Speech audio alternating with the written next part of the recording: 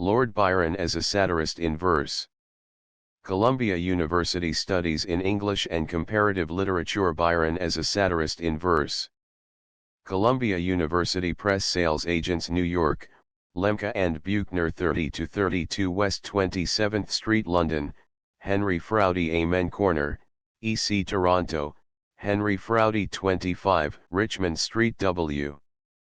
Lord Byron as a satirist in verse by Claude M. Fuess, submitted in partial fulfillment of the requirements for the degree of Doctor of Philosophy, in the Faculty of Philosophy, Columbia University, New York, 1912. Copyright, 1912 by Columbia University Press. Printed from type, July, 1912. All rights reserved. This monograph has been approved by the Department of English and Comparative Literature in Columbia University as a contribution to knowledge worthy of publication. A. H. Thorndike, Secretary. To my wife. Preface. This dissertation is an outgrowth of some studies in English satire, particularly in the 18th century, and the book is to be regarded merely as a chapter in the history of English satiric poetry as a whole. The initial suggestion for this special phase of the broader subject came from Professor W. P. Trant, to whose wide scholarship and suggestive comment I have been throughout under great obligation. Professor A. H. Thorndike, who, with Professor Trant, read the work in manuscript, contributed valuable advice regarding its arrangement and contents, while Professor J. B. Fletcher was of much assistance in criticizing the sections dealing with Byron's indebtedness to the Italian poets. My colleague, Mr. A. W. Leonard, read the first 2 chapters, and offered much aid in connection with their style and structure. It is a pleasure to acknowledge the stimulus given by my studies under various members of the Departments of English and Comparative Literature at Columbia University, among them the late Professor G. R. Carpenter, Professor W. A. Nielsen, now at Harvard, Mr. J. E. Spingarn, and Professors Krapp, Lawrence, and Matthews. CMF Phillips Academy, Andover, June 19, 1912.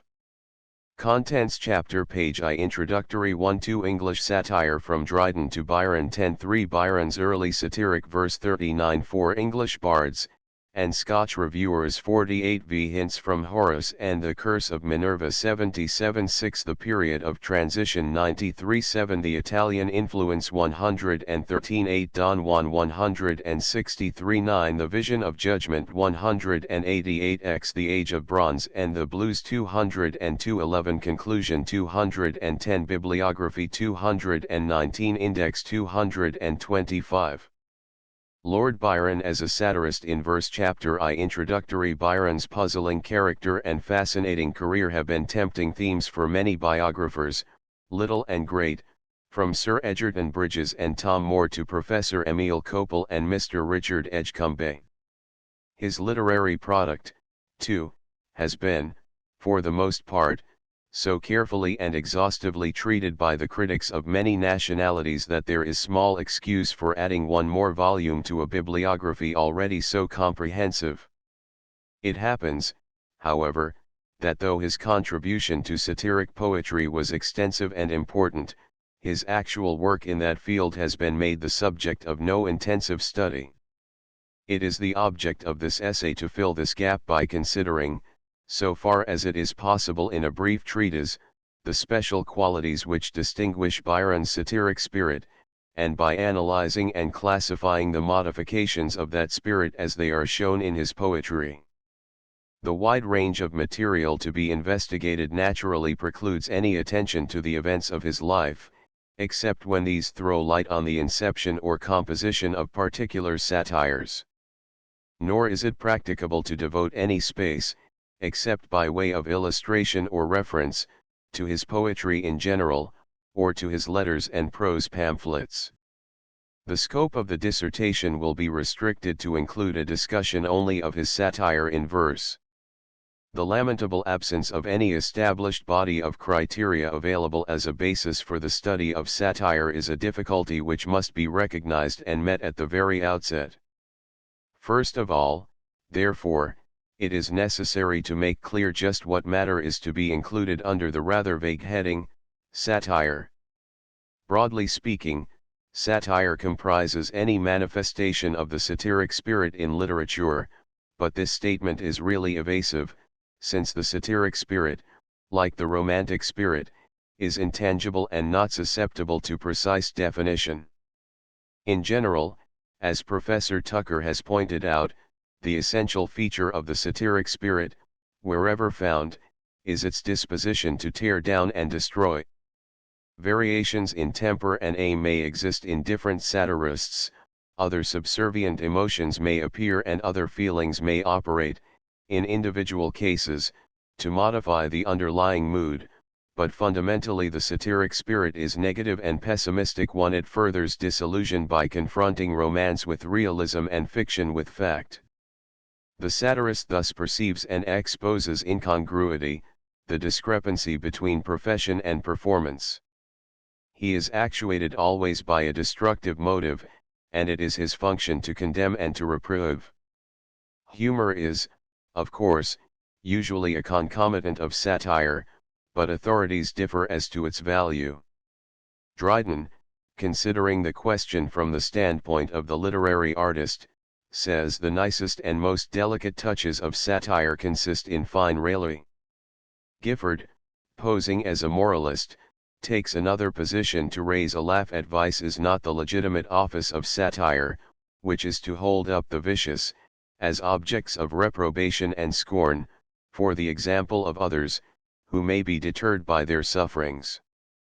When humor is wanting and the mood is entirely vituperative, the result is invective, which some critics are desirous of excluding arbitrarily from satire. But however advantageous it may be, for practical reasons, to limit the application of the word satire, it is difficult to neglect invective, and in this essay, since a considerable part of Byron's so-called satire is sheer abuse, failure to treat that portion of his work would result in much confusion. An additional argument for including invective is furnished by the fact that to pass it over would mean relegating outside the domain of satire a large proportion of the work of other authors who have always been classed as satirists, among them Churchill and Gifford. Nor is it possible to insist upon the reformatory purpose behind the satiric spirit. Dryden's dictum that the satirist is bound, and that is ex officio, to give his reader some one precept of moral virtue, commendable as it may be, has been by no means a universal law for satire, and one is forced to admit that whatever emphasis particular satirists may have given to this rule in theory, the common practice has too often been at variance with it. Ultimately, the single indispensable element of the satiric spirit is the wish to deny, rebuke, or destroy. It is evident that the satiric spirit may show itself, to a certain extent, in nearly every known type of literature, even at times in the epic or the lyric, to say nothing of the prose essay or novel. The specific term satire ought, however, to be applied solely to a work in which the predominating motive is attack, whether on individuals, on institutions, or on mankind in general. Thus we say that Childe Harold has satiric features, but it is not, like the Age of Bronze, strictly a satire. For present purposes, too, it is desirable to narrow the field definitely by discussing the satiric spirit only so far as it has chosen verse for its medium, and by discarding the drama as belonging to another department of research. The subject may be further confined by neglecting poems which are obviously unliterary and make no pretensions to constructive or stylistic merit. The title verse satire will be used loosely to fit any formal literary production in verse devoted ostensibly to negative criticism, whether direct or indirect, animated by sympathy or hatred, in short, to any non-dramatic poem, whatever its method, which has for its principal or avowed object the holding of vice, folly, or incapacity up to ridicule or reprobation. In Byron's work there are many poems containing slight satiric elements, and others which are plainly satires in the narrower sense of the term. Some are conveniently labeled, while others must be tested with regard to their intention and manner, and classified accordingly. Our not altogether adequate definition has been intentionally made broad that it may comprise any formal expression of the satiric spirit in verse. The verse satire as thus described may select its material from every province of human activity, literature, society, politics, and morals. It may range in tone from half-tolerant raillery, as in the satires of Horace, to stern intolerant invective, as in the satires of Juvenal. Its method may be either direct or indirect, direct, as in the formal classical satire, in which the purpose is distinctly stated, indirect, or dramatic, as in the fable, where the same end is sought through a more subtle or less obvious channel. Finally, it may appear in one of several specialized types, each with peculiar characteristics of its own, the so-called formal or classical satire, based on Latin, French, or Italian models, represented in English literature in the poetry of Hall, Oldham, and Pope, the mock heroic, sometimes directly satiric as in Pope's Dunciad, sometimes indirectly so, as in his Rape of the Lock, the epigram and lampoon, used by Prior and Swift, the political ballad or song, illustrated in the verse of Marvell and Charles Hanbury Williams, the satiric fable, borrowed by Yalden, Gay, Whitehead, and others from Aesop and La Fontaine, and the burlesque, with its two subdivisions parody, used in Philip's splendid Shilling, which intentionally degrades the blank verse of Milton, and travesty, illustrated in Byron's Vision of Judgment, which gives an inferior treatment to lofty material. It is hardly necessary to add that these types, with others of less significance, continually encroach upon each other, so that two or more are frequently mingled in one poem. The single feature common to them all, however, is the tendency to deride or assail. Therefore, in spite of their many superficial differences, they are classed together because of their general tone of negation. A consideration of Byron's satiric spirit as it is shown in his verse involves an investigation of the objects of his attack, whether individuals, classes, or institutions, and a discussion of the relation of his satire to contemporary life in literature, society, politics, and morals.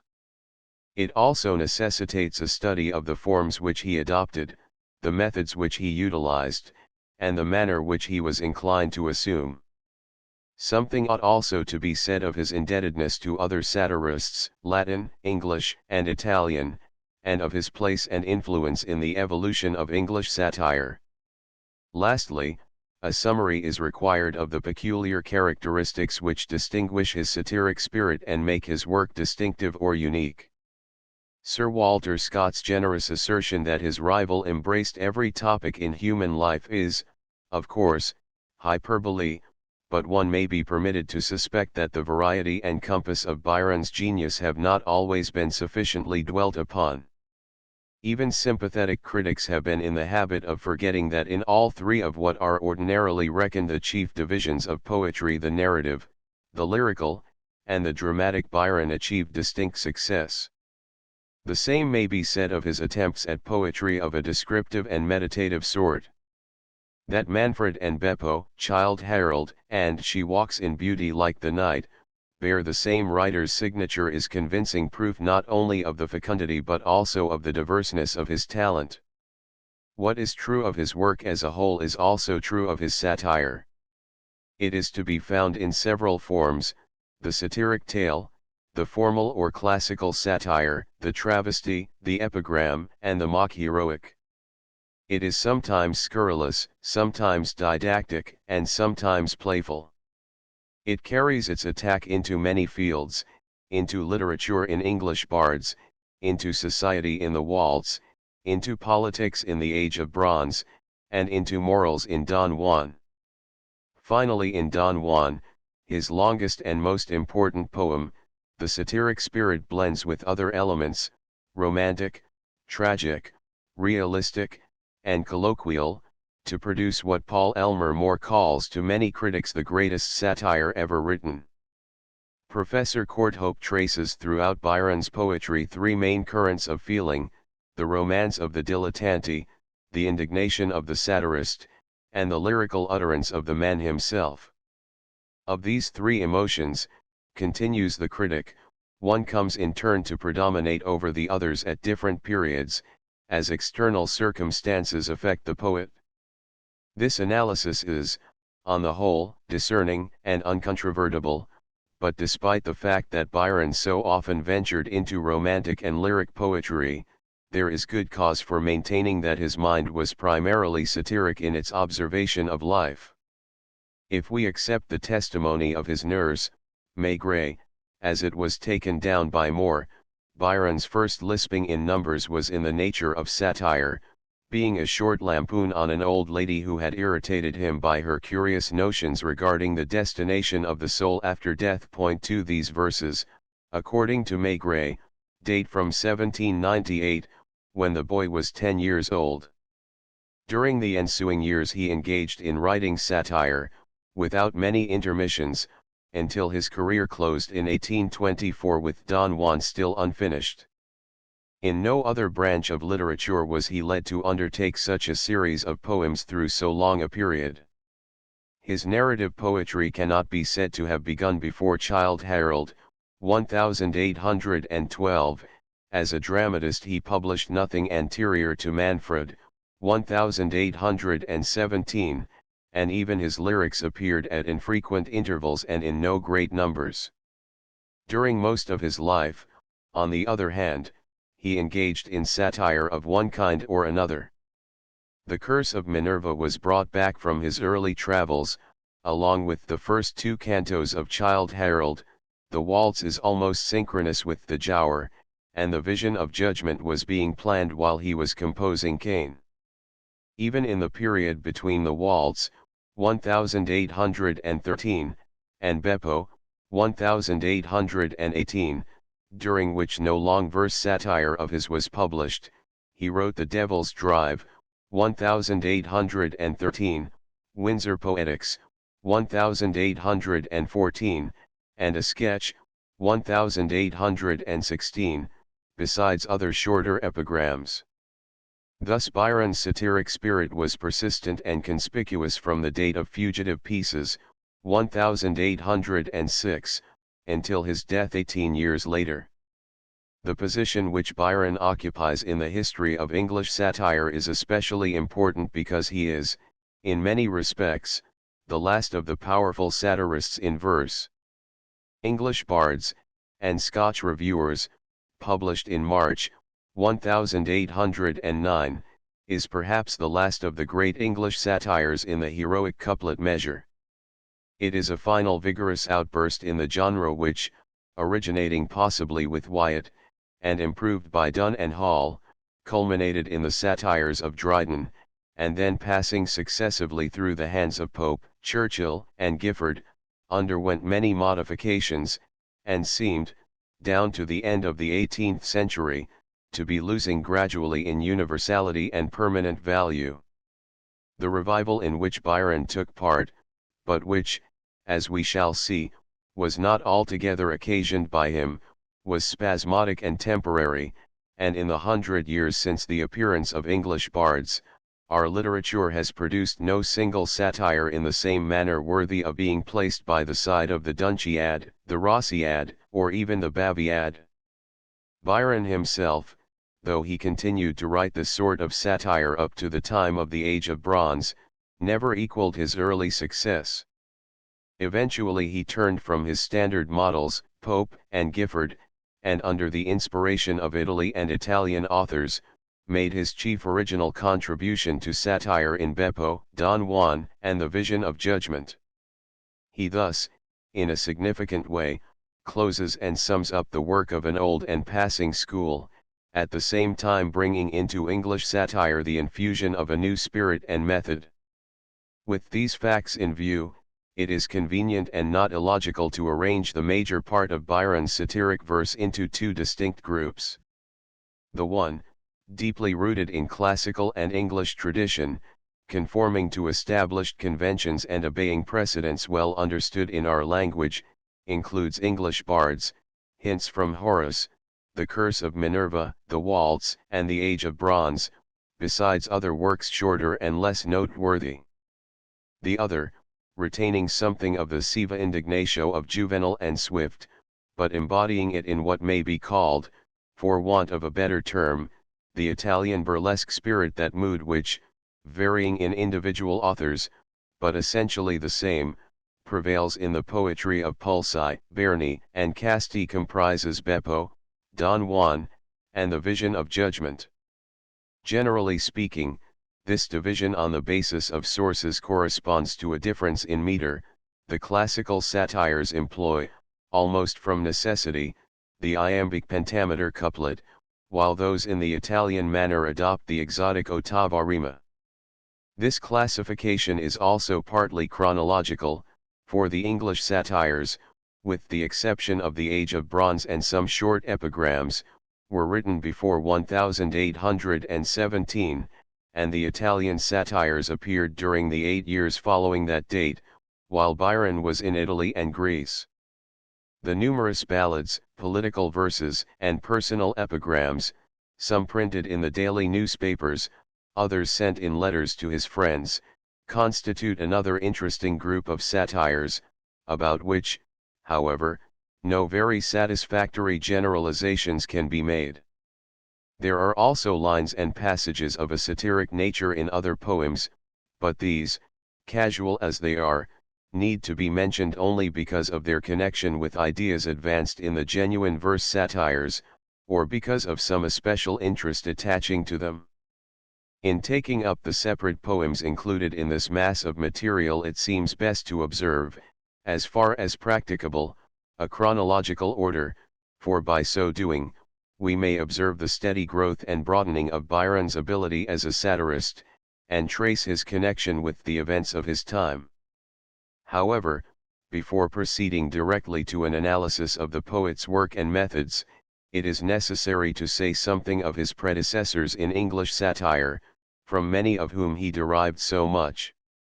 Chapter 2, English Satire from Dryden to Byron. Enough has been said to hint that Byron's qualities as a satirist in verse are often best to be explained by a reference to the methods and influence of those who went before him. So far as his connection with English satire is concerned, Byron was indebted in part to a widespread and somewhat conventional satiric tradition established by Pope, and in part also to the special characteristics of certain individual satirists like Gifford. Unfortunately, the field of English satire has been investigated carefully only to the close of the Elizabethan era.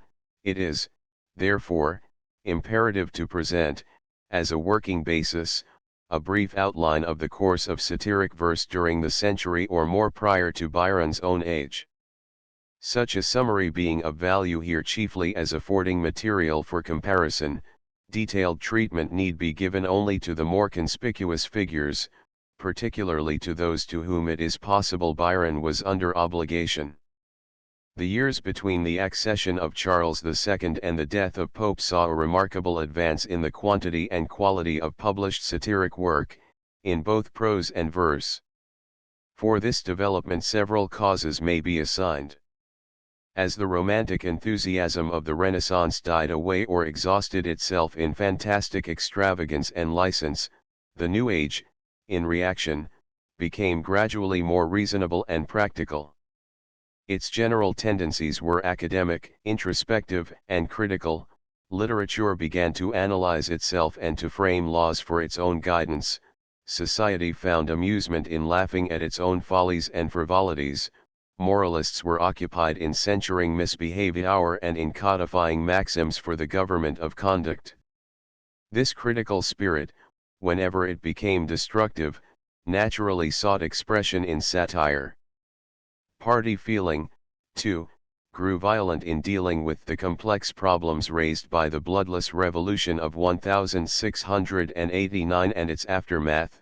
Moreover, most of the prominent writers of the day, gathered as they were in London, allied themselves with either Whigs or Tories and engaged vigorously in the factional warfare.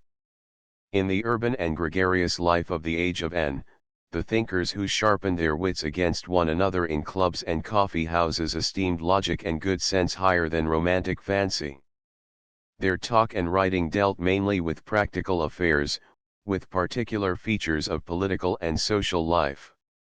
It is not at all surprising that this critical and practical period should have found its most satisfactory expression in satire, a literary type which is well fitted to treat of definite and concrete questions. Before 1700, interest in English satire centers inevitably around the name of Dryden. Among his contemporaries were, of course, other satirists, some of them distinguished by originality and genius. The true political satire, used so effectively against the parliamentarians by Cleveland, 1613–1658, had been revived in the work of Denham, 1615–1669, and Marvell, 1621–1678. Formal satire in the manner of Juvenal and Boileau had been attempted by Oldham, 1653–1683, in his satires against the Jesuits, 1678–9. Moreover, several new forms had been introduced.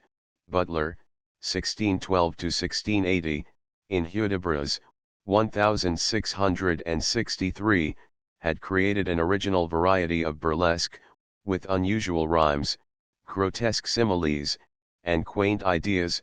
Cotton, 1630–1687, in his Scaronides, 1664, had transplanted the travesty from the French of Scarron, and Garth, 1661–1719, had composed in the Dispensary, 1699, our earliest classical mock heroic.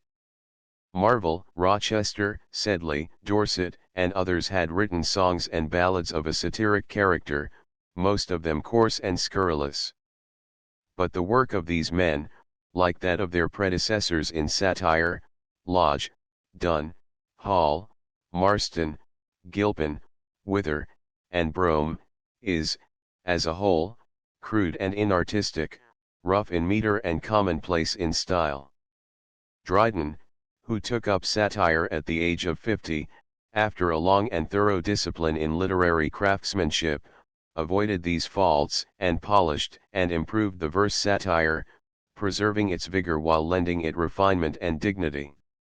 Dryden's satire is distinguished by clearness, good taste, and self-control. The author was seldom in a rage, nor was he ever guilty of indiscriminate railing. Seeking to make his victims ridiculous and absurd rather than hateful, he drew them, not as monsters or unnatural villains, but as foolish or weak human beings. 3. It is significant, too, that he did not often mention his adversaries by their real names, but referred to them, for the most part, by pseudonyms, a device through which individual satire tends constantly to become typical and universal. Although he asserted that the true end of satire is the amendment of vices by correction, he rarely, except in poems which were designedly theological, permitted a moral purpose to become obtrusive. Deliberately putting aside the octosyllabic metre of Butler as too undignified for satire, Dryden chose what he called the English heroic, or iambic pentameter couplet, as best suited to heroic poetry, of which he considered satire to be properly a species. This measure, already employed by Hall, Donne, and others as a medium for satire, is, as Dryden perceived, admirably suited for concise and pointed expression. Having used it successfully in his plays, he was already familiar with its possibilities and skillful in its management, and in his hands it became harmonious, varied, and incisive, a very different measure from the couplet as handled by even so near a contemporary as Oldham. Excellent as Dryden's satires are, they cannot be said to have had an influence proportionate to their merit. Defoe's True-Born Englishman, 1701, probably the most popular satire between Absalom and Achitophel and the Dunciad, did undoubtedly owe much to Dryden's work, and it is also true that Macflecknoe suggested the plot of the Dunciad. During the 18th century, however, Dryden's satires were not extensively imitated, chiefly because they were superseded as models by the work of Pope. Of the satirists after Pope, only Churchill seems to have preferred Dryden, and even he followed the principles of Pope in practice. Thus historically Dryden is of less importance in the history of satire than his successor and rival. In the period between the death of Dryden and the death of Pope, satirists labored assiduously for correctness. The importance of this step can hardly be overestimated, for satire, more perhaps than any other literary type, is dependent on style for its permanency. Its subject matter is usually concerned with transitory events and specific individuals, and when the interest in these subsides, nothing but an excellent form can ensure the durability of the satire. Of this endeavor for artistic perfection in satire, Pope is the completest representative. Pope boasted repeatedly that he had moralized his song, that is, that he had employed his satire for definite ethical purposes. In an invocation to satire, he put into verse his theory of its proper use, O sacred weapon, left for truth's defense, sole dread of folly, vice, and insolence. To all but have and directed hands denied, the muse may give thee, but the gods must guide, reverent I touch thee. But with honest zeal, to rouse the watchmen of the public weal. For the lofty tone of this address ought not, however, to obscure the fact that Pope was primarily a personal satirist, actuated too often merely by the desire to satisfy his private quarrels. His claim to being an agent for the cause of public virtue is sometimes justified in his work, but not infrequently it is but a thin pretense for veiling his underlying malice and vindictiveness. What Pope really wanted, most of all, in his satires, was to damage the reputation of his foes, and, it must be added, he generally achieved his aim. Pope was both less scrupulous and more personal than Dryden. He appropriated Dryden's method of presenting portraits of well-known persons under type names, but unlike Dryden, who had preserved a semblance of fairness, Pope was too often merely vituperative and savage. He seldom attained that high variety of satire which plans to attack a man so that he feels the attack and half acknowledges its justice. 5. Unlike Dryden, 2, he rarely mastered the difficult art of turning the individual objects of his scorn into representatives of a broader class. His personal sketches do not, except in a few instances like the celebrated Atticus, live as pictures of types. Pope, moreover, was not always discreet enough to mask his opponents under pseudonyms. Sometimes, following a device introduced into English satire by Hall, he used an initial letter, with dashes or asterisks to fill out the name. More often he printed the name in full. 6. He had no scruples about making attacks on women, a practice not countenanced by Dryden. 7. In his satire on personal enemies he was insolent and offensive.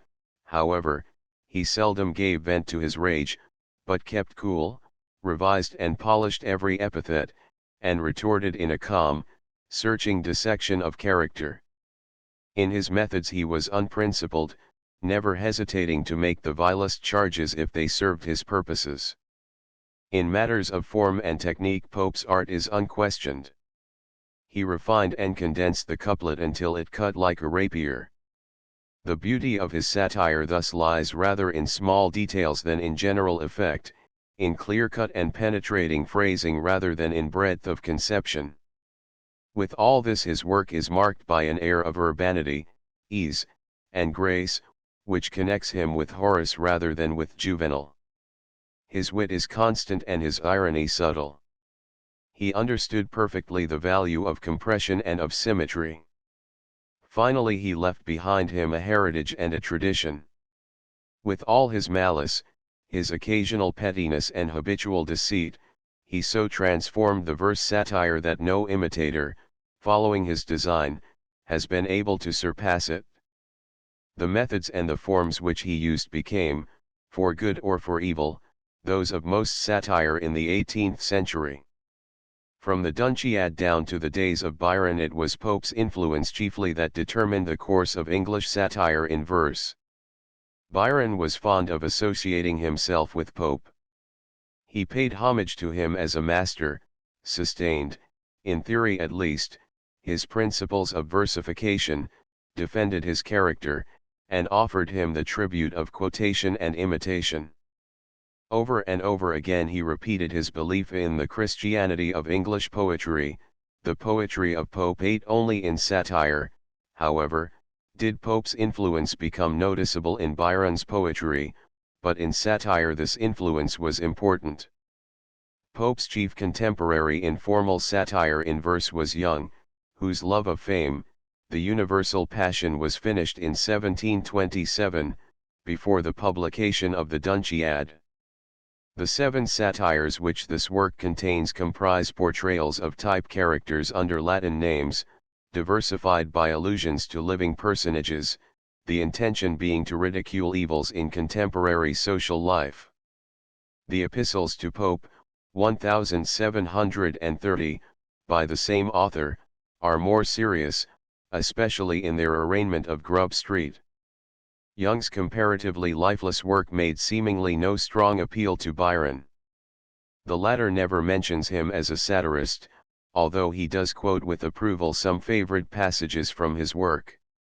Lighter in tone and less rigidly formal in structure was the poetry of a group of writers headed by Prior and Gay, both of whom were at their best in a kind of familiar verse, lively, bantering, and worldly in spirit. Prior managed with some skill the octosyllabic couplet of Butler. Gay was successful in parody and the satiric fable. 9 The connection of Prior and Gay with Byron is not a close one, although the latter quoted from them both in his letters, and composed some impromptu parodies of songs from Gay's Beggar's Opera. 10 With Swift Byron had, perhaps, more affinity.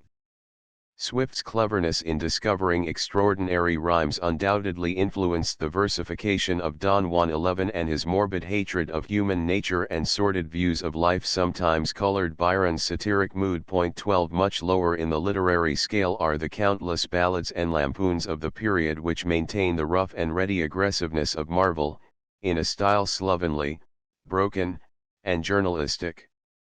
Events like the trial of Sacheverell and the South Sea Bubble brought out scores of ephemeral satires which it would be idle to notice here. Of these scurvy pamphleteers, 3 gained considerable notoriety: Tom Brown, 1663–1704, Thomas D. Urfé, 1653–1723, and Ned Ward, 1667–1731. Defoe, in several long satires, especially in the formidable Folio Jure Divino, shows the results of a study of Dryden, although his lines are rugged and his style is colloquial. The work of no one of these men had any visible influence on Byron, but their production illustrates the widespread popularity at this time of satire, even in its transitory and unliterary phases. The latter half of the 18th century, comparatively poor though it is in poetry of an imaginative sort, is rich in satiric literature of every variety. Nearly every able writer of verse, even including Gray, tried his hand at satire, and the resulting product is enormous. The heroic couplet as employed by Pope was recognized as the proper measure for formal satire, and the influence of Pope appeared in the diverse forms used: the mock heroic, the personal epistle, the critical verse essay, and the moral or perceptive poem. At the same time no small proportion of less formal satire took the manner of Gay and Swift, in the octosyllabic couplet. The ballad and other less dignified measures still continued popular for ephemeral satire. Finally there was a body of work, including Cooper's Task, the satiric poems of Burns, and the early tales of Crabbe, which must be regarded as, in some respects, exceptional. Of the satirists of the school of Pope, the greater number seem to have had Dr. Johnson's conception of satire as the son of wit and malice, although, like Pope, they continued to pose as the upholders of morality even when indulging in the most indiscriminate abuse. 13 They borrowed the lesser excellencies of their master, but seldom attained to his brilliance, keeping, as far as they were able, to his form and method, but lacking the genius to reanimate his style. The mock heroic was exceedingly popular during the 50 years following the death of Pope.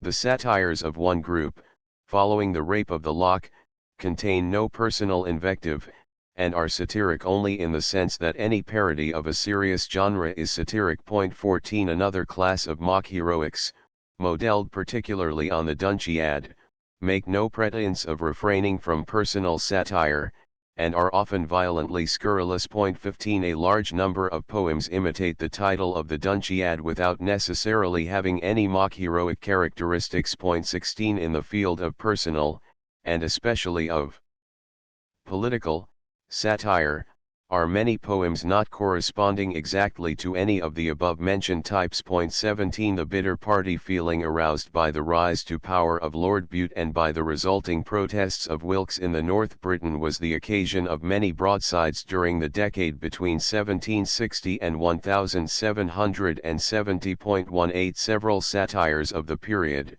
based particularly on Pope's satiric epistles, seem to maintain a more elevated tone, although they also are frequently intemperate in their personalities. 19 An excellent example is the very severe epistle to Curio by Akenside, praised for its literary merits by Macaulay. 20 A small, but rather important class of satires is made up of criticisms of literature or literary men in the manner of either the Essay on Criticism or the Dunciad. 21 Still another group deal, like Young's love of fame, with the foibles and fads of society, using type figures and avoiding specific references. 22 It is necessary, finally, to include under satire many of the didactic and philosophic poems which seem to infect the century. 23 These ethic epistles, as they are styled in Bell's fugitive pieces, are often little more than verse sermons.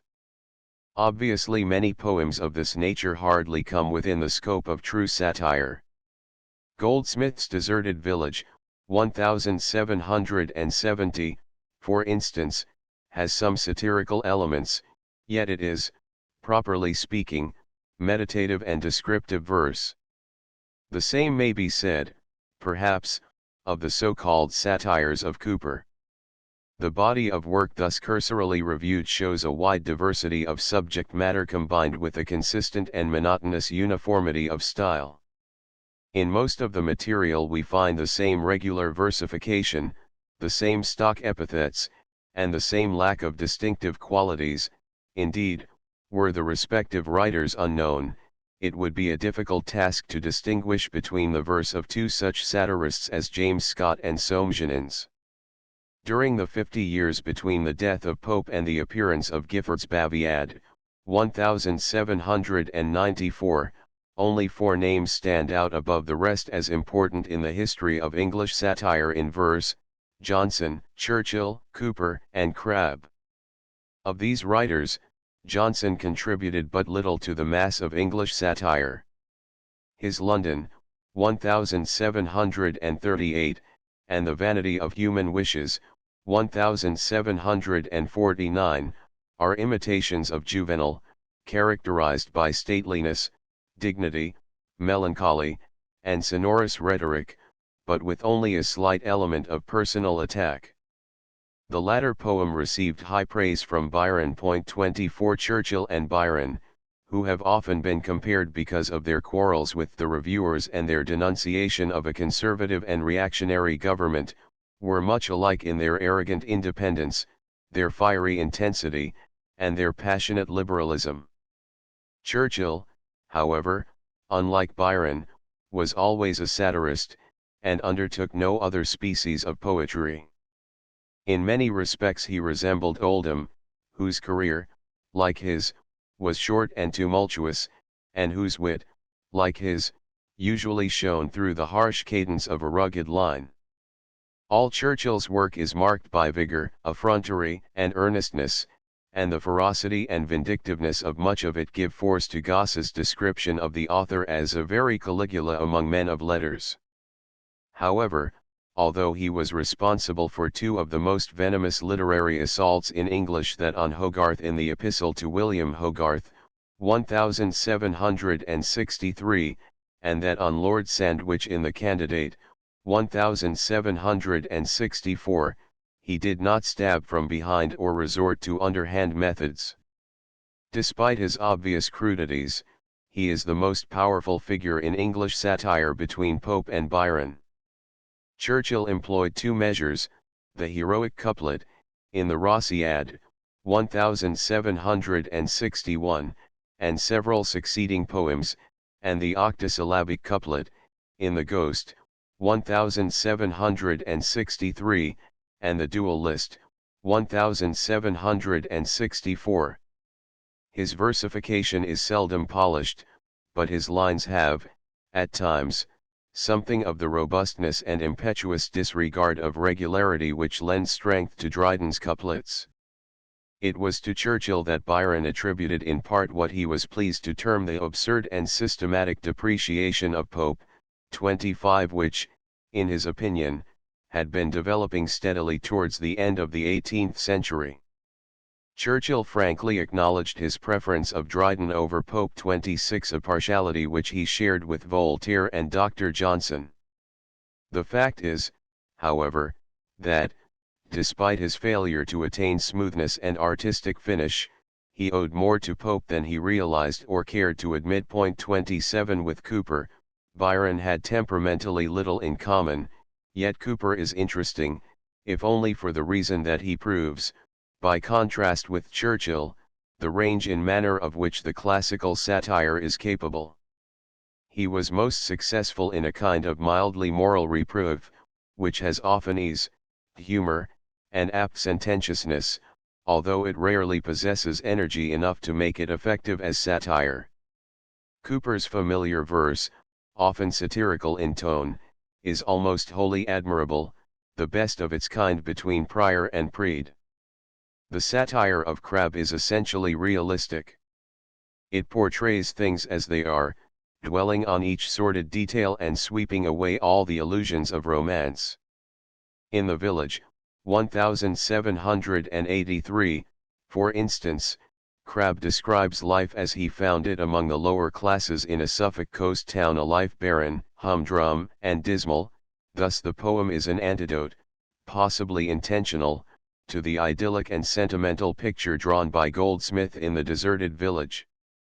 The ethical element is always present in Crabbe's work, and thus he preserves the didacticism of Pope and Cawthorne, but his homely phraseology, his somber portraiture, and his pitiless psychological analysis of character connect him with a novelist like Hardy.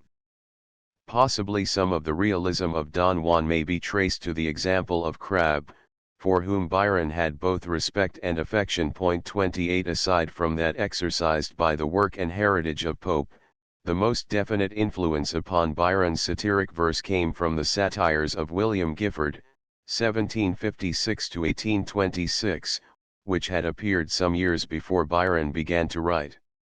Gifford, who early became the young lord's model and counsellor, and who later revised and corrected his poetry, continued to the end to be one of the few literary friends to whom Byron referred consistently with deference. 29 Gifford's reputation was established by the publication of two short satires, the Baviad, 1794, and the Maviad, 1795, printed together in 1797. The Baviad is an imitation of the first satire of Persius, in the form of a dialogue between the poet and his friend. The Maviad paraphrases Horace's 10th satire of the first book. Both are devoted primarily to deserved, but often unnecessarily harsh, criticism of some contemporary fads in literature, particularly of the effusions of the so-called Dellacruscan school. 30 Gifford was a Tory in a period when the unexpected excesses of the French revolutionists were causing all Tories, and even the more conservative Whigs, to take a stand against innovation, eccentricity, and individualism in any form. Since the Dela Cruzcans were nearly all liberals 31, it was natural that Gifford should be enthusiastic in his project of ridiculing the metromania for which they were responsible. Thus his satires are protests against license, defending the conventional canons of taste and reasserting the desirability of law and order in literature. Undoubtedly Gifford performed a certain service to the cause of letters by condemning, in a common-sense fashion, the silly sentimentality of the Dela Cruzcans. 32 Unfortunately it was almost impossible for him to compose satire without being scurrilous. Although he may have possessed the virtue of sincerity with which Courthope credits him, he invariably picked for his victims men who were too feeble to reply effectually. Still the satires, appearing so opportunely, made Gifford both famous and feared. The Baviad and the Maviad were placed, without pronounced dissent, beside the Dunciad. Matthias said of the author, in all seriousness, he is the most correct poetical writer I have read since the days of Pope. Even Byron, so immeasurably Gifford superior in most respects, was dominated so far as to term him the last of the wholesome satirists 33 and to refer to him as a bard in virtue strong 34. The plain truth is that Gifford is not always correct, seldom wholesome, and never great. Something of his style at the worst may be obtained from a single line, yet not content, like horse leeches they come, of which even the careless Churchill would have been ashamed. Gifford wanted good breeding, and he had no geniality, his irascible nature made him intolerant and unjust. Moreover he lacked a sense of discrimination and proportion, he used a sledge-hammer constantly, often when a lighter weapon would have served his purpose. In him the artistic satire of Pope seems to have degenerated into clumsy and crude abuse. Carrying to excess a practice probably begun by Pope, with the advice of Swift, Gifford had accompanied his satires with copious and diffuse notes, sometimes affixing a page or more of prose comment to a single line of verse. 35 Matthias, whose Pursuits of Literature was, according to De Quincey, the most popular book of its day, so exaggerated this fashion that it is often a question in his work to decide which is meant for an adjunct to the other verse or prose annotation. Thomas James Matthias, 1754–1835, like Gifford, a Tory, with a bigoted aversion to anything new or strange, and a firm belief in the infallibility of established institutions, published Dialogue I of the Pursuits of Literature in May, 1794, Dialogues 2 and 3 in June, 1796, and Dialogue 4 in 1797. In his theory of satire he insisted on three essentials, notes, and full ones, anonymity in the satirist, and a personal application for the attack. His chosen field included faults, vices, or follies, which are destructive of society, of government, of good manners, or of good literature. Matthias is pedantic, ostentatious in airing his information, and indefatigable in tracking down revolutionary ideas. His chief work is a curiosity, discursive, disorderly, and incoherent, with a versification that is lifeless and unmelodious. 36 With the work of Matthias, this cursory summary of the strictly formal satire in the 18th century comes to a natural resting place. Only a year or two after the Pursuits of Literature, the Anti-Jacobin began, and in its pages we find a more modern spirit. It is now necessary, reverting to an earlier period, to trace the progress of satire along other less formal lines, and to deal with some anomalous poems, which, although satiric in tone, are difficult to classify according to any logical system. The satiric fable had a considerable vogue throughout the century, and collections appeared at frequent intervals. 37 Nearly all have allegorical elements and contain little direct satire, their main object being to point out and ridicule the weaknesses and follies of human nature. The octosyllabic couplet, the favorite measure for fables, was also a popular verse form in familiar epistles and humorous tales, modeled on the work of Prior, Gay, and Swift. 38 Ephemeral political satire continued to flourish in rough and indecorous street ballads, sometimes rising almost into literature in the productions of men like Charles Hanbury Williams, 1708–1759, and Caleb Whitefoord, 1734–1810. With the inception of the criticisms on the Rolliad, political verse assumes a position of distinct importance in the history of satire. The material represented under the title Criticisms on the Rolliad was published in the Whig Morning Herald, beginning June 28, 1784, shortly after the fall of the Fox-North coalition and the appointment of the younger Pitt to the office of Prime Minister. It presents extracts from a supposed epic, based on the deeds of the ancestors of John Roll, MP, who had become the pet aversion of the Whigs. The alleged verse excerpts, all of them short, are amalgamated by clever prose comment. The editors included a group of young and ambitious Whig statesmen, Dr. Lawrence, later professor of civil law at Oxford, who furnished the prose sections, Joseph Richardson, 1755–1803, Richard Tickell, already mentioned as the author of The Wreath of Fashion, and two former cabinet ministers, General Fitzpatrick, the friend of Fox, and Lord John Townshend. The object of these men was to belittle and deride the more prominent Tories in both houses, particularly Roll, Pitt, Dundas, and the Tory bishops, by singling them out, one by one, for ridicule. Their verse was a flippant and free form of the heroic couplet. Although their main purpose was political, they dealt only slightly with party principles, preferring rather to excite laughter by their personal allusions. The marked public approbation which attended their experiment led the editors to continue their project in a series of probationary odes for the laureateship, comprising parodies of 22 living poets. The odes follow the plan of the Pipe of Tobacco, 1734, of Isaac Hawkins Brown, 1705–1760, which burlesques the poetry of Cibber, James Thomson, Swift, Young, and Ambrose Phillips. 39 The plan of the contributors was further amplified in political eclogues and political miscellanies, which keep to the original policy of vituperation, at the same time showing a striking deterioration in the quality of the verse. The first zest had grown languid, and in the last collection, extracts from the album at Streatham, 1788, containing poems purporting to be by several ministers of state, the verse had no value as literature. The complete product of these Whig allies is, as a rule, clever and pointed, but it is too often coarse and scandalous in content.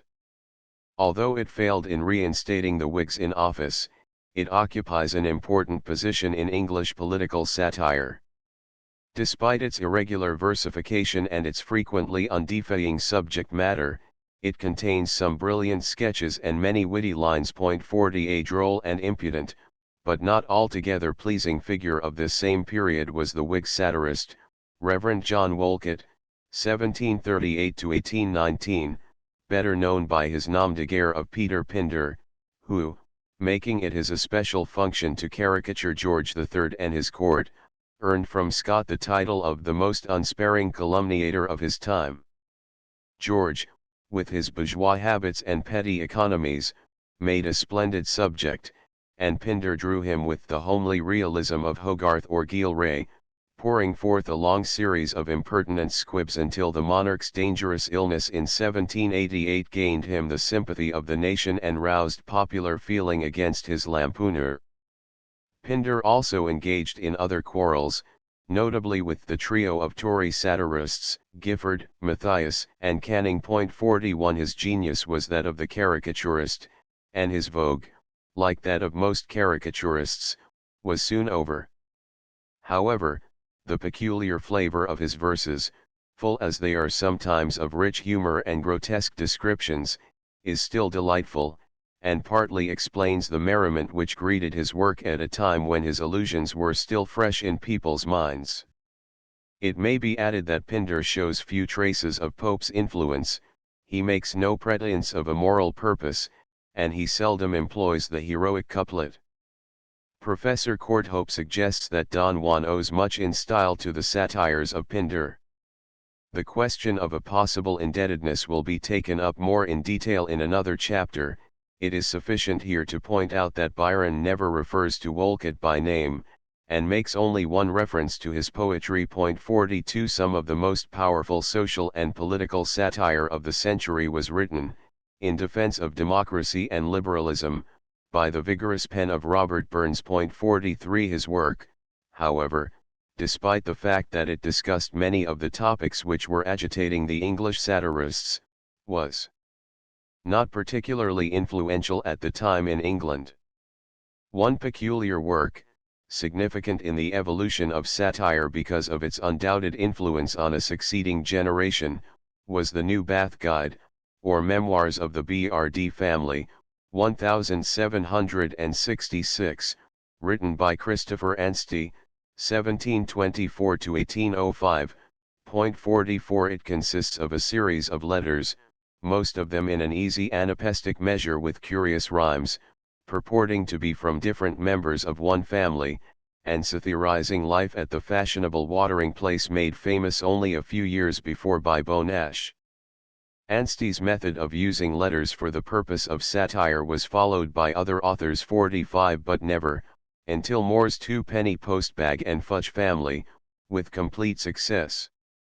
Other satires of the century also employed the anapestic meter in a clever way. 46 The Tory Anti-Jacobin, a weekly periodical which began on November 20, 1797, and printed its last number on July 9, 1798, appropriately closes the satire of the century, for it includes examples of most of the types of satiric verse which had been popular since the death of Pope.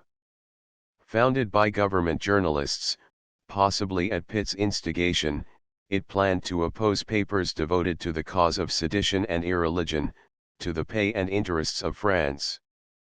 At a critical period in English affairs, when the long struggle with France and Napoleon was just beginning and many Whigs were still undecided as to their allegiance, it was the purpose of the anti-Jacobin, as representative of militant nationalism, to oppose foreign innovations and to uphold time-honored institutions. Each number of the paper contained several sections, an editorial, or leader, departments assigned to finances, lies, misrepresentations, and mistakes, and some pages of verse, with a prose introduction.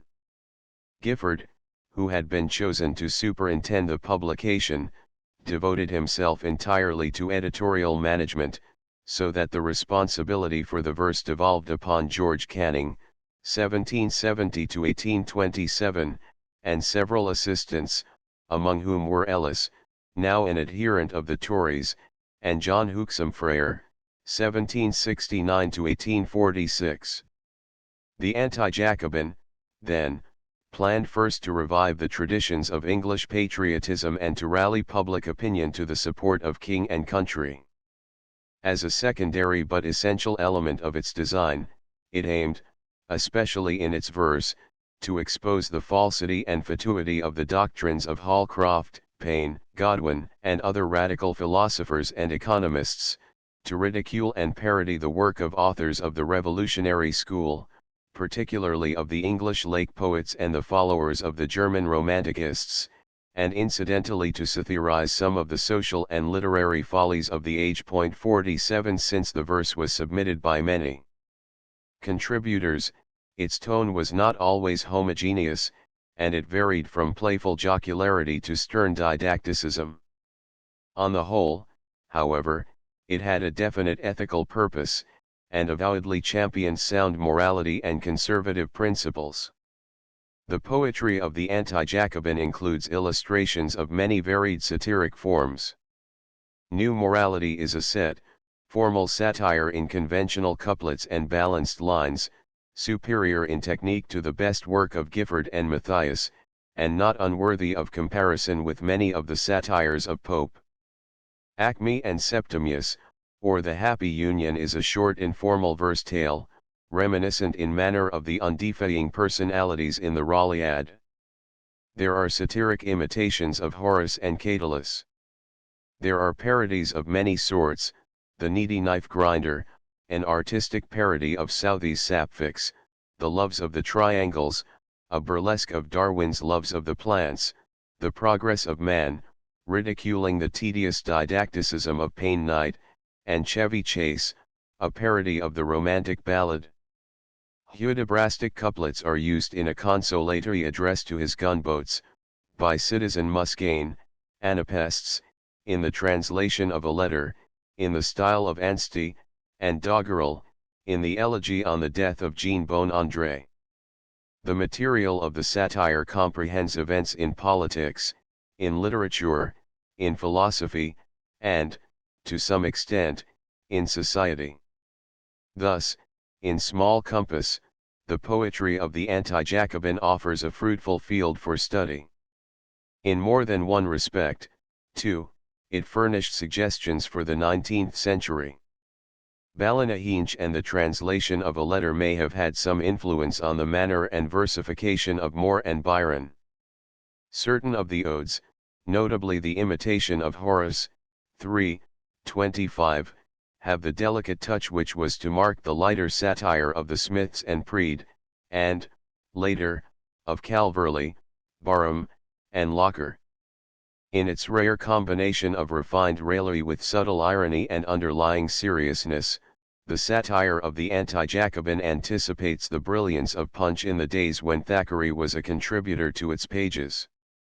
The dexterous and artistic humor of Canning and his confederates did not drive out the cut-and-slash method of Gifford, but it did succeed in teaching the lesson that mockery and wit are fully as effectual as vituperation in remedying a public evil. At the time of the subsidence of the anti-Jacobin in 1798-48, the boy Byron, just made a lord by the death of his great-uncle on May 19, 1798, was in his 11th year. From this date on, therefore, it is necessary to take account not only of the satiric literature which may have influenced his work, but also of the events in politics and society which were occurring around him and which determined in many ways the course of his career as a satirist. From his environment and his associations came often his provocation and his material. No single verse satire of note was produced during the 10 years just preceding English bards and Scotch reviewers. It seemed, indeed, for a time, as if satire, fallen into feeble hands, would lose any claim to be considered as a branch of permanent literature. The increasing power of the daily newspapers and their abuse of the freedom of the press stimulated the composition of short satiric ballads and epigrams, designed to be effective for the moment, but most of them hastily conceived, carelessly executed, and speedily forgotten. The laws against libel, not consistently enforced until after the second conviction of Finnerty in 1811 and the imprisonment of the Hunt brothers in 1812, were habitually disregarded or evaded, and the utmost license of speech seems to have been tolerated, even when directed at the royal family.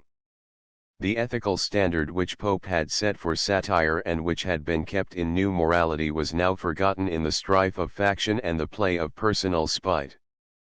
Pope had laid emphasis on style and technique, and even Matthias and Gifford had made some attempt to follow him, but the new school of satirists cared little for art.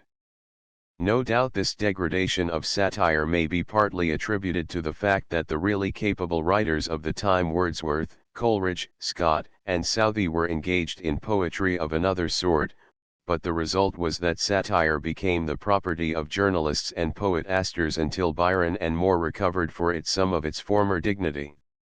It must not be inferred that there was a dearth of material for destructive criticism.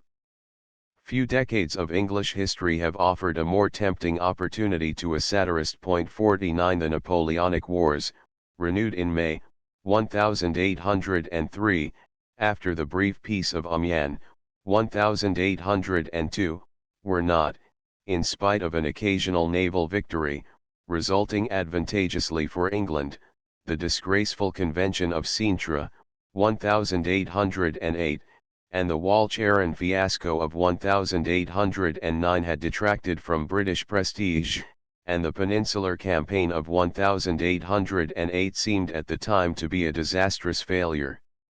The wearisome conflict had accentuated class differences, since, as Byron afterwards pointed out in The Age of Bronze, the landed interests only increased their wealth as the struggle continued. Many reforms were being agitated: Catholic emancipation, opposed resolutely by George III and not made a reality until Canning became supreme; the abolition of Negro slavery, championed persistently by Wilberforce, and many improvements in the suffrage laws, planned by Sir Francis Burdett and a small group of liberal statesmen. The older leaders, Pitt and Fox, died in the same year, 1806, leaving weaker and less trusted men to fill their places, while political issues became confused until the establishment of the Regency in 1811 opened the way for the long Tory administration of Lord Liverpool. Some incidents of an unusually scandalous character aroused a general spirit of dissatisfaction. The impeachment of Melville in 1806 for alleged peculation of funds in the Naval Office, the investigation in 1806 into the character of the giddy Princess Caroline, instigated by the Prince of Wales, who had married her in 1795 and deserted her within a year, the resignation of the Duke of York from the command of the army, following a dramatic exposé of his relations with Mrs. Clark and her disposal of commissions for bribes, the duel between Castlereagh and Canning, 1809, all these were unsavory topics of the hour. The open profligacy of the heir to the throne drew upon him ridicule and contempt, and the frequent recurrence of the king's malady left Englishmen in doubt as to the duration of his reign. In such an age the ephemeral satires of the newspapers joined with the cartoons of Gilray and Cruikshank in assailing evils and expressing public indignation. It is, then, remarkable that no writer of real genius should have been led to commemorate these events in satire. The formal satires of the decade are, for the most part, lifeless, lacking in wit and art. The most readable of them is, perhaps, Epics of the Tun, 1807, by Lady Anne Hamilton, 1766–1846, divided into a male book and a female book. It is a gallery of contemporary portraits, in which some 20 women and 17 men, all prominent personages, are sketched by one familiar with most of the current scandal in court and private life. Although it is written in the heroic couplet, the versification is singularly crude and careless. Structurally the work has little discernible unity, being merely a series of satiric characterizations without connecting links, and each section might have been printed as a separate lampoon. The introductory passage, however, contains a running survey of contemporary poetry which was not without influence on Byron. Lady Hamilton, clever retailer of gossip though she was, belongs to the decadent school of Pope. In 1808 Tom Moore published anonymously Corruption and Intolerance, following them in the next year with The Skeptic, a philosophical satire. All three are satires in the manner and form of Pope, but in spite of their fervid patriotism, they are dull and heavy, and Moore, quick to recognize his failure, discreetly turned to a lighter variety of satire for which his powers were better fitted. Of other political satires of the same period, the best were excited by the notorious Ministry of All the Talents, formed by the Whigs after the death of their leader, Fox, in 1806. In All the Talents, 1807, Eton Stannard Barrett, 1786–1820, under the name of Polypus, undertook to undermine the ministry by assailing its members, following the methods of the Raleigh and using the diffuse notes which Matthias had popularized. A Whig reply appeared shortly after in All the Blocks. 1807, by the indefatigable W. H. Ireland, 1777 to 1835, which attacked the newly formed Tory ministry of Portland. Among the nondescript formal satires of the time should be mentioned Ireland's Stultifero Navies, 1807, a spiritless, impersonal, and general satire, which revives the form of Brant's Narenskiv, 1494, introduced into English in Barclay's Ship of Fools, 1508. A later satire of Ireland's, Calcographymania, 1814, in feeble octosyllabics, satirizes collectors and bibliophiles. The Children of Apollo, 1794, an anonymous satire of an earlier period, seems to have afforded Byron more than a suggestion for his English bards, but he was influenced still more by the Simpliciad, 1808, published anonymously, but actually written by Richard Mant, 1776 to 1848, which is dedicated to the three revolutionary poets, Wordsworth, Southey, and Coleridge, and contains some unmerciful ridicule of their more absurd poems. Mant's work, the frank criticism of a man of classical culture and of some poetic impulse, 50 merits attention as being an almost contemporary outburst of the same general character as English bards.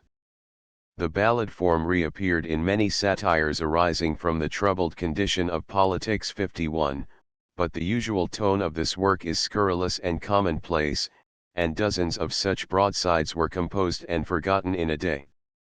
That any one of them had any definite influence on Byron, or on the course of satire in general, is highly improbable.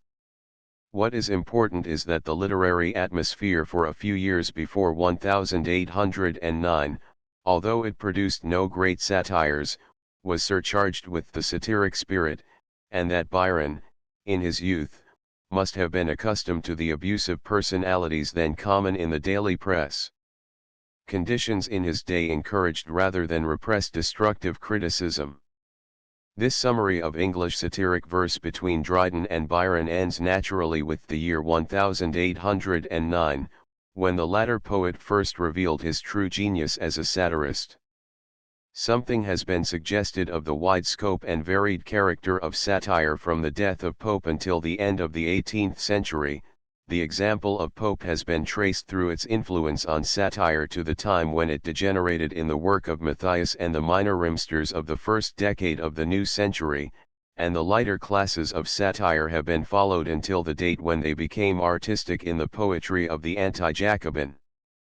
With many of these English predecessors Byron had something in common, from a few he drew inspiration and material. Although it will be possible to point out only a few cases in which he was indebted to them directly for his manner and phraseology, it was their work which determined very largely the course which he pursued as a satirist in verse. With the appearance of English bards, and Scotch reviewers, English satire regained something of the standing which it had once had in the days of Pope and Swift. Men of the highest genius were soon to employ satire as a weapon. Moore, the Smiths, Preed, Hood, and Hooke were to carry raillery and mockery almost to the point of perfection. Shelley was to unite satire with idealism and a lofty philosophy, and Byron himself, the last master in the school of Pope, was to introduce a new variety of satire, borrowed from the Italians, and to gain for himself the distinction of being perhaps the greatest of our English verse satirists. Chapter 3 Byron's early satiric verse Fugitive Pieces, Byron's first volume of verse, actually printed in November, 1806, was almost immediately suppressed at the instance of his elder friend and self-appointed mentor, Reverend J. T. Beecher, who somewhat prudishly expostulated with him on the sensuous tone of certain passages. Of the 38 separate poems which the collection contains, 8, at least, may be classed as legitimate satires. The arrangement of the different items is, however, unsystematic and inconsistent. The lines on a change of masters at a great public school, comprising a prejudiced and impulsive diatribe, are followed by the epitaph on a beloved friend, a sincere and heartfelt elegy, while the conventionally sentimental lines to Mary, on receiving her picture, are preceded and followed by satiric poems. These unexpected juxtapositions, inexplicable even on the theory of an adherence to chronology, suggest at once the curious way in which Byron's versatile and complex nature tended to show itself at various times in moods apparently antithetical, permitting them often to follow each other closely or even to exist at practically the same moment. In his early book, two characteristic moods, if not more, may be recognized: the romantic, whether melancholy, sentimental, or mysterious, and the satiric, whether savage or mocking. It is, of course, only with the manifestations of the latter mood that we have here to do. The motives which urged Byron, at this early age, towards satire arose chiefly from personal dislike, the wish to retaliate when someone, by word or deed, had offended his vanity or his partialities. His animosities, notoriously violent, were often, though not always, hasty, irrational, and unjustified. His satire was occasioned by his emotions, not by his reason, a fact which partly accounts for his fondness for exaggeration and his incapacity for weighing evidence. As to his choice of methods, it must be remembered that careful reading, of a scope and diverseness remarkable for one of his years, had given him a comprehensive acquaintance with the English poets, and notably with Pope, for whom his preference began early and continued long. From Pope, and from Pope's literary descendant, Gifford, Byron derived the models for much of his preliminary work in satire. He also knew Canning and Matthias, Lady Hamilton, Mant, and E.S. Barrett, and, in a different field, he was familiar with the lighter verse of Swift, Prior, Anstey, the Rolliad, and the Anti-Jacobin. It was natural, indeed almost inevitable, that these first exercises in satire should reflect something of the style and manner of poems with which Byron had an acquaintance and of which he had made a study. The first printed satire of his composition was the poem entitled On a Change of Masters at a Great Public School, dated from Harrow, July, 1805, when his period of residence there had almost closed. Dr. Drury, headmaster of Harrow, having resigned, Dr. Butler had been chosen to fill the vacancy. Against Dr. Butler, Byron had no personal grievance, but resenting an appointment which, passing over Dr. Drury's son, Mark Drury, had selected an utter stranger, the boy launched an invective at a teacher whom he scarcely knew, and predicted the downfall of the school under his administration. Characteristically enough, he was soon ready to avow his regret for his rash outburst. Referring to Dr. Butler, he said in his diary, "I treated him rebelliously, and have been sorry ever since." In the details of Byron's conduct at this time are exemplified several of his traits as a satirist: impetuous judgment, energetic attack, and eventual repentance. The use of the Latin type names, Probus and Pompousus, applied to Dr. Drury and Dr. Butler, as well as a certain technical skill in the management of the heroic couplet, indicates that Byron had perused Pope to his own advantage. Already he had caught something of the tricks of antithesis and repetition of which the elder poet had been so fond, and he had derived from him the power of condensing acrimony into a single pointed couplet. Such lines as, "Of narrow brain, yet of a narrower soul, Pompousus holds you in his harsh control, Pompousus, by no social virtue swayed, with florid jargon, and with vain parade," 52 have a hint of the vigor and vehemence of Pope himself, while they display, at the same time, the unfairness and exaggerated bitterness, so rarely mitigated by good humor, which were to distinguish the longer English bards. This poem, after all, was a mere scholastic experiment to be read only by those in close touch with events at Harrow. Fugitive Pieces contained also Byron's earliest effort at political satire. An impromptu, unsigned, and derogatory to Fox, had appeared in the Morning Post for September 26, 1806, only a few months after the death of the great Whig statesman, and the schoolboy, even then headed toward liberalism, came to the minister's defense in a reply published in the Morning Chronicle in October of the same year. The opening couplet, "O, factious viper, whose envenomed tooth would mangle still the dead, perverting truth," proved that he possessed, with Gifford, the singular faculty of working himself, with very little cause, into a furious rage. When once he had let his wrath master him, he was uncontrollable, and he found satisfaction in nothing so much as in affixing scurrilous epithets to those who had aroused him.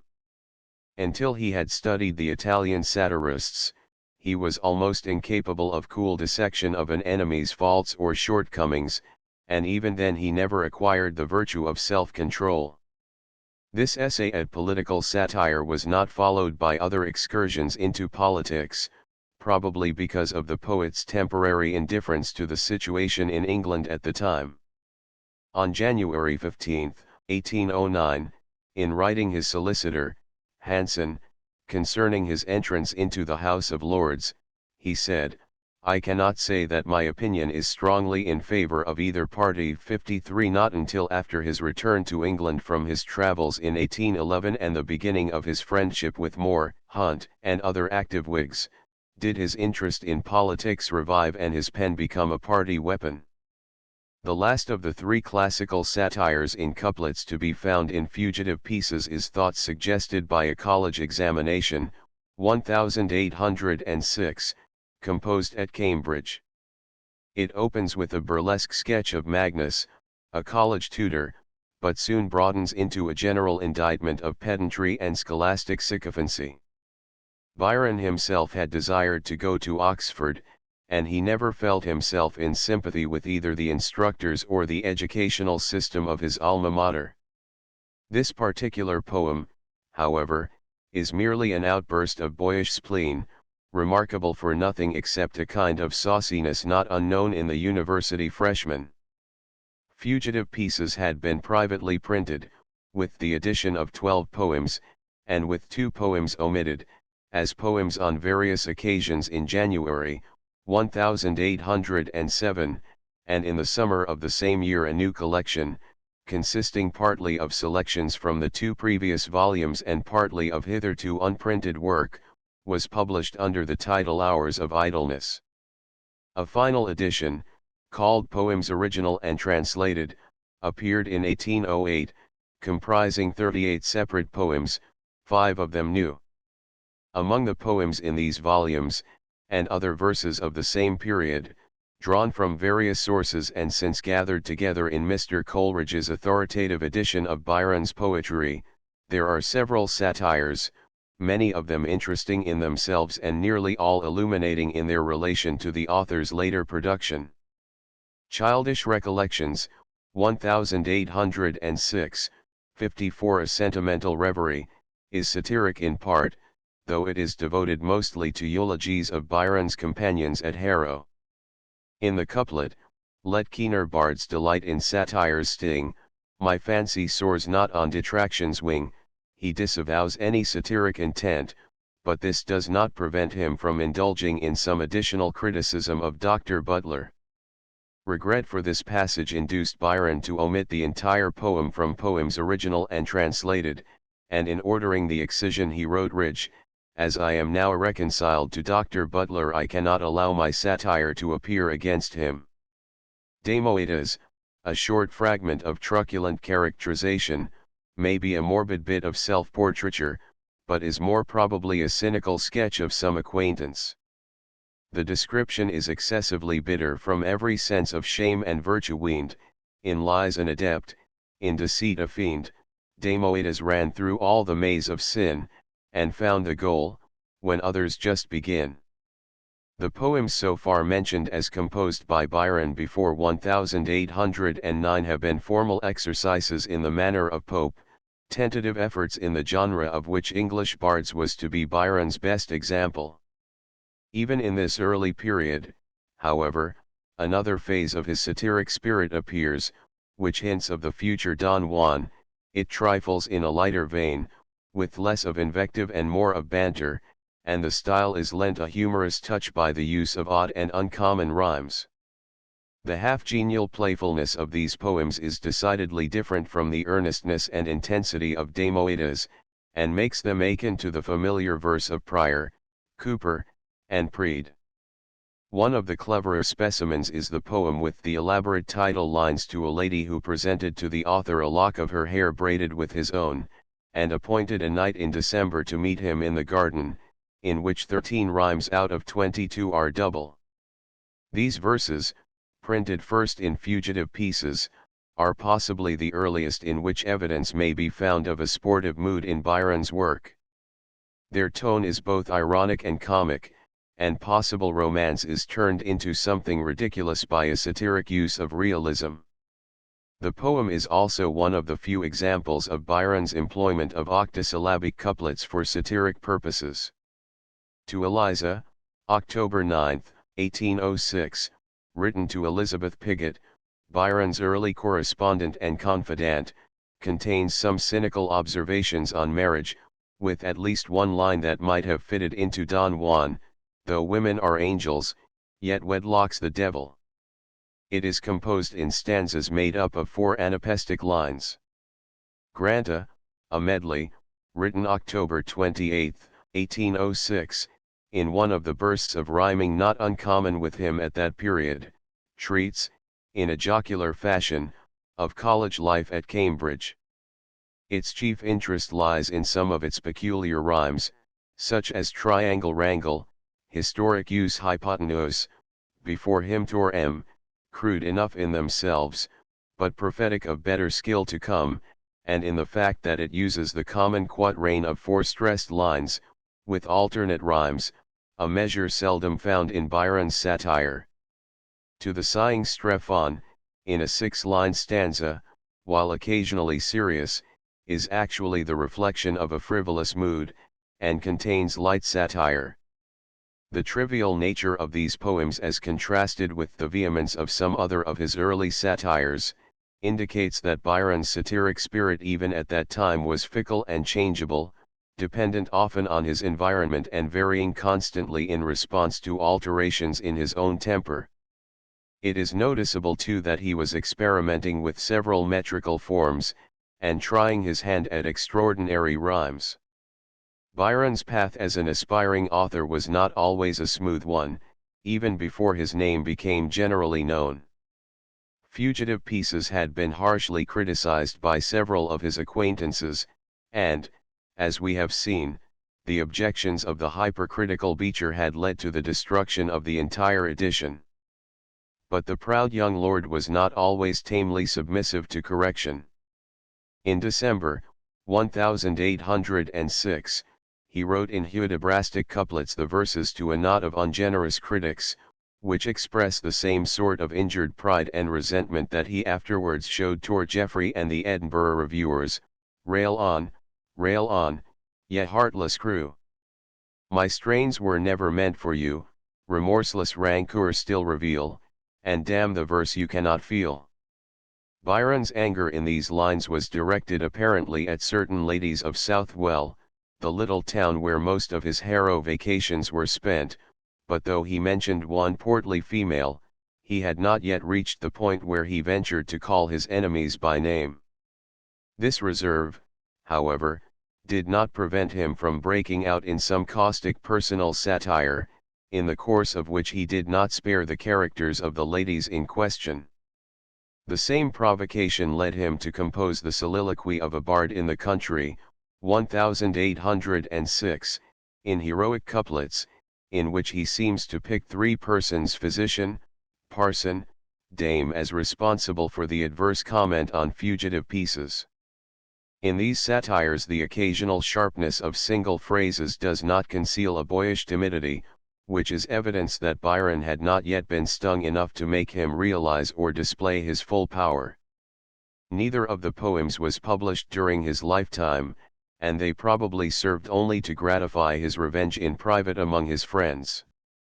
Possibly the last, and certainly the most cynical, of these early satires is the well-known inscription on the monument of a Newfoundland dog, dated by Byron from Newstead Abbey, October 30, 1808, though the animal did not die until November 18.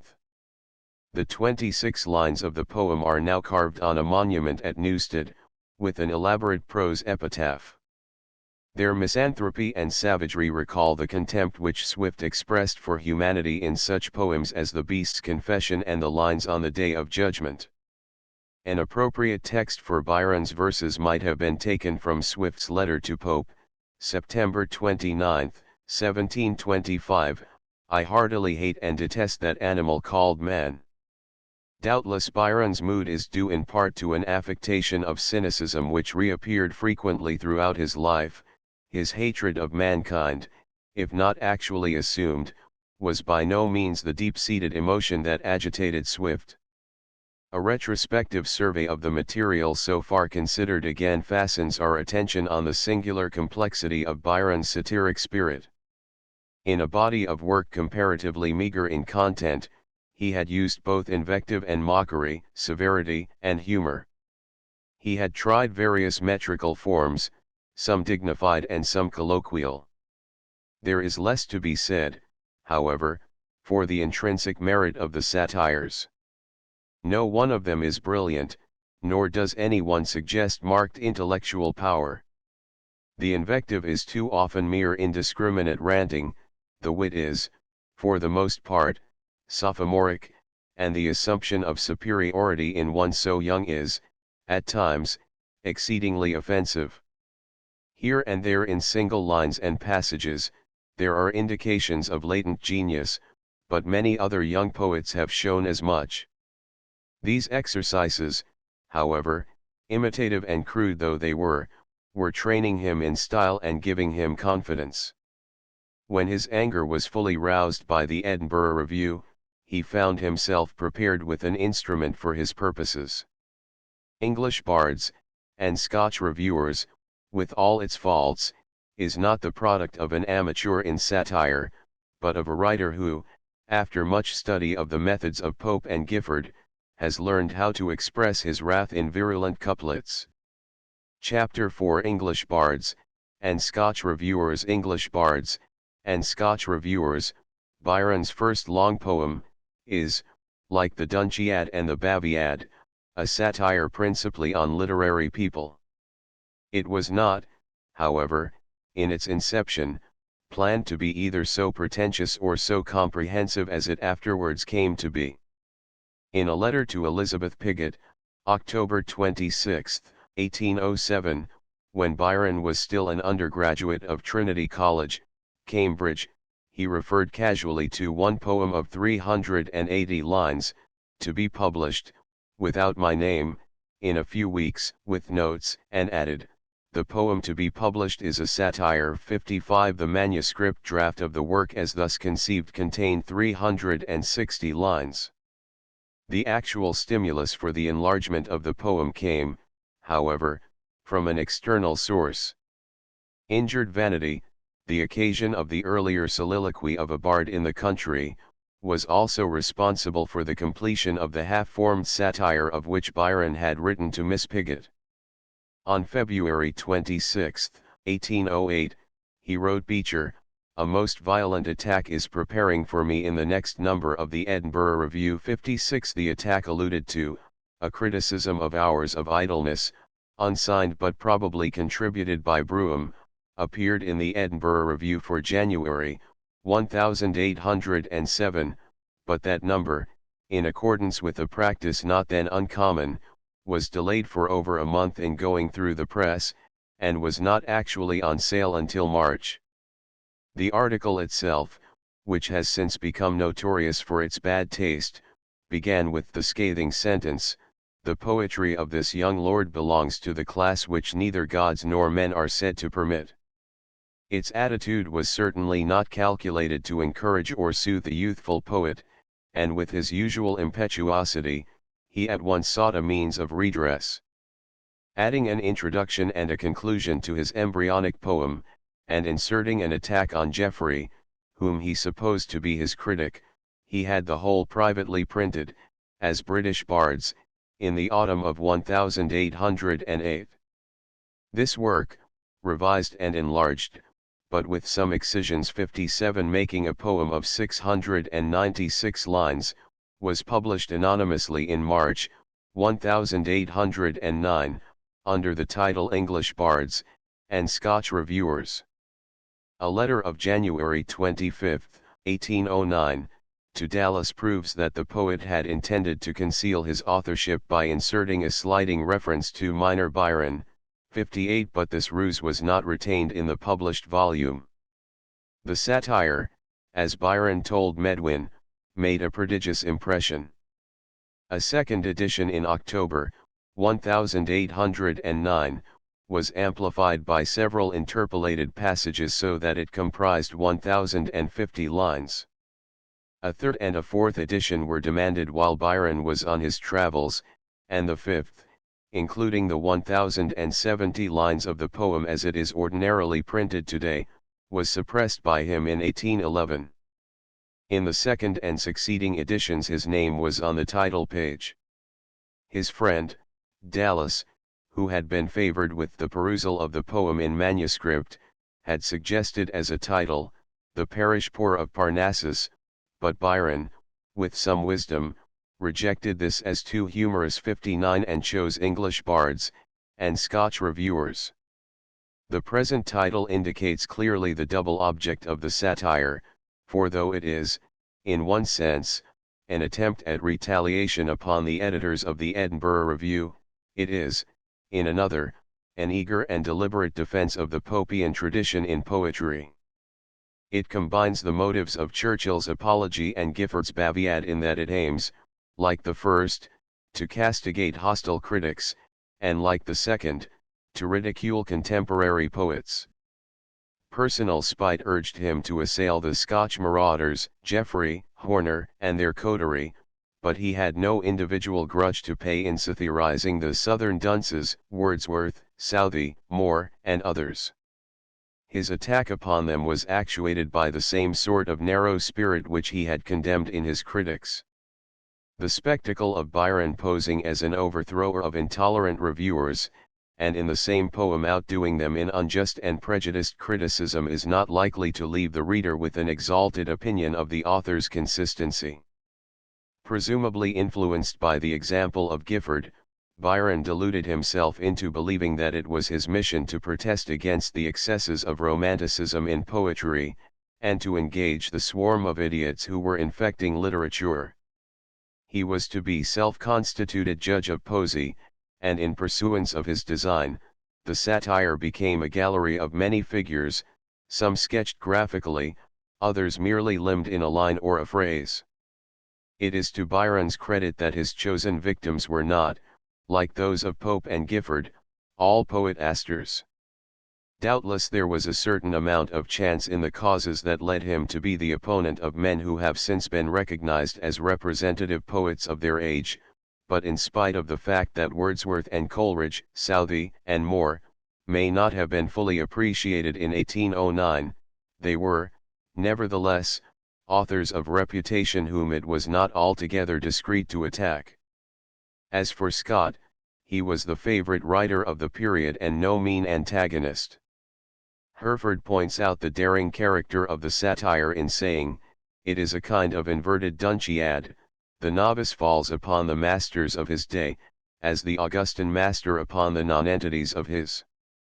The originality of the satire was questioned as far back as 1822 in Blakewood's magazine, which, in a letter to Patty, said, English Bards is, even to the most wretched point of its rhyme, most grossly and manifestly borrowed. 60 That this is inexcusable exaggeration hardly needs asserting, Yet it is not detrimental to Byron to state that he had been anticipated in many of his criticisms to such an extent that his views could have offered little of novelty to his readers, and that some of his lines are reminiscent of the work of previous English satirists. He was no direct plagiarist, but he had a tenacious memory, and he had read omnivorously in Pope, Churchill, Gifford, and the minor satirists of his own time. It is not strange that he occasionally repeats phrases which had become, by inheritance, the common property of all English satirists. Continuing a practice which, as we have seen, was instituted by Oldham and adopted by Pope and Gifford, Byron evidently intended to follow the general plan of the first satire of Juvenal. Pope, in the satires and epistles imitated, had printed the Latin poems of Horace in parallel columns with his own verses. 61 Gifford, in the Baviad, had placed sections of the text of Perseus in notes at the bottom of the page, and had adhered rather closely to the structure of his Latin model.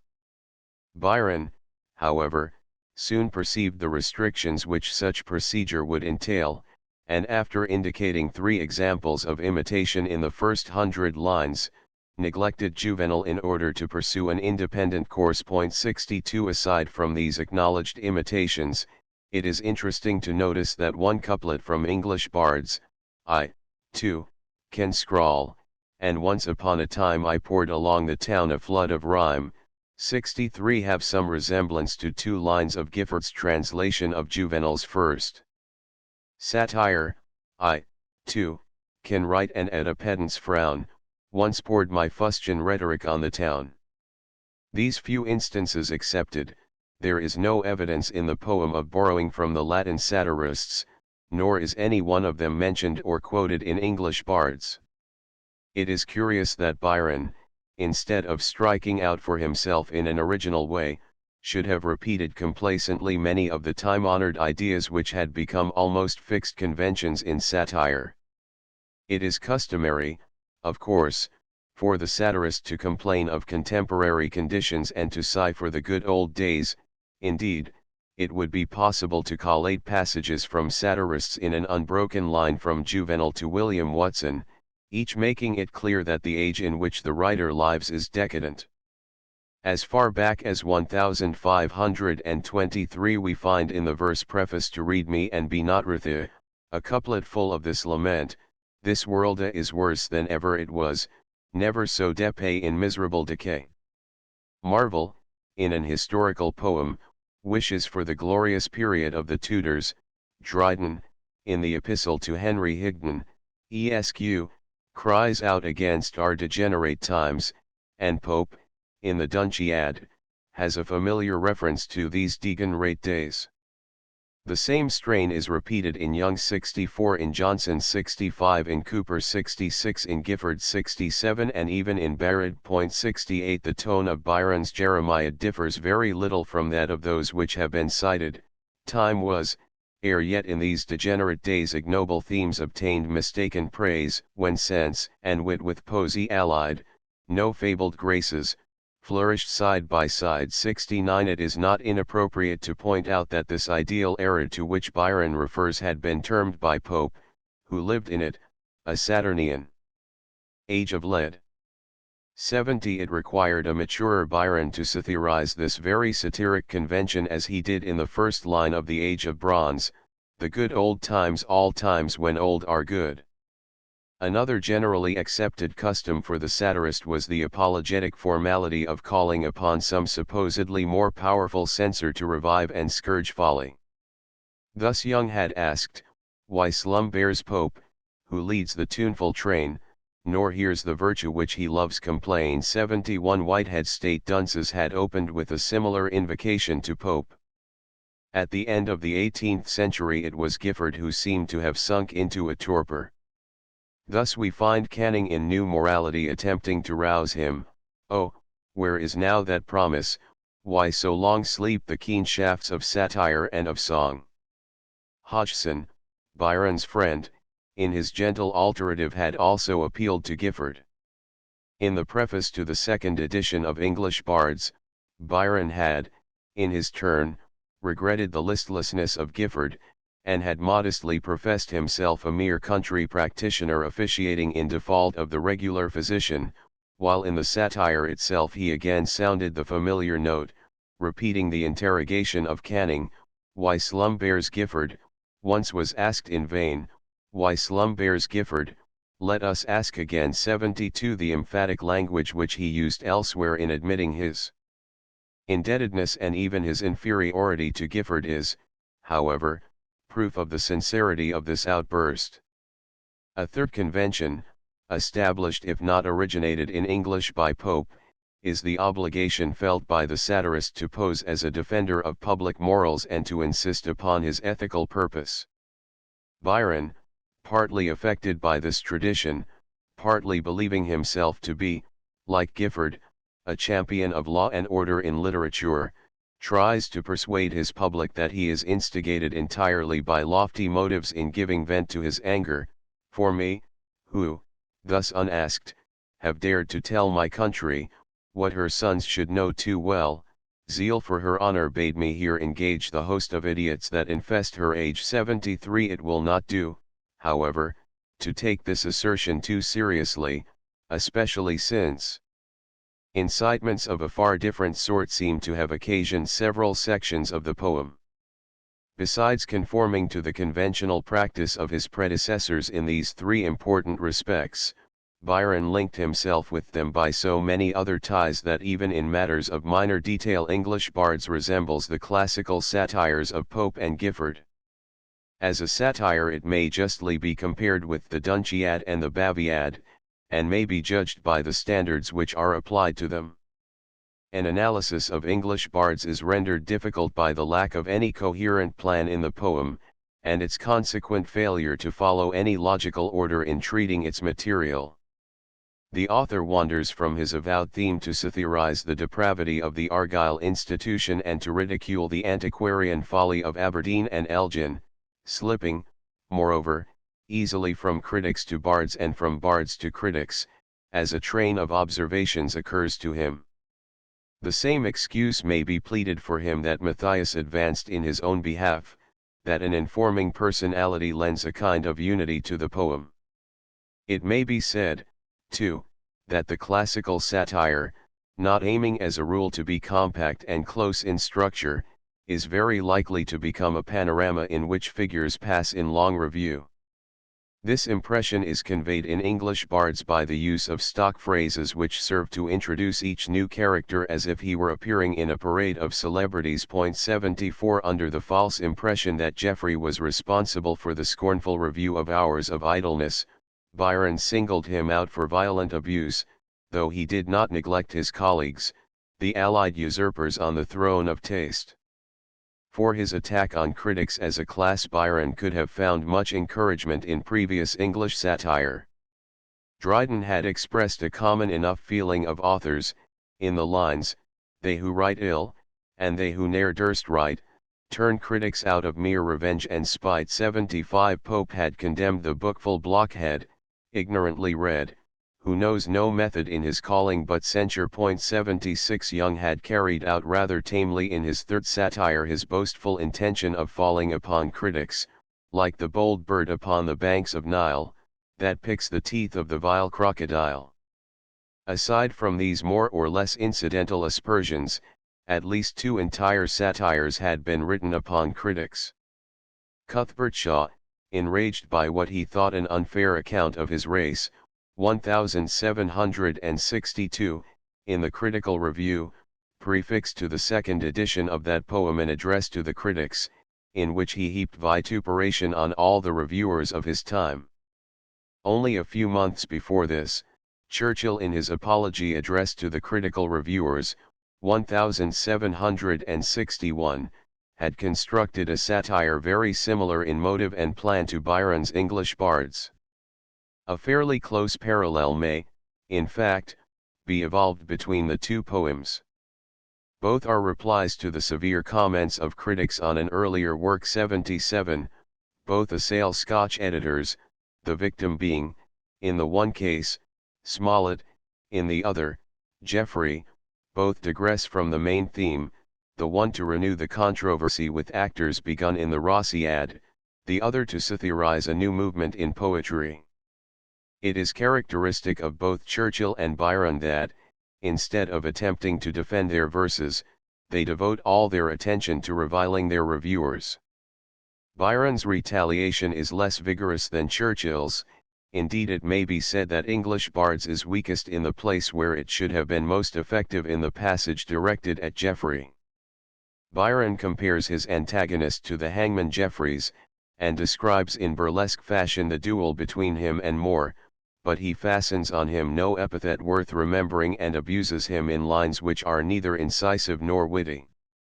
Churchill had made an especial point of the anonymous character of the articles in the Critical Review, and had said of the editors, "Wrapped in mysterious secrecy they rise, and, as they are unknown, are safe and wise." 78 Hodgson, in his gentle alterative, 1809, had referred to a similar custom of the Edinburgh Review, by attacking, chiefly those anonymously wise, who skulk in darkness from detection's eyes. The allusion in English bards to northern wolves, that still in darkness prowl 79, may be explained by Byron's objection to this practice, though he chooses to dwell on it very little. The Apology had accused the critics of dissimulation and had alleged that their pages were full of misstatements. Ne'er was lie made that was not welcome there. 80 Byron made the same charge in advising contributors to the Edinburgh Review not to stick to the truth, "Fear not to lie, 'twill seem a sharper hit." 81 It is quite apparent that the self-elected monarchs whom Churchill treated so cavalierly in 1761 had no more popularity among sensitive authors than did the body of critics whom Hodgson styled self-raised arbiters of sense and wit. 82 Whom Gifford spoke of as mope-eyed dolts placed by thoughtless fashion on the throne of taste. 83 And whom Byron, in much the same phraseology, scorned as young tyrants, by themselves misplaced, combined usurpers on the throne of taste. Churchill, rash though he was cautious enough not to print his opponents' names, and they are to be discovered only through definite allusions. Byron, on the other hand, brought his satire into the open, and ridiculed smug Sidney, classic Hallam, paltry Pillins, blundering Brougham, and other contributors to the Edinburgh, never hesitating to give a name in full. Even Lord and Lady Holland, later Byron's close friends, were included among the victims, as patrons of the Whig Review. These resemblances between English bards and some earlier satires of a like nature do not prove Byron a mere imitator. Enough has been shown, perhaps, to make it clear that his work belongs to a definite school of poetry, and that his verses show no marked originality. At the same time, he never stoops to direct plagiarism, and whatever similarities exist with other poems are largely those of style and spirit, not of phraseology. But there is much more in English bards than the outburst against critics. Dexterously Byron proceeded himself to don the garb of judge and to pass sentence on men older and better known than he. He had early adopted a conservative attitude towards the versification and subject matter of poetry, a position which he preserved in theory throughout his life. 84 Having learned to use glibly the catchwords of the Augustans, he ventured to praise Crabbe, Campbell, Rogers, and Gifford for adhering tenaciously to the principles of sense, wit, taste, and correctness established by Pope. Acting on this basis, he was justified in condemning his own age for its disregard of what he considered to be the standard models of poetic expression. 85 Under the tutelage of Gifford, he had acquired a distaste for novelty which led him to look upon the Romanticists as Gifford looked upon the Dela Cruz, and which induced him to carry his defense of custom and tradition almost to the verge of bigotry.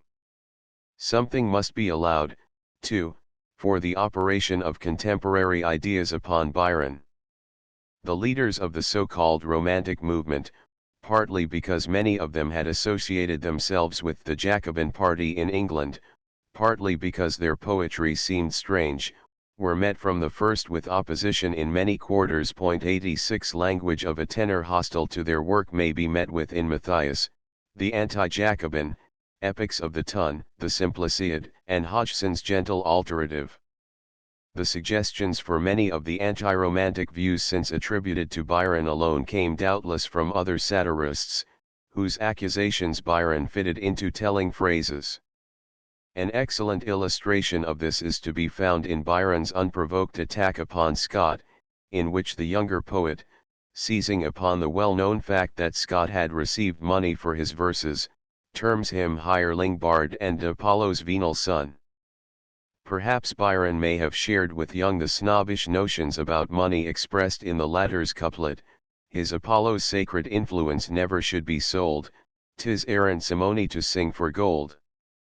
87 It is more probable, however, that he had in mind a passage from Epics of the Tun, in which Scott's well-paid lays had been mentioned in a contemptuous manner. 88 Even in his charge that the plot of the Lay of the Last Minstrel was incongruous and absurd, Byron had been anticipated in a note to all the talents. 89 The whole tirade against Scott in English bards was particularly unfortunate because, as was revealed later, that author had remonstrated with Geoffrey on the offensive criticism of Hours of Idleness.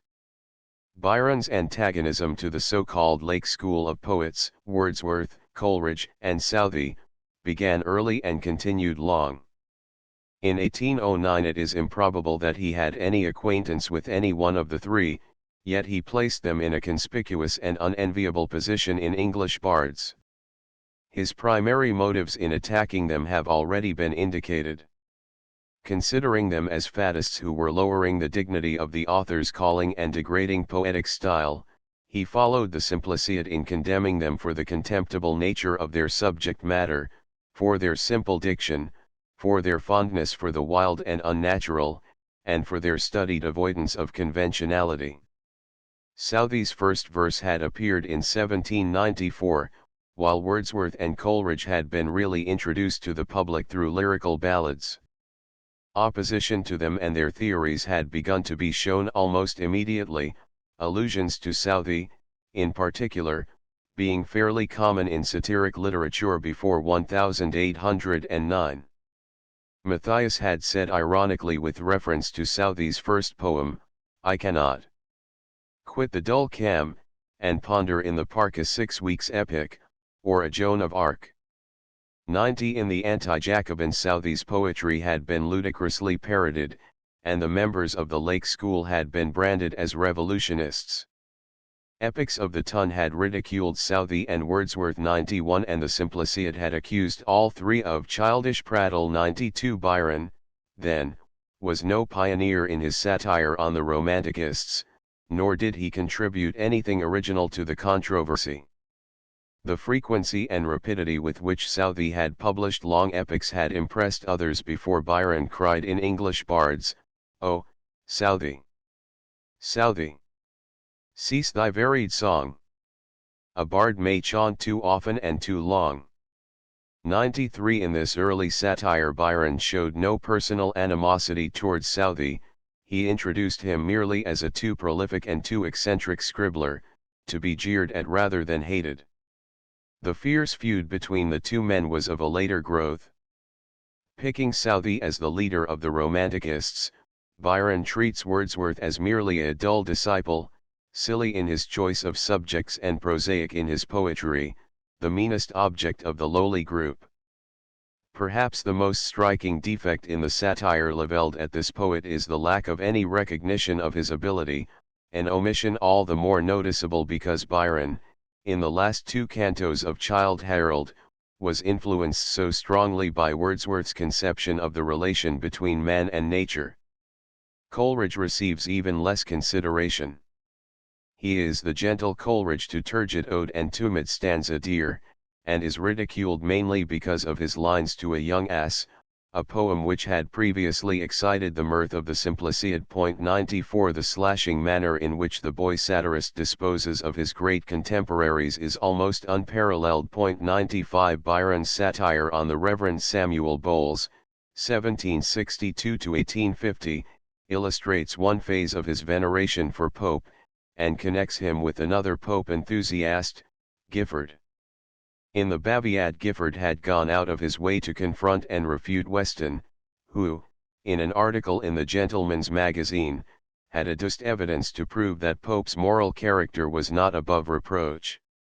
Gifford, unable to dispute the validity of the facts, had contented himself with describing the critic as cankered Weston, and terming him in a note this nightman of literature 96 bowls, whose early sonnets, 1789, had attracted the admiration of Coleridge, published in 1807 an edition of Pope's works in 10 volumes, in which he followed Weston in not sparing the infirmities and mendacities of the great Augustan. The effect of this work on Byron was like that of Weston's on Gifford, and the result was that Bowles was pilloried in English bards as the wretch who did for hate what Mallet did for hire. Nor did the quarrel end here.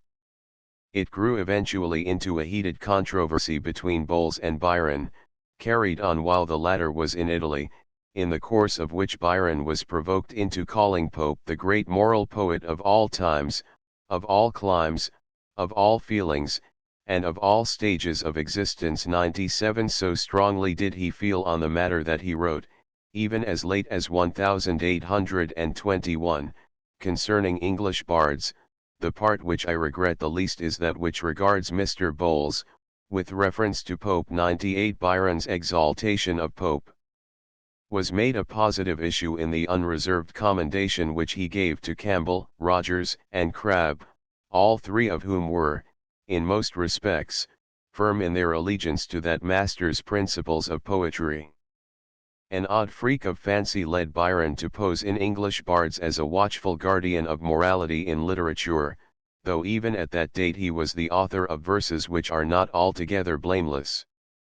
That he should upbraid Monk, Lewis, Moore, and Strangford as melodious advocates of lust may well seem extraordinary to the reader who recalls the poem which Byron sent to Pigott, August 10, 1806, asking that it be printed separately as improper for the perusal of ladies. 99 The truth is that Byron was again treading in the steps of others.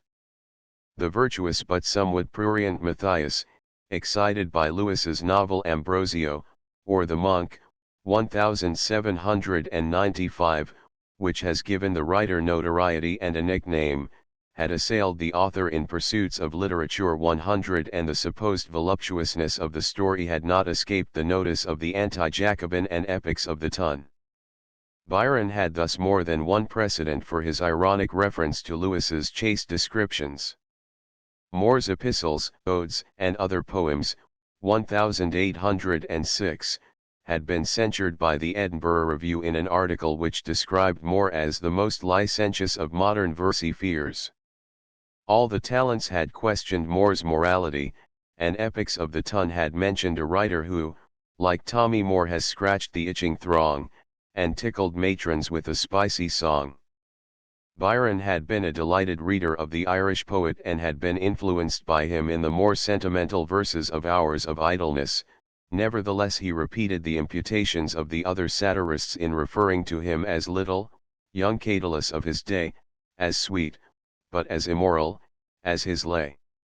To Viscount Strangford, 1780–1855, of whose translation of Camoens he had formerly been very fond, Byron offered advice: be warm, but pure; be amorous, but be chaste. In the same vein as this grave admonition are the remarks which the poet makes upon the Argyle institution, founded by Colonel Greville as a resort for gambling and dancing. Digressing for a while without any logical reason, Byron proceeds to condemn social follies, especially those fostered by blessed retreats of infamy and ease. The passage includes some lines on round dancing, which anticipate Byron's attack on that amusement in his later satire, The Waltz. Gifford's Maviad, after making some final thrusts at the Della Cruscans, had shifted its attack to contemporary actors and dramatists. That satire upon them was justified may be gathered from Gifford's remark in his preface: I know not if the stage has been so low since the days of Gammer-Gurton as at this hour 101 during the 15 years following the date of this statement. It cannot be averred that circumstances made it any the less applicable to the theatrical situation in England, and Byron, in 1809, in ridiculing the motley sight which met his eyes on the stage of his time, had perhaps even more justification than Gifford had in 1794.102 of the dramatists whom Gifford had mentioned with disfavor, only two, Frederick Reynolds, 1784-1841, and Miles Andrews, died 1814, were selected for notice by Byron. What the movie ad had called Reynolds' flippant trash was still enjoying some vogue, and English bards took occasion to speak of the author as venting his damns, poos, and zounds. 103 Miles Andrews, whose wonder-working poetry had been laughed at in the Baviad, was barely mentioned by Byron as a writer who may live in prologues, though his dramas die.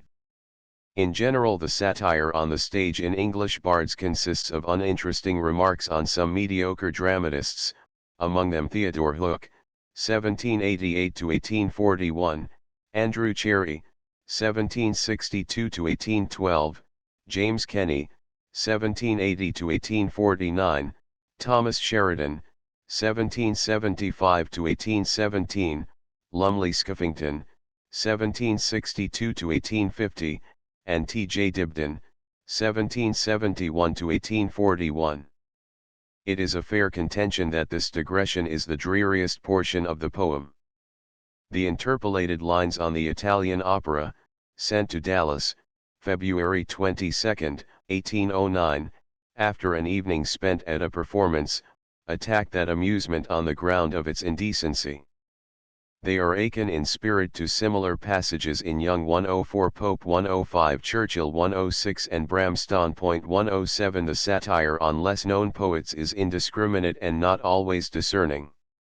Erasmus Darwin, 1731-1802, who, in his Botanic Garden, 1789-92, was a decadent imitator of Pope, is contemptuously dismissed as a mighty master of unmeaning rhyme.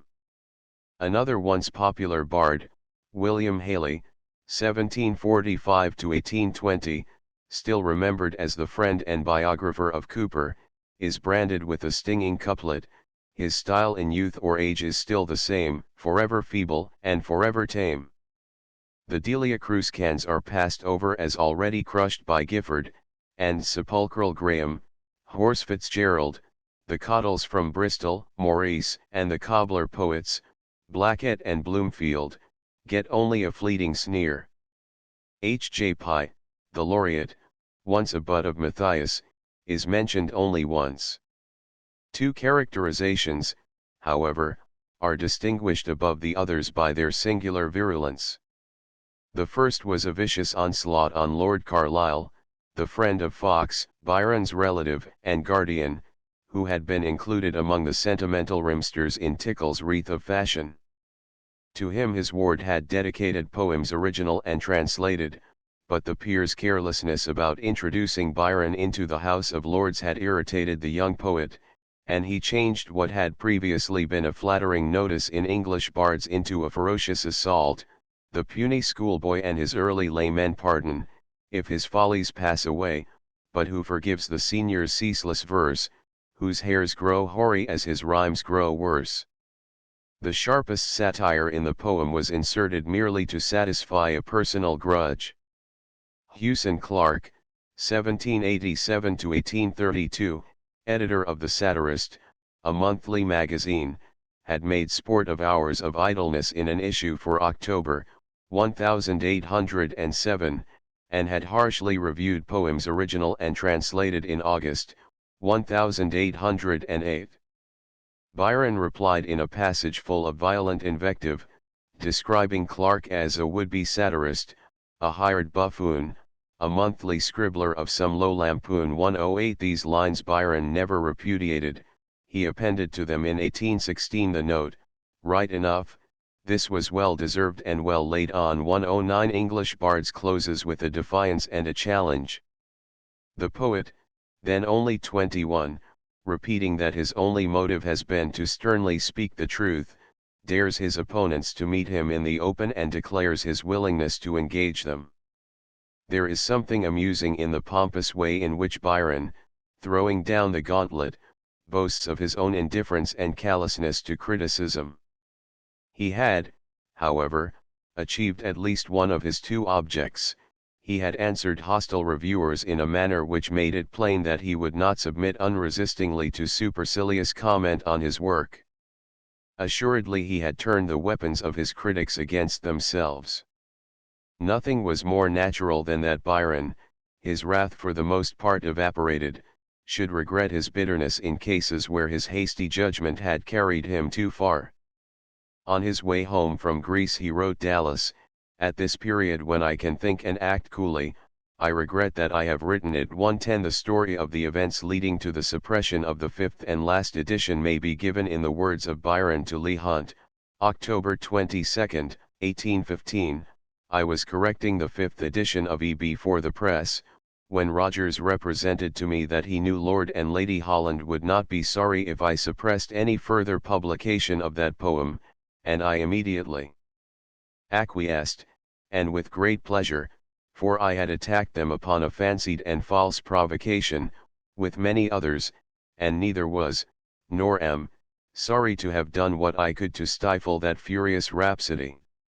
111 The result was that the whole impression of this edition was burned, only a few copies being rescued, and when, in 1816, Byron left England forever, he signed a power of attorney forbidding republication in any form. 112 His mature opinion of the work is expressed in a comment written at Diodati in 1816, "The greater part of this satire I most sincerely wish had never been written, not only on account of the injustice of some of the critical and some of the personal part of it, but the tone and temper are such as I cannot approve."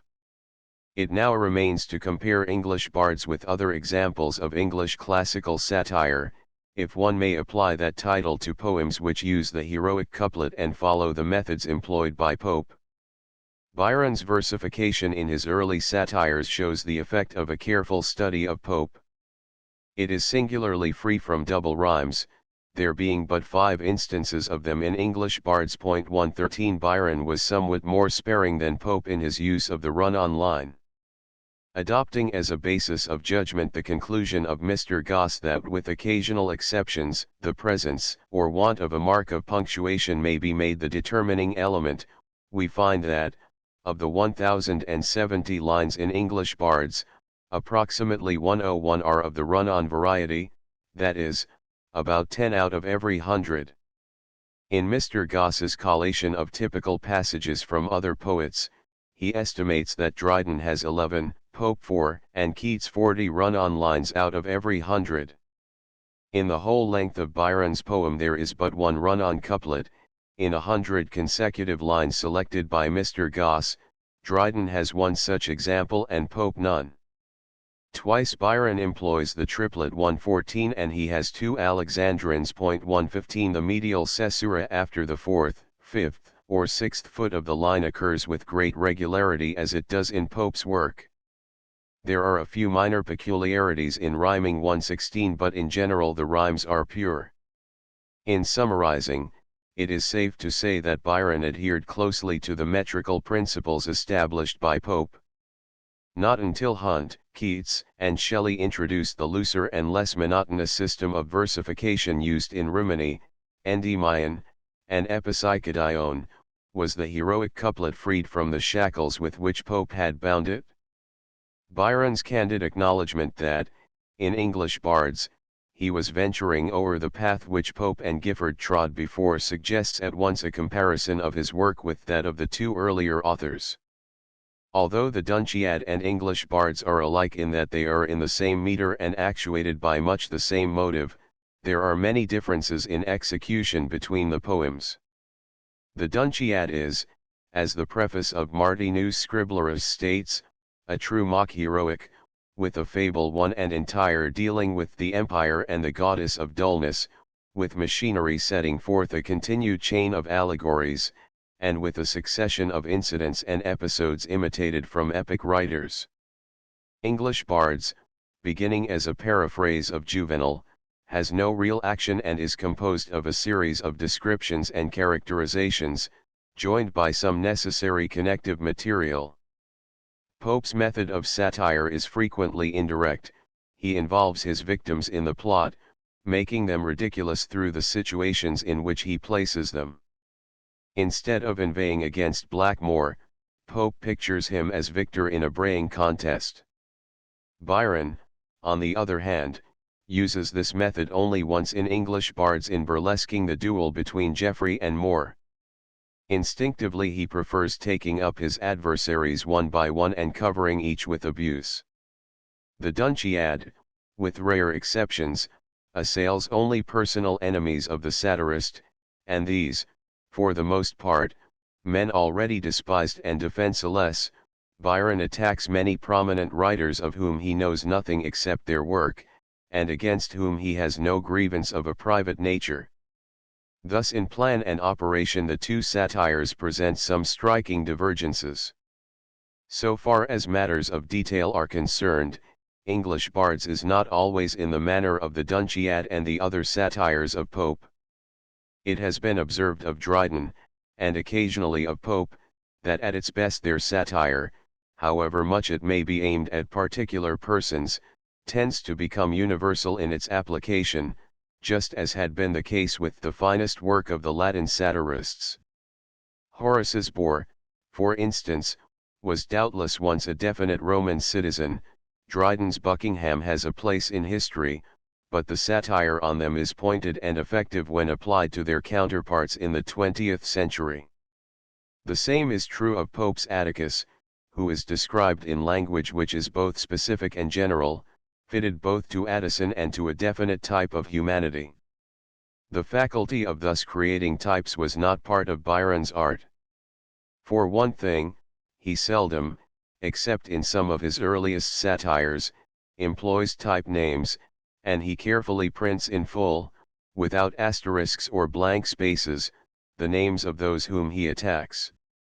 His accusations are too precise to admit of transference to others, and his epithets, even when they are unsatisfactory, cannot be dissevered from the one to whom they apply.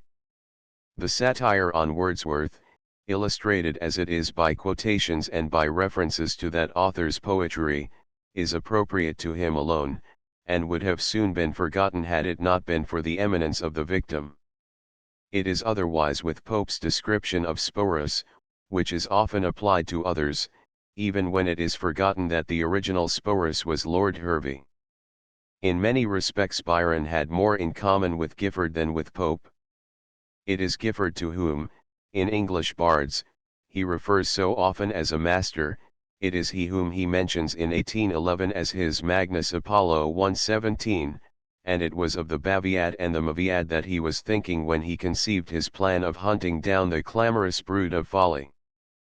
Pope, preserving in his satire a calm deliberation which enabled him both to conceal and to concentrate his inward wrath, was capable, even when most in a rage, of a sustained analysis of those whom he hated, and seldom let his temper sweep him off his feet.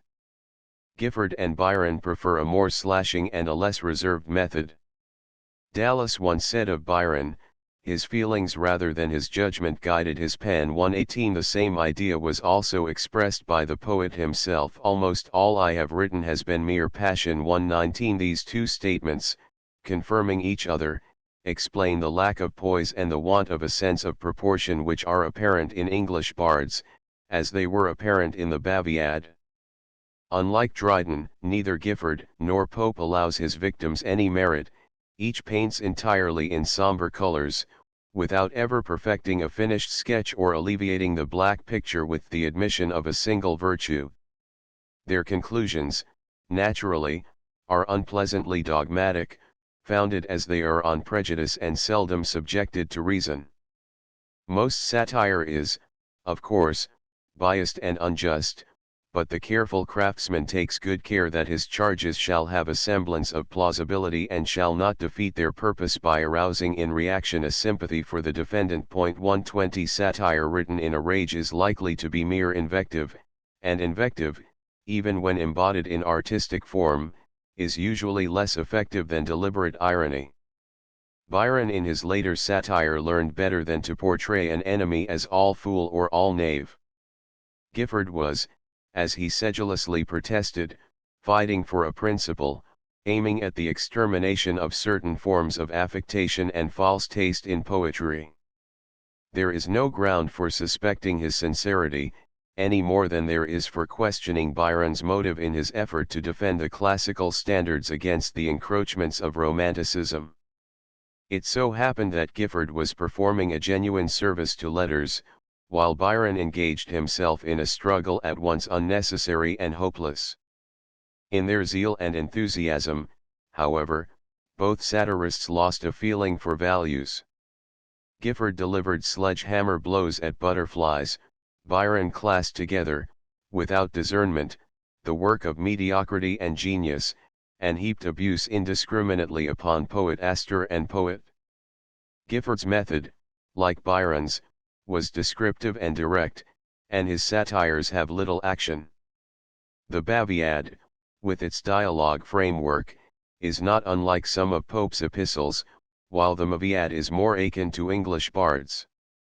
Byron, following Matthias and Gifford, employed prose notes to reinforce his verse, but he never, like Gifford, padded them with quotations from the men whom he was attacking. In both the Maviad and English bards names are printed in full. Gifford used no type names, nor did he succeed in creating a type. In style and diction Byron is Gifford's superior. The latter was often vulgar and inelegant, and his ear for rhythm and melody was poor. Byron's instinctive good taste kept him from blotting his pages with the language of the streets. His study of Pope, moreover, had enabled him to acquire something of the smoothness as well as of the vigor of that master. It may be said in general of English bards that it owes most in versification to Pope, and most in manner and structure to Gifford. There are, however, other satirists to whom Byron may have been slightly indebted. At the time when he was preparing British bards, Francis Hodgson, 1781–1852, his close friend, irritated by some severe criticism in the Edinburgh Review on his translation of Juvenal, 1807, was planning his gentle alterative prepared for the reviewers, which appeared in Lady Jane Grey, and Other Poems, 1809. The fact that the provocation was the same as for English bards and that the two authors were acquaintances offers a curious case of parallelism in literature. It is certain, however, that Byron's satire, which is much longer than the gentle alterative, is indebted to it only in minor respects, if at all. Both satires mention the ludicrous mistake of an Edinburgh Review article in attributing to Payne Knight some Greek passages really quoted from Pindar, but this error had been discussed in a long note to all the talents, and was a favorite literary joke of the period. Both poets, too, call upon the master, Gifford, to do his part in castigating the age. Beyond these superficial similarities, it may safely be asserted that Byron borrowed nothing from Hodgson. It is curious that the striking simile of the eagle shot by an arrow winged with a feather from his own plume used by Moore in Corruption 121 should have been employed by Byron 122 in speaking of the tragic death of Henry Kirkwhite, 1785–1805, the religious poet and protégé of Southey. The simile, which has been traced to fragment 123 of Aeschylus, occurs also in Waller's To a Lady singing a song of his own composing. It is somewhat remarkable that two poets in two successive years should have happened upon the same figure, each working it out so elaborately. Aside from this one parallelism, Moore's early satires, almost entirely political, would seem to have had no definite influence upon English bards.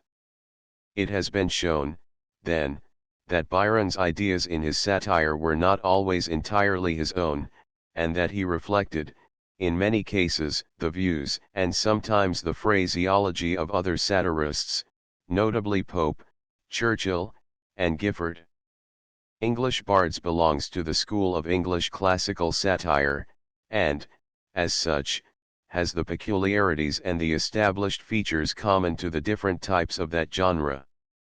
In the preface to the second edition of his poem, Byron said, "I can safely say that I have attacked none personally, who did not commence on the offensive." 123. To accept this literally would be to misinterpret Byron's whole theory of satire. Whether he admitted it or not, he was a great personal satirist in English Bards, primarily a personal satirist. Looking back at the time when his wrath was fiercest, he said, like Ishmael, "My hand was against all men, and all men's against me." 124. Even when satirizing a principle or a movement, he was invariably led to attack the individuals who represented it. Swift's satiric code, "Malice never was his aim, he lashed the vice, but sparred the name, no individual could resent, where thousands equally were meant," was exactly contrary to Byron's practice. He sought always to contend with persons, to decide questions, not by argument, but by a hand-to-hand grapple. The peculiar features of English bards are to be explained by the author's character. He did not let his reason rule. From notes and letters we learn that he was often in doubt whether to praise or censure certain minor figures. It was on the spur of the moment that he changed coxcomb gel to classic gel. He was courageous and aggressive, but he was also unfair and illogical. There is little real humor in English bards, so little that one is inclined to wonder where Jafferson discovered the irresistibly comic verse of which he speaks. When the satirist tries to be playful, the result is usually brutality. He has not yet acquired the conversational railing mood which he utilized so admirably in Beppo. In spite of its crudities, its lack of restraint, and its manifest prejudices, English Bards shows many signs of power. In the light of the greater satire of Don Juan, it seems immature and inartistic, but it surpasses any work of a similar kind since the death of Pope. It is Byron's masterpiece in classical satire. To excel it he had to turn for inspiration to another quarter, and to change both his method and his style. Chapter V. Hints from Horace and the Curse of Minerva. On July 2, 1809, Byron, accompanied by his friend, John Cam Hobhouse, sailed from Falmouth for Lisbon on a trip that was to take him to Spain, Malta, Greece, and Turkey. When he returned to England in July 1811, after 2 years of travel and adventure, he brought with him 4,000 lines of one kind or another, including the first 2 cantos of Childe Harold and 2 satires, Hints from Horace and the Curse of Minerva. Hints from Horace, written in March 1811, during the poet's second visit to Athens, is dated March 14, 1811, on the last page of the most authentic manuscript. It was composed at the Capuchin convent in Athens, where he had met accidentally with a copy of Horace's Epistle ad Pisones, De Arte Poetica, commonly known as the Ars Poetica. The history of the fortunes of this work is perhaps worth relating. Byron, on his arrival, handed it over at once to Dallas, without giving him a hint of Childe Harold. Indeed, only the latter's obvious disappointment induced the poet to show him the Pilgrimage, which then seemed of little importance to its author. On September 4, 1811, Byron requested Dallas to aid him in correcting the proofs of Hints from Horace, and in adapting the parallel passages of the imitation in such places to the original as may enable the reader not to lose sight of the allusion. 125. There is, however, no reason for thinking that Dallas actually undertook the task, for on October 13 Byron complained to Hodgson that the labor of editing was still hanging fire, and begged the latter to assist him. Shortly after, owing partly to the adverse criticism of Dallas, and partly to Murray's wish not to endanger the success of Childe Harold, the idea of immediate publication was put aside for some years.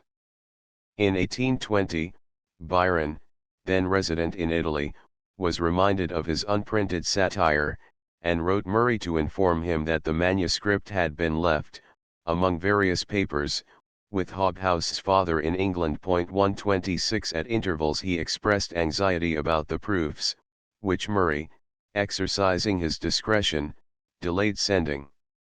From this revived project Byron was, for a time, dissuaded by the wise counsel of Hobhouse, who suggested that the poem would require much revision. Nevertheless, on January 11, 1821, he informed Murray that he saw little to alter 127 and accused him of having neglected to comply with his orders. A postscript to a letter of February 16, 1821, indicates that he was contemplating printing the hints with its Latin original. 128 After March 4, 1822, there is no further allusion to the satire in his correspondence, and the question of printing it seems to have been forgotten. Although a few selections, amounting to 156 lines, were inserted in Dallas's Recollections, 1824, the poem did not appear complete until the works were published by Murray in 1831. Hints from Horace, through a curious perversity of judgment, was always a great favorite with Byron, and was estimated by him as one of his finest performances. His mature opinion of it and a possible cause for his preference are given in a letter to Murray, March 1, 1821. Pray request Mr. Hobhouse to adjust the Latin to the English. The imitation is so close that I am unwilling to deprive it of its principal merit, its closeness. I look upon it and my pulsi as by far the best things of my doing.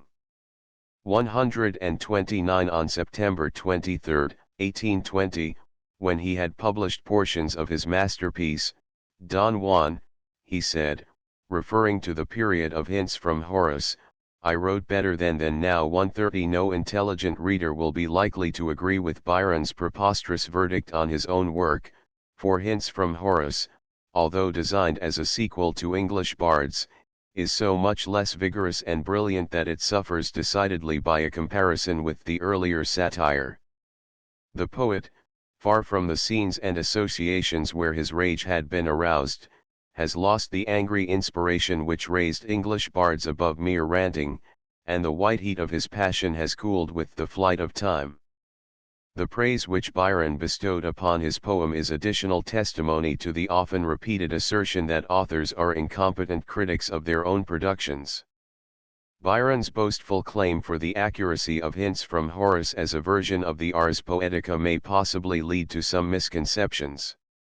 Professor A. S. Cook, in his Art of Poetry, has pointed out some particular passages in which the English poet imitated his model, and has proved that he followed Horace, in places, with reasonable closeness.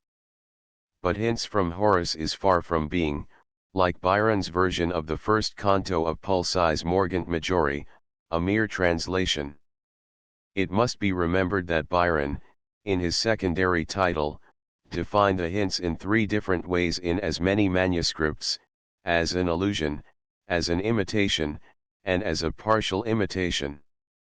The fact seems to be that the work conforms, in general, to the structure and argument of the Ars Poetica, in many cases translating literally the phrasing of the original, but altering and reorganizing the satire to fit current conditions. The idea of thus preserving the continuity of Horace's poem, while revising and redacting its text, was probably first conceived by Oldham in his English version of the Ars Poetica. In his preface Oldham stated his design as follows: I resolved to alter the scene from Rome to London, and to make use of English names of men, places, and customs, where the parallel would decently permit, which I conceived would give a kind of new air to the poem, and render it more agreeable to the relish of the present age. Accordingly, while keeping roughly to the text of Horace, he introduced plentiful references to English poets. Byron also gives his satire a modern setting, but in so doing, takes more liberties than Oldham. He substitutes Milton for Homer as the classic example of the epic poet, he makes Shakespeare instead of Aeschylus the standard writer of drama. He inserts many passages, such as the remarks on the Italian opera, on Methodism, and on the versification of Hudibras, which have no counterparts in the Ars Poetica. Oldham had refrained from satirizing his contemporaries. Byron improves every opportunity for assailing his old antagonists. Allusions to Granta and her Gothic halls, to Cam's Stream, to Grub Street, and to Parliament make hints from Horace a thoroughly modern poem. We may apply to it Warburton's comment on Pope's imitations: whoever expects a paraphrase of Horace, or a faithful copy of his genius, or manner of writing, will be much disappointed. Byron restates, without much alteration, the critical dicta which Horace had established as applicable to poetry in all times and countries. He takes the plan of the Ars Poetica as a rough guide for his English adaptation, but he introduces so many digressions and changes so many names that his satire is firmly stamped with his own individuality. There is no ground for supposing that any one of the scores of translations and imitations of the Ars Poetica had ever met Byron's I-131. The nearest prototypes in English poetry of hints from Horace are probably Pope's essay on criticism and Epistle to Augustus. Certain superficial resemblances have led critics to the inference that Pope's essay is accountable for much of Byron's hints. It is remarkable that the two authors, born just a century apart, should have attempted satires so similar in tone at ages approximately the same. Pope's essay on criticism, composed probably in 1709, was printed in 1711, 100 years before Byron wrote hints from Horace. In this work Pope tried to do for criticism what Horace had done for poetry, that is, to codify and express in compact form some generally accepted principles of the art. Pope, however, saw fit to introduce incidentally some conventional precepts concerning the subject matter of literary criticism, borrowing them from Horace, and Horace's French imitator, Boileau. Thus in Pope's essay are to be found many of the maxims which Byron transferred into hints from Horace from the Latin source. The correspondence between such passages in the essay and their counterparts in hints from Horace has led Weiser to conclude, from a study of parallel ideas, that Byron's poem is based, to a large extent, on Pope's work. 132 His thesis, however, has been all but conclusively refuted by Levy, who shows that in the 9 instances of parallelism adduced by Weiser as evidence, the lines quoted from hints from Horace are really much closer to lines from the Ars Poetica than they are to the citations. From the essay on criticism. 133 Undoubtedly there are couplets in the hints that recall the essay, but in view of Byron's specific statement of his obligation to Horace, it would be rash to assume that Pope's influence was more than a general one, the natural result of Byron's careful study of his style and manner. Pope's Epistle to Augustus, a paraphrase of Horace's Book 2, Epistle 1, is, in several respects, not unlike hints from Horace. It pursues the same method in substituting English names for Greek and Roman ones, and in replacing classical references by allusions to contemporary life. Moreover, the epistle, with its judgment on English writers, its criticism of the drama, and its estimate of the age, is structurally more akin to hints from Horace than is ordinarily supposed. It would be superfluous to attempt to add anything to Professor Cook's work in outlining the instances in which Byron merely translated Horace. A single illustration will suffice to show how the same Latin lines were treated by Pope, and, later, by Byron. Horace's counsel vos exemplaria Graeca nocturna versate manu, versate diurna 134 is paraphrased roughly in the essay on criticism as, be Homer's works your study and delight, read them by day and meditate by night. 135 In this case Byron's version, ye who seek finished models, Never cease by day and night to read the works of Greece. 136 is slightly more literal. Horace's treatise, technically an epistle, suffers from a want of coherence. In plan it is merely a group of maxims, with illustrations and amplifications. Hints from Horace is even more muddled and formless. It is like a collection of detached thoughts in verse, with each single observation jotted down almost at haphazard without regard to what comes before or after. It is no exaggeration to say that whole sections of the satire might be lifted bodily from one page to another without perceptibly affecting the continuity of thought. This defect, obscured in Horace and Pope by the epigrammatic brilliancy of separate phrases and the lift of winged words, has, in Byron's poem, few counterbalancing virtues. Hints from Horace lacks the finished perfection of style which distinguishes the Ars Poetica and the Epistle to Augustus. Its versification is, except in isolated lines, feeble and careless, far inferior to that of English bards, and even sinking at times, as in the passage on Hudibras 137 into bare prosing.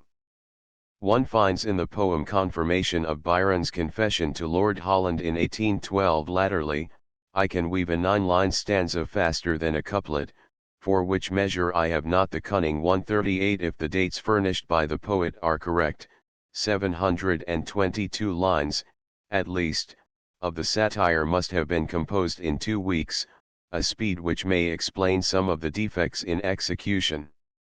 Certainly, even with due allowance for Byron's strange fondness, it must be considered one of his poorest works in structure, diction, and versification. Nor can it, viewed merely as a medium for satire, claim a high rank. It is too obviously didactic in its purpose and too general in its attacks. It does not even possess the special interest which attaches to English bards because of the references to contemporary and famous writers in the latter work. Only a few lines are devoted to personal satire, and these seldom do more than repeat or amplify the criticism embodied in the earlier poem.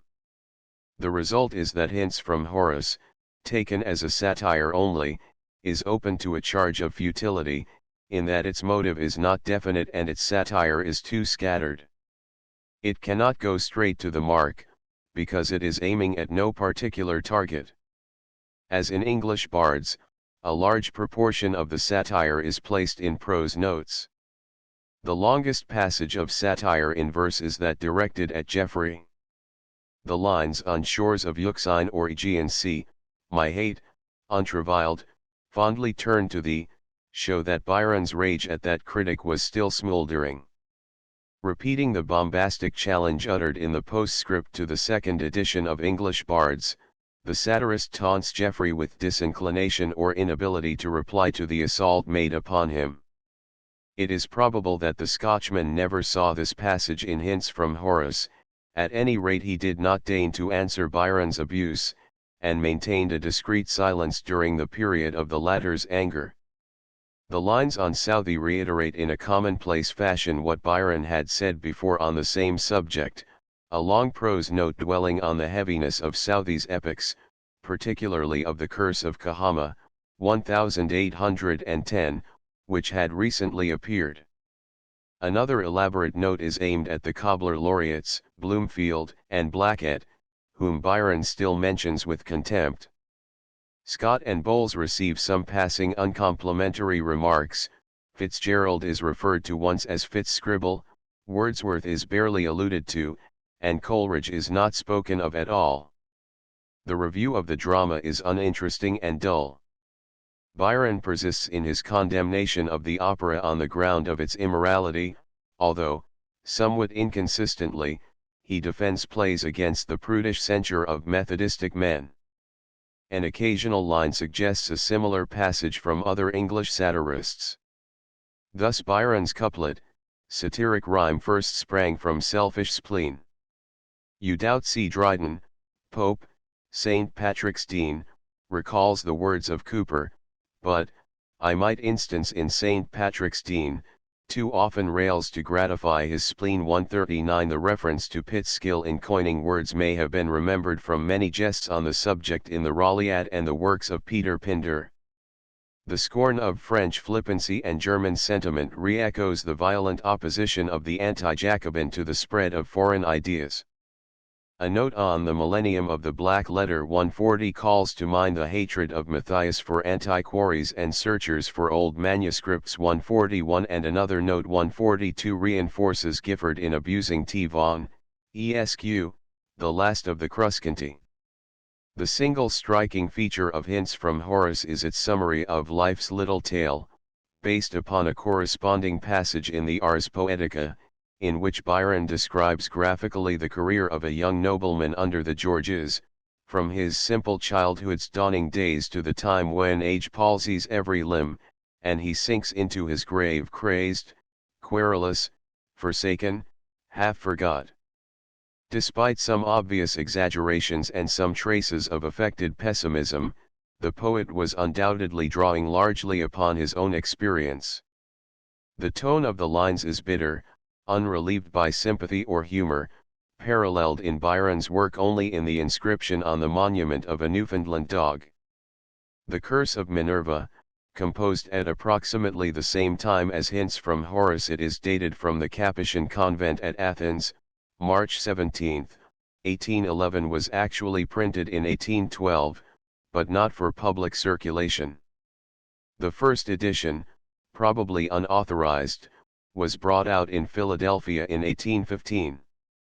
Meanwhile the 54 introductory lines, beginning slow sinks, more lovely ere his race be run, along Moria's hills the setting sun, had appeared in Canto 3 of the Corsair, 1814.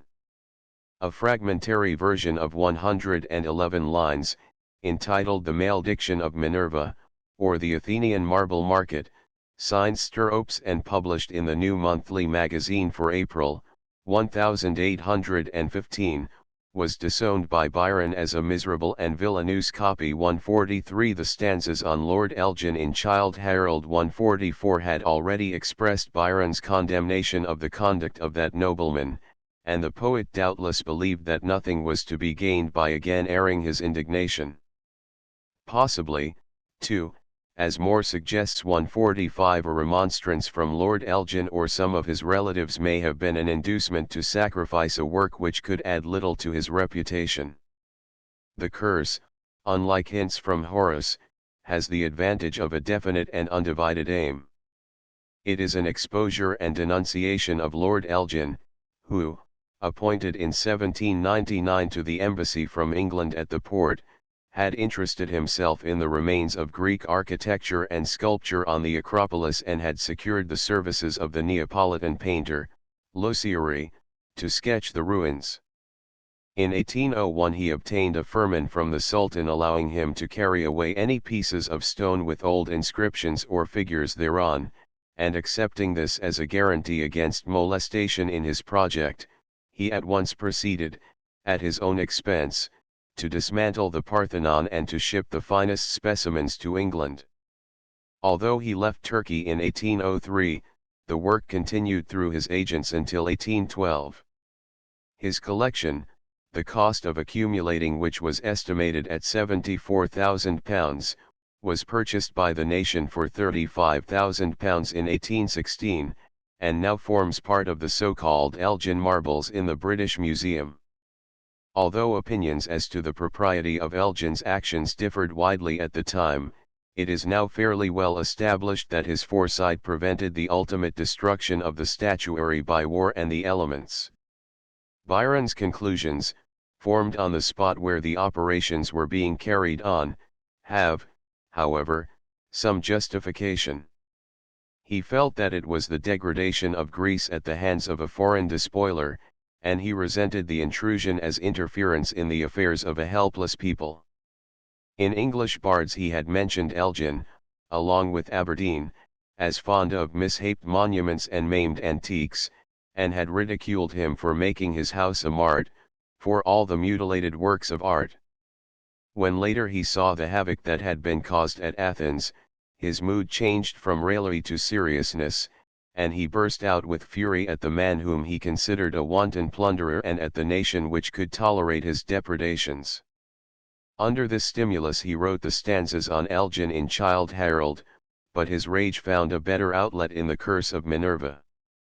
This satire contains only 312 lines, but it goes straight to its goal, with a directness and a concentration which distinguish it above any of the other early satires, even above English bards, superior as that poem is to it in more important respects. The satire has a narrative basis, with a plot which is simple and unified. The beautiful opening description of an evening at Athens precedes, and accentuates by contrast, the ensuing indictment by Minerva of Elgin, the desecrator of all this loveliness. The poet's reply to the accusing goddess disclaims any responsibility for the vandalism on England's part, and lays the blame on Scotland, Elgin's fatherland. Minerva's answering curse and prophecy extend the scope of the satire beyond mere personal malice, and give it a broad application to England's policy as oppressor and devastator. Her speech ends somewhat abruptly, and the poem closes. Although Byron was, by his own admission, half a Scot by birth, and bred a whole 146, he joined, in the Curse of Minerva, the long line of satirists from the authors of Eastward Ho! To Cleveland with his grim couplet, had Cain been Scot, God would have changed his doom, not forced him wander but confined him home, and to Dr. Johnson, who have jeered at the Scotch and Scotland. Byron's antipathy for his early home evidently developed from his quarrel with the Scotch reviewers. English bards had contained scattered references to northern wolves and to the oat-fed phalanx of the critic clan, and had alluded scornfully to the children of Dun Edin who write for food and feed because they write. In the Curse of Minerva, a new occasion for dislike having arisen, the attack on the Scotch is more vicious and intolerant. Many passages have their counterparts in portions of Churchill's Prophecy of Famine, 1763, a pastoral in the form of a dialogue, with the motto, Nos Patrium Fugimus, ingeniously applied to the Scotch in the translation, we all get out of our country as fast as we can. Churchill, who, it will be remembered, hated the Scotch critic, Smollett, as ferociously as Byron hated Geoffrey, had been aroused also by the growing influence of Bute and other Scotchmen at the court of George III, and his poem, accordingly, became a severe political invective, interspersed with vilification of the Scotch climate and the Scotch people. It is interesting to compare Churchill's description of the barrenness and dampness of Scotland with Byron's picture of that country as a land of meanness, sophistry, and mist. The former poet calls Scotchmen nature's bastards, Byron refers to Scotland as that bastard land. Both writers have caustic lines on the shrewdness, importunity, and avarice of the Scotch people, wherever they settle. Although the similarities between the satires warrant no deduction, there is a possibility that Byron, who undoubtedly had read the Prophecy of Famine, may have recollected certain passages in a poem the spirit of which is very like his own. 147 basing his argument chiefly on the fact that a couplet of Pope 148 is parroted in Byron's lines, blessed paper credit, who shall dare to sing? It clogs like lead corruption's weary wing. Weiser has endeavored to prove that Byron borrowed something from Pope's epistle to Lord Bathurst.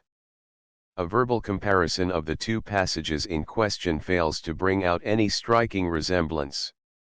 Pope continues with a comment on the ease with which paper money may be used in bribery.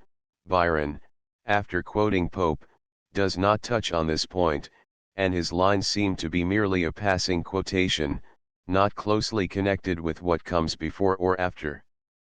In no other place in the Curse of Minerva are there phrases which have even a remote likeness to the language of Pope's epistle.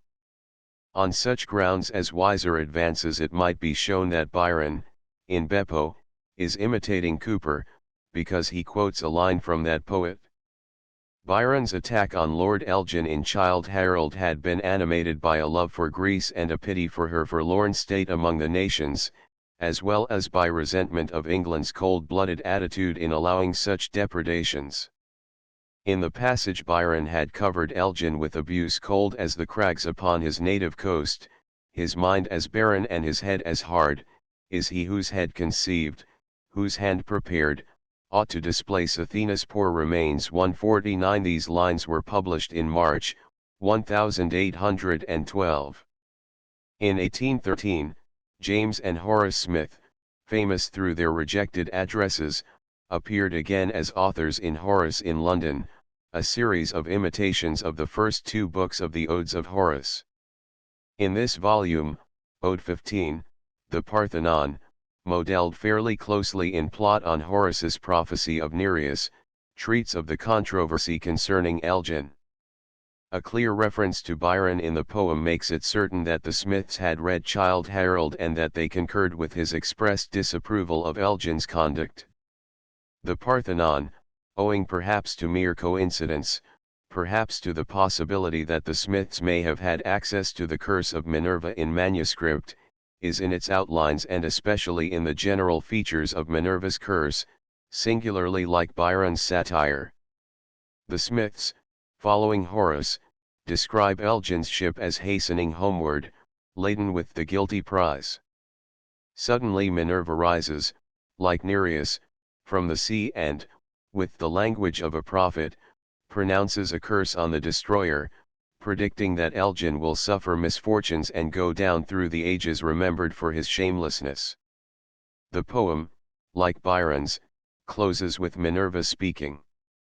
Certain lines in the Parthenon Goth, Vandal, Moslem, had their flags unfurled around my still unviolated fane, 2,000 summers had with dews impearled its marble heights nor left a mouldering stain, 'Twas thine to ruin all that all had spared in vain.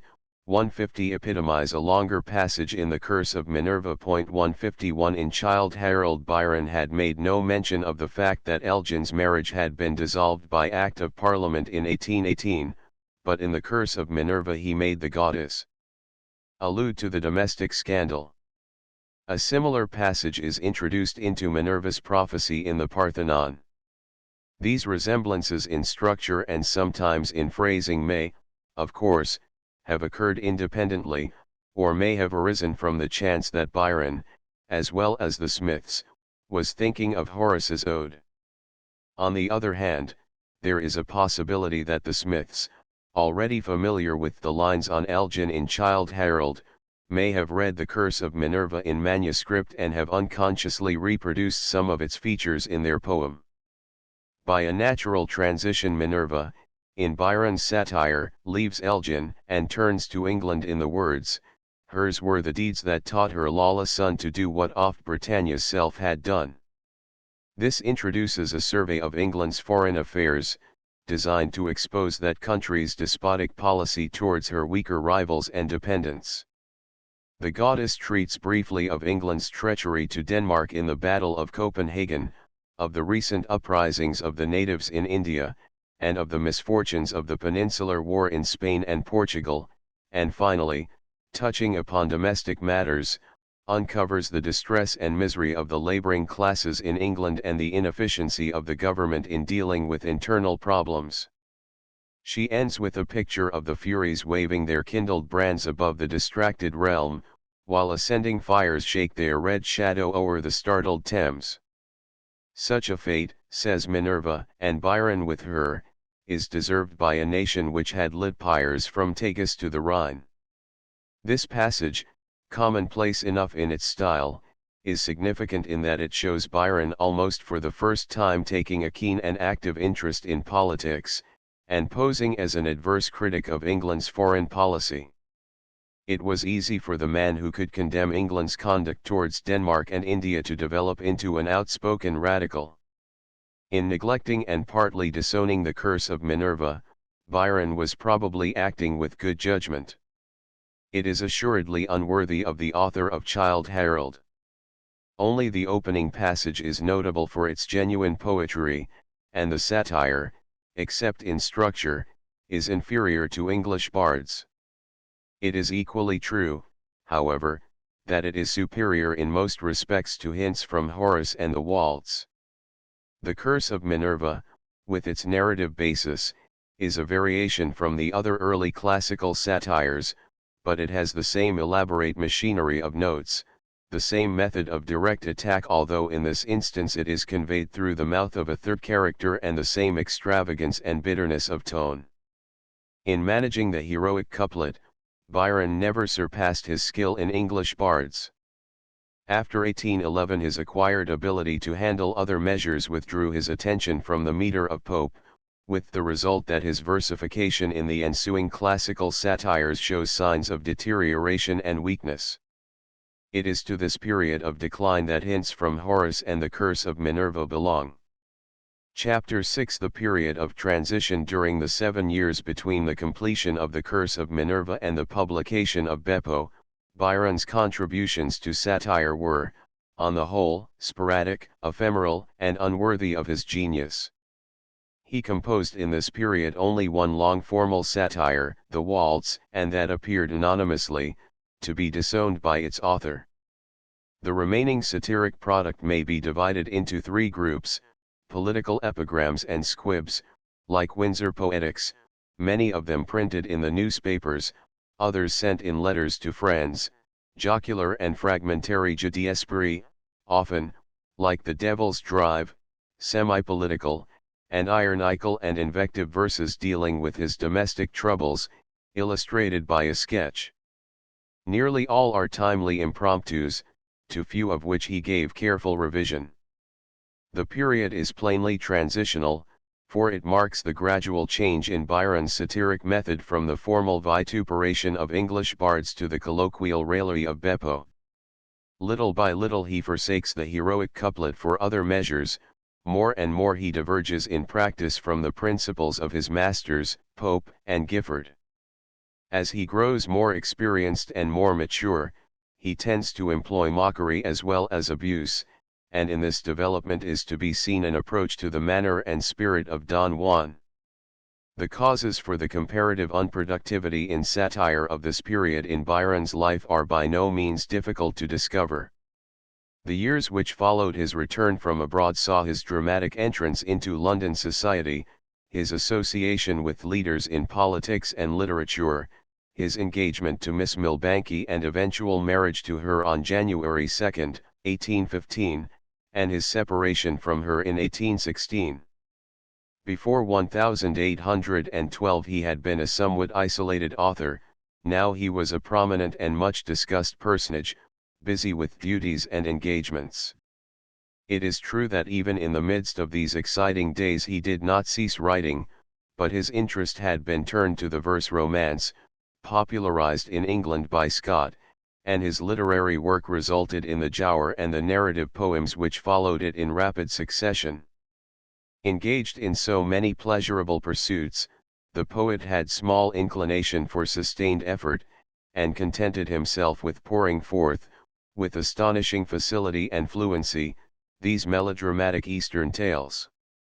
Possibly, too, his circumstances were so fortunate up to 1816 that he did not resort instinctively, as he did later, to satire as a means of voicing his dissatisfaction with men and things. It was not until he had been driven from his native land by the condemnation of his countrymen that his satiric spirit became again a dominant mood.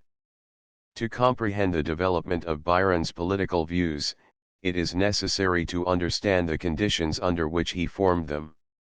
After 2 previous attacks of insanity, George III became permanently demented in 1810, and the Regency Bill, making Prince George actual ruler of the nation, was passed on February 5, 1810. His well-known vicious propensities and illicit amours had made him unpopular, and when, on February 23, 1812, he first appeared in public as sovereign, he was coldly received.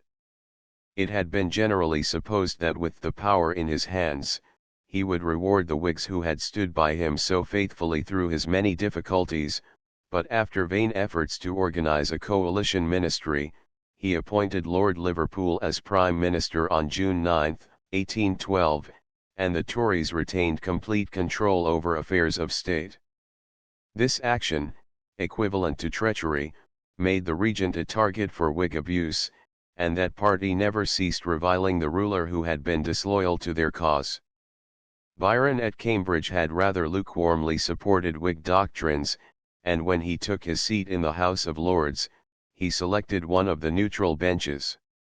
Undoubtedly the attack upon him by the Whig Edinburgh Review inclined him to look askance on the party of which he was temperamentally a member, and it will be remembered that in English Bards he had assailed Lord Holland and other prominent Whigs. Once in London, however, he allied himself with the opposition, and soon became a regular visitor at Holland House.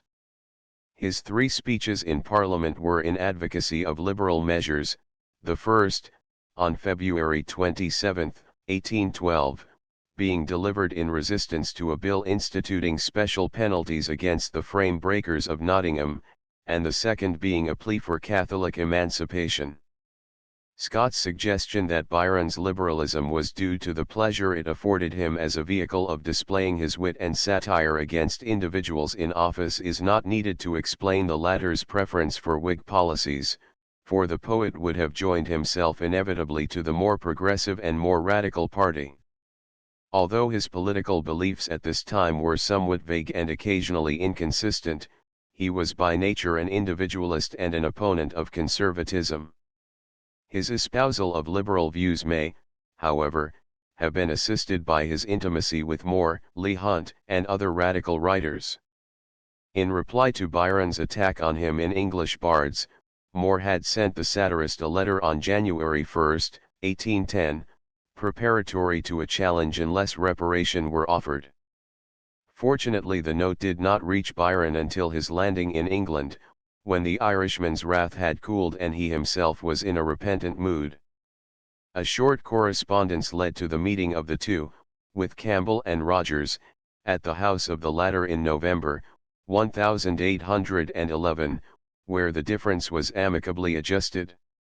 On December 11 Byron invited Moore to visit him at Newstead, and though Moore found it impossible to accept, the poets soon became good friends. 152 It was not until the formation of this friendship that Byron began to take any active part in current politics. During the rest of his life, however, he was linked with Moore as a satirist on the Whig side and was, to a considerable extent, influenced by the latter's work. 153 As we have seen, Moore had failed in his attempts at formal satire, but in 1812, shortly after his acquaintance with Byron began, he commenced his persistent and stinging jibes at the regent and his coterie. On February 13, 1812, the prince sent his notorious letter to the Duke of York, asking for Whig support, and Moore's admirable verse parody was soon in private circulation.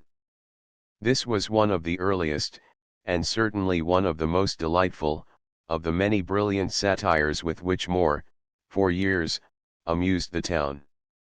In March, 1813, under the pen name of Thomas Brown, the Younger, he published Intercepted Letters, or the Two-Penny Post Bag, in which he borrowed the structure of the anonymous groans of the talents by pretending to have discovered a number of letters from various celebrated personages.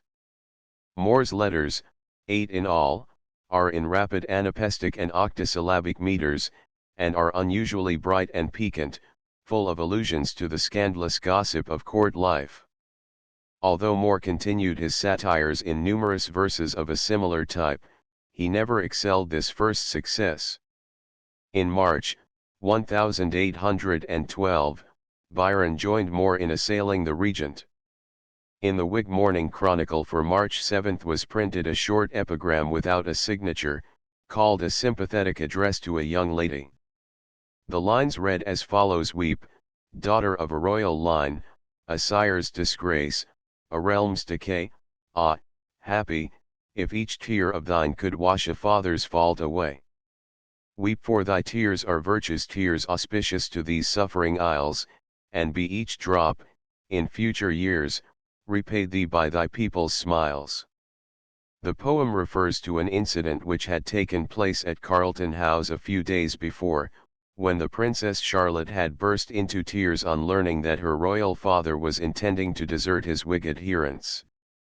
No one, apparently, suspected that Byron was the author, but in the second edition of the Corsair, February, 1814, the verses appeared as lines to a lady weeping, publicly avowed by him. His acknowledgment brought upon him a storm of abuse from Tory papers, The Courier, The Morning Post, and The Sun, and a discussion ensued entirely out of proportion to the merit of the epigram which had excited it. 154 How odd, wrote Byron to Murray, that 8 lines should have given birth, I really think, to 8,155. It is probable that no single production of Byron's aroused more hostile comment at the time of its appearance. Byron's attitude towards the regent at this period exposes him to a charge of double dealing.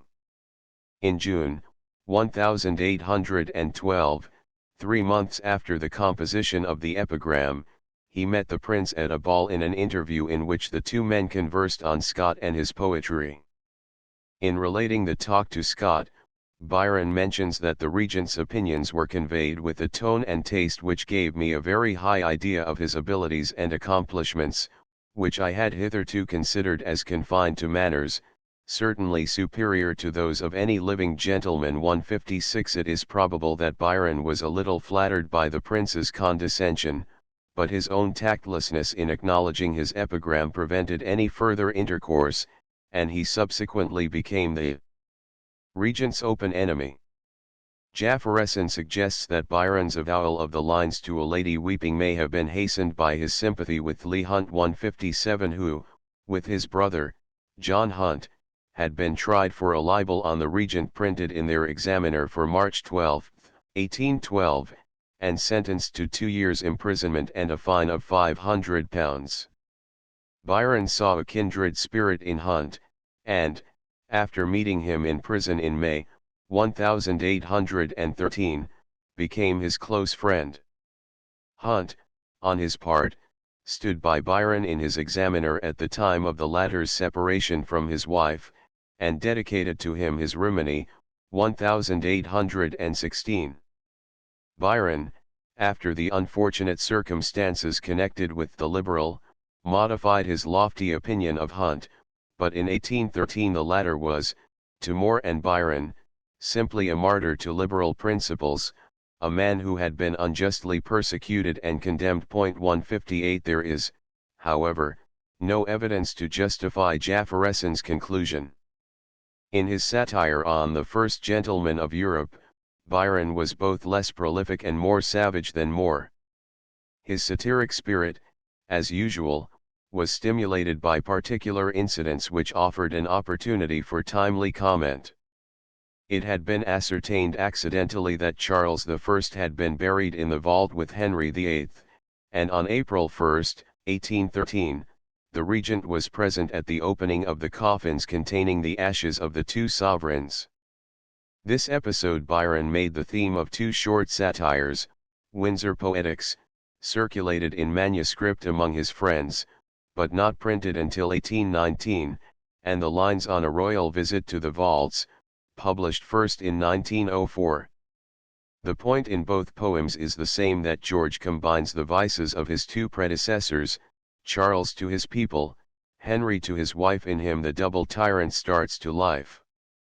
In mentioning Windsor Poetics, the better of the 2 poems, to Moore, Byron confessed, with some discernment, it is too farouche, but, truth to say, my satires are not very playful. 159 The vindictive seriousness of Byron's satire, as contrasted with Moore's playfulness, is nowhere better shown than in the condolatory address to Sarah, Countess of Jersey, printed without his permission in the Champion, July 31, 1814, after it had been sent to the lady herself in a letter of May 29. Once a favourite of the regent's, Lady Jersey had incurred his dislike by her kindness to the deserted Princess of Wales, with the result that the prince returned to Mrs. Me, the painter, a miniature of the Countess, and announced his intention of ignoring her.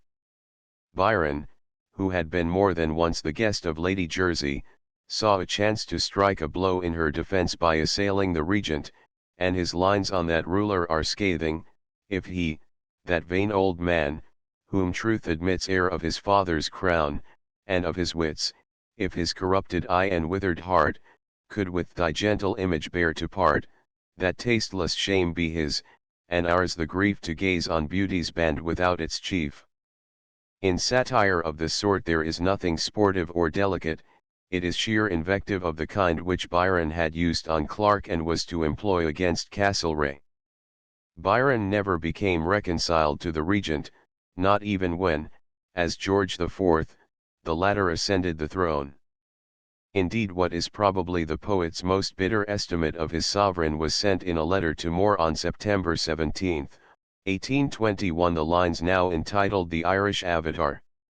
Queen Caroline had died on August 7, 1821, shortly after the failure of her husband to secure a divorce, and not over a week later, the king was feasted with regal pomp at Dublin by the servile Irish office holders.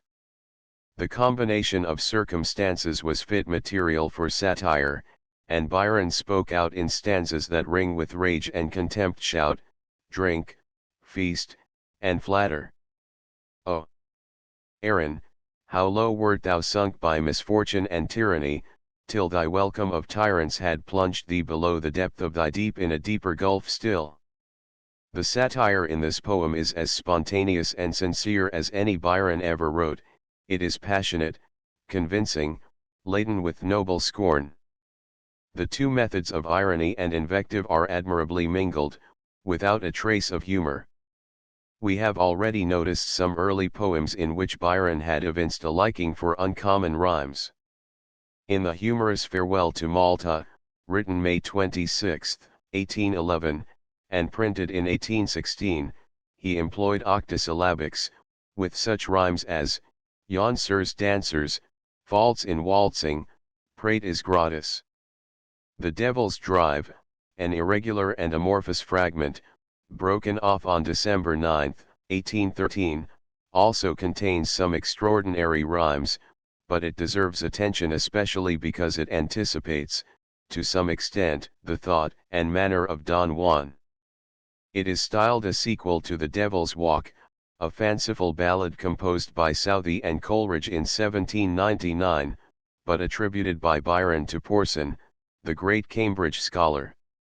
Byron's poem, a rambling and discursive satire, is crammed with allusions to current events, prophetic of the views which he was to advocate during the remainder of his career. It describes a night visit of the devil to his favorites on earth, in the course of which he pauses to survey the battlefield of Leipzig, and then, passing on to England, investigates a Methodist chapel, the Houses of Parliament, a royal ball, and other supposed resorts of his disciples. Byron's portrayal of the horrors of war is probably his first satiric expression of what was to become a frequent theme in his later work, and especially in Don Juan. As the devil gazes down with glee at the bloody plain of Leipzig, the satirist remarks, "Not often on earth had he seen such a sight, nor his work done half so well, for the field ran so red with the blood of the dead, that it blushed like the waves of hell."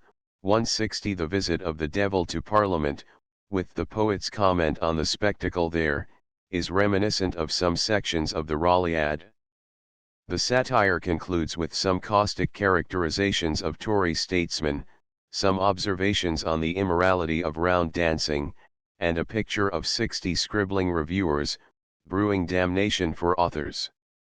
The significant feature of The Devil's Drive is the mocking spirit which animates the poem. Although the humor is sometimes clumsy and cheap, and the style formless and crude, the underlying tone is no longer ferocious, and the satire is no longer mere invective. The work is practically the only satire of Byron's before Beppo in which are mingled the cool scorn, the bizarre wit, and the grotesque realism which were to be blended in Don Juan. The poem, too, is proof that by 1814, at least, Byron was firmly fixed in most of his political opinions. He had shown his dislike for Castlereagh and the Regent, he had expressed himself as opposed to all war and bloodshed, except in a righteous cause, and he had become an advanced liberal thinker, ready to oppose all unprogressive measures. After the publication of the Corsair in January 1814, Byron announced his intention of quitting poetry. 161 His resolution, however, was short-lived, for on April 10 he wrote Murray that he had just finished an ode on the fall of Napoleon. 162 Byron had, from the first, been interested in the career of Napoleon, with whom he felt, apparently, an instinctive sympathy. The poet's expressed judgments of the emperor seem, however, to indicate several changes in sentiment. In Childe Harold he had called him Gaul's vulture, and had spoken of one bloated chief's unwholesome reign. In his journal for November 17, 1813, he said, "He, Napoleon, has been a hero's de Roman of mine on the continent. I don't want him here." 163 The Ode to Napoleon Bonaparte, composed in a single day after the news of the abdication of Fontainebleau, is a severe attack on the fallen emperor, in which Byron, reproaching him for not having committed suicide, terms him ill-minded man, dark spirit, and throneless homicide, ending with an uncomplimentary contrast between him and Washington. Nevertheless, when the report of Waterloo reached him, Byron cried, "I am damned sorry for it." In three poems written shortly after Napoleon's farewell, Lines from the French, and an ode from the French, he shows a kind of admiration for the Corsican. Finally came the splendid stanzas on Napoleon in Childe Harold, 3,164, ending with the personal reference, implying that Byron's own faults and virtues were those of the French emperor and exile. The one long classical satire during this period is the waltz, which has to do primarily with society. On October 18, 1812, Byron wrote Murray, "I have a poem on waltzing for you, of which I make you a present, but it must be anonymous. It is in the old style of English bards, and Scotch reviewers." 165 The satire was printed in the spring of 1813, but was so coldly received that Byron, on April 21, 1813, begged Murray to deny the report that he was the author of a certain malicious publication on waltzing. 166 The whole affair leaves Byron under the suspicion of duplicity. The poem was published with a motto from the Aeneid, Quillis in Eurodi Ripis, aut perjugacinthi, exercit Diana Coros, and with a prefatory letter from Horace Hornum, Esq., the professed author. This imaginary personage is a country gentleman of a Midland county, who has married a middle-aged maid of honor. During a winter in town with his wife's relative, the Countess of Waltzaway, Hornum sees his spouse at a ball, waltzing with an hussar, and, after several vain attempts to master the new dance himself, composes the satire in its honor, with the aid of William Fitzgerald, Esq., and a few hints from Dr. Busby. In the poem, however, Byron apparently makes no effort to fit the language or style to this fictitious figure. Although the waltz, brought originally from Germany, was, in 1812, steadily winning its way to acceptance by the more fashionable element of society, its introduction was still meeting with opposition from many quarters. Byron, as censor of the Italian opera and of Little's poems, was certainly not inconsistent in disapproving of the foreign dance on the ground of its immodesty. Doubtless, too, his own lameness, which prevented him from participating in the amusement, had some influence on his attitude. He had denounced the dance in English bards in the line, "Now in loose waltz the thin-clad daughters leap," and in section 25 of The Devil's Drive, he had made the devil's fairest disciples waltzers, and had quoted Satan's words, "Should I introduce these revels among my younger devils, they would all turn perfectly carnal." Byron's declaration that the waltz is in the style of English bards is not altogether exact, for though the meter of the two satires is the same and the same machinery of prose notes is used in both poems, the first named work has a kind of jocularity which distinguishes it from the more severe earlier production. The waltz, moreover, has some features of the mock heroic, although the conventional structure of that genre is not made conspicuous.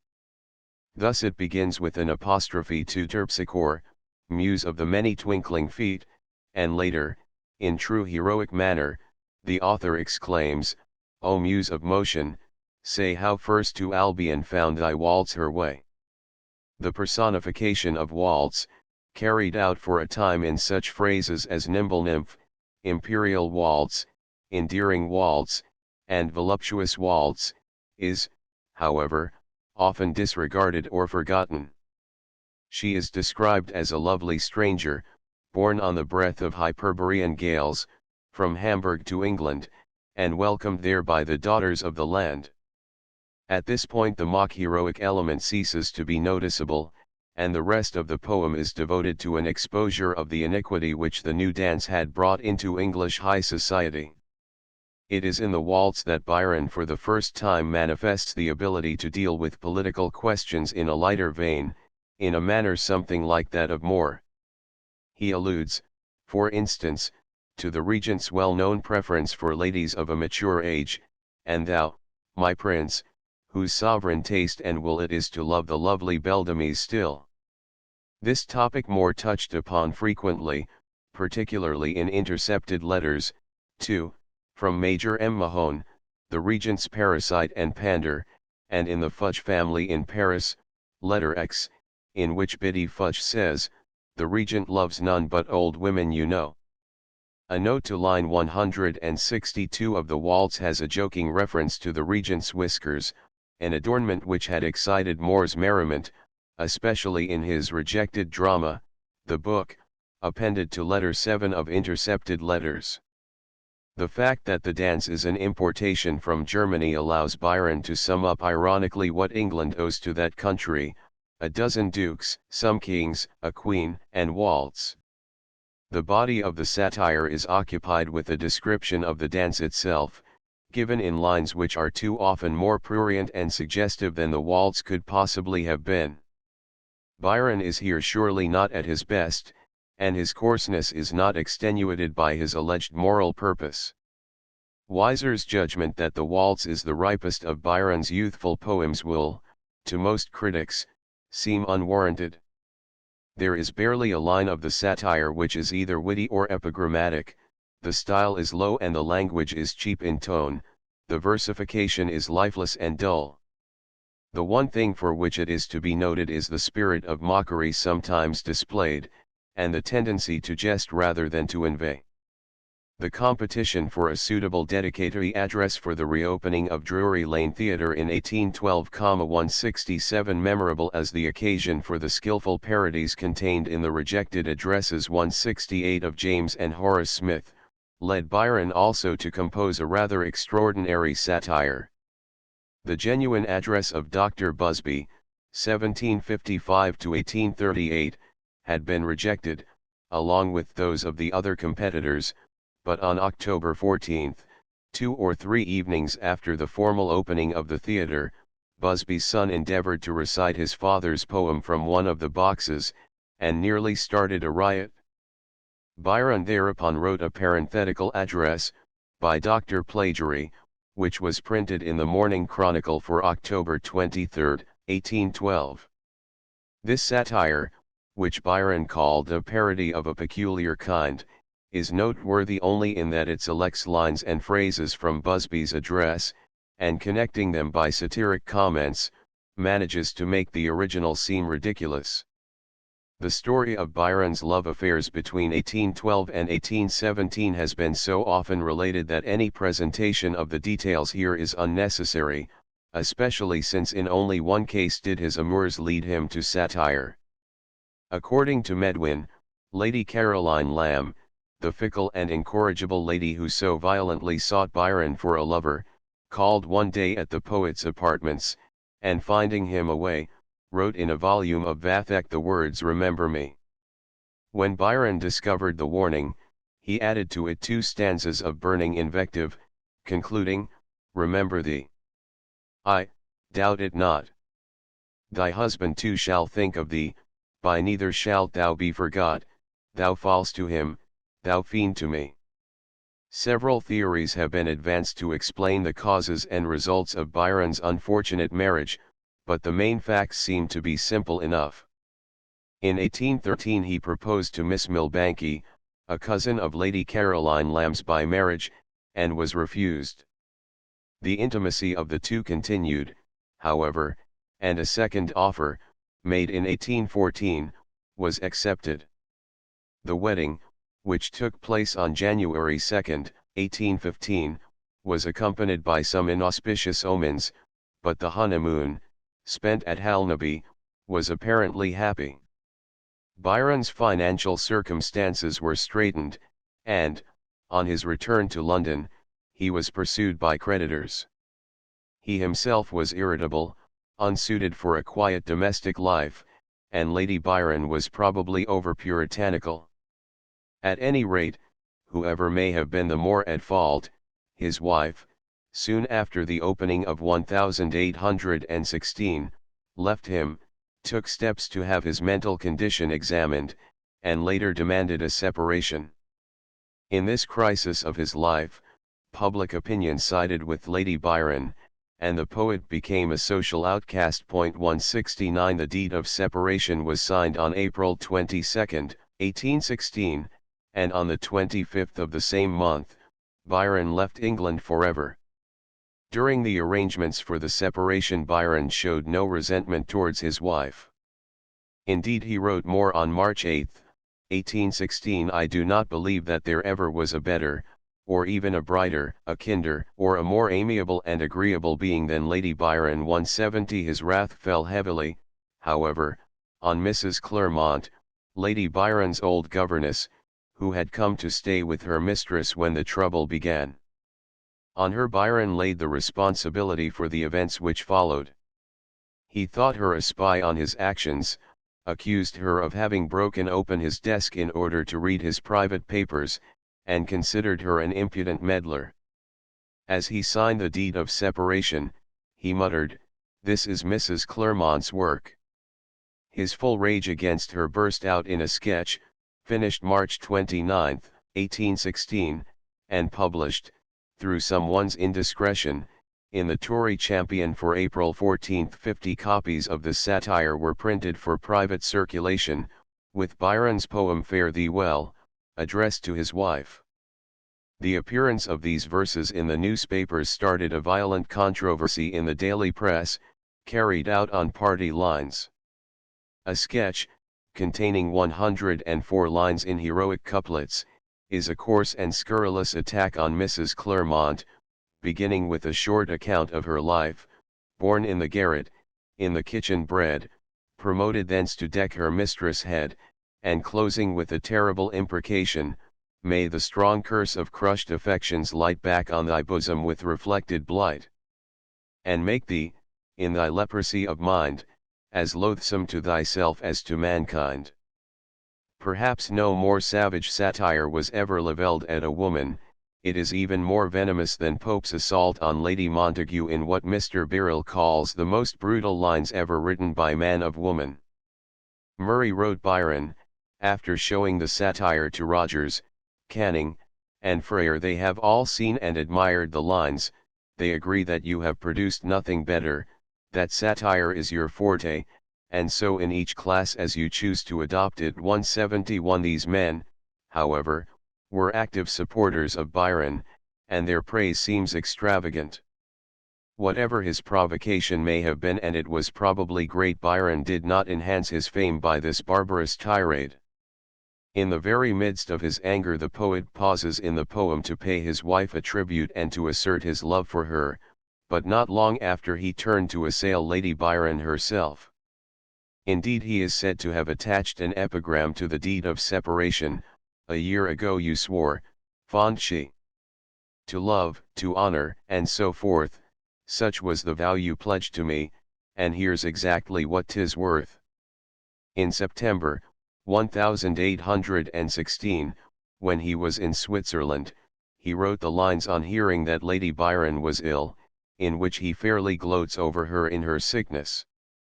No one can mistake the meaning of the line, "I have had many foes, but none like thee," or of the charge, "Of thy virtues didst thou make a vice, trafficking with them in a purpose cold, for present anger and for future gold."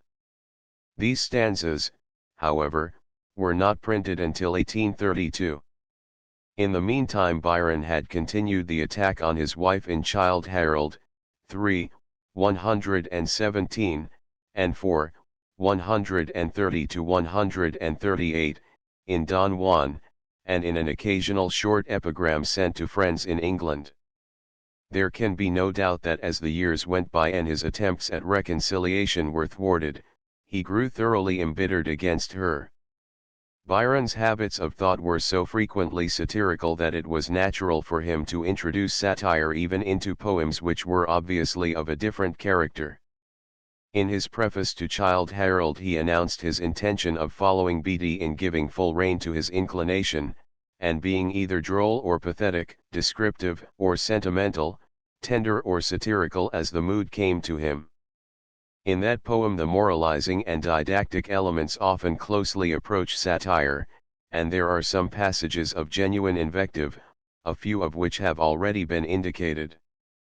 In the first canto A Visit to Cintra leads Byron into an indictment of the Convention of Cintra, 1808, signed by Kellerman and Wellesley, by the terms of which the French troops in Portugal were permitted to evacuate with artillery, cavalry, and equipment.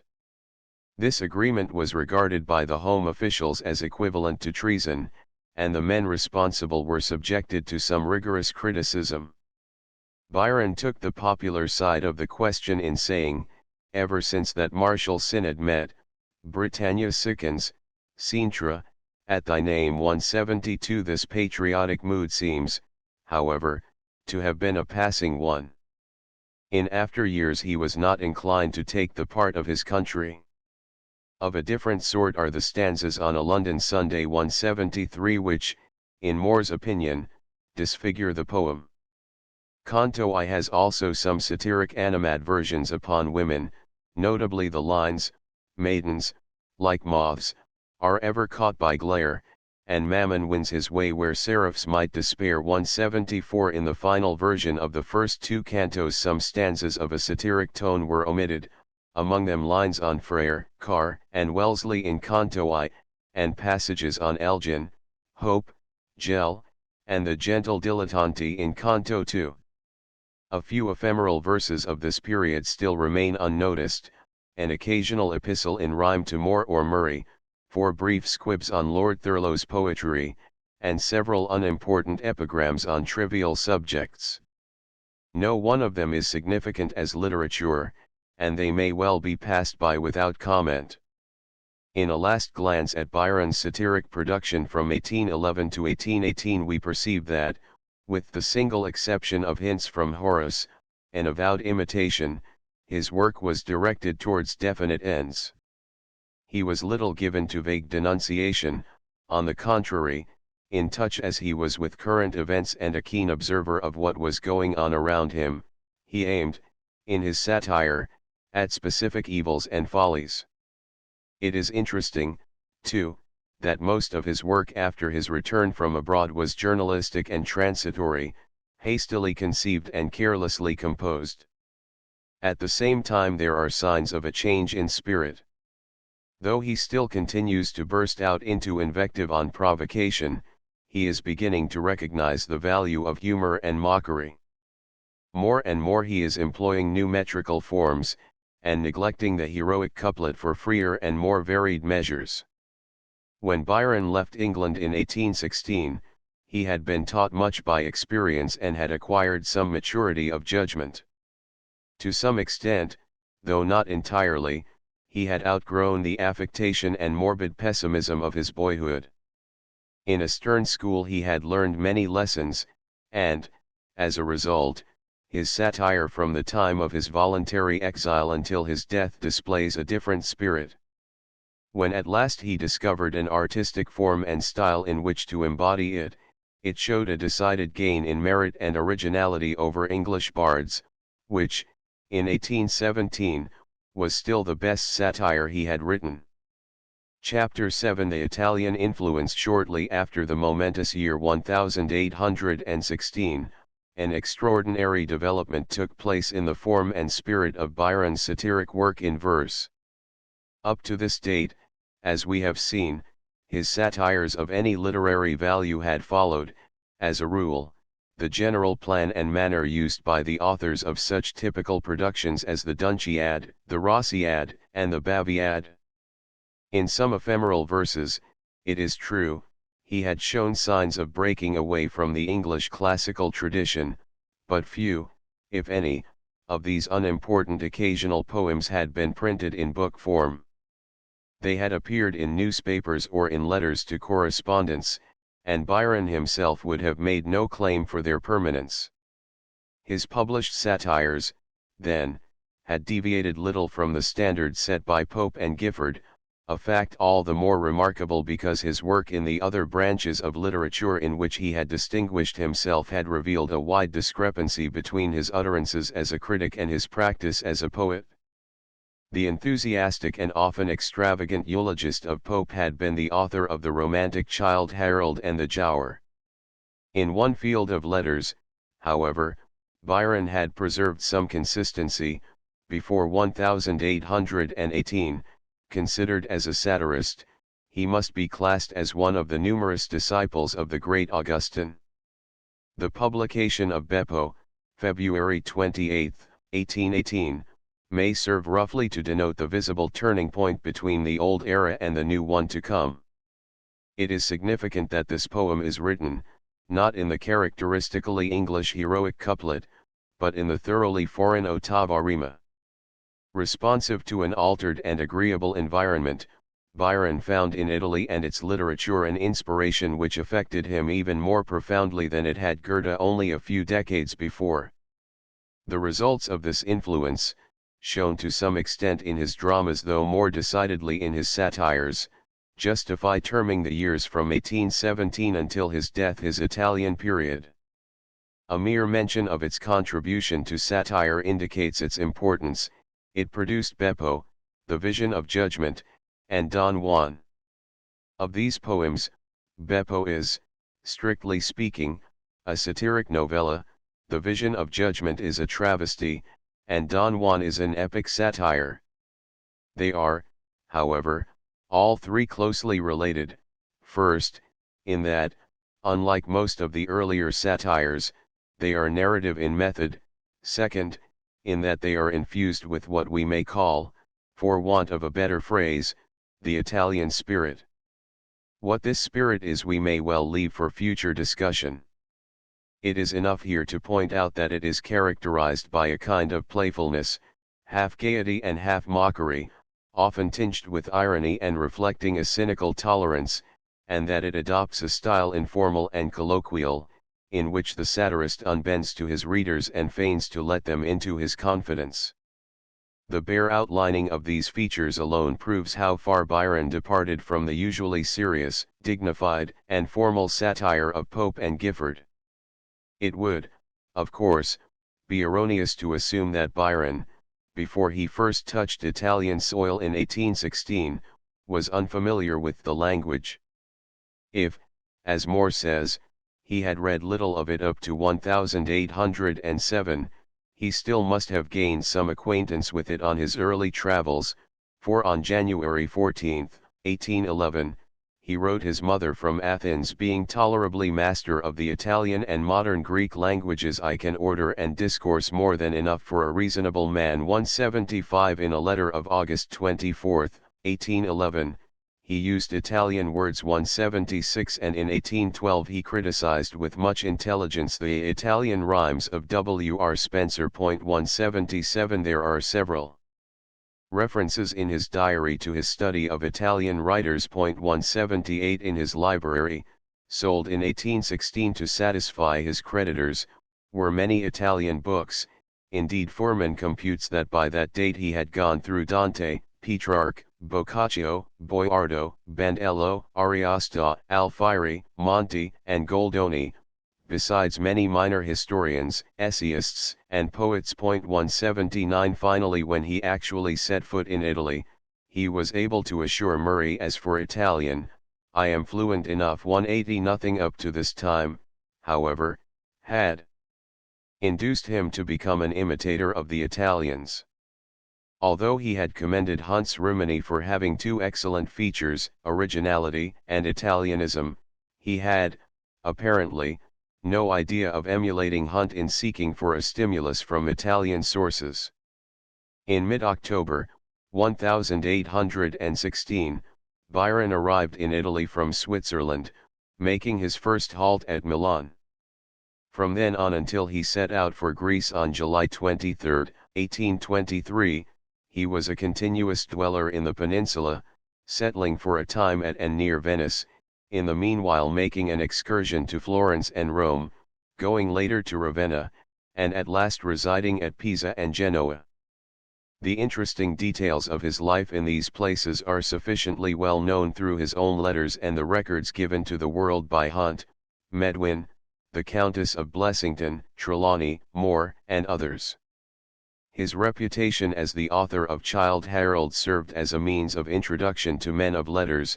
His noble birth procured him admission into social circles, and naturally he acquired an intimate knowledge of Italian customs, as well as a wide acquaintance with the literature of the country, both medieval and modern. He engaged in several liaisons in Venice, and in 1819 became the accepted cicisbeo of the Countess Guiccioli. By aiding the secret organization of the Carbonari, he enrolled himself in the struggle for Italian independence and made himself an object of suspicion to the police. It is no wonder that he wrote to Moore in 1820, I suspect I know a thing or two of Italy. I have lived in the heart of their houses, in parts of Italy freshest and least influenced by strangers, have seen and become, pars magna fui, a portion of their hopes and fears and passions. 181 The immediate consequences of this assimilation may be recognized in Beppo, composed in 1817, which, slight and inconsiderable though it seems, is nevertheless the prelude to the fuller voice of Don Juan, the product of Byron's ripest genius. The problem is to determine, as far as it is possible, in what way and to what extent Byron is indebted to Italy and Italian writers in Beppo, The Vision of Judgment, and Don Juan. The process of arriving at a satisfactory answer to these queries cannot be an easy one, because it so often necessitates dealing with qualities of style which are somewhat intangible. We may set aside at once any supposition that Byron stole habitually from the Italian satirists by translating their phrases or transferring their ideas, unacknowledged, to his own pages. He was rarely a plagiarist in the sense that he conveyed the words of others bodily into his own stanzas, and when, as in sections of Don Juan, he paraphrased the prose of historians, he frankly admitted his obligation. But his creative impulse was likely to be affected by any book which had recently aroused his admiration.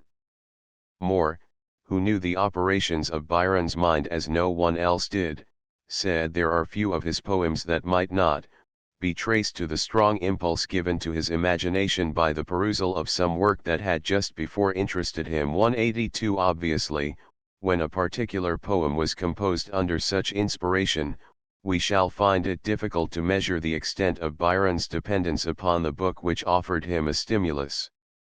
Now and then, it is true, there are passages in his satires which recall at once similar lines in Italian writers, and occasionally we find him using a trick of theirs which it seems improbable he could have learned elsewhere. In such cases the relationship is clear enough. On the other hand, we may feel convinced that Byron drew from the Italian satirists something of their general tone, and yet be unable to clarify our reasons for this belief or to frame them into an effective argument. Of such a sort, indeed, is much of the influence which Pulci, Berni, and Casti had on Byron. It is vague and evasive, but it undoubtedly exists. Perhaps at bottom it is little more than the habit of thinking in a peculiar way or of surveying objects from an unusual point of view. But whatever is the basis of this satiric manner, it influenced Byron's work, and made his later satires almost unique in English. It is in Beppo, as has been said, that this new mood first has full expression. Yet, curiously enough, we are at once forced into the paradox that Byron may have been taught something of the Italian spirit in Beppo through the medium of an English poem, to which he explicitly turns our attention.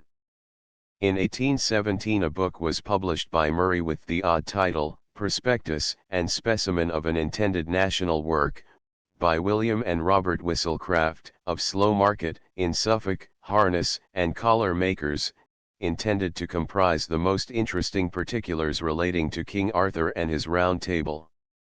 The volume contained only 2 short cantos in ottava rima, the whole making up, with the 11 stanzas of introduction, 99 stanzas, exactly the length of Beppo. Early in 1818 2 more cantos were added, and in the same year the entire poem was printed as The Monks and the Giants. Although no author's signature was attached, credit was rightfully bestowed upon John Hooksome Frere, 1769–1846, already mentioned as a brilliant contributor to the poetry of the anti-Jacobin. 183 Like Matthias, Roscoe, Rose, and others among his contemporaries, Frere had been an assiduous student of Italian, and had read extensively in the Italian Romantic and burlesque poets from Pulci to Casti. It was doubtless interest in this literature that led him to the composition of The Monks and the Giants, for which work he borrowed from the Italians their octave stanza, an occasional episode, and as much of their manner as his nature could absorb. 184 Byron's first mention of Beppo occurs in a letter of October 12, 1817, to Murray. I have written a poem, of 84 octave stanzas, humorous, in or after the excellent manner of Mr. Whistlecraft, whom I take to be Frere, on a Venetian anecdote, which amused me. 185 On October 23 he repeats this assertion: Mr. Whistlecraft has no greater admirer than myself. I have written a story in 89 stanzas, in imitation of him, called Beppo. 186 Although the definiteness of these statements is unquestionable, it is, nevertheless, essential to ascertain just how literally we are to accept Byron's confession that Beppo is in the excellent manner of Mr. Whistlecraft. The problem has been discussed in detail by Albert Eichler in his treatise, John Hooksome Frere, Sen Leben und sein Werke, Sen Einfluss auf Lord Byron, 1905, and his conclusions are, in many respects, trustworthy. After comparing Beppo with Frere's poem, Dr. Eichler maintains that Byron's inspiration may be traced to The Monks and the Giants, and makes the following assertion regarding the sources of Byron's work: Die Italien dürfen wir als Quellen bei mit recht nach de Dichters eigenen Äußerungen und auch aus zeitlichen Gründen auslesen. This statement, which is certainly stronger than the evidence warrants, may be controverted on 2 grounds. First, that, in spite of some superficial resemblances between the 2 poems, there is much in Beppo that Byron could not have gained from Frere, indeed which he could have learned only from a close study of the Italian poets. Secondly, that Byron actually knew the work of Casti well at the time when he composed Beppo. The likeness in stanza form and Byron's own acknowledgement of his model have, in all probability, been somewhat overemphasized. So much do the 2 works differ in plot that there is no single case in which Byron could have adopted a situation or an incident from Frere. The story of The Monks and the Giants is told by an imaginary personage, Robert Whistlecraft, just as the waltz is supposed to have been composed by the fictitious Horace Hornham, Esq., and the language of the poem is fitted to the station and education of this figure, who is thoroughly British and entirely Frere's creation. The poem itself, fragmentary and amorphous even in its final state, is a jumble of poorly organized themes. Beginning in Canto I with a description of Arthur's court and of his three valorous knights, Lancelot, Tristram, and Gawain, it proceeds to treat in Canto II of an attack of the banded Arthurian chivalry on the castle of the giants, a race who resemble, in some respects, the giants in Pulci's Morgant Majore. At this point the knights disappear from the story, Arthur being mentioned only once during the rest of the tale, and Freyr, imitating in part the first canto of the Morgant Majore, takes a monastery for his scene and a siege of the religious brethren by the giants for his main action. Friar John's quarrel with the Tintinabularians, his enforced leadership after the death of the venerable abbot, the assault of the giants, the successful defense of the monks, and the eventual retreat of the assailing party, these are the significant incidents in the second half of a work which obviously depends little on the unity of its plot. Beppo is also a narrative, founded on a rather unimpressive anecdote.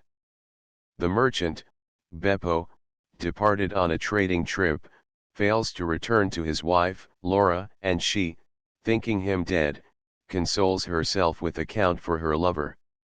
After some years, Beppo comes back, to meet his wife and her cavalier at a ball. She is reconciled to her husband, the count becomes Beppo's friend, and the story ends. Since these main features of the plot differ so widely from the incidents in the monks, and the giants, we are forced to seek, therefore, for similarities in manner and style between the two poems. Unquestionably the fact that Freyr's work was written in ottava rima 187 did affect Byron. It is true that the latter poet had selected the octave stanza for his epistle to Augusta, composed near Geneva in 1816, before he had entered Italy and before Freyr's poem had come to his attention, but the epistle had been serious and romantic, without a touch of humor or of satire. Byron had also been familiar with the use of the octave stanza in Ariosto's Orlando Furioso, and, as we shall see, in Casti's Novelli. But of its employment in English for humorous purposes there had been few examples, and Byron made no reference to any such experiments by English poets. In managing the octave, Freyr had resorted to a somewhat free and loose versification, diversified by frequent run-on lines and many novel rhymes. Probably this unconstrained metrical structure appealed greatly to Byron, but it must be remembered that since 1811 he had been avoiding the heroic couplet and practicing in some less restricted measures. In Childe Harold he had used a true stanzaic form, occasionally with humorous effect. He had also, even in his first published volume, shown facility in the rhyming of extraordinary words and combinations of syllables, an art in which he had as guides Butler, Swift, and Moore, all of whom were more skillful than Freyr. Granting that Freyr did suggest to Byron the possibility of making the octave a colloquial stanza, we cannot escape the conclusion that the latter went beyond his model. For one thing, he was less careful about accuracy in rhyming. Eichler, after a detailed examination of the monks, and the giants and Beppo, estimates that in the former poem only 1 rhyme out of 30 is humorously inexact, in the latter, 1 out of 6. Freyr's entire work, more than double the length of Beppo, has only 11 examples of 2-word rhymes, while Beppo has 51. Eichler's tables show conclusively that Byron employed for rhymes many more foreign words and proper names than Freyr, and that he discovered more odd combinations of English words. In addition, he utilized the enjambment in a more daring fashion. Certainly, in nearly every respect, Byron was more lax in his versification than Freyr had been in his point 188. Another uncommon feature of the monks, and the giants, is its adoption of a vocabulary drawn from the language of everyday life. Whistlecraft, the imaginary author, is, we are led to understand, a rather talkative bourgeois. In fitting his diction to this middle-class artisan, Freyr introduced many expressions which seem unpoetic, and consciously avoiding any effort at elevated speech, aimed at a kind of colloquial talk, illustrated in such contractions as, I'll and I've and slang phrases like play the deuce. The vigor and picturesqueness of this conversational style impressed Byron and doubtless had some influence in leading him, in Beppo, to sink into street jargon, well adapted to the tone of his poem. To some extent, as Eichler indicates, this informal diction coaxed him away from the correctness of Pope, and enabled him to give freer rein to his shifting moods. The fictitious whistlecraft has a habit, corresponding somewhat to a peculiarity of the Italian burlesque poets, of digressing from the main thread of the story in order to gossip about himself or his opinions. The first lines in the poem, I've often wished that I might write a book such as all English people might peruse, 189 set a conversational key. The introduction of 11 stanzas is devoted to a prefatory monologue, and in the body of the work there are digressions in the same vein, never long continued, and each in the nature of a brief aside to the reader. Sometimes they are merely interpolations having reference to the narrator's method. We must take care in our poetic cruise, and never hold a single tack too long. 190 In other cases, they are comments suggested by a turn in the plot. With this feature of the monks, and the giants, Byron was, of course, familiar through his reading in one or more of the Italian writers from whom Frere had partly borrowed it, and when he adopted it in Beppo, he reverted to them rather than to the Englishman. The element of digression does not become conspicuous in Frere's poem until the last two cantos, which could not have influenced Byron in Beppo. 191 Again, Frere, who was deficient in aggressiveness, had not wished to employ the digression as a means of introducing personal satire. Since he himself remained anonymous and did not pretend to make his poem a polemic, he refused to utilize these opportunities for advancing his particular whims or prejudices. Byron, however, seeing the possibilities latent in the discursive method and recalling its importance in Italian satire, used it for the promulgation of his ideas, interesting himself more in his chat with the reader than he did in the story. In Beppo he constantly wanders from the tale to pursue varied lines of thought, returning to the plot more from a sense of duty than from desire. 192 In these talks with his audience, full of satiric references to English manners and morals, and tinctured with mocking observations on his contemporaries, Byron follows Casti rather than Frere. These resemblances in outward form seem to indicate along what lines Byron was affected by Frere's poem. The differences in spirit and motive between the two men are indeed striking. The monks, and the giants belongs unmistakably to the burlesque division of satire.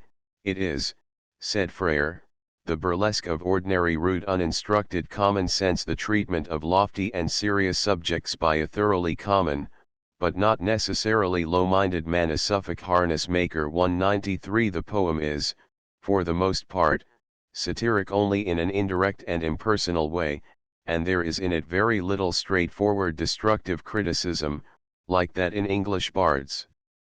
Nor is there any underlying bitterness or indignation. It would be futile to seek, in these verses so marked by mildness, geniality, and urbanity, for any purpose beyond that of amusing, in a quiet way, a cultivated circle of friends. Even in the gossipy introduction there are few allusions to current events, and if, as has been claimed, the Knights of the Round Table are intended to represent prominent living personages, no one uninitiated could have discovered the secret. Frere himself said of it, most people who read it at the time it was published would not take the work in a merely humorous sense, they would imagine it was some political satire, and went on hunting for a political meaning. When we recall that Byron spoke of Beppo as being full of political allusions, 194 we comprehend the gap which separates the two works.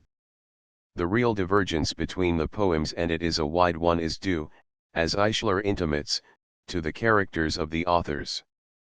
Whistlecraft's words, I'm strongly for the present state of things, I look for no reform or innovation, 195 summarize Frere's conservative position. He was a Tory, and Byron was a radical. Frere approached his theme from the standpoint of a scholar, Byron, from that of a man of the world. The former, actuated by antiquarian interest, built up a background in a fabulous age and took his characters from legend. The latter, urged by a desire for vividness and reality, laid his action in a city which he knew well and placed his men and women in modern times. The Tristram and Gawain of the monks, and the giants are puppets and abstractions.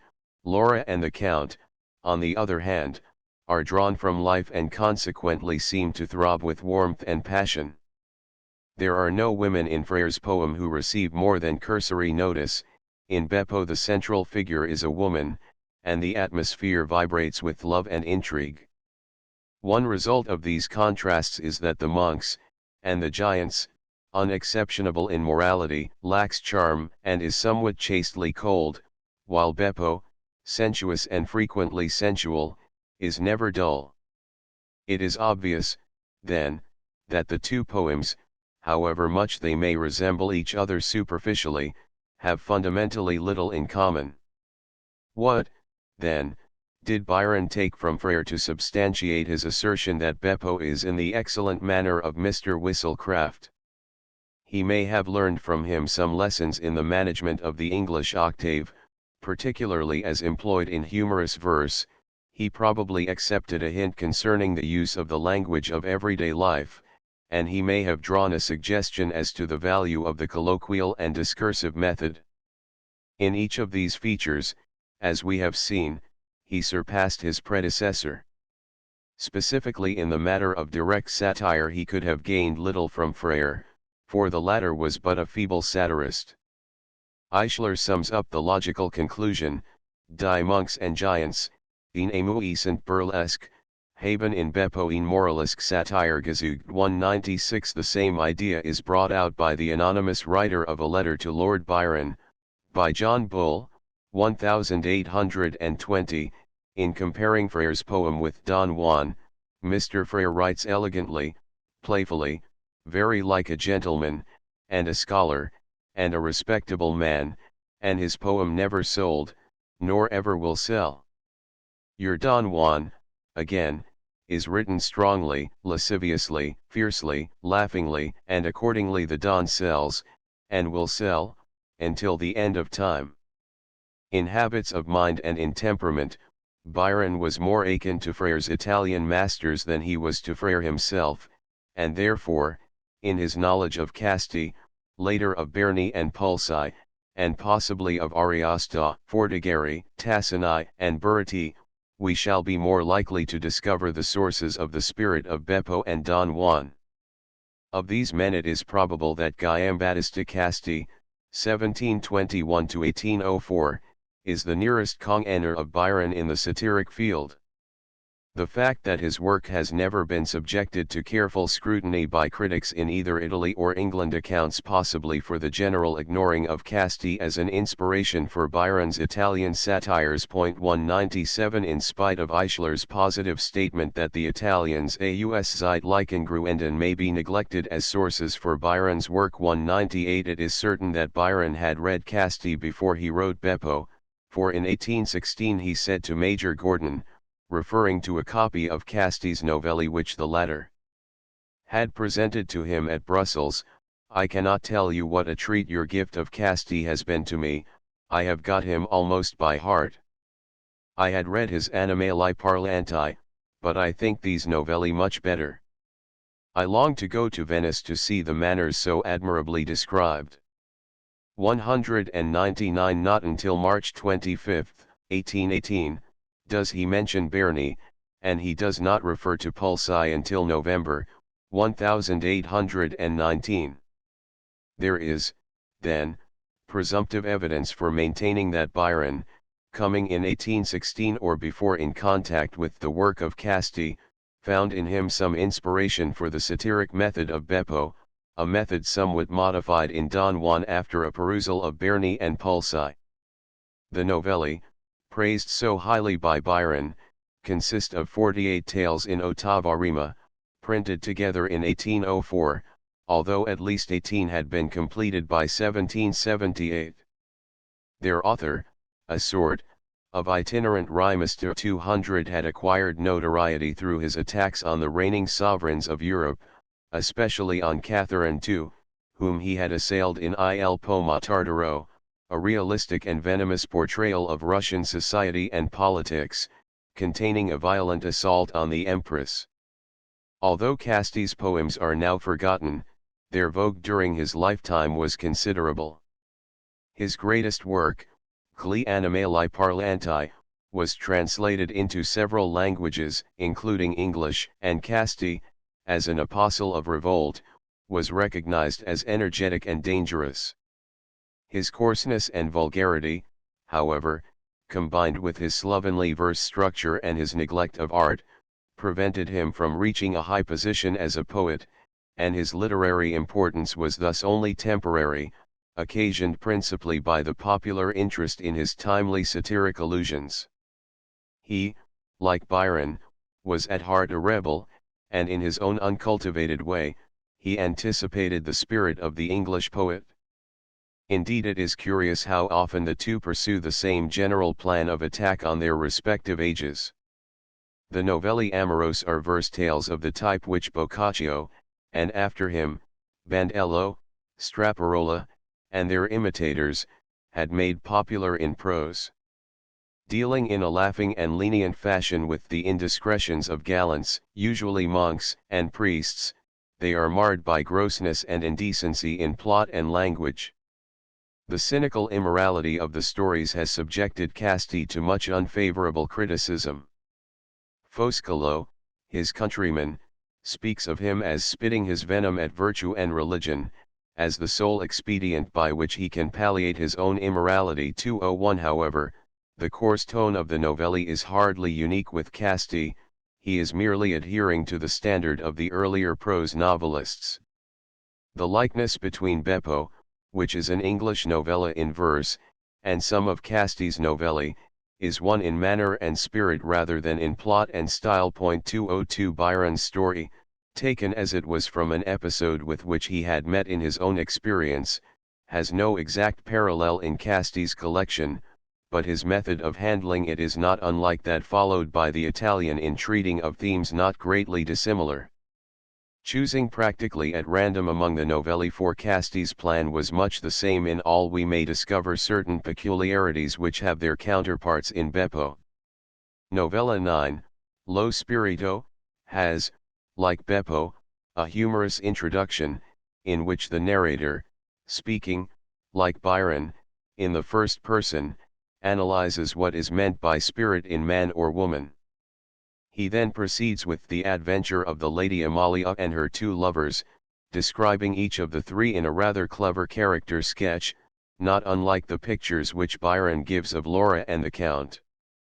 The rival suitors pursue different tactics in their struggles to win the lady's favors, and in dwelling on their actions, Casti often pauses to indulge in a chuckling aside to the reader, never so long continued as Byron's digressions, but in very much the same vein. Finally, one of the wooers meets with success, and the tale concludes with a bantering moral. Doubtless this summary of Lo Spirito fails to bring out any convincing parallelisms between it and Beppo, and it must be granted at once that the alleged relationship is somewhat elusive. But there are some features common to the two poems: an easygoing tolerance towards gallantry and the social vices, a pretense of taking the reader into the author's confidence, a general lack of formality and rigidity in stanza structure, and a witty and burlesque manner of turning phrases. Although one or two of these characteristics had appeared singly in Byron's work before 1818, they had appeared in conjunction in no poem of his previous to Beppo, with the possible exception of The Devil's Drive, which was not in ottava rima. Obviously he could not have learned the secret of this new mood from Frere. Thus, when we consider that until Byron's acquaintance with Casti's work, this specific quality of mockery had not existed in his satire, we have reason for thinking that he was indebted to some extent to the Italian poet. Somehow the English writer, once a pretended defender of clean morals, began to take a tolerant attitude towards lapses from virtue. He changed from formal and dignified discourse to a style easy and colloquial, and he partly abandoned savage invective for scornful and ironic mockery. In Beppo we realize the full purport of the transformation which had been taking place in Byron's satiric mood ever since his return from Greece. Credit for this development must be given partly to Moore and partly to Frere, but it must be assigned even more to Casti, who first put Byron in touch directly with the Italian burlesque spirit. If only the novelli were considered, however, Byron's obligation to Casti would be confined chiefly to Beppo, for in his tales the Italian seldom leaves his theme, as Byron does in Don Juan, to assail individuals or institutions. He touches lightly on the weaknesses of human nature, on the frailties and illicit indulgences of full-blooded men and women, but he is swayed by no impelling purpose, and he wants the fundamental seriousness of the genuine satirist. Byron, on the other hand, in Beppo and still more in Don Juan, never quite forgot the vituperative vigor which he had shown in English bards. But before he had seen the novelli, Byron had read Gli Animali Parlanti, a mammoth work which, in its scope, in its antipathies, and in its manner, has some likeness to Don Juan. Published first in Paris in 1802, it was pirated in a London edition a year later, and before long had been translated into several languages. An English version in a greatly abridged paraphrase appeared in 1816 under the title The Court of Beasts, in 7 cantos, without the translator's name. 203 The same volume, with revisions and additions, was reprinted in 1819 as The Court and Parliament of Beasts freely translated, by W. M. St. Rose. The Italian poem in 3 parts and 26 cantos is written, not, as has been often taken for granted, in the ottava rima, but in the less common sesta rima, a stanza of 6 endecasyllabic lines, rhyming abobsi. As its title suggests, it is a beast epic, an elaboration of the fables of Aesop and La Fontaine, but the allegory veils deliberate and continuous satire.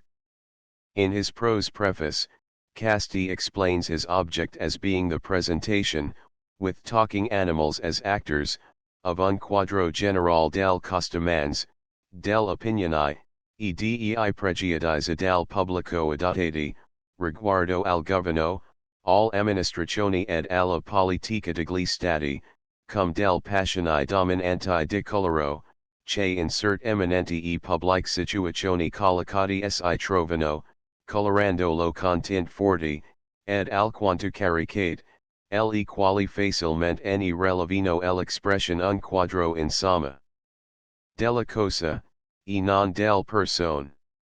Casti, then, planned a comprehensive satire on his own age, and despite his assertion that his poem is a picture of things, and not of persons, his real object was, like Byron's, to play upon the surface of humanity. The actual plot of Gli Animali Parlanti may be briefly told.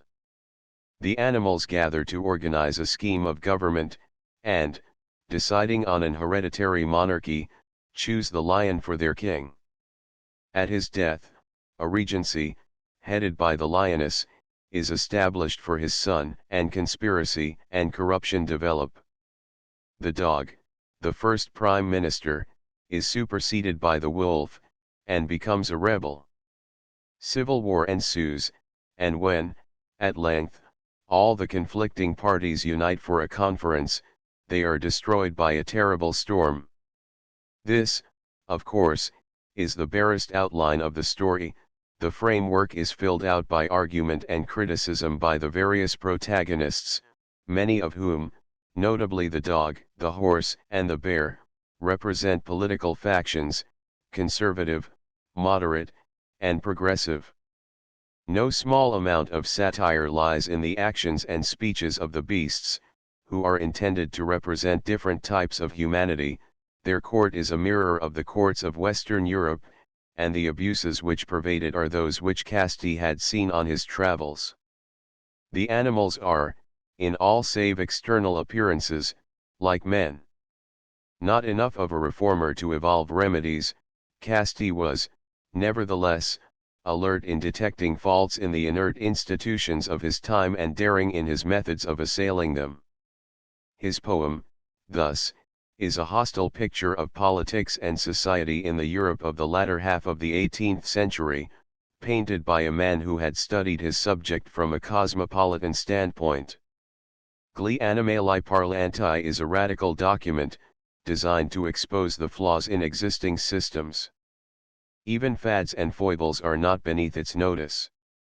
It jeers at the academies so popular in Italy in Casti's youth, especially the notorious Accademia dell'Arcadia 204, it makes sport of pedants and antiquaries 205, it scorns literary and political sycophants 206, it is bitter against theological quibbles, against monks 207 and against superstitious practices. 208 Throughout it all runs Casti's hatred of despotism, and his dislike of hypocrisy and cant. It is not, indeed, unfair to Byron to declare that the scope of Gli Animali Parlanti is, in some respects, as broad and comprehensive as that of Don Juan. It is interesting, as far as the material of Casti's poem is concerned, to notice that Casti is an advocate of what were to be some of Byron's pet theories. For both men liberty is a favorite watchword. The horse, who seems to be spokesman for Casti himself, cries out, "Noid oni jogo pria liberi, e siolti," 209, an assertion exactly in the spirit of Byron's words, "I wish men to be free as much from mobs as kings from you as me." 210 A similar mood led them both to lay an emphasis on the seamy and gruesome side of war, and to condemn it as unnecessary and degrading. Casti, after picturing all the horrors of a battlefield, exclaims, "Crudlissime besti. O besti nate per lo sterminio della vostra specie."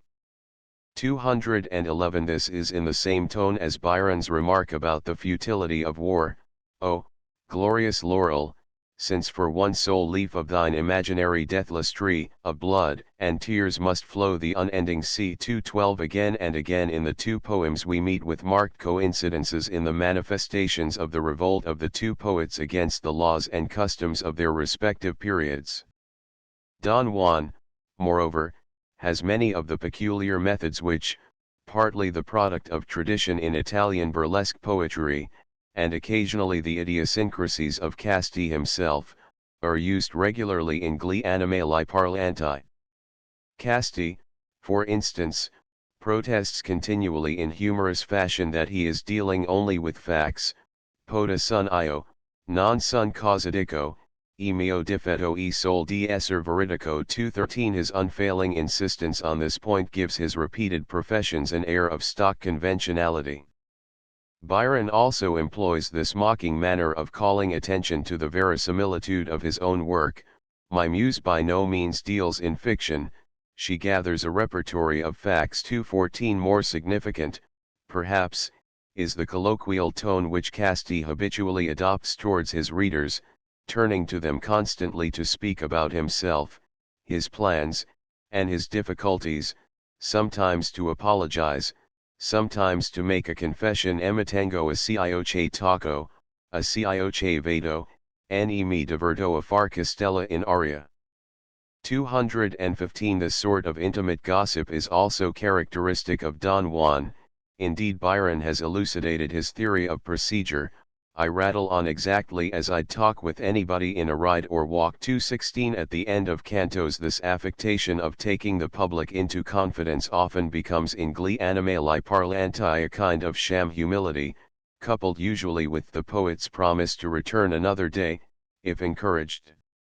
Thus Casti closes a canto in this fashion: "Ma spazzetolo o me mi sento e rocco, ne in grado più prosgire il canto, permettetemi dunque, almen per poco, ch'io prenda fiato, e mi riposi alquanto.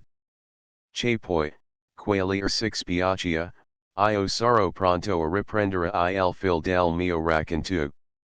217 There is space for quoting only one of several similar endings from Don Juan, but, for the present, gentle reader, and still gentler purchaser, the bard that's I must, with your permission, shake you by the hand, and so your humble servant, and goodbye. 218 These asides recall the personal paragraphs and short essays which Fielding, and after him, Thackeray, were accustomed to insert in their novels. Their importance in Don Juan cannot be overestimated, for, as it will be necessary to emphasize later, the satiric element in that poem is brought out chiefly through these digressions, in which the author gives free vent to his personality. Some traces of this method had appeared even in the first two cantos of Childe Harold 219, and, to some degree, it had been utilized in several of Byron's short verse epistles to friends. However, the discursive style is not common in the poet's work before Beppo, and after that, at least in his satires, it comes to be conspicuous. Even Frere, familiar as he was with the Italians, did not realize the full value of the digression until he wrote the last two cantos of The Monks and the Giants, and, moreover, he never used it as an instrument for satire. It is, therefore, reasonable to suppose that Byron found a pattern for his procedure in the burlesque writers themselves and particularly in Casti. There are, however, some variations in Byron's employment of this device. He extended the colloquial aside until it verged almost into a prolonged monologue or satirical sermon, and whereas Casti, in Gli Animali Parianti, seldom made use of the digression as an opportunity for personal satire, Byron improved the chance to speak out directly, in the first person, against his enemies.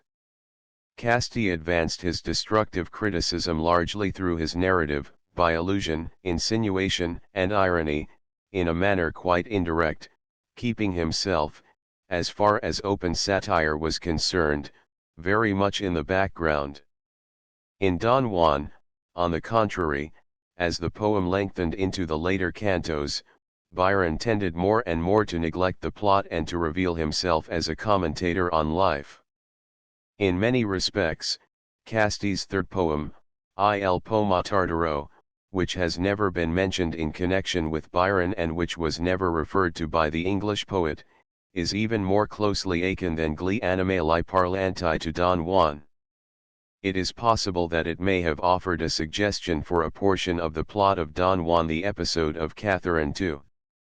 It shows Casti speaking, for once, directly against great personages, bestowing upon them fictitious titles, but not at any pains to conceal the significance of his allusions. As Il Poema Tardero is little known, it is essential to dwell somewhat upon its plot and general character. The poem, which is made up of 12 cantos in ottava rima, treats mainly of the Russia of the Empress Catherine II.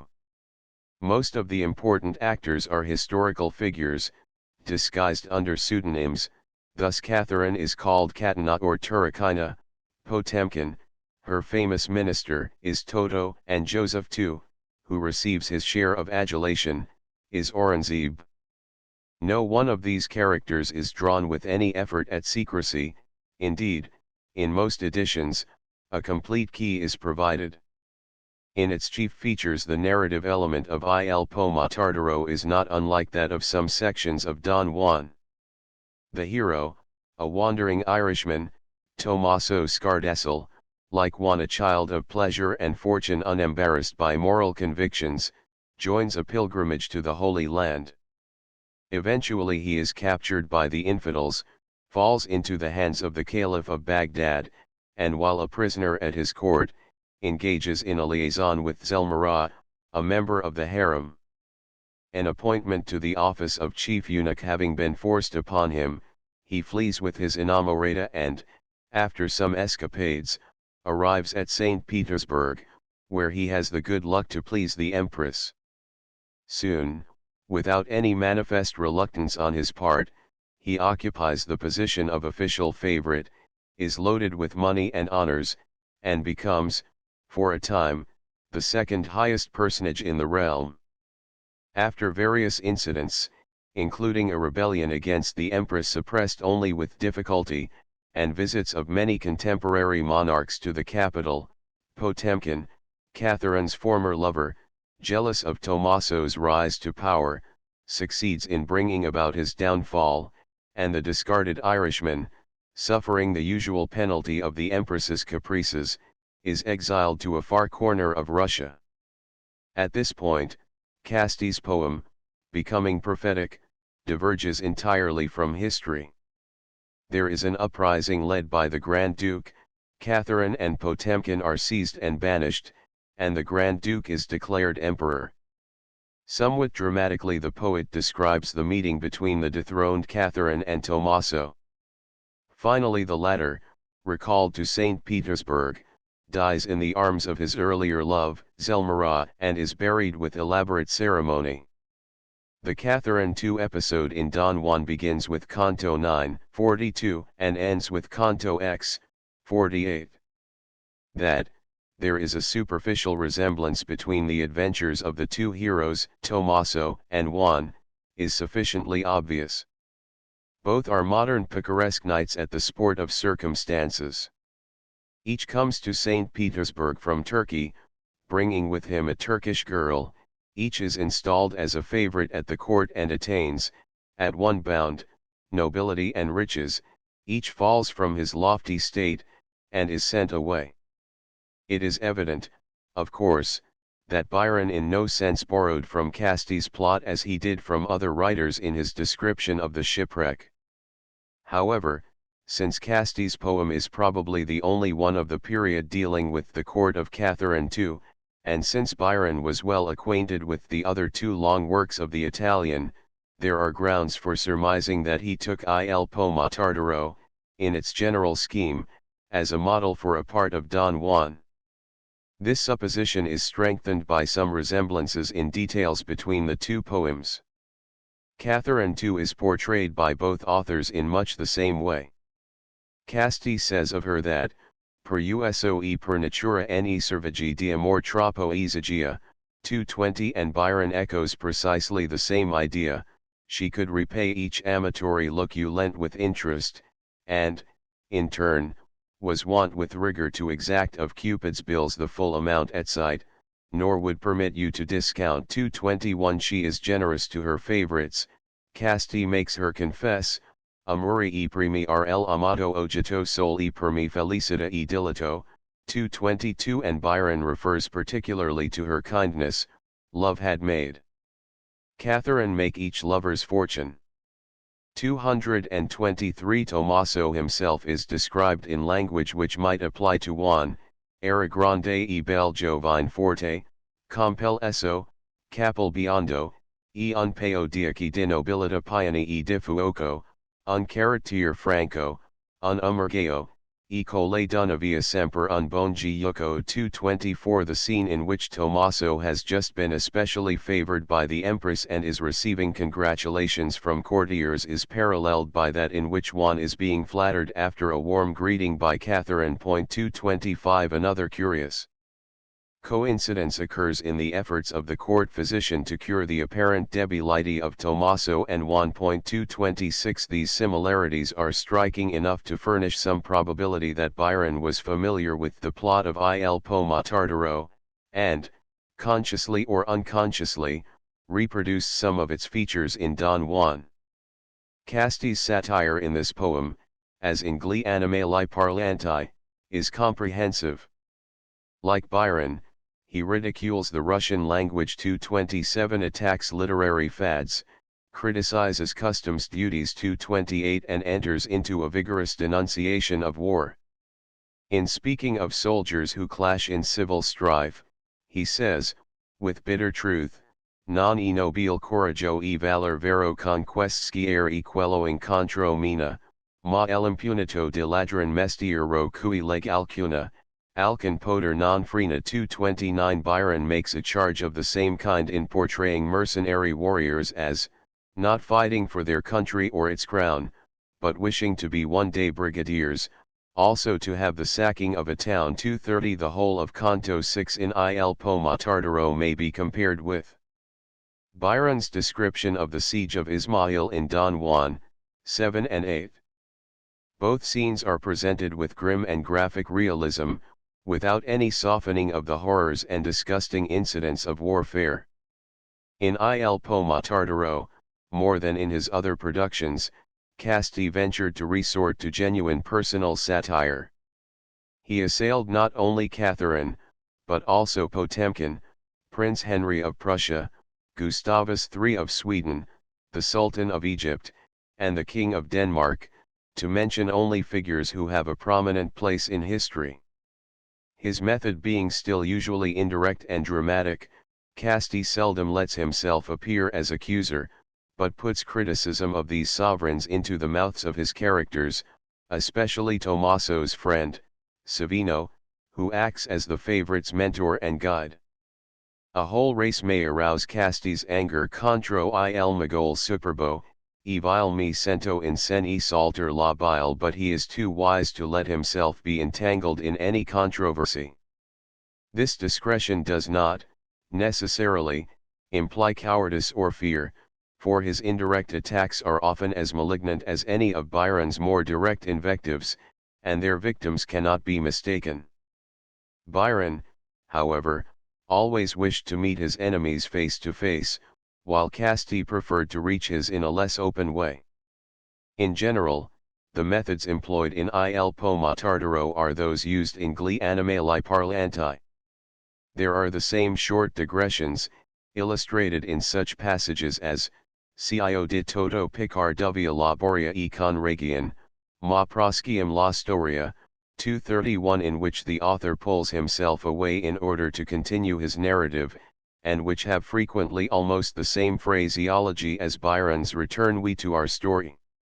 Sometimes the digressions take the form of philosophical reflections on various abstract subjects such as death, mutability, or love, amor, la bella passion che I peti mpsi soavissima dulcea. 232. We meet often with the familiar insistence on the veracious character of the author's writing. 233. Irony occurs intermittently, mingled at times with sarcasm. One peculiarity of Casti's manner deserves particular attention, although it is not unique with him and is derived originally from the earlier burlesque poets. This is his habit of shifting the mood from the serious to the ludicrous by the use of unexpected phrases. Examples of this sudden turn in thought are numerous in Il Poema Tardaro. When the report of rebellion arrives at the Russian court, the description of terrible alarm ends with the couplet, Costernata e la corte epicurea e venitoctabati la diarrhea. 234. The exiled empress, coming upon her old favorite, Tommaso, cries, Ah, non amingano no, quegli e Tommaso mel dice il core lo conico al naso. 235. No reader of Don Juan needs to be reminded how often Byron cuts short a sentimental passage with a remark which makes the entire situation ridiculous. The secret of this continual interplay between gravity and absurdity had never been mastered by Frere. Undoubtedly it is one of the tricks for which Byron was particularly indebted to Casti and to Casti's predecessors, Pulci and Berni. Casti's style and language is usually flat and insipid, undistinguished by beauty or rhythm. His diction, says Foscolo, is without grace or purity. He is often coarse and unnecessarily obscene.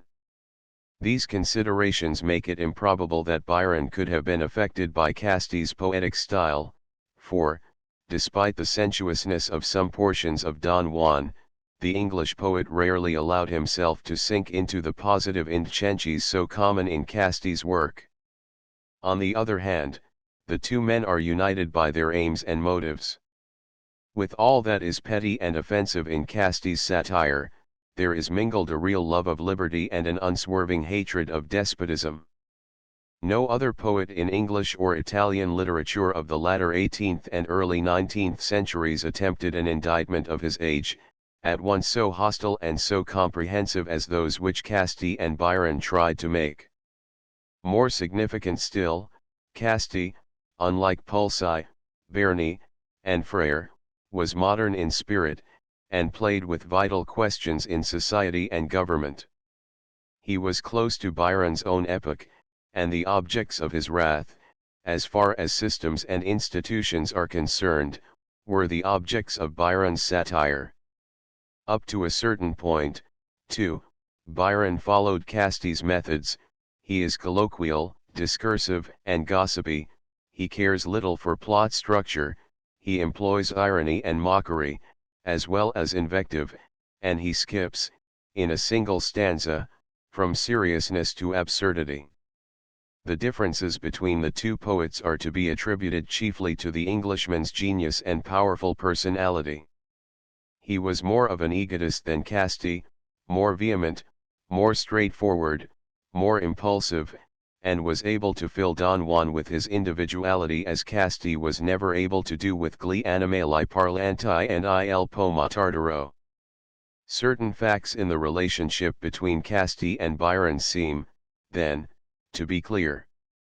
At a period before the composition of Beppo, Byron had read and enjoyed in the original Italian, the Novelli and Gli Animali Parlanti. Numerous features in Beppo and Don Juan which resemble characteristics of Casty's poems had, apparently, existed combined in no English work before Byron's time. In addition, internal evidence makes it a possibility that Byron was familiar with Il Pomo Tardaro, and that he borrowed from it something of its material and its spirit. The probability is that Byron was influenced, to an extent greater than has been ordinarily supposed, by the example and the methods of Casty. Byron's acquaintance with Pulci and Berni did not, apparently, begin until after the publication of Beppo. On March 25, 1818, he wrote Murray, in speaking of Beppo, Berni is the original of all. Berni is the father of that kind of writing, which, I think, suits our language, too, very well. 236 On February 21, 1820, while he was busy with his translation of Pulci's Morgant Maggiore, he said of Pulci's poem, to Murray, it is the parent, not only of Whistlecraft, but of all jocose Italian poetry. 237 These assertions indicate that Byron classed Beppo and Don Juan with the work of the Italian burlesque writers, eventually coming to recognize Pulci as the founder of the school. Luigi Pulci, 1432–1484, a member of the literary circle which gathered at the court of Lorenzo de' Medici in the latter half of the 16th century and which included, among others, Poliziano, Ficino, and Michelangelo, composed the Morgant Maggiore, the first romantic poem of the Renaissance. Designed probably to be read or recited at Lorenzo's table, it was finally completed in February, 1483, as a poem in ottava rima, containing 28 cantos and some 30,000 lines. 238 Although the plotting and consummation of Gan's treason against Charlemagne lends a crude unity to the romance, it is actually a series of battles, combats, and marvelous adventures loosely strung together. The titular hero, Morgant, dies in the 20th canto. The matter is that of the Carolingian legend, now so well known in the work of Pulci's successors. Historically, as the precursor of Berni, Ariosto, and the other singers of Carolingian romance, Pulci occupies the position of pioneer. For our purposes, however, the significance of his work lies less in the incidents of his narrative, the greater part of which he purloined, than in the poet's personality and the transformation which his grotesque and fanciful genius accomplished with its material. Through much humorous and ironic digression, through some amusing interpolated episodes, through a balancing of the serious and the comic elements of the story, through a style popular in origin and humorous in effect, and through the creation of two new characters, the giant Margot and the demon Astaota, he made his poem a reflection of his own bourgeois individuality, clever, tolerant, and irrepressible in its inclination to seize upon the burlesque possibilities in men or events. That the Morgant Majore is a burlesque poem is due not so much to deliberate design on Pulsi's part as to the unconscious reflection of his boisterous, full-blooded, yet at the same time, meditative nature. It is unwise to attribute to him any motive beyond that of amusing his audience. In spite of its apparent irreverence, the Morgant was probably not planned as a satire on chivalry or on the church. Pulsi the lively, affecting, hopeful, charitable, large-hearted Luigi Pulsi, as Hunt called him, was at bottom kindly and sympathetic, and his work displays a robust geniality and good humor which had undoubtedly some influence on Don Juan. We rarely find Pulsi in a fury. At times his merriment is not far from Rabelaisian, however always without a trace of indignation, for his levity and playfulness seem genuine. This very tolerance is perhaps the product of Renaissance skepticism, which viewed both dogmatism and infidelity with suspicion. Deep emotion, tragedy, and pathos are all to be met with in the Morgant, but each is counterbalanced by mockery, comedy, or realism. It is this recurring antithesis, this continual introduction of the grotesque into the midst of what is, by itself, dignified and serious, that is the distinctive peculiarity of Pulsi's manner. The mere turn of a phrase makes a situation absurd. There is no intensity about this Florentine, he espouses no theories and advocates no creeds, he is content to have his laugh and to set others chuckling. This summary may be of service in suggesting one reason why, in the later cantos of Don Juan, we sometimes are met with a tolerance almost sympathetic, widely differing from the passionate narrowness of English bards. Pulsi, unlike Byron, was not a declared satirist, his theme was in the past, steeped in legend and myth, but something of his spirit, difficult to analyze as that spirit may be, tempered and modified the satire of the older Byron. Byron's first definite reference to Pulsi occurs in a portion of Don Juan written in November 1819. Pulsi was sire of the half-serious rhyme, who sang when chivalry was not quixotic, and revelled in the fancies of the time, true knights, chaste dames, huge giants, kings despotic. 239. However, Don Juan, 3:45, presenting a possible parallelism with the Morgant, 115, would indicate that Byron was familiar with Pulsi's poem at least some months before. 240. On February 7, 1820, he wrote, "Murray, I am translating the first canto of Pulsi's Morgant Majore, and have half done it." 241. In speaking of the completion of the translation, of which he was very proud, he told Murray, February 12, 1820, "You must print it side by side with the original Italian, because I wish the reader to judge of the fidelity. It is stanza for stanza, and often line for line, if not word for word." 242. In the preface to the translation, printed with it in the Liberal, July 30, 1823, Byron uttered his final word on the Italian writer. Pulsi may be regarded as the precursor and model of Berni altogether. He is no less the founder of a new style of poetry lately sprung up in England. I allude to that of the ingenious Whistlecraft. It is evident, then, that Byron estimated Pulsi's work very highly, that he was acquainted, probably, with the entire Morgant Majore and had studied the first canto, at least, in detail, and that he considered him the original model of Berni and Frere. It remains to point out specific qualities in manner and style which link the two poets together. 243. Towards the narrative portion of the Morgant, Byron seems to have been indifferent. In Don Juan there is but one clear allusion to the Carolingian legend, just now, enough, but by and by I'll prattle like Roland's horn in Roncesvalles battle. 244. There is a fairly close parallel already pointed out between the response of a servant to Lambro in Don Juan, 3:45, and Margot's speech in the Morgant, 115. There are, however, no other incidents in Don Juan which resemble any part of the earlier poem. Pulsi's realism, a quality which is usually in itself burlesque when it is applied to a romantic subject, is shown in his fondness for homely touches and minute details, in his use of words out of the street and proverbs from the lips of the populace. The interjection of the lower class spirit into the poem helped to make the Morgant in actuality what Frere had tried to produce in the Monks, and the Giants a treatment of heroic characters and deeds by a bourgeois mind. The spectacle of the common vulgar details in the everyday life of men supposedly great naturally somewhat degrades the heroes.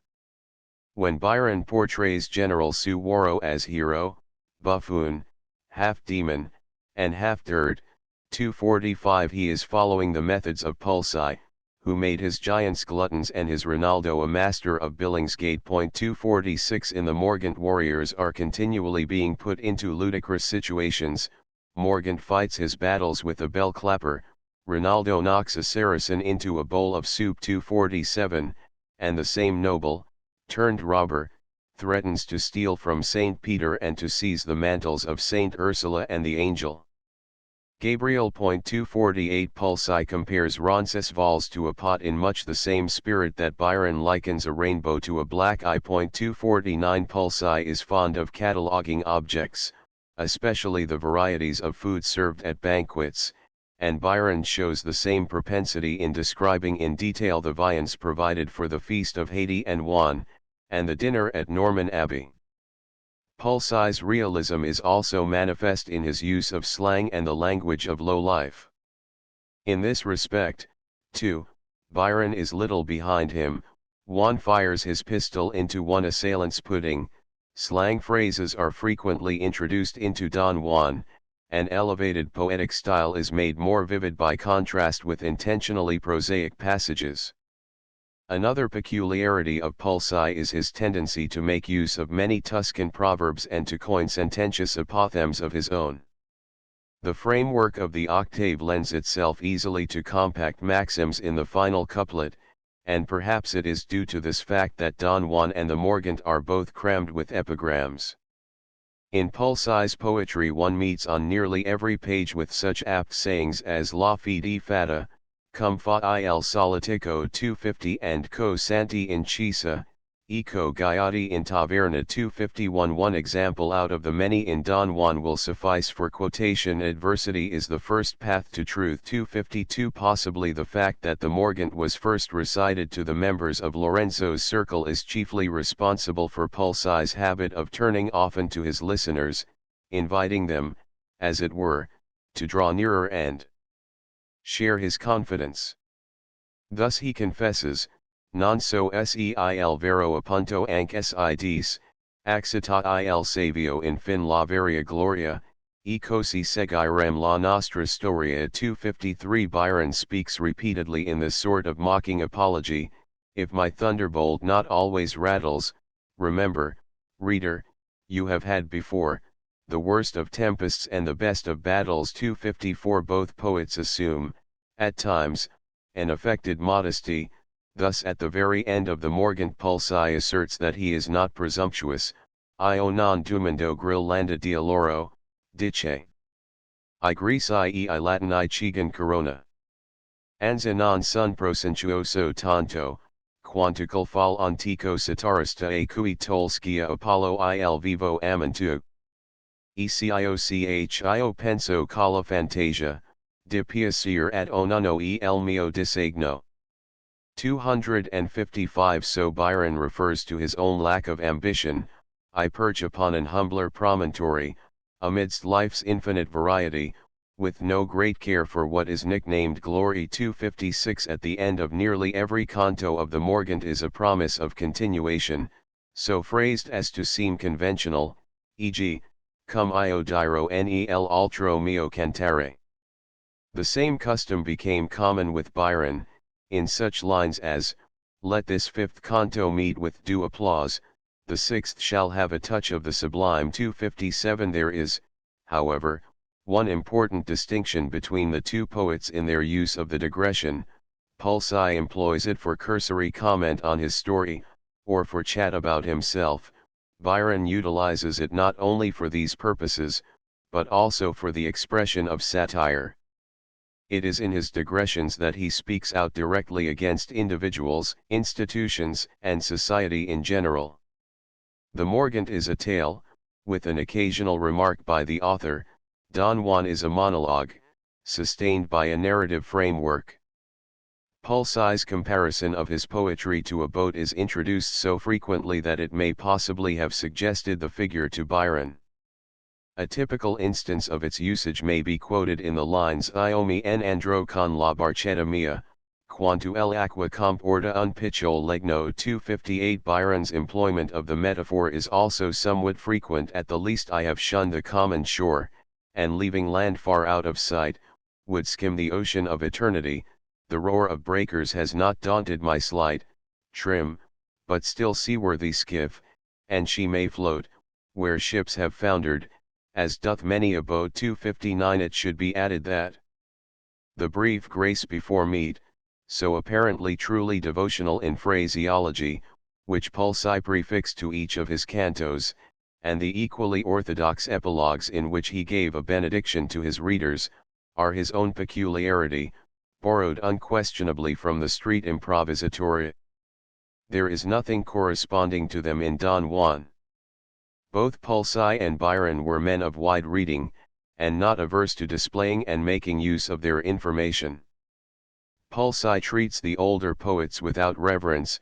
He quotes Dante's Dopo la dolorosa rata without acknowledgement. 260. He burlesques the famous phrase about Aristotle by having Morgant call Margot il maestro di color che sono, and he alludes to Petrarch with a wink. O samo amore, o nuova cortesia.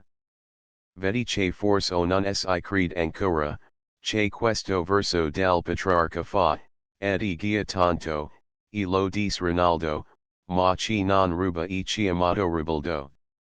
261. This recalls Byron's exhortation at the end of Don Juan, when, after quoting 4 lines from Southey, he adds, the first 4 rhymes are Southey's every line, for God's sake, reader, take them not for mine. In a similar way Byron gives 4 lines from Camel's Gertrude of Wyoming, and comments upon them in Don Juan, 88-89. This discussion would be incomplete if it did not mention Pulsi's fondness for philosophical reflection, meditations on life and death, on joy and sorrow. Volpe has attempted to demonstrate that Pulsi, like many so-called humorists, was really, under the mask, a sad man. In making good this thesis he takes such lines as these as indicative of Pulsi's true attitude towards the problems of existence. Questa nostra mortal caduca vista fasciata e semper di un oscuro velo, e spesso il vero scambia alia menzogna, poi si risveglia, cum faci sogna. 262. However this may be, it is certain that Pulsi, in his more thoughtful moods, inclined to pessimism and intellectual scepticism. Pulsi's versification, says Foscolo, is remarkably fluent, yet he is deficient in melody. Another critic, the author of the brief note in the Parnaso Italiano, mentions his rapidity and his compression. Tu troverei pochi poeti, che viaggiano so velocemente, cum il Pulsi, il quale in audi versi di spesso più di audicos. For this fluency and its corresponding lack of rhythm, the conversational tone of the Morgant is largely responsible. The many colloquial digressions and the use of common idioms hinder any approach to a grand style. Pulsi's indifference to the strict demands of meter, his employment of abrupt and disconnected phrases, and his frequent sacrifice of melody to vigor and compactness, are also characteristic of Byron's method in his Italian satires. Although Don Juan contains some of Byron's most musical passages, it nevertheless gives the impression of having been, like the Morgant, composed for an audience, the speaker being, perhaps, governed by rough notes, but tempted from his theme into extemporaneous observations, and caring so little for regularity or unity of structure that he feels no compunction about obeying the inclination of the moment. It is not without some acuteness that he alludes to mine irregularity of chime, which rings what's uppermost of new or hoary, just as I feel the improvisatory 263 specifically in the field of satire. Pulsi's work, important though it was in some features of style and manner, 264 exercised its greatest influence on Byron's mood. The chastening effect of Byron's life on his poetic genius had made him peculiarly receptive to the spirit of Pulsi's poem, and accordingly the Italian poet taught him to take life and his enemies somewhat less seriously, to be more tolerant and more genial, to make playfulness and humor join with vituperation in his satire. Byron's satiric spirit, through his contact with Pulsi, became more sympathetic, and therefore more universal. To Berni, whom he, at one time, considered to be the true master of the Italian burlesque genre, Byron has few references. We have seen how he was induced to revise his first opinion and to recognize in Pulsi the precursor and model of Berni altogether. In the advertisement to the translation of the Morgant he asserted that Berni, in his Rifacimento, corrected the harsh style of Boiardo. These meager data, however, furnish no clue to the possible influence of Berni's work upon Don Juan. Francesco Berni, 1496-1535, 265 is important here chiefly because of his Rifacimento, or revision, of Boiardo's Orlando Innamorato. In accomplishing this task he completely made over Boiardo's romance by refining the style, polishing the verse structure, inserting lengthy digressions of his own and following a scheme instituted by Ariosto, prefacing each canto with a sort of essay in verse. Berni's purpose, indeed, was to make the Innamorato worthy of the Furioso. His version, however, owing probably to the malice of some enemy, has reached us only in a mutilated form. As it stands, nevertheless, it possesses certain features which distinguish it from the work of Pulsi on the one hand and that of Casti on the other. The influence which Berni may have had on Byron's satires comes mainly from two features of the former's work, his introductions to separate cantos, and his admirable style and versification. It was Berni's habit to soliloquize before beginning his story, thus Canto 9 of the Innamorato commences with a philosophical disquisition on the unexpected character of most human misfortunes, leading, by a natural step, to the plot itself. So, in Don Juan, only one canto, the second, begins with the tale itself, every other has a preliminary discussion of one sort or another. 266 It was also Berni's custom to take formal leave of his readers at the end of each canto, and to add a promise of what was to come. 267 This habit, all but universal with the Italian narrative poets, Byron followed, although his farewell occurs sometimes even before the very last stanza. A typical example may be quoted: "It is time to ease this canto, ere my muse perceives fatigue. The next shall ring a peal to shake all people, like a bob major from a village steeple." 268 Berni's style and diction are far superior to Pulsi's. Count Maria Mazzucchelli, in the edition of Berni in Classici Italiani, says of this feature of his work: "La facilità della rima congiunta alla naturalezza dell'espressione, e la vivacità de pensieri degli scherzi unità singolare cultura nello stile sono in lui si maravigliose, che viene egli considerat come il capo di si fatta poesia, la quale percio ha presido lui la denominazione, e suol chiamarsi burnesca." He alone of the three Italian burlesque writers considered, succeeded in creating a masterpiece of literary art. 269 In this respect, then, his influence on Byron may have been salutary.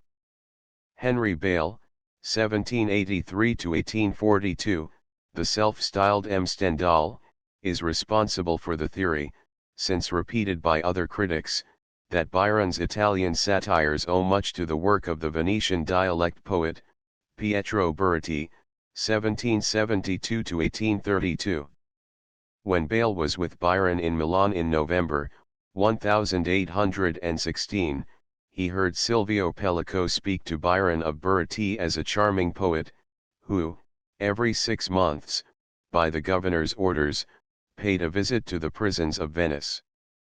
Bale's account of the ensuing events runs as follows: in my opinion, this conversation with Silvio Pellico gave the tone to Byron's subsequent poetical career.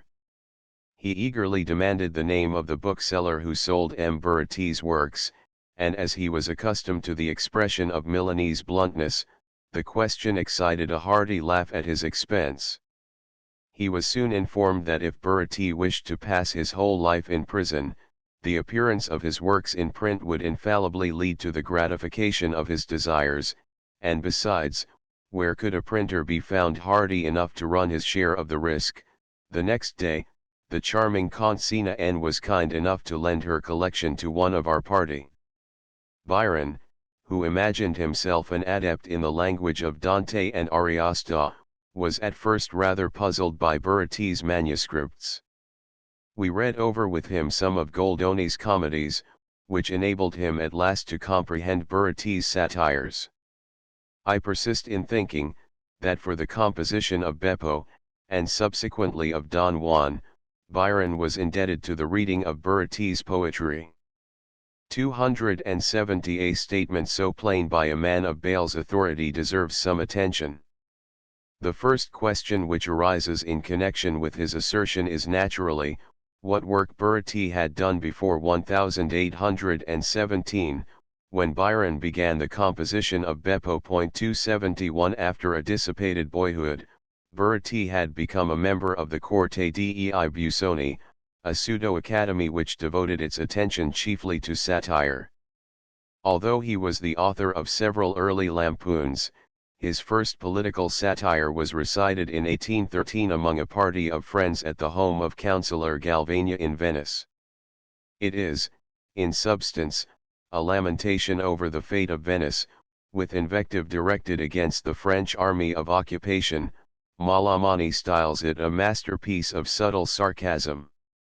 Eventually, through the treachery of apparent friends, the verses came to French ears, and Burati was imprisoned for 30 days, his punishment, however, being somewhat lightened by powerful patrons. Shortly after this episode, he circulated some quatrains of a scurrilous nature on Filippo Scolari, a pedantic youth who had criticized contemporary literary men in a supercilious way. For these insults, Scolari tried to have Burati apprehended again, but the latter, although he was forced to sign an agreement to write no more satires, received only a reprimand. During this period he had also directed several pasquinades at an eccentric priest, Don Domenico Marianus, who seems to have been a general object of ridicule in Venice. Such, according to Malamani, was the extent of Burati's work up to 1816. His masterpiece, the Storia del Elefante, was not written until 1819, too late to have been a strong influence even on Don Juan. Of this early satiric verse, no one important poem was composed in ottava rima. The poems, all short and of no especial value as literature, used the Venetian dialect, as far removed from pure Tuscan as Scotch is from English. Their most noticeable characteristic is their prevailing irony, a method of satire of which Byron only occasionally availed himself. With these facts in mind, and with the additional knowledge that Byron was unquestionably influenced by the burlesque writers, it is improbable that Bale's theory deserves any credence.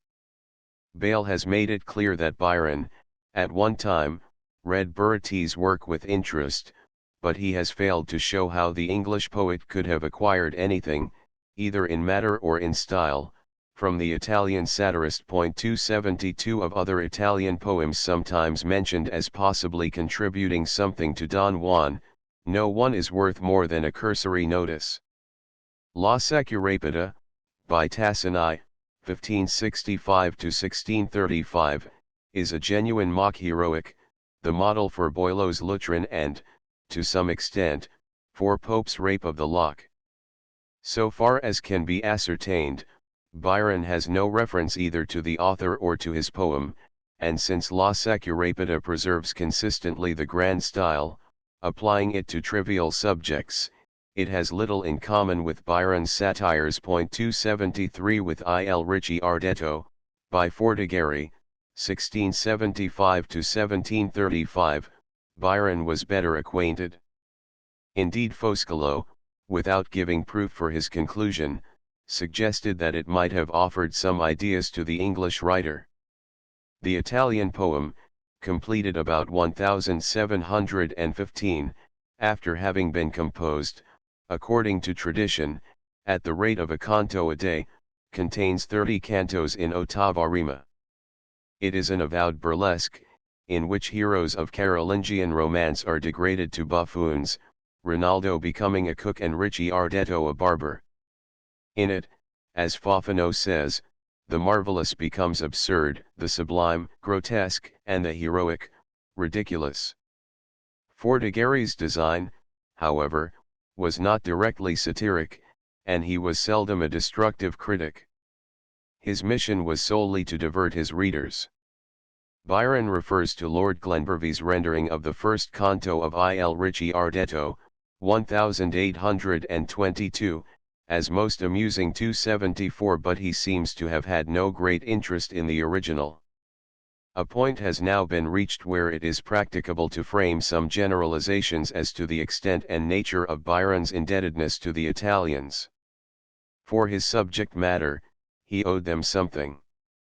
The Catherine II episode in Don Juan may have been suggested by Il Pomatardero. An occasional unimportant incident or situation may have been taken or modified from the work of Casti or Pulci. On the whole, however, Byron's material was either original or drawn from other sources than the Italians. Even though Byron and Casti so frequently satirize the same institutions and theories, it is improbable that this is more than coincidence, the result of the natural opposition which similar abuses aroused in men so alike in temperament and intellect. In his manner, however, Byron was profoundly affected, so much so that his own statement about Beppo "the style is not English, it is Italian" 275 is in exact accordance with the impression which Beppo, as well as Don Juan, makes on the reader. He learned, in part from Casti, and later from Berni and Pulci, the use of the burlesque method. He adopted their discursive style, with its opportunities for digression and self-assertion, and made it a channel for voicing his own beliefs as well as for speaking out against his enemies. Accepting the hint offered by their tendency to colloquial speech, he lowered the tone of his diction and addressed himself often directly to his readers. Moreover, he acquired the habit of shifting suddenly from seriousness to absurdity, from the pathetic to the grotesque, in the compass of a single stanza. His wrath, at first untempered, was now softened by a new attitude of skepticism which turned him more to irony and mockery than to violent rage. In utilizing the octave for his own satires, he gave it a freedom of which it had never before been made capable in English, and, by a clever employment of double and triple rhymes, and by the constant use of run-on lines and stanzas, he adjusted the measure to the conversational flow of his verse. At a time, then, when his youthful narrowness was developing into the maturity that comes only from experience, and when, therefore, he was most susceptible to broadening influences, Byron, fortunately for his satire, was brought into contact with the Italian spirit. The result was that Don Juan joined many of the most powerful features of English bards with the lighter elements of Berni and Casti. The beauty of Byron's satire at its finest in Don Juan and the vision of judgment, lies in the welding of the direct and indirect methods, in the interweaving of invective with burlesque, in such a way that the poem seemed to link the spirit of Juvenal with the spirit of Pulci. The consequence is a variety of tone, a widening of scope, and a considerable increase in effectiveness. Byron's general attacks are relieved from the charge of futility, his vindictiveness is mitigated by humor and a touch of the ridiculous, and his aggressiveness, though it does not disappear, is sometimes changed to a cynical tolerance. Chapter 8 Don Juan. With the exception of The Ring and the Book, Don Juan, containing approximately 16,000 lines, is probably the longest original poem in English since The Faerie Queene. Moreover, if we exclude the Canterbury Tales, no other work in verse in our literature attempts an actual criticism of life on so broad a scale. It is Byron's deliberate and exhaustive characterization of his age, the book in which he divulges his opinions with the least reticence and the most finality.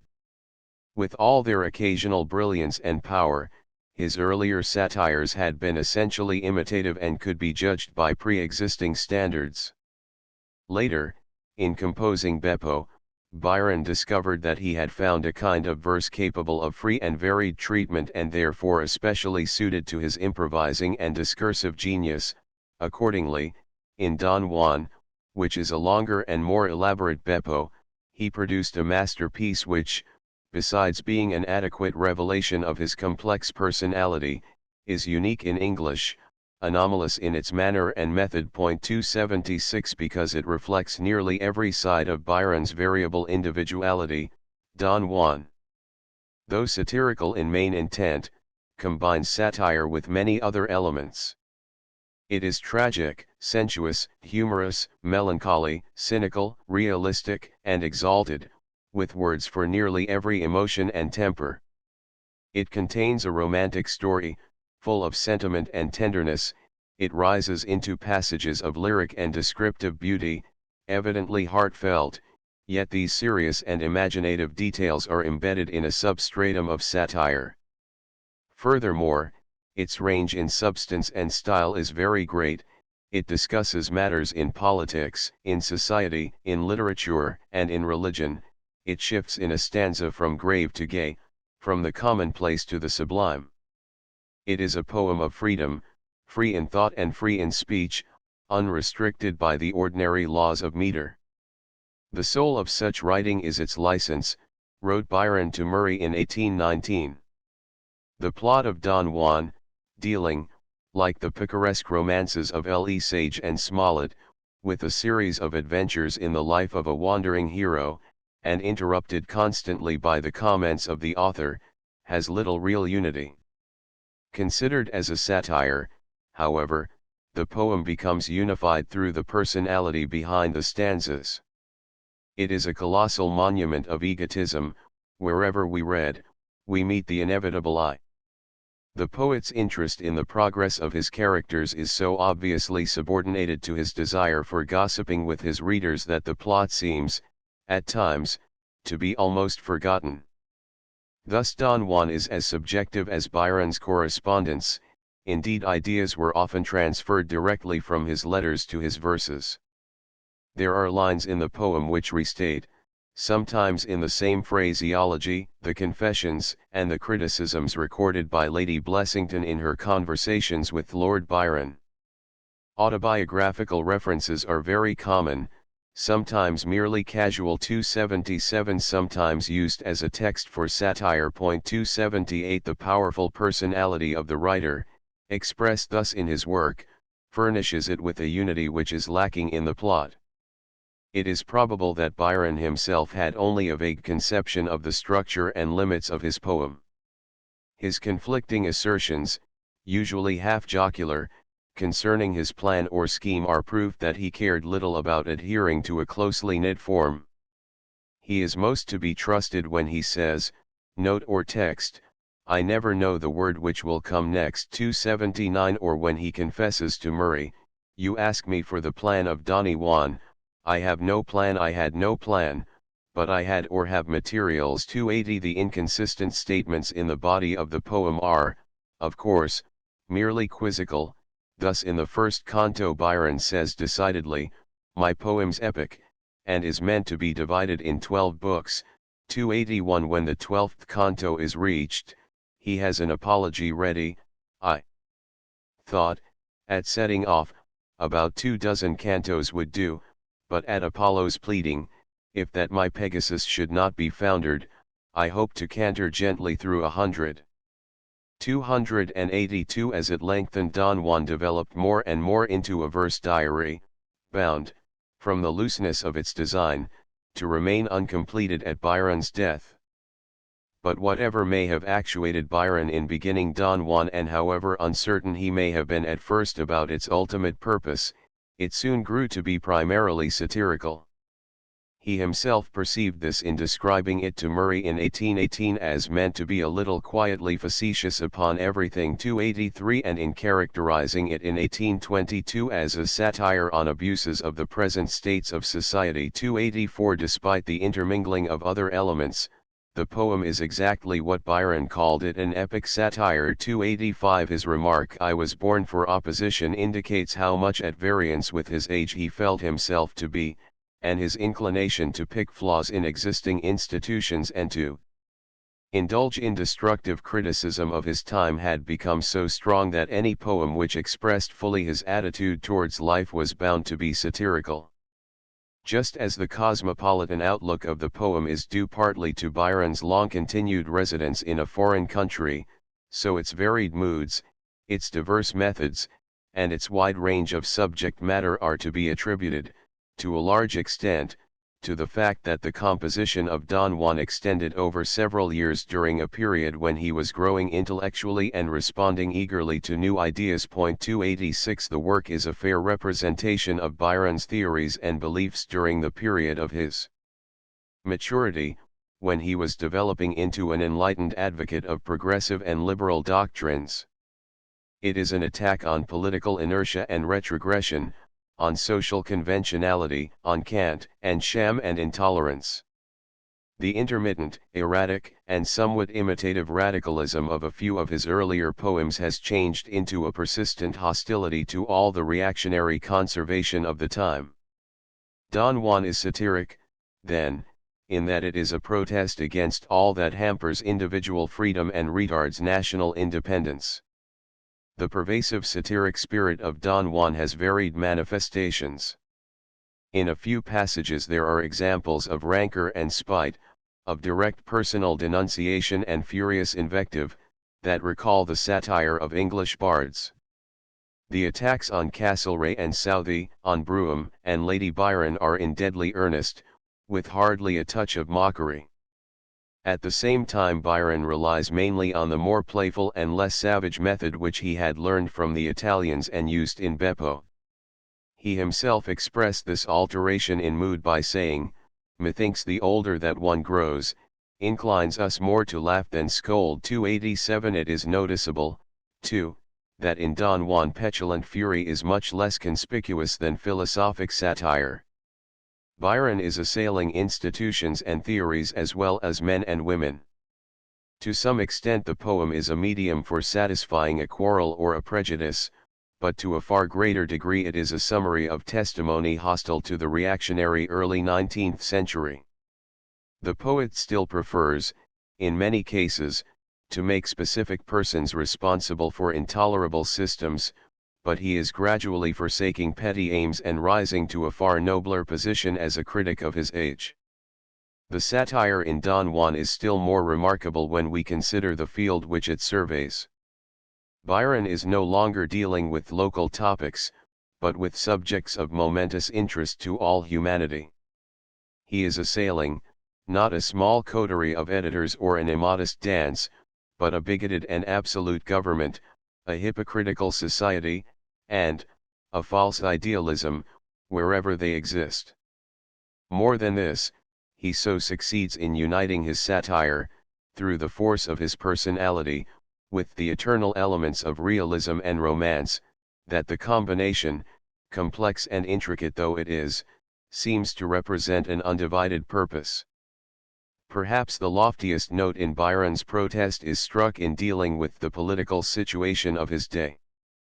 Despite his noble birth and his aristocratic tastes, he had become, partly through temperamental inclination, partly through association with Moore and Hunt, a fairly consistent Republican, though he took care to make it clear, as Nicholl points out, that he was for the people, not of them. Impatient of restraint on his own actions, he extended his belief in personal liberty until it included the advocacy of any democratic movement. It is to his credit, moreover, that he was no mere closet theorist. In Italy he espoused the cause of freedom in a practical way by abetting and joining the revolutionary Carbonari, and he died enrolled in the ranks of the liberators of Greece. In Don Juan he declares himself resolutely opposed to tyranny in any form, asserting his hatred of despotism in memorable lines: "I will teach, if possible, the stones to rise against earth's tyrants. Never let it be said that we still truckle unto thrones." 288 Such doctrine was, of course, not new in Byron's poetry. He had already spoken eloquently and mournfully of the loss of Greek independence 289, he had prophesied the downfall of monarchs and the triumph of democracy 290, and he had inserted in Childe Harold that vigorous apostrophe to liberty: "Yet, freedom, yet thy banner, torn but flying, streams like the thunderstorm against the wind." 291 In Don Juan, however, Byron is less rhetorical and more direct. In expressing his plain sworn downright detestation of every despotism in every nation, 292 he does not hesitate to condemn all absolute monarchs. Moreover, he displays a sincere faith in the ultimate success of popular government. "I think I hear a little bird, who sings the people by and by will be the stronger." 293 Such lines as these show a maturity and an earnestness that mark the evolution of Byron's satiric spirit from the hasty petulance of English bards to the humanitarian breadth of his thoughtful manhood. Like young Azim in Moore's Veiled Prophet of Khorasan, he is eager to march and command under the banner on which is emblazoned freedom to the world.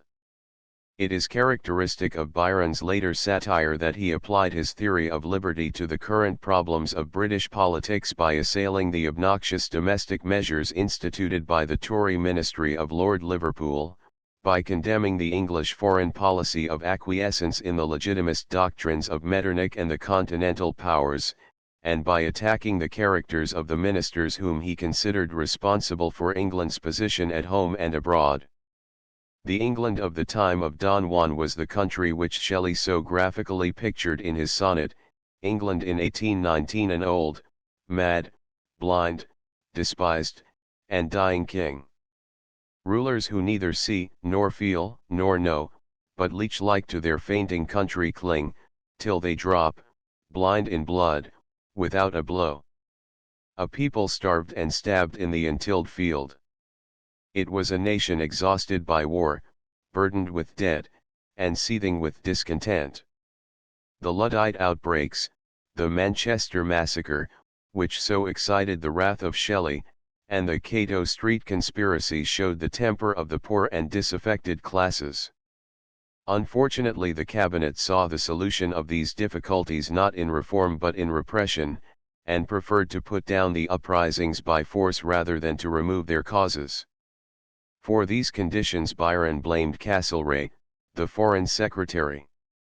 Byron had never met Castlereagh and had never suffered a personal injury from him. His rage, therefore, was directed solely at the statesman, not at the man. The secretary had long been detestable to Irish Whigs like Moore 294 and English radicals like Shelley 295. It remained for Byron to track him through life with venomous hatred and to pursue him beyond the grave with scathing epigrams.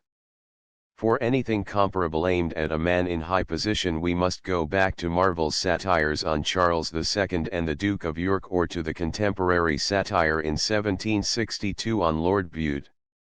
Byron's Castlereagh has no virtues. The portrait, like Gifford's sketch of Peter Pinder, is all in dark colors. The satire is vehement and personal, without malice and without pity. Byron also attacked Wellington, but in manner ironic and scornful, as a leader who had lost all claim to the gratitude of the people by allying himself with their oppressors. For George, who as regent and king, had done nothing to redeem himself with his subjects, Byron had little but contempt. In satirizing these men, however, Byron was perhaps less effective than Moore, over whose imitations of Castlereagh's orations and best-wigged prince in Christendom, people smiled when Byron's tirades seemed too vicious. Through the method commonly called dramatic, or indirect, Byron assailed English politicians in his portrayal of Lord Henry Amundeville, the statesman who is always a patriot and sometimes a placeman, and who is representative of the unemotional, just, yet altogether selfish British minister. The type is drawn with considerable skill and with much less rancour than would have been possible with Byron 10 years before. Indeed, the satire resembles Dryden's in that it admits of a wide application and is not limited to the individual described. Nothing in Byron's political creed redounds more to his credit than his persistent opposition to all war except that carried on in the defense of freedom, country, or of laws. Neglecting the pride and pomp of war, he depicted the siege of Ismail with ghastly realism, laying emphasis on the blood and carnage of the battle and condemning especially mercenary soldiers, those butchers in large business. Though this attitude towards warfare was not original with him, 296 Byron spoke out with a firmness and pertinacity that marked him as far ahead of his age. Though Byron, in Don Juan, was almost entirely a destructive critic of the political situation in England and in Europe, his ideas were exceedingly influential. In spite of the fact that he had no definite remedy to offer for intolerable conditions, his daring championship of oppressed peoples affected European thought, not only during his lifetime, but also for years after his death. He was revered in Greece as more than mortal, he was an inspiration for Mazzini and Cavour, he seemed to Lamartine an apostle of liberty. It is probably to his insistence on the rights of the people and to his sweeping indictment of autocratic rule that he owes the greatest part of his international recognition. Byron's iconoclastic tendencies showed themselves also in his attack on English society, in which he aimed to expose the selfishness, stupidity, and affectation of the small class that represented the aristocratic circle of the nation. In dealing with this subject he knew of what he was speaking, for he had been a member and a close observer of that microcosm on stilts yclept the great world. His picture of this upper class is humorous and ironic, but seldom vehement. In a series of vivid and often brilliant character sketches he delineates the personages that Juan, ambassador of Russia, meets in London, touching cleverly on their defects and vices, and unveiling the sensuality, jealousy, and deceit which their outward decorum covers. Though the figures are types rather than individuals, they were in many cases suggested by men and women whom Byron knew. Possibly the most effective satire occurs in the description of the gathering at Lady Adeline's country seat, Norman Abbey, where some 33 guests, the Brahmins of the ton, meet at a fashionable house party. 297 For these social parasites and office seekers Byron felt nothing but contempt. His advice to Juan moving among them is, be hypocritical, be cautious, be not what you seem, but always what you see. 298 He describes their life as dull and uninteresting, a gay masquerade which palls when all its delights have been tried. Its prudery conceals scandal, treachery, and lust, its great vices are hypocrisy and cant political, cant religious, cant moral. 299 Indeed, the satire of Don Juan, from Canto 11 to the point where the poem is broken off, is an attack on pretense and sham, and a vindication of the free and natural man. Byron's motive may have been, in part, the desire for revenge on the circle which had cast him out, but certainly he was disgusted with the narrowness and conventionality of his London life, and his newly acquired jesting manner found in it a suitable object for satire. While Byron's liberalism and democracy were doing effective service in pointing out flaws in existing political and social systems, he was still maintaining, not without many inconsistencies, his old conservative doctrines in literature, and doggedly insisting on the virtue of his literary commandments, thou shalt believe in Milton, Dryden, Pope, thou shalt not set up Wordsworth, Coleridge, Southey 300. While he was being hailed as a leader of the Romantic school of poetry, he was still defending the principles of Pope, praising the work of Crabbe, Rogers, and Campbell, and disapproving of the verses of the members of the Lake School. He dedicated Don Juan, in a mocking and condescending fashion, to Southey, and described him in the sketch of the bard paid to satirize or flatter who sang to Haidee and Juan the beautiful lyric, The Isles of Greece. 301. He ridiculed the Wagoner and Peter Bell, treating Wordsworth with an hostility which is almost inexplicable in view of Byron's indebtedness in Childe Harold, 3 and 4 to the older poet's feeling for nature. Only in minor respects had Byron's position changed. He was more appreciative of Scott and less vindictive towards Geoffrey, and he had found at least one new literary enemy in the poet Astor, William Sotheby. In general there was little for him to add to what he had already said in English bards. His otherwise progressive spirit had not extended into the field of literary criticism. It is not at all surprising that a large portion of Don Juan should be devoted to two subjects in which Byron had always been deeply interested: woman and love. Nor is it at all remarkable, in view of his singularly complex and variable nature, that the poem should contain not only the exquisite idyll of Haidee but also line after line of cynical satire on her sex. Though Byron's opinion of women was usually not complimentary, sentiment, and even sentimentality of a certain sort, had a powerful attraction for him. If many of his love affairs were followed and even accompanied by cynicism, it was because the passion in such cases was sensual, and in reaction, he went to the other extreme. The influence of the Giccioli, however, manifest in his descriptions of Haidee and Aurora Raby, was beneficial to Byron's character, and his ideas of love were somewhat altered through his relations with her. At the same time, the conventional assertions of woman's inconstancy and treachery so common in his earlier work recur frequently in Don Juan. Love, according to Byron's philosophy, can exist only when it is free and untrammelled. The poet's too numerous amours and the general laxity of Italian morals had joined in exciting in him a prejudice against English Puritanism, while his own unfortunate marital experience had convinced him that love and marriage rarely can combine. 302. The remembrance of his married life and his observation in the land of his adoption were both instrumental in forming his conclusion: there's doubtless something in domestic doings, which forms, in fact, true love's antithesis. 303. When marriage, then, is so unalluring, the logical refuge is an honest friendship with a married lady, of all connections the most steady. 304. When Byron does speak of women with apparent respect, it is always well to search for irony behind. If he says, evidently with emotion, all who have loved, or love, will still allow life has not like it. God is love, they say, and love's a God.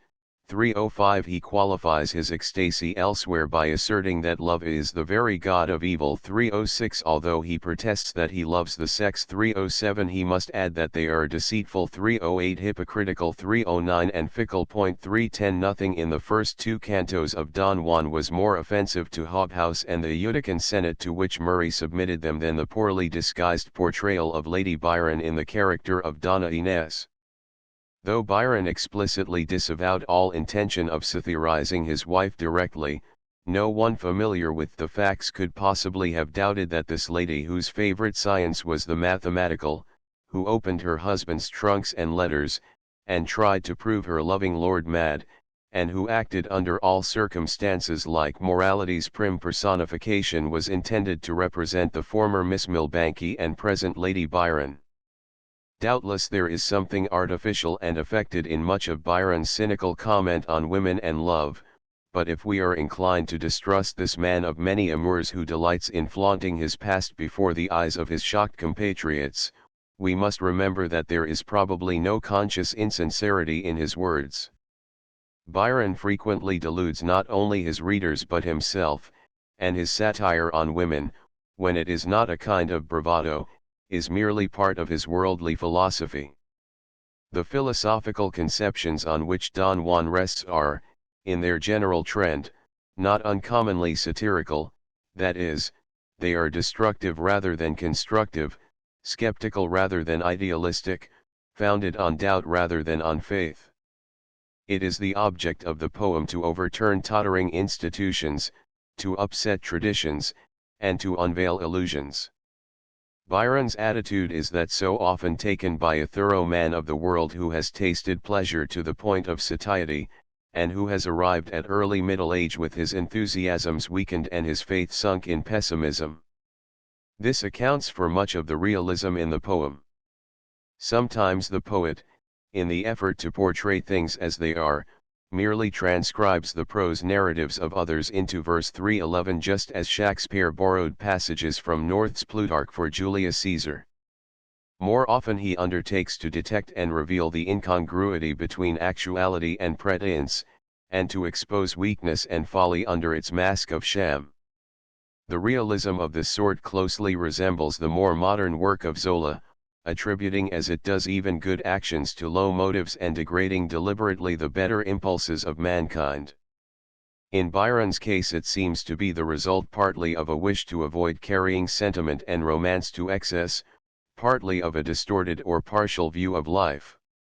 Whatever romance there is in Don Juan, and the amount is not inconsiderable, is invariably followed by a drop into bathos or absurdity.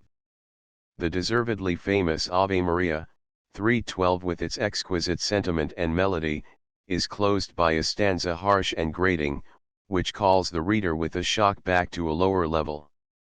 This juxtaposition of tenderness and mockery, tending by contrast to accentuate both moods, is highly characteristic of the spirit of the poem.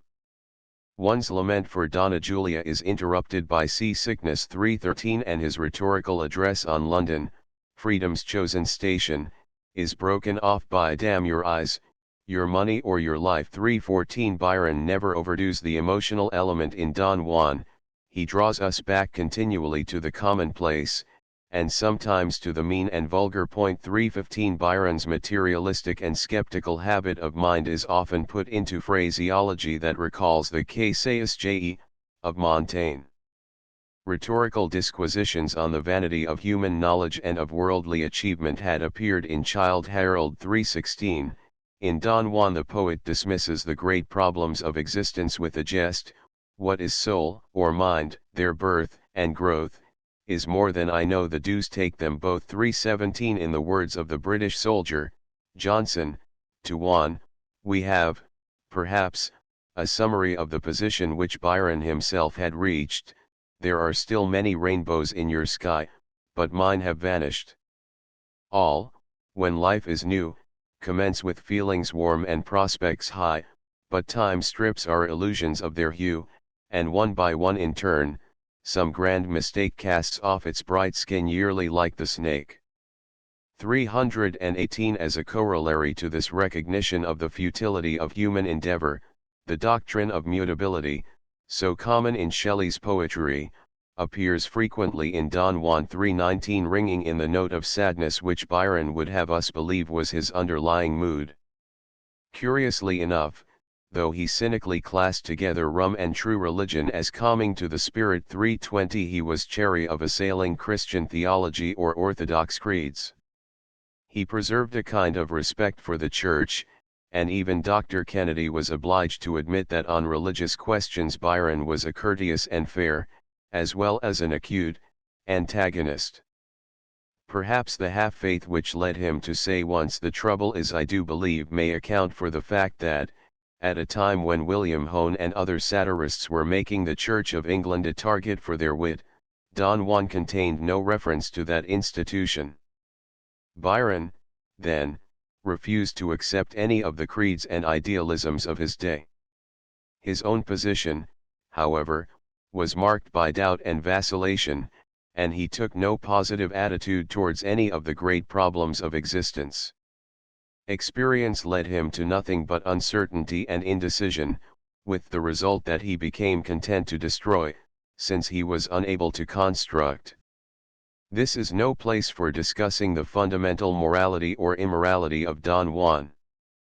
The British public of Byron's day, basing their judgment largely upon the voluptuousness of certain love scenes and upon some coarse phrases scattered here and there through the poem, charged him with brutally outraging all the best feeling of humanity.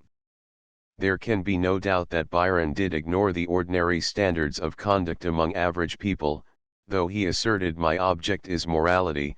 321 No one knew better than he that he was constantly running counter to the conventional code of behavior. Nor can any one doubt, after a study of his letters to Murray and Moore, that he felt a sardonic glee in acting as an agent of disillusion and pretending to be a very dangerous fellow. This spirit led him to employ profanity in Don Juan until his friend Hobhouse protested, "Don't swear again the third damn 322 by assailing many things that his time held sacred, by calling love selfish in its beginning as its end." 323 and maintaining that the desire for money is the only sort of pleasure that requites. 324 Byron drew upon himself the charge of immorality. The poem, however, does not attempt to justify debauchery or to defend vicious practices. Byron is attacking not virtue, but false sentiment, false idealism, and false faith. His satiric spirit is engaged in analyzing and exposing the strange contradictions and contrasts in human life, in tearing down what is sham and pretense and fraud. Judged from this standpoint, Don Juan is profoundly moral.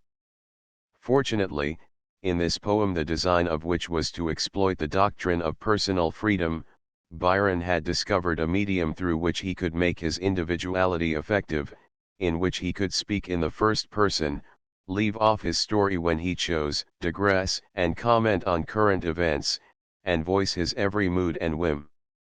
The colloquial tone of the poem strikes the reader at once. He censures himself in a jocular way for letting the tale slip forever through his fingers, and confesses with mock humility, "If I have any fault, it is digression." 325 The habit of calling himself back to the narrative becomes almost as much of an idiosyncrasy as Mr. Kipling's, but that is another story. 326 Obviously Byron's words are really no more than half apologetic. He knew perfectly well what he was doing and why he was doing it.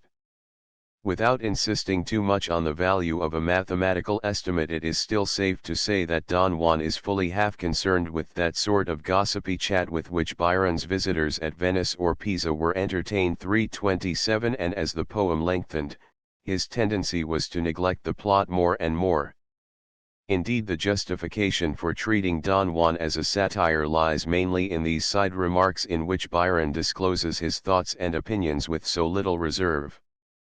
The digressions in the poem are used principally for two purposes: to satirize directly people, institutions, or theories, to gossip about the writer himself. In either case we may imagine Byron as a monologist, telling us what he has done and what he is going to do, what he has seen and heard, what he thinks on current topics, and illustrating points here and there by a short anecdote or a compact maxim. In such a series of observations, extending as they do over a number of years and written as they were under rapidly shifting conditions, it is uncritical to demand unity. We might as well expect to find a model drama in a diary. The important fact is that we have in these digressions a continuous exposition of Byron's satire during the most important years of his life. The peculiar features of the octave stanza, with its opportunity for double and triple rhymes and the loose structure of its sestet, made it more suited to Byron's genius than the more compact and less flexible heroic couplet. At the same time, the concluding couplet of the octave offered him a chance for brief and epigrammatic expression. In general, it may be said that no metrical form lends itself more readily to the colloquial style which Byron preferred than does the octave. In utilizing the stanza, Byron, accepting the methods of Pulci and Casti, allowed himself the utmost liberties in rhyming and verse structure. We have already seen that in several youthful poems, and, indeed, in some later ephemeral verses, he had shown a fondness for remarkable rhymes.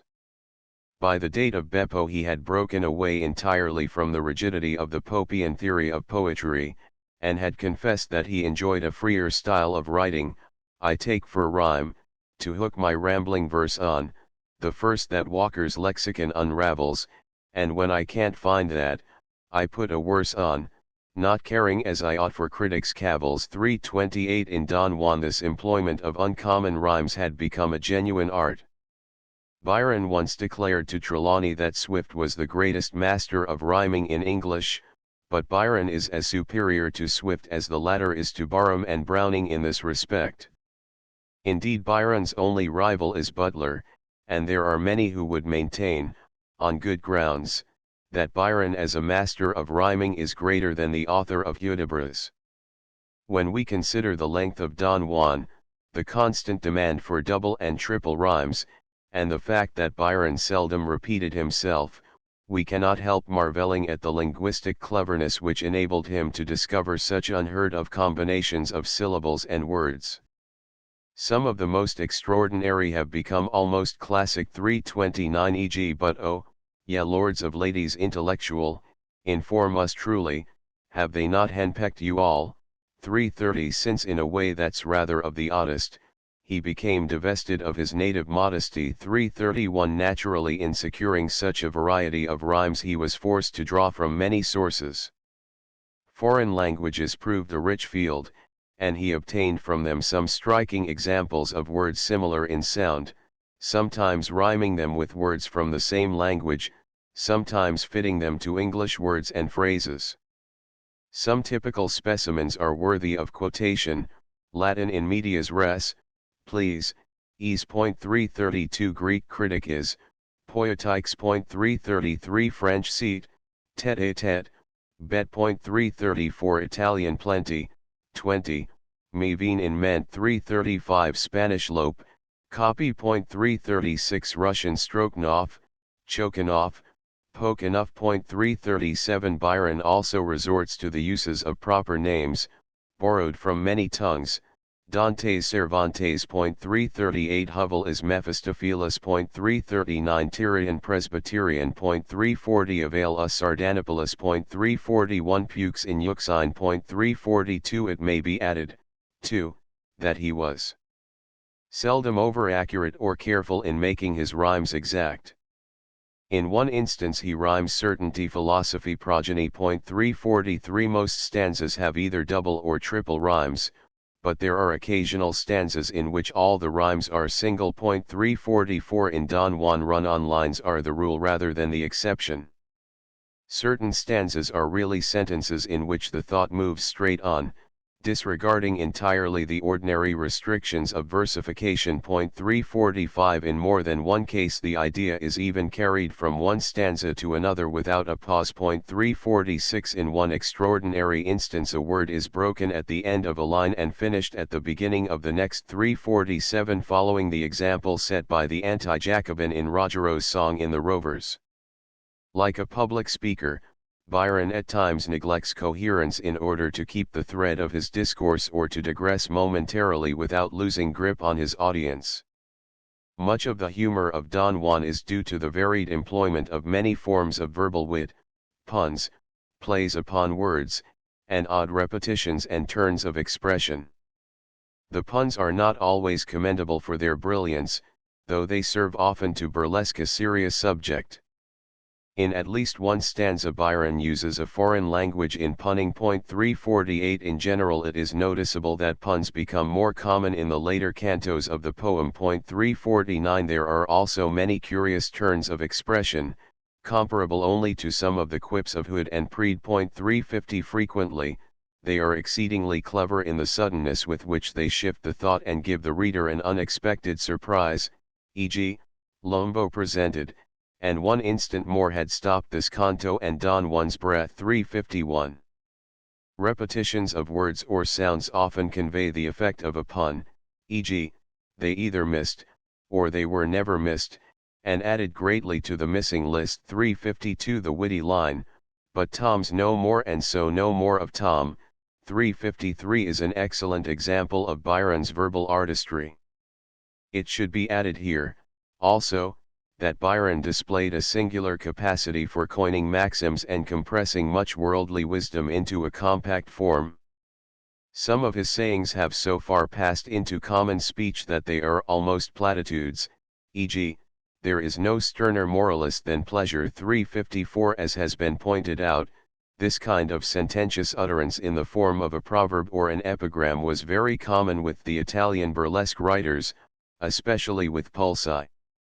Something of the universality of Don Juan, of its appeal, not only to particular countries and peoples, but also to the world at large, may be indicated by the number of translations of it which exist. 355 It appeared in French in 1827, in Spanish in 1829, in Swedish in 1838, in German in 1839, in Russian in 1846, in Romanian in 1847, in Italian in 1853, in Danish in 1854, in Polish in 1863, and in Serbian in 1888.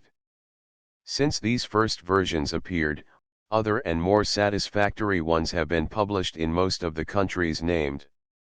It was chiefly through Don Juan that Byron became, what Saint-Exupéry calls him, the sole master of young Russia, young Italy, young Spain, in poetry. In these days when Byron's defense of the rights of the people is less necessary, when his opposition to despotism would find few tyrants to oppose, and when his condemnation of war has developed into a widespread movement for universal peace, the powerful impetus which his satire gave to the progress of democracy is likely to be overlooked. His attitude of defiance furnished an illustrious example to struggling nations, and gave them hope of better things. 356 Within this limited space it has been possible to touch only upon one or two phases of the many which this poem, perhaps the greatest in English since Paradise Lost, presents to the reader.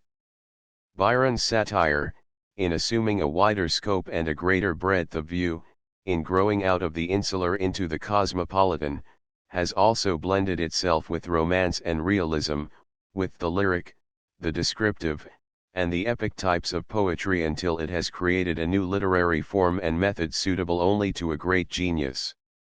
His satiric spirit, in assailing not only individuals, but also institutions, systems, and theories of life, in concerning itself less with literary grudges and personal quarrels than with momentous questions of society, in progressing steadily from the specific to the universal, has undergone a striking evolution.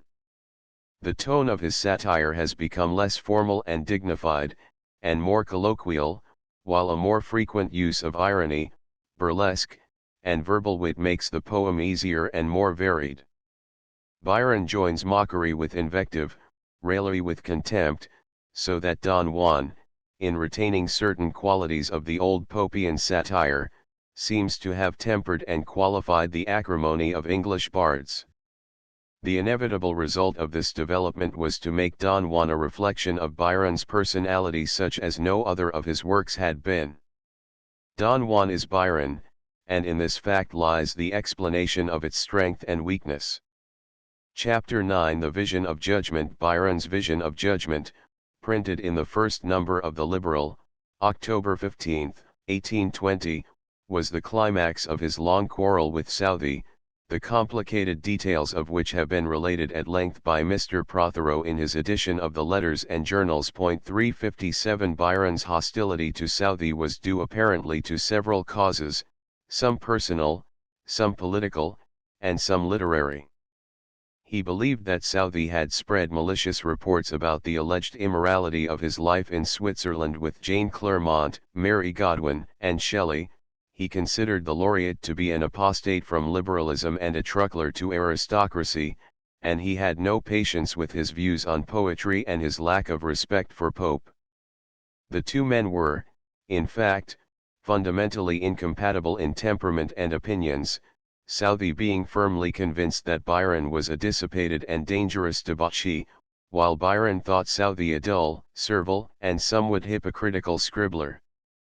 Since the Vision of Judgment was Byron's only attempt at genuine travesty, it may be well to differentiate between the travesty and other kindred forms of satire, all of which are commonly grouped under the generic heading, burlesque. Broadly speaking, A burlesque is any literary production in which there is an absurd incongruity in the adjustment of style to subject matter or subject matter to style, humor being excited by a continual contrast between what is high and what is low, what is exalted and what is commonplace. 358 The peculiar effect of burlesque is ordinarily dependent upon its comparison with some form of literature of a more serious nature. Of the subdivisions of burlesque, the parody aims particularly at the humorous imitation of the style and manner of another work, the original characters and incidents being displaced by incidents of a more trifling sort. The parody has been a popular variety of satire, and examples of it may be discovered in the productions of any sophisticated or critical age. 359 The travesty, in the narrow sense of the term, is a humorous imitation of another work, the subject matter remaining substantially the same, being made ridiculous, however, by a grotesque treatment and a less imaginative style. A serious theme is thus deliberately degraded and debased. The commonest subjects of travesty have been derived, as one might expect, from mythology or from the great epic poems. Its popularity, except in certain limited periods, has never equaled that of the parody. 360 Considered simply as a travesty, Byron's vision is remarkable in two respects. First, in that it burlesques a contemporary poem, while most other travesties ridicule works of antiquity, or at least of established repute. Second, in that it has an intrinsic merit of its own far surpassing that of the poem which suggested it. Thus the general dictum that a travesty is valuable chiefly through the contrast which it presents to some nobler masterpiece is contradicted by Byron's satire, which is in itself an artistic triumph. Southey's vision of judgment, of which Byron's vision is a travesty, was written in the author's function as poet laureate shortly after the death of George III. On January 29, 1820. Certainly in many ways it lent itself readily to burlesque. 361 It was composed in the unrhymed dactylic hexameter, a measure in which Southey was even less successful than Harvey and Sidney had been. It was full of adulation of a king, who, however much he may have been distinguished for domestic virtues, was surely, in his public activities, no suitable subject for encomium. It was dedicated, moreover, to George IV. In language which seems to us today the grossest flattery. 362 The poem itself, divided into 12 sections, deals with the appearance of the old king at the gate of heaven, his judgment and beatification by the angels, and his meeting with the shades of illustrious dead English worthies, mighty figures of the Georgian age, and members of his own family. Many special features of Southey's poem were disagreeable to Byron. It was a vindication and a eulogy of the existing system of government in England, George III, whom Byron despised, being described as an ideal sovereign. Southey had made a contemptuous reference to what he was pleased to call the watchwords of faction, freedom, invaded rights, corruption, and war, and oppression, a summary which must have been distasteful to a man who had been raising his voice in resistance to political tyranny. Southey had also carefully omitted Dryden and Pope from the list of great writers whom George III met in heaven. On the whole, Southey's poem was pervaded by a tone of arrogance and self-satisfaction which was exceedingly offensive to Byron. Byron had begun his travesty on May 7, 1821, and had sent it to Murray from Ravenna on October 4. 363 Unconscious of the fact that the satire was in Murray's hands, Southey meanwhile had published his letter to the Courier, January 5, 1822, vindictively personal, and containing one unlucky paragraph, one word of advice to Lord Byron before I conclude. When he attacks me again, let it be in rhyme. For one who has so little command of himself, it will be a great advantage that his temper should be obliged to keep tune. When this letter came to Byron's notice, his anger boiled over, he sent Southey a challenge, which through the discretion of Kinnaird, was never delivered. 364, and he decided immediately to publish his vision, which he had almost determined to suppress. Murray, however, delayed the proof, and on July 3, 1822, Byron, irritated by this tardiness and enthusiastic over his newly planned periodical, The Liberal, sent a letter by John Hunt 365, the proprietor of the magazine, requesting Murray to turn the satire over to Hunt. In the first number of The Liberal, then, the vision was given the most conspicuous position, printed, however, without the preface, which Murray, either ignorantly or unfairly, had withheld from Hunt. A vigorous letter from Byron recovered the preface, which was inserted in a second edition of the periodical. 366 The consequences of publication somewhat justified Murray's apprehensions. John Hunt was prosecuted by the Constitutional Association, and on July 19, 1824, only 3 days after Byron's body had been buried in the church of Hucknall Torkard, was convicted, fined £100, and compelled to enter into securities for 5 years. In fairness to Byron, it must be added that he had offered to come to England in order to stand trial in Hunt's stead, and had desisted only when he found that such procedure would not be allowed. 367 In his vision, Byron had at least 4 objects for his satire. He wished to ridicule Southey's poem by burlesquing many of its absurd elements. He aimed to proceed more directly against Southey by exposing the weak points in his character and career. He desired to present a true picture of George III, in contrast to Southey's idealized portrait, and he intended to make a general indictment of all illiberal government and particularly of the policy then being pursued by the English Tory party. He seized instinctively upon the weaknesses of the panegyric, and while preserving the general plan and retaining many of the characters, freely mocked at its cant and smug conceit. Through a style purposely grotesque and colloquial, he turned Southey's pompous rhetoric into absurdity. By touches of realism and caricature he made the solemn angels and demons laughable, while, occasionally rising to a loftier tone suggestive of the spirit of Don Juan, he reasserted his love of liberty and hatred of despotism. In executing his project, Byron deliberately neglected a large part of Southey's vision and confined himself almost exclusively to the scene at the trial of the king. He began actually with the situation represented in section 4 of Southey's poem, omitting all the preliminary matter, and ended with Southey's section V, avoiding entirely the meeting of George with the English worthies. So far as subject matter is concerned, Byron travestied only 2 of the 12 divisions of the earlier work.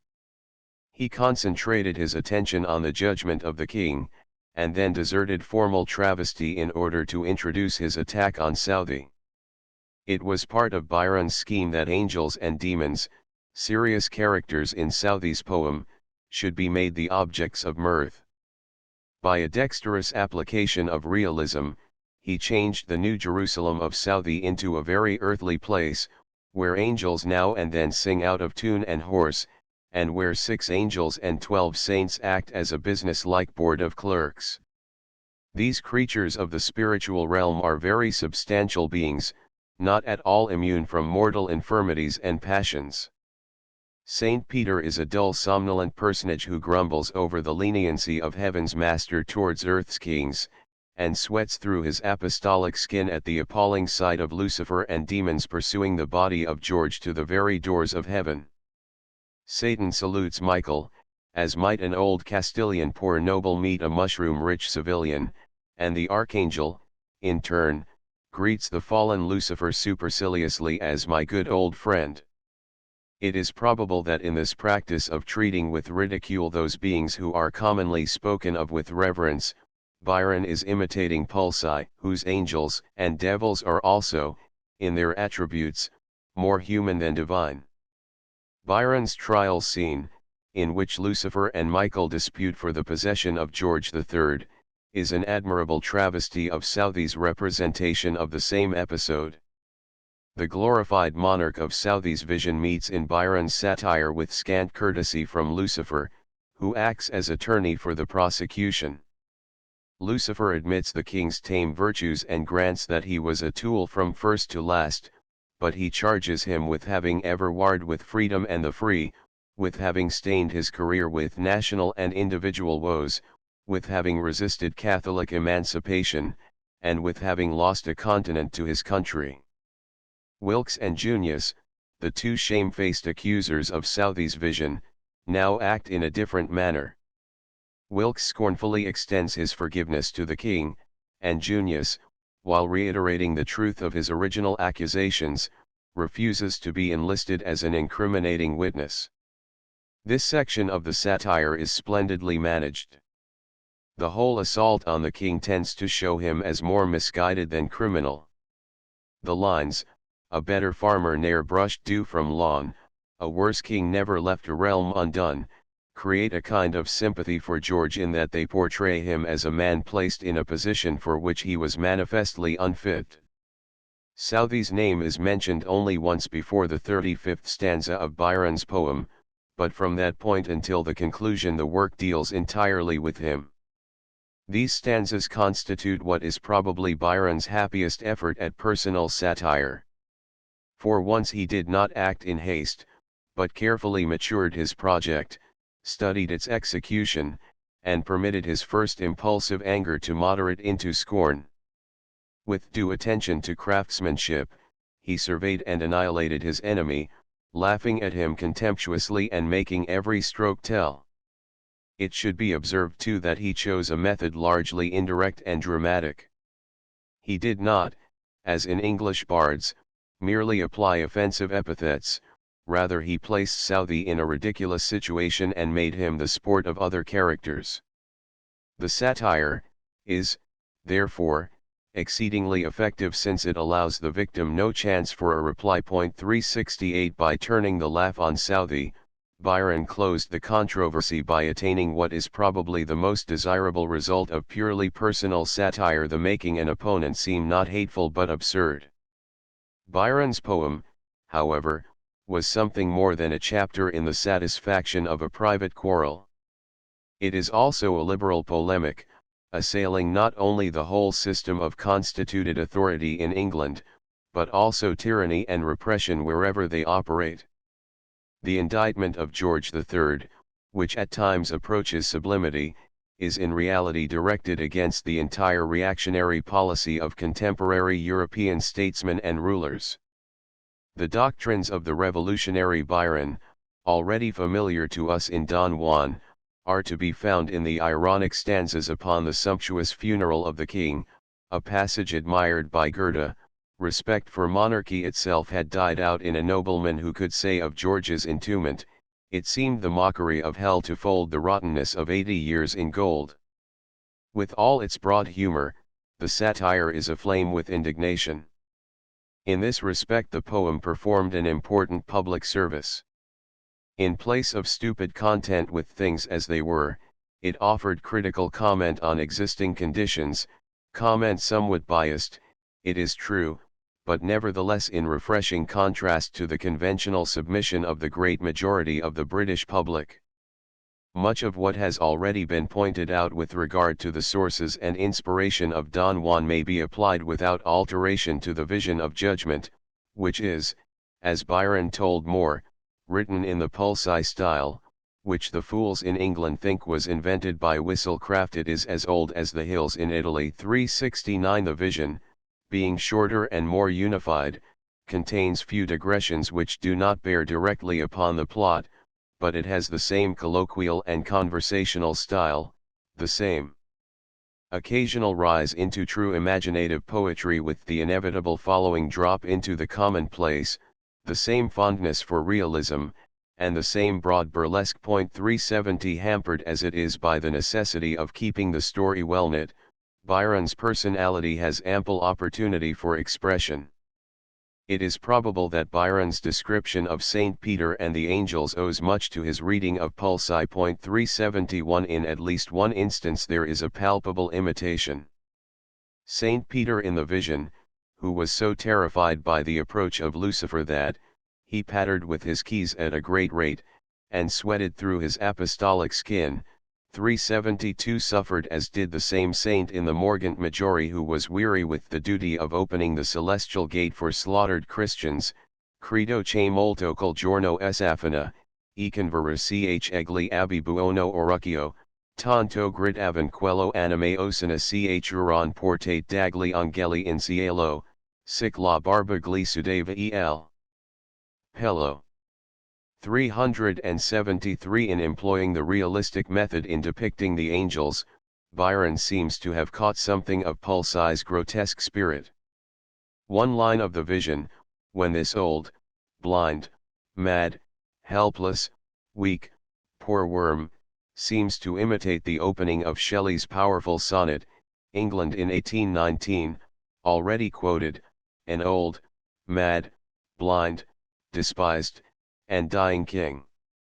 Professor Courthope has suggested that Byron's Don Juan owes something to the work of Peter Pindar. 374 The evidence for the relationship seems, however, to be very scanty. Wolcott never employed the octave stanza, nor, indeed, did he ever show evidences of true poetic power. The two men were, of course, alike in that they were both liberals, both avowedly enemies of George III, and both outspoken in their dislikes. But Byron seldom except in parts of the vision used the method of broad caricature so characteristic of Pindar. In the vision, too, occurs the only obvious reference on Byron's part to Pindar's satire. He describes the effect of Southey's dactyls on George III, in the lines, "The monarch, mute till then, exclaimed, What? What? Pie come again? No more of that." 375 The couplet recalls Pindar's delightful imitations of that king's eccentric habit of repeating words and phrases. However, Byron's style in both Don Juan and the Vision is drawn more from Italian than from English models. The Vision of Judgment is, if we exclude Don Juan as being more than satire, the greatest verse satire that Byron ever wrote. It is only natural then to compare the poem with other English satires which have high rank in our literature.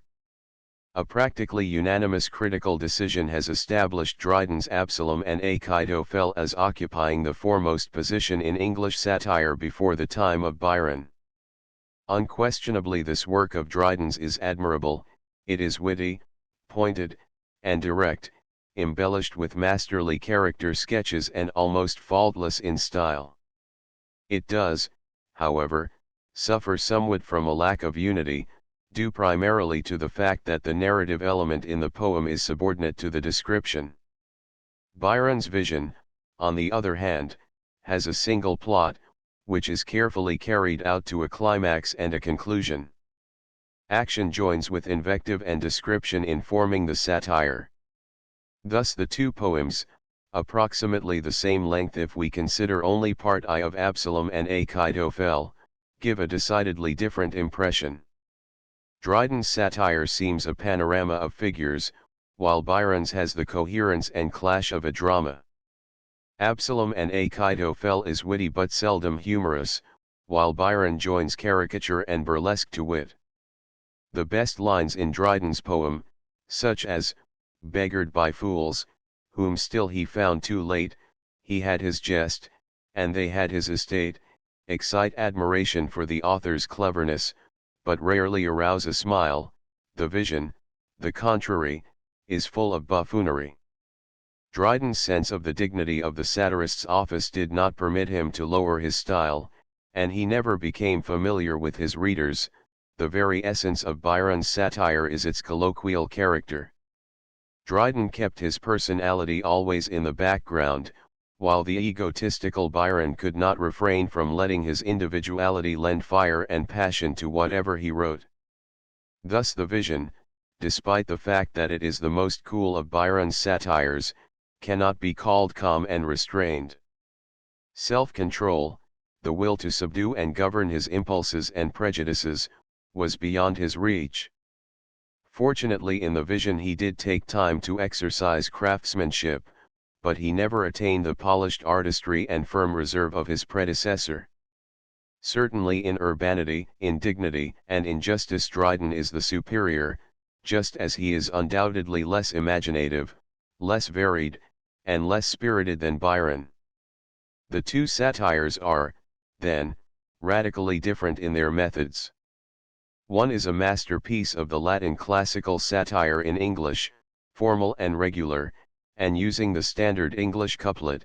The other is our finest example of the Italian style in satire, the mocking, grotesque, colloquial, and humorous manner of Pulci and Casti. Both are effective, but one is inclined to surmise that the purple patches in Absalom and Achitophel will outlast the more perfect whole of the Vision of Judgment. The probable results of the publication of a work of such a sensational character had been foreseen by both Murray and Longman. When the first number of the Liberal appeared containing not only the Vision of Judgment but also 3 epigrams of Byron's on the death of Castlereagh, it was received by a torrent of hostile criticism from the Tory press. The Literary Gazette for October 19, 1822, called Byron's work heartless and beastly ribaldry, and added on November 2, that Byron had contributed to the liberal impiety, vulgarity, inhumanity, and heartlessness. The Courier for October 26 termed him an unsexed Circe, who gems the poisoned cup he offers us. On the Whig side, in contrast, Hunt's Examiner for September 29 spoke of it as a satire upon the laureate, which contains also a true and fearless character of a grossly adulated monarch. Byron himself described it to Murray as one of my best things. 376 Later critical opinion has also tended to rank it very high. Goethe called the verses on George III the sublime of hatred. Swinburne, himself a revolutionist but no partisan of Byron's, exhausts superlatives in commenting on it. This poem stands alone, not in Byron's work only, but in the work of the world. Satire in earlier times had changed her rags for robes, Juvenal had clothed with fire, and Dryden with majesty, that wandering and bastard muse. Byron gave her wings to fly with, above the reach even of these. Others have had as much of passion and as much of humor, Dryden had perhaps as much of both combined. But here, and not elsewhere, a third quality is apparent: the sense of a high and clear imagination. Above all, the balance of thought and passion is admirable, human indignation and divine irony are alike understood and expressed, the pure and fiery anger of men at the sight of wrongdoing, the tacit inscrutable derision of heaven. Nicol, in his Life of Byron, says nowhere in so much space, save in some of the prose of Swift, is there in English so much scathing satire. 2 figures in Byron's poem have been made the basis of a shrewd comparison by Henley. He says, Byron and Wordsworth are like the Lucifer and Michael of the Vision of Judgment. Byron's was the genius of revolt, as Wordsworth's was the genius of dignified and useful submission. Byron preached the doctrine of private revolution, Wordsworth the dogma of private apotheosis. Byron was the passionate and dauntless soldier of a forlorn hope, Wordsworth a kind of inspired clergyman. Byron's sympathies in the Vision, as in Cain, were undoubtedly with Lucifer, the rebel and exile, and his poem will live as a satiric declaration of the duty of active resistance to despotism and oppression. Chapter X, The Age of Bronze and the Blues. Byron's Monoë on the death of Sheridan, written at Diodati on July 17, 1816, and recited in Drury Lane Theatre on September 7, was followed by a period of several years in which he ceased to employ the heroic couplet in poetry of any sort. The reasons for this temporary abandonment of what had been, hitherto, a favourite measure, are not altogether clear, although his action may be ascribed, in part, to his renunciation of things English and to the influence upon him of his study of the Italians. During his residence in Italy, Byron used many metrical forms, the Spenserian stanza, ottava rima, terza rima, blank verse, and other measures in some shorter lyrics and ephemeral verses. Not until the Age of Bronze, which he began in December 1822, did he return to the heroic couplet of English bards. On January 10, 1823, Byron, then living in Genoa, wrote a letter to Leigh Hunt, in which, among other things, he said, "I have sent to Mrs. S. Helley, for the benefit of being copied, a poem of about 750 lines length, The Age of Bronze, or Carmen Secularet Annus Haudit Mirabilis, with this epigraph impar Congresses Acoli." By way of description, he added, "It is calculated for the reading part of the million, being all on politics, etc., etc., etc., and a review of the day in general in my early English bard style, but a little more stilted, and somewhat too full of epithets of war and classical and historical allusions." 377. The work as revised and completed contains 18 sections and 778 lines. Originally destined for the Liberal, it was eventually published anonymously by John Hunt, on April 1, 1823. The Age of Bronze is, then, entirely a political satire, intended chiefly as a counterblast to the recent stringent regulations of the reactionary Congress of Verona, 1822. It comprises, however, other material, an introductory passage on the great departed leaders, Pitt, Fox, and Bonaparte, frequent digressions treating of the struggles for constitutional government then taking place in Europe, and some lines attacking the landed proprietors in England for their lukewarm opposition to foreign war. It is, in nearly every sense, a timely poem, although the note of vanitas vanitatum sounded in the early sections gives the satire a universal application. For a comprehension of Byron's motives in writing The Age of Bronze, it is necessary to understand something of the situation in Europe at the time.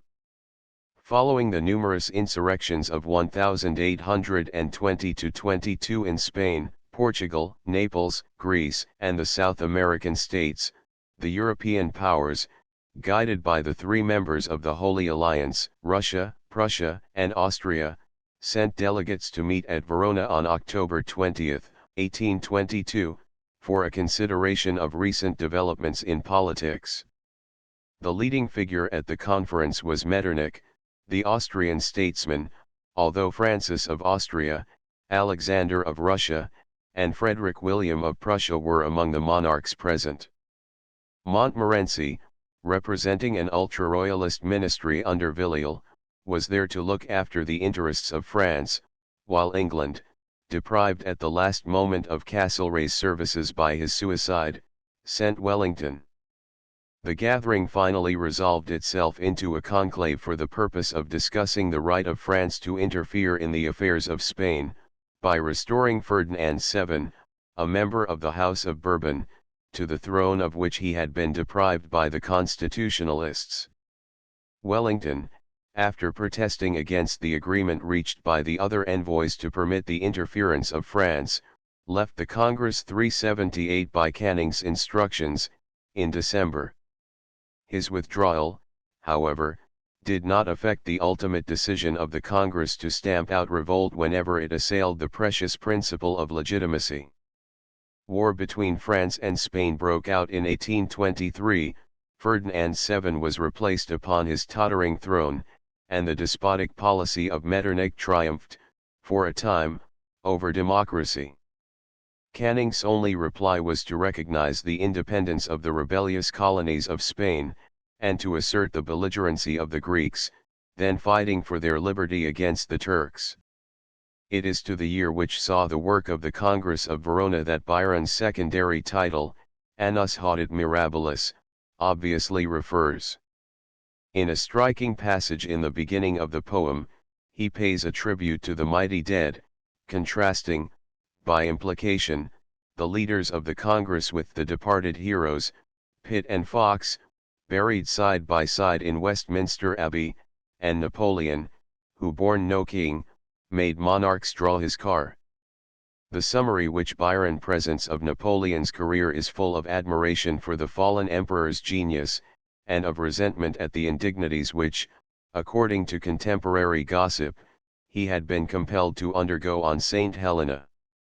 The man whose game was empires and whose stakes were thrones was forced, says the poet, to become the slave of the paltry jailer and the prying spy. The passage is both an appreciation and a judgment, wavering, as it does, between sympathy and condemnation for the conqueror who burst the chains of Europe only to renew the very fetters which his arm broke through. The reference to these giants of the past leads Byron naturally to a glorification of such liberators as Kosciuszko Washington and Bolivar, and to a joyful heralding of revolutions in Chile, Spain, and Greece. One common cause makes myriads of one breast, slaves of the East, or helots of the West, on Andes and on Athos peaks unfurled, the self-same standard streams o'er either world. Under the influence of this enthusiasm he prophesies a liberal outburst which will end in the regeneration of Europe. Contrasted with the optimism of this aspiring idealism is Byron's gloom over the deeds of the Congress of Verona. The measures advocated by this gathering, as we have seen, were reactionary and autocratic, and Byron's description of it, tinged with liberal sentiment, is vigorously satirical. In the conference headed by Metternich, power's foremost parasite, he can see nothing but a body of tyrants, with ponderous malice swaying to and fro, and crushing nations with a stupid blow. Many of the allusions in Byron's sketches of the members recall the language used by Moore in his fables for the Holy Alliance. Moore's views of the situation in Europe agreed substantially with those of Byron. Byron's reference to the coxcomb czar, the autocrat of waltzes and of war, recalls Moore's mention of that sovereign in Fable I, so, on he capered, fearless quite, thinking himself extremely clever, and waltzed away with all his might, as if the frost would last forever. Byron accuses Louis XVIII, who was not present at the Congress, of being a gourmand and a hedonist, a mild Epicurean, formed at best to be a kind host and as good a guest. The same idea is conveyed in Moore's description of that king as, sighing out a faint adieu to truffles, salmis, toasted cheese.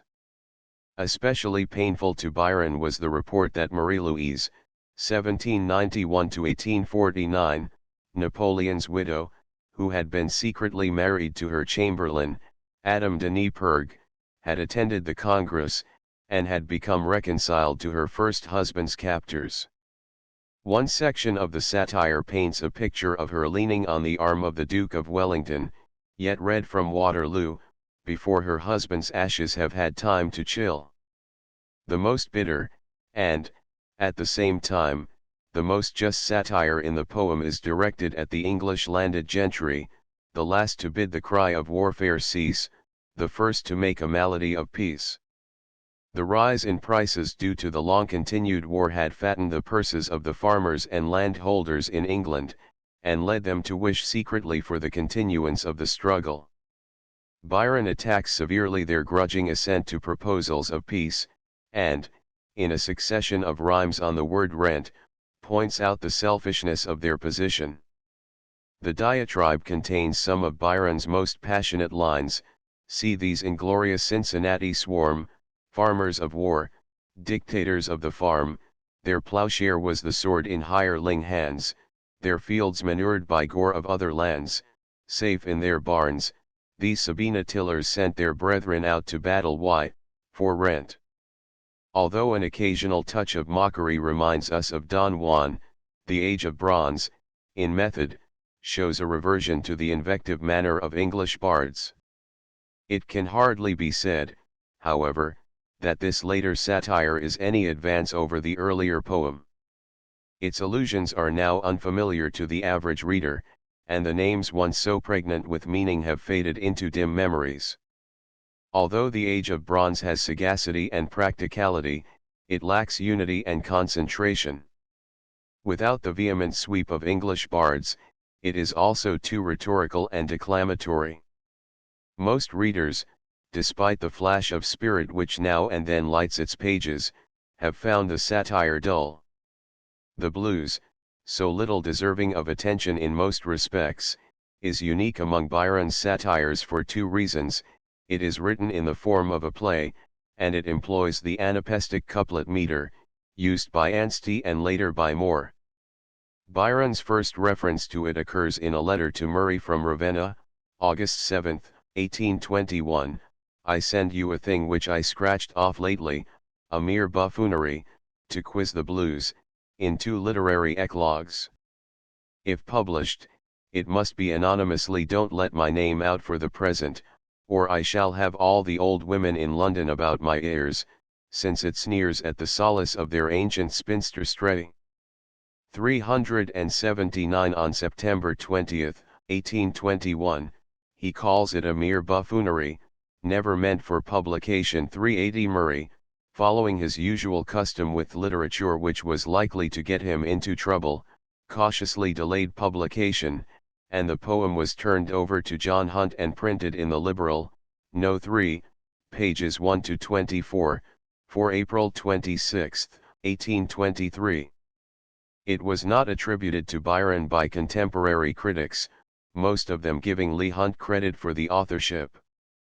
There is nothing in Byron's letters to explain the immediate motive which led the poet to scribble a work so unworthy of his genius. In his journal kept during his society life in London there are several references to the Blues, and later he made some uncomplimentary allusions to them in Beppo and Don Juan. In a sense his efforts to ridicule them seem to parallel the attacks of Gifford on a coterie equally harmless and inoffensive. In form the satire is a closet drama in 2 acts, each containing approximately 160 lines. The characters represented are intended, in many instances, for living persons. Thus, in the first act, which takes place before the door of a lecture room, Inkle, who is apparently Byron, converses with Tracy, who may be Moore. Within, Scamp, probably Hazlitt, is delivering a discourse to a crew of blues, dandies, dowagers, and second-hand scribes. Among the subjects for discussion between the two men is Miss Lilac, a spinster, an heiress, and a blue, who is doubtless a caricature of Miss Milbanke, the later Lady Byron. References to Renegado's epic, Botterby's plays, and the Old Girls' Review indicate that Byron has returned to some favorite subjects for his satire. The second act is located at the home of Lady Bluebottle, who resembles closely Lady Holland, the well-known Whig hostess and one of Byron's friends. Sir Richard Bluebottle, in a monologue, complains of the crowd of scribblers, wits, lecturers, white, black, and blue, who invade his house and who are provided for at his expense. In the scene which ensues, Inkle acts as a sort of interlocutor, with the others as a chorus. Wordsworth, the poet of peddlers, is satirized in the old fashion of English bards as the writer who, singing of peddlers and asses, has found out the way to dispense with Parnassus. Southey is referred to as Mouthy. Of the other figures, Lady Bluemont is, perhaps, Lady Beaumont, and Miss Diddle, Lydia White, the fashionable blue stocking. When the party breaks up, Sir Richard is left exclaiming, "I wish all these people were damned with my marriage." On May 6, 1823, Byron finished Canto 16 of Don Juan. The 14 extant stanzas of Canto 17 are dated May 8. Shortly after he made preparations for his expedition to Greece, and, on July 23, 1823, sailed in the Hercules with Gamba and Trelawney, for Cephalonia. From this time on, his work in poetry practically ceased.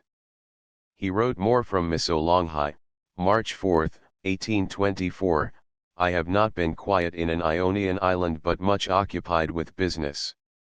Neither have I continued Don Juan, or any other poem." 381 He devoted himself to drilling Greek troops, holding conferences with leaders, and corresponding with the patriot parties. A fever, brought on by overexposure, attacked him on April 11. On the 19th, he died. His remains were brought to England, and buried in the little church of Hucknall Torkord, only a few miles from Newstead Abbey. Conclusion. Mr. Augustine Birrell, in an illuminating essay on the writings of Pope, brings forward, with reference to satire, a standard of judgment which merits a wider application. Dr. Johnson, says Mr. Birrell, is more to my mind as a sheer satirist than Pope, for in satire character tells more than in any other form of verse. We want a personality behind a strong, gloomy, brooding personality, soured and savage if you will, nay, as sour and savage as you like, but spiteful never. Without subscribing unreservedly to Mr. Birrell's preference of Johnson over Pope, we may still point out that the most conspicuous feature of Byron's satire, as, indeed, of most of his other poetry, is the underlying personality of the author, too powerful and aggressive to be obscured or hidden. There have been satirists who, in assuming to express public opinion, have succeeded in partly or entirely effacing themselves, and who have thus acted in the role of judicial censors, self-appointed to the task of voicing the sentiments of a party. In the poetry of the anti-Jacobin, it is by no means easy to detect where the work of one Tory satirist leaves off and that of another begins. So in Dryden's work we are seldom confronted directly by the emotions or partialities of the writer himself. Absalom and Achitophel gives the impression of a cool impersonal commentary on certain episodes of history, prejudiced perhaps, but carried on with real or feigned calmness. Byron's satire is of a different sort. We can read scarcely a page without recognizing the potency of the personality that produced it. Just as in Childe Harold the hero usually represents Byron himself in some of the phases of his complex individuality, just as the Lara and the Corsair of his verse romances and the Cain and Manfred of his dramas are reflections of the misanthropical, theatrical, and skeptical poet, so, in the satires, no matter what method he uses, it is always Byron who criticizes and assails. Most of the characteristics which make up this personality accountable for Byron's satiric spirit have been brought out and discussed in previous chapters. The most important of all, probably, is the haste and impetuosity with which he was accustomed to act. In this respect he may be again contrasted with Dryden, who proceeded to satirize an enemy after due preparation, without apparent agitation or excitement, much as a surgeon performs a necessary operation. Even Pope, sensitive and irritable though he was, did not usually strike when his temper was beyond his control. Byron, on the other hand, was, in most cases, feverish and impulsive. What he thought to be provocation was followed at once by a blow. He did not adopt a position of unmoved superiority, but, both too proud and too impatient to delay, sought instinctively to settle a dispute on the spot. Except in some instances notable because of their rarity, Byron seems to have had no understanding of the method of toying with a prospective victim. He planned to close with his opponent, to meet him in a grapple, and to overwhelm him by sheer energy and intrepidity. This want of restraint had, of course, some favorable results on his satire. The work was indisputably vigorous, effective because of the ungoverned passion which sustained it. At the same time this hasty action was detrimental to Byron's art, and accounts, in part, for the frequent lack of subtlety in his satire. We may be roused temporarily by the fury of the lines, but when, in less enthusiastic moods, we examine the details, we miss the technique and the transforming craftsmanship of the supreme artist.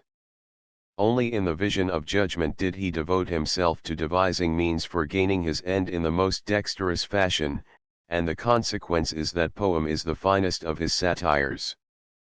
In the earlier satires we have Byron, the man, talking out spontaneously, angrily, unguardedly, without second thought or reconsideration, like Churchill, a mighty wielder of the bludgeon but a poor master with the rapier.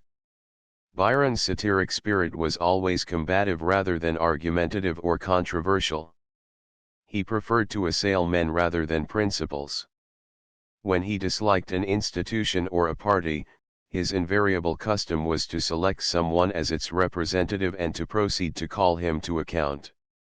It is this desire to war with persons and not with theories that explains his attacks on Castlereagh, whom he never knew, but whom he singled out as the embodiment of England's repressive policy.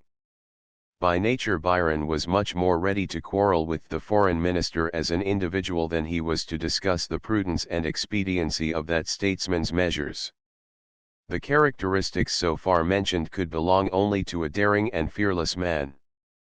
Byron never hesitated to avow his ideas, nor did he ever retract his invective except in cases in which he had been convinced that he was unjust. He published the lines to a lady weeping under his own name at a time when no one suspected his authorship.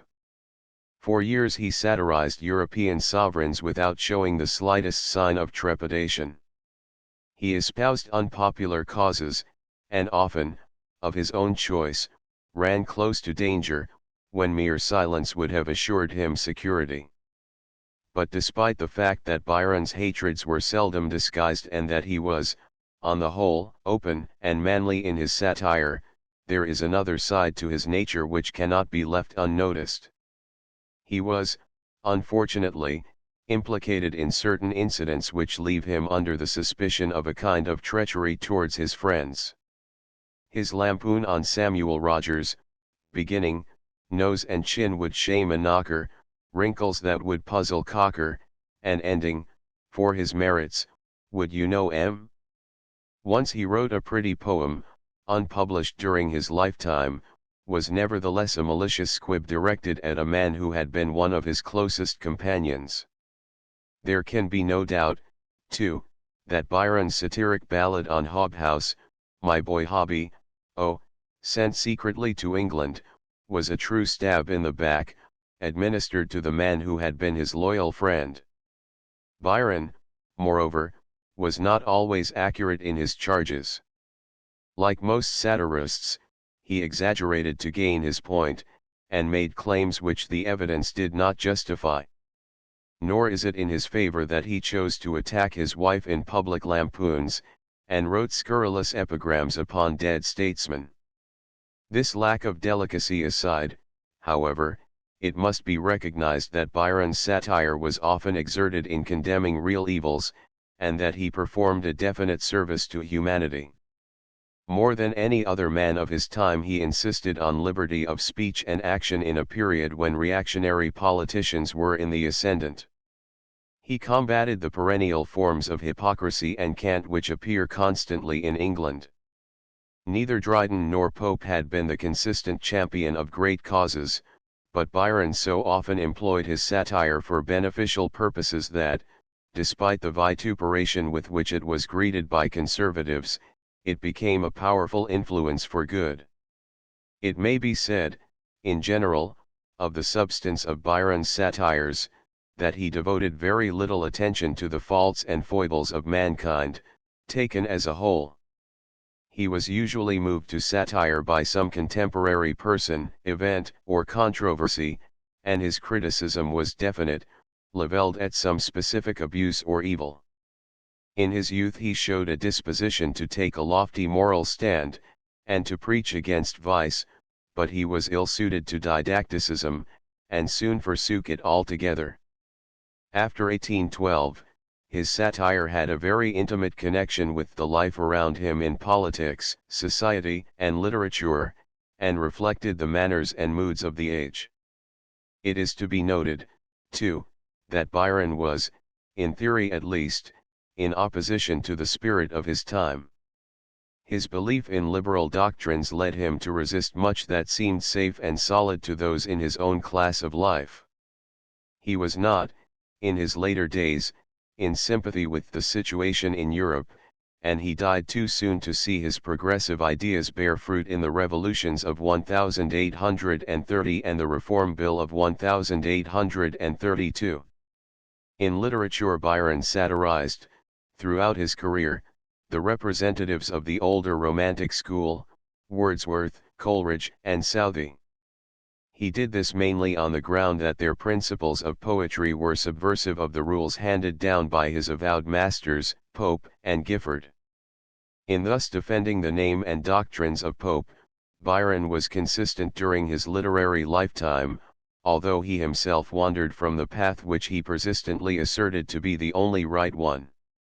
In inveighing against Southey, he was, of course, animated largely by personal spite.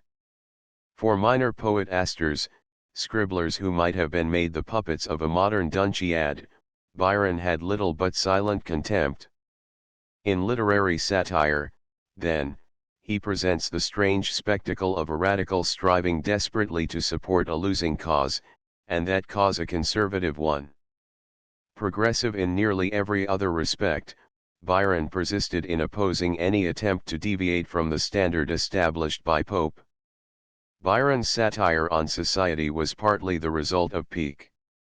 He who had been for some time its idol, found himself expelled from English society, and, in retaliation, exposed its absurdities and follies.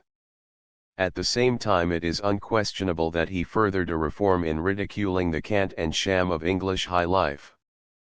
It was in his last saner days that he wrote the cantos of Don Juan, which treat of the all-pervasive hypocrisy of fashionable circles, and the satire, even today, rings true. It is noticeable that he seldom satirizes fads or fashions, and that he rarely, after 1812, attacks private immorality. His zeal is devoted to unveiling pretense, and to describing this outwardly brilliant gathering as it really is.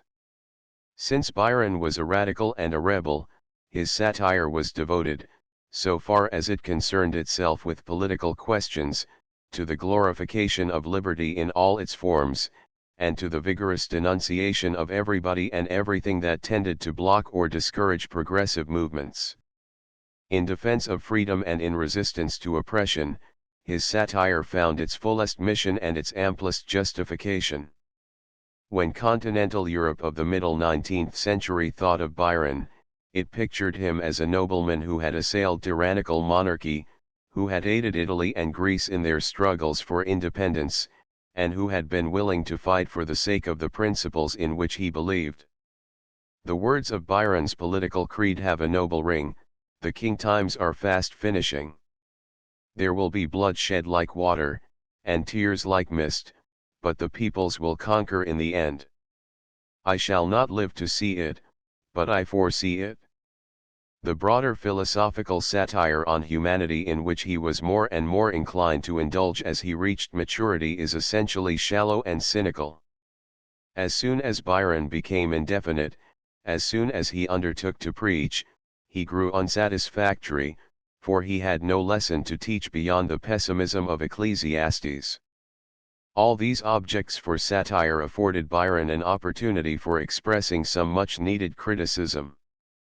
The most unworthy sections of his satire are those devoted to mere revenge, the unchivalric lines on Lady Byron and Mrs. Clermont, the violent abuse of Southey and Jeffrey, and the treacherous thrusts at Rogers and Hobhouse. In these passages the satirist descends to the lower level of Churchill and Gifford. It remains to say a word of Byron's methods, a word merely of recapitulation. Preferring directness always, he was inclined by nature to go straight to his goal, to speak his mind out without pausing to devise subtle or devious plans of attack.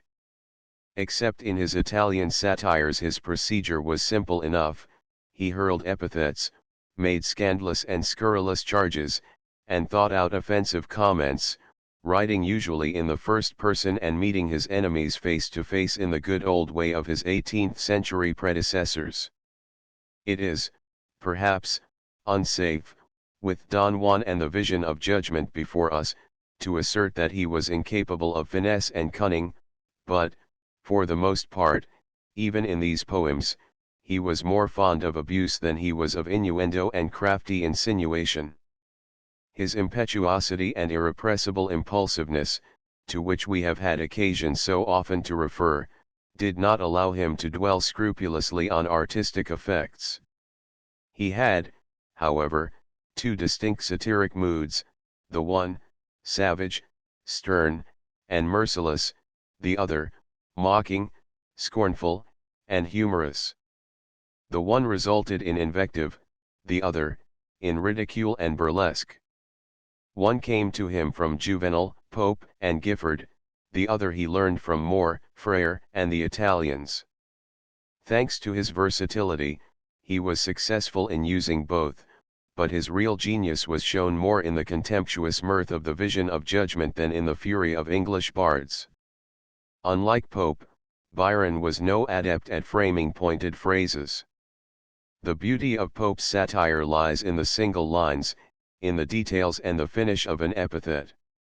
Byron's work, on the other hand, should be estimated with regard to the general effect. Few recall particular lines from the passage on Southey in the Vision of Judgment, yet every one remembers the complete caricature of the laureate. Pope manipulated a delicate and fine stencil, Byron painted on the canvas with broad sweeping strokes. Byron was the last of the great English satirists in verse, and he has had no imitators who have been able to approach his unique style and manner. It is a curious fact that his influence after his death on 19th-century English satire has been almost negligible. The causes of this decline in satire since Byron's day are not altogether easy to explain. Perhaps it may be accounted for as accompanying the general lack of interest in poetry of any sort so common today.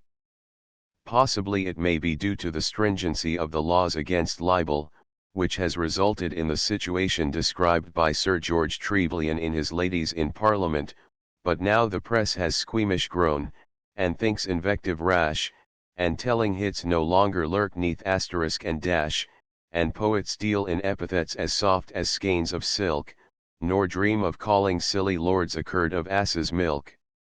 In the 20th century great political problems are usually fought out in the newspapers or in prose pamphlets. The editorials of our daily journals take the place of satires like the Age of Bronze. Doubtless, too, we have grown somewhat refined in our sensibilities and fastidious in our speech, so that we shrink from the cut-and-slash method in poetry. At any rate our English satire since 1830 has inclined toward raillery and humor, wholly unlike the ardent vindictiveness of the men under the Georges. The old regime died away with Byron, and in its stead we have had the polished cleverness of Preed, the gentle cynicism of Thackeray, the mild sentimentality of Looker and Dobson. Not until very recently have flashes of the invective spirit appeared in the work of William Watson and Rudyard Kipling. The great issues of the 20th century have stimulated no powerful English satirist in verse. Bibliography. The standard edition of Byron's poetical works is that by Ernest Hartley Coleridge in 7 volumes, London, 1904, which contains an exhaustive bibliography of the successive editions and translations of different poems. The most complete collection of the letters and journals is that by Roland E. Prothero in 6 volumes, London, 1902. Any study of Byron must be largely based on these comprehensive and scholarly works. A fairly detailed list of critical articles on Byron was compiled by Roden Noel in his Life of Lord Byron. This, however, needs to be supplemented and revised in the light of recent investigation. The following list includes only the more important sources of information for this treatise. Ackerman, R. Lord Byron, Heidelberg, 1901. Anti-Jacobin, Poetry of the, edited by Charles Edmonds, London, 1890. Armstrong, J. L. Life of Lord Byron, London, 1858. Arnold, Matthew. Byron, in his Essays in Criticism, 2nd Series, London, 1903. Austin, Alfred. A Vindication of Lord Byron, London, 1869. Byron and Wordsworth, in his Bridling of Pegasus, London, 1910. Bell, John. Fugitive Poetry, London, 1790. 18 volumes in 9. Bale, Henry. Lord Byron and Italy, in his Racine, Paris, 1854. Bleib true, K. Byron der Übermensch, sen Leben und sen Dichten, Jena, 1897. Blessington, Lady. Conversations with Lord Byron, London, 1834. Brandis, G. Main Currents in 19th Century Literature, London, 1905. Bridges, Sir Samuel E. Letters on the Character and Poetical Genius of Lord Byron, London, 1824. An Impartial Portrait of Lord Byron, as a Poet and a Man, Paris, 1825.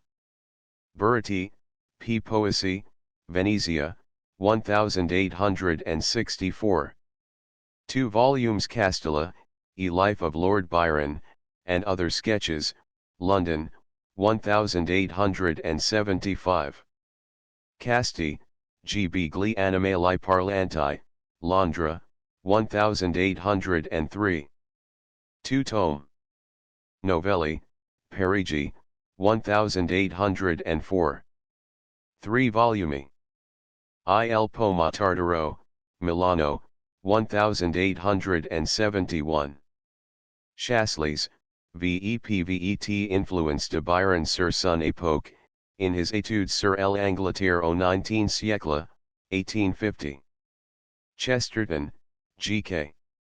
The Optimism of Byron, in his 12 Types, London, 1903. Churchill, C. Poetical Works, Boston, 1854. Ed. by Tuke.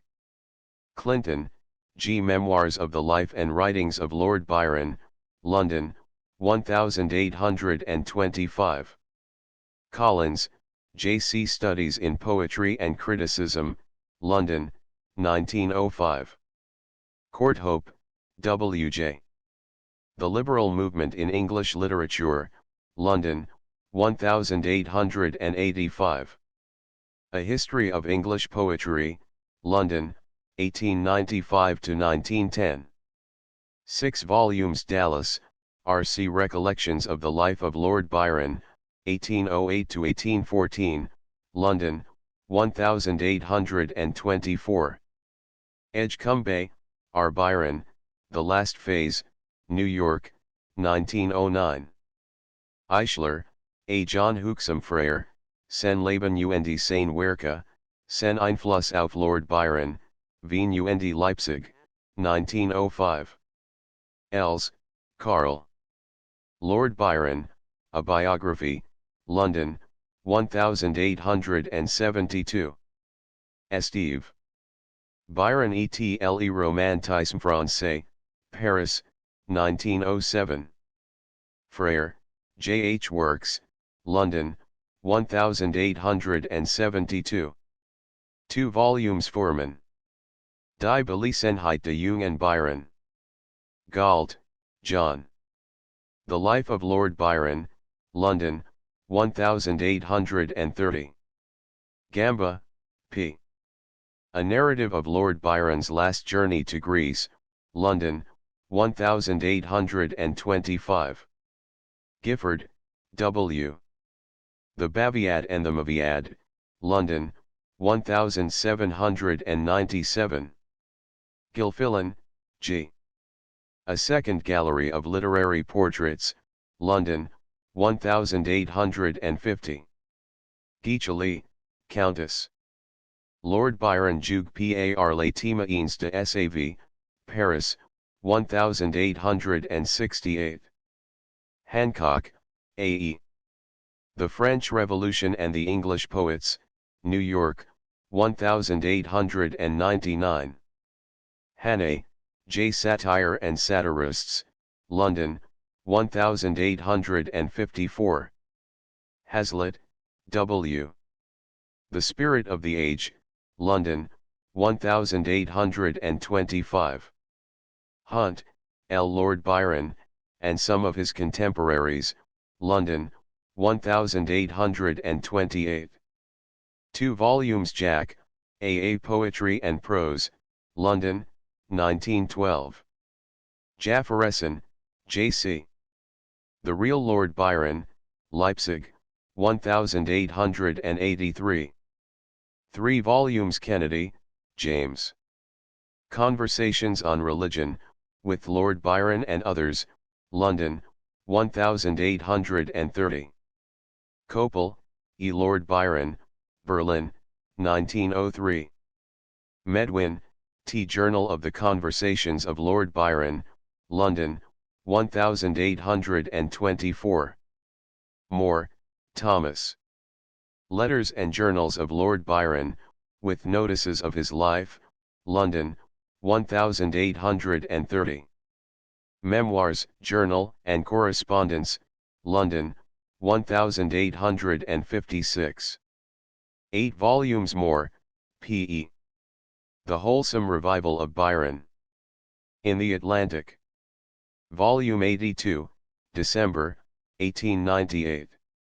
Nicol, J. Byron, London, 1908. E.N.G. Men of Letters Series. Perry, W.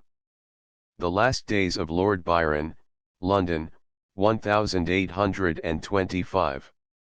Pope, A Poetical Works, London, 1895. 10 volumes Purvi Torton, C.W. Political Satire in English Poetry, Cambridge, 1910. Pulci, L. Morgant Majori, Venezia, 1784. Pyre, J. F. A. Byron in Our Day. In the Atlantic, Volume 99, April, 1907. Roever. Lord Byron's Gedenken über Alexander Pope's Dichtkunst, Hanover, 1886. Stephen, L. Byron, in Dictionary of Nat Biog, Volume 8, pages 132 to 155. Swinburne, A.C. Essays and Studies, London, 1875. Miscellanies, London, 1886. Trelawney, E.J. Recollections of the Last Days of Shelley and Byron, London, 1858. Records of Shelley, Byron, and the Author, London, 1878. Trent, W.P. The Byron Revival. In the Forum, Volume 26, October, 1898. Tucker, S.M. Verse Satire in England Before the Renaissance, New York, 1906. Weddigen, O Lord Byron's Einfluss auf die Europäischen Literatur der Neuzeit, Hanover, 1884. Footnotes 1 That satire is primarily destructive criticism was asserted by Heinz Sues in a familiar passage quoted approvingly by Dryden in his essay on satire. Satire is a kind of poetry in which human vices, ignorance, and errors, and all things besides, which are produced from them in every man, are severely reprehended. The same theory is expressed by de Gubernatis in his Storia della Satira la Satira e, Sovra ogni cosa, una negazione.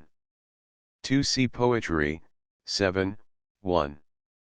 3 In the preface to Absalom and Achitophel, Dryden is inclined to take pride in his fairness. I have but laughed at some men's follies, when I could have declaimed against their vices, and other men's virtues I have commended, as freely as I have taxed their crimes. 4 Epilogue to the Satires, Dialogue 2, 212 to 217. 5 See Chesterton's Pope and the Art of Satire. 6 Both methods are illustrated in a line of the Dunciad My H. Lays Periods, or my Blackmore's numbers. 7. In the dramatis personae of Absalom and Achitophel only 2 women appear, and they are spoken of in the poem in a complimentary way. 8. Byron particularly emphasizes the correctness and moral tone of Pope. He is the most perfect of our poets and the purest of our moralists. Letters, v. 559, his moral is as pure as his poetry is glorious. Letters, v.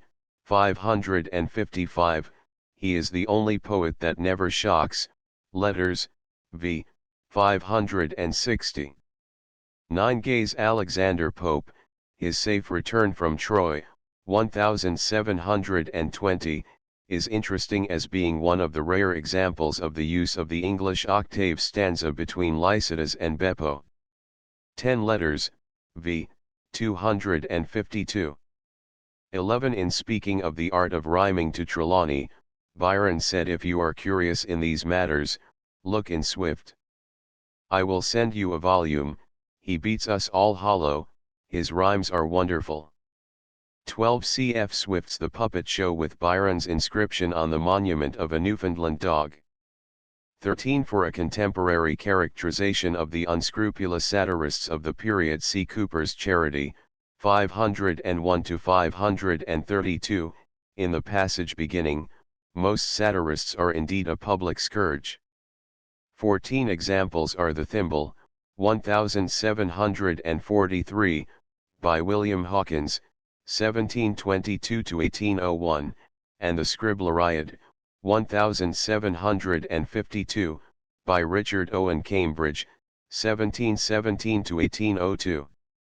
15. State Dunces, 1733, and The Gymnasiad, 1738, by Paul Whitehead, 1710-1744, The Toast, 1736, by William King, 1685-1763, and a succession of anonymous poems, The Battle of the Briefs, 1752, Patriotism, 1765, The Battle of the Whigs, 1763, The Triumph of Dullness, 1781, The Rape of the Faro Bank, 1797, and The Battle of the Bards, 1799.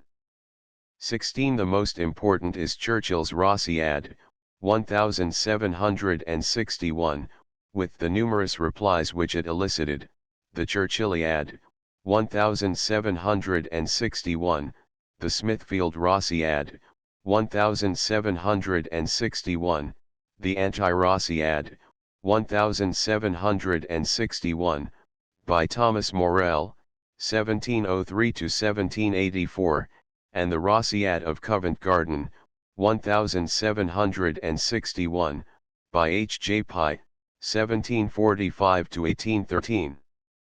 Among other satires of the same class may be mentioned The Smarshad, 1752, by Dr. John Hill, 1710-1775, with its answer, The Severe and Effective Hilliad, 1752, by Christopher Smart, 1722-1771, The Meretriciad, 1764, by Arthur Murphy, 1727-1806, The Conciliad, 1770, a fragment by Chatterton, The Diaboliad, 1777, with its sequel, The Diaboladi, 1777, by William Coombe, 1741-1823, and finally the criticisms on the Raleighiad, Gifford's Baviad, and Maviad,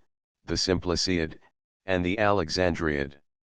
1805, 17. The Scandalizade, 1750, The Pasquinade, 1752, by William Kenrick, 1725-1779, The Quackade, 1752, The Booksellers, 1766, The Art of Rising in the Church, 1763, by James Scott, 1733–1814, The Senators, 1772, and The Tribunal, 1787. 18. A few typical controversial satires of this decade are, The Race, 1762, by Cuthbert Shaw, 1739–1771, The Tower, 1763, The Demagogue, 1764, by William Falconer, 1732–1769, The Scourge, 1765, and The Politician, 1766, by E. B. Greene, 1727–1788. 19. Some characteristic examples are The Epistle to Cornbury, 1745, by Earl Nugent, 1702–1788, The Epistle to William Chambers, 1773, and The Epistle to Dr. Shebbeare, 1777, by William Mason, 1724–1797, and The Epistle to Dr. Randolph, 1796, as well as numerous other epistles, by T. J. Matthias. 20. See Macaulay's essay on Horace Walpole, page 35. 21. An essay on the different styles of poetry, 1713, by Thomas Parnell, 1679–1718, The Danger of Writing Verse, 1741, by William Whitehead, 1715–1785, A Prospect of Poetry, 1733, The Perils of Poetry, 1766, and The Wreath of Fashion, 1780, by Richard Tickell, 1751–1793. 22. The Anonymous Manners of the Age, 1733, Manners, 1738, by Paul Whitehead, The Man of Taste, 1733, by James Bramston, 1694–1744, The Modern Fine Gentleman, 1746, and The Modern Fine Lady, 1750, by Somjanins, 1703–1787, Fashion, 1748, by Joseph Warton, 1722–1800, and Newmarket, 1751, by Thomas Warton, 1728–1790. 23 examples are The Essay on Reason, 1733, by Walter Hart, 1709–1774, The Vanity of Human Enjoyments, 1749, by James Cawthorne, 1718–1761, The Most Slavish of All Pope's Imitators, Honor, 1737, by John Brown, Advice and Reproof, 1747, by Smollett, Of Retired and Active Life, 1735, by William Helmoth, 1710–1799, Ridicule, 1743, by William Whitehead, Taste, 1753, by John Armstrong, 1709–1779, An Essay on Conversation, 1748, by Benjamin Stillingfleet, 1702–1771. 24 Letters, v. 162. 25 Letters, 485. 26 See an Apology, 376–387. 27 In his letters, Byron refers once to Churchill's Times, Letters, 2, 148. His Churchill's Grave, 1816, a parody of Wordsworth's style, contains a reference to Churchill as him who blazed the comet of a season. Otherwise Churchill's actual influence on Byron was not great. 28 Byron praised Crabbe in English Bards as nature's sternest painter, but her best. In a letter to Moore, February 2, 1818, he termed Crabbe and Rogers the fathers of present poesy, and in his reply to Blackwood's, 1819, he said publicly, "We are all wrong except Crabbe, Rogers, and Campbell." Crabbe, whom Horace Smith called Pope in worst stockings, seemed, to Byron, to represent devotion to Pope. 29 Byron said of Gifford in 1824, "I have always considered him as my literary father, and myself as his prodigal son." Letters, 6, 329, 30 The movement represented by this clique, clioziosi, originated in Florence with a coterie of dilettanti, among whom were Robert Mary, 1755–1799, Mrs. Piazzi, 1741–1831, Bertie Greathead, 1759–1826, and William Parsons, Fluid 1785–1807. They published 2 small volumes, the Arno Miscellany, 1784, and the Florence Miscellany, 1785, both marred by affectation, obscurity, tawdry ornamentation, and frantic efforts at sublimity. The printing of Mary's Adieu and Recall to Love started a new series of sentimental verses, in the writing of which other scribblers took part: Hannah Cowley, 1743–1809, Perdita Robinson, 1752–1800, and Thomas Vaughan, Fluid 1772–1820. Their combined contributions were gathered in Bell's British Album, 1789. 31 Mary had written A Wreath of Liberty, 1790, in praise of revolutionary principles. 32 Scott said of Gifford, "He squashed at one blow a set of humbugs who might have humbugged the world long enough." New Morality has a reference to the hand which brushed a swarm of fools away. Byron inserted a similar passage in English Bards, 741–744. 33 Letters, 4, 485. 34 English Bards, 701. 35 Moore speaks sarcastically of this custom in the preface to Corruption and Intolerance, 1808. The practice which has been lately introduced into literature, of writing very long notes upon very indifferent verses, appears to me a very happy invention, as it supplies us with a mode of turning dull poetry to account.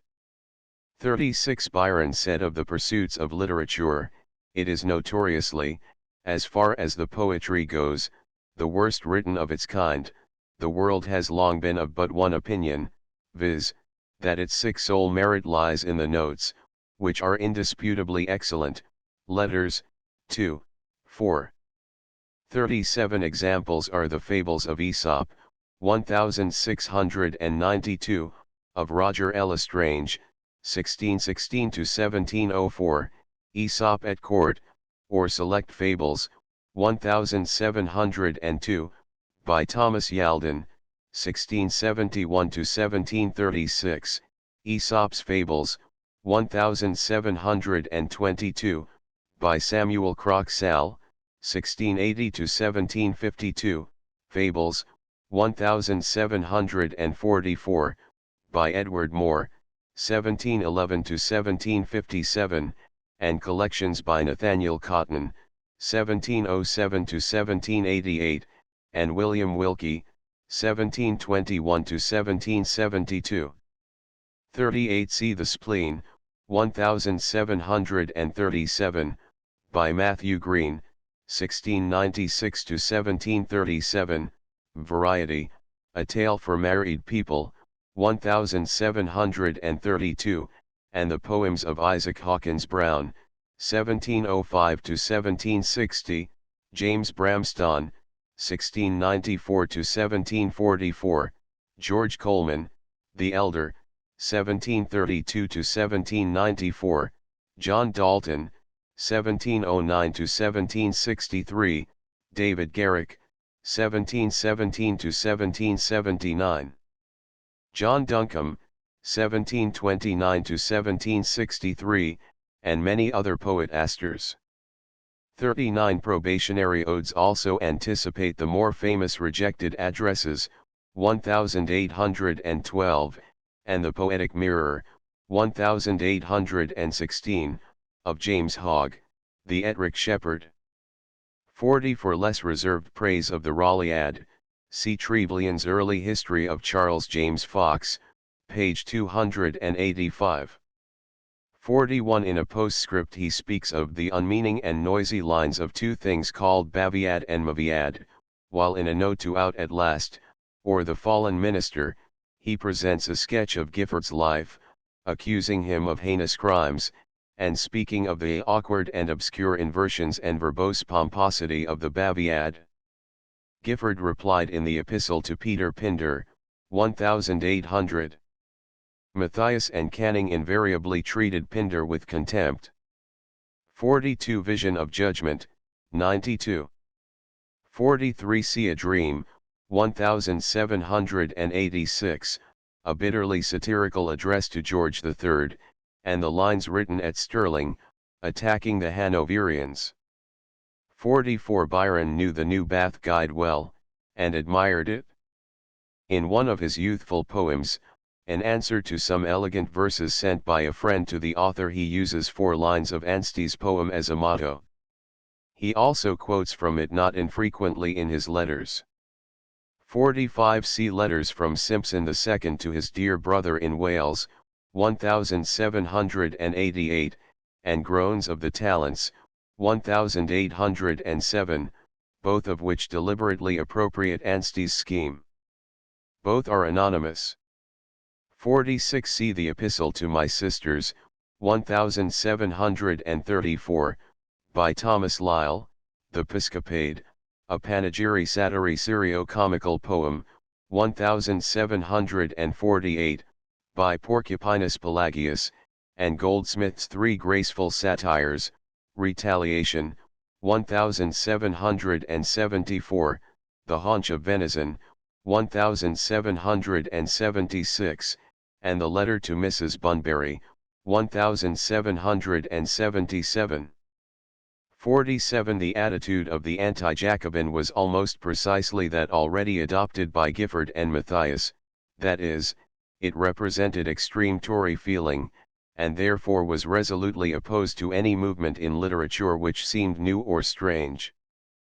48 The anti-Jacobin was deserted by its original editors, largely because it was becoming too dangerous a weapon for aspiring statesmen to handle. A new journal, under the same name, was less successful.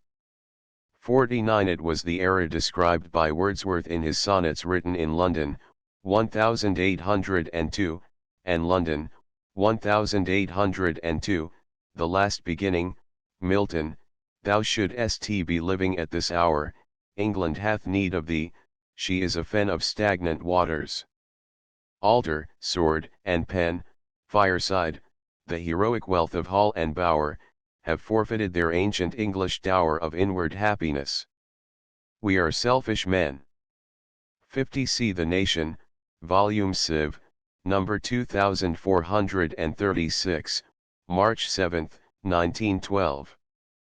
51 Examples are Elijah's Mantle, 1807, by James Sayer, 1748-1823, with its answer, the anonymous Elijah's Mantle parroted, 1807, the Uti Poseidonus and Status Quo, 1807, the Devil and the Patriot, 1807, and Canning's famous ballad The Pilot That Weathered the Storm. 52 Poetry, I, 17. 53 Letters, I, 209. 54 It is probable that Byron's verses are modelled somewhat on the epistle on his schoolfellows at Eton, 1766, by his relative and guardian, Lord Carlisle, 1748–1825. 55 Letters, I, 47. 56 Letters, I, 183. 57 Letters, I, 167. 58 Letters, I, 211. 59 Letters, I, 212. 60 Blackwoods, 9, 461. 61 This practice was ridiculed by his enemy, Lady Montague, in the lines, on the one side we see how Horace thought, and on the other how he never wrote. 62 The opening couplet of English bards is a paraphrase of the first two lines of Juvenal, I. Other imitations occur in lines 87–88, Juvenal, I, 17–18, and lines 93–94, Juvenal, I, 19–21. 63 English bards, 47–48. 64 Satires, 3, 15–18. 65 London, 35–36. 66 Table Talk, 571–572. 67 Baviad, 215 ff. 68 All the Talents, 2, 46–47. 69 English Bards, 103–106. 70 Dunciad, I, 28. 71 Satires, I, 35–36. 72 English Bards, 819–820. 73 English Bards, 991–994. 74 C English Bards, 144–145, 165–166, 202, 235, etc. 75 Prologue to the second part of the Conquest of Granada, 1–2. 76 Essay on Criticism, 610–630. 77 The Apology was written in response to a scathing article on the Rossiad, printed in the Critical Review for March, 1761. This periodical, ultra-Tory in its principles, made a point of decrying any work which was by a Whig author, or expressed any sympathy with liberal ideas. Though the editor, Tobias Smollett, was able to exculpate himself from the charge, Churchill deemed him accountable for the uncomplimentary review and, without naming him, described him in his satire as alien from God, and foe to all mankind. 78 The Apology, 110–111. 79 English Bards, 429. 80 The Apology, 44. 81 English Bards, 71. 82 Gentle Alterative. 83 Baviad, 200–201. 84 It is curious that Byron's views on poetry were not very different from those held by Geoffrey. Both men believed in maintaining the common-sense traditions of the 18th century. 85 There can be no worse sign for the taste of the times than the depreciation of Pope, Letters, v. 559. 86 W. Tooke, in his edition of Churchill's works, 1804, expresses one phase of contemporary opinion in speaking of the simplicity of a later school of poetry, the Spawn of the Lakes, consisting of a mawkish combination of the nonsense verse of the nursery with the rhodomontade of German mysticism and transcendentalism, I. 189. 87 Epistles to Pope, 2, 165. 88 To this utterly unjust stricture Scott made a calm reply in his preface to Marmion, 1830. I never could conceive how an arrangement between an author and his publishers, if satisfactory to the persons concerned, could afford matter of censure to any third party. Certainly Byron came to be a gross offender in this respect himself, and when, in 1819, he was haggling with Murray over the price of Don Juan, these boyish censures, if they met his eye, must have roused a smile. 89 The plot is absurd, and the antique costume of the language is disgusting, because it is unnatural. All the talents, page 68. 90 Pursuits of literature, 4, 397 to 398.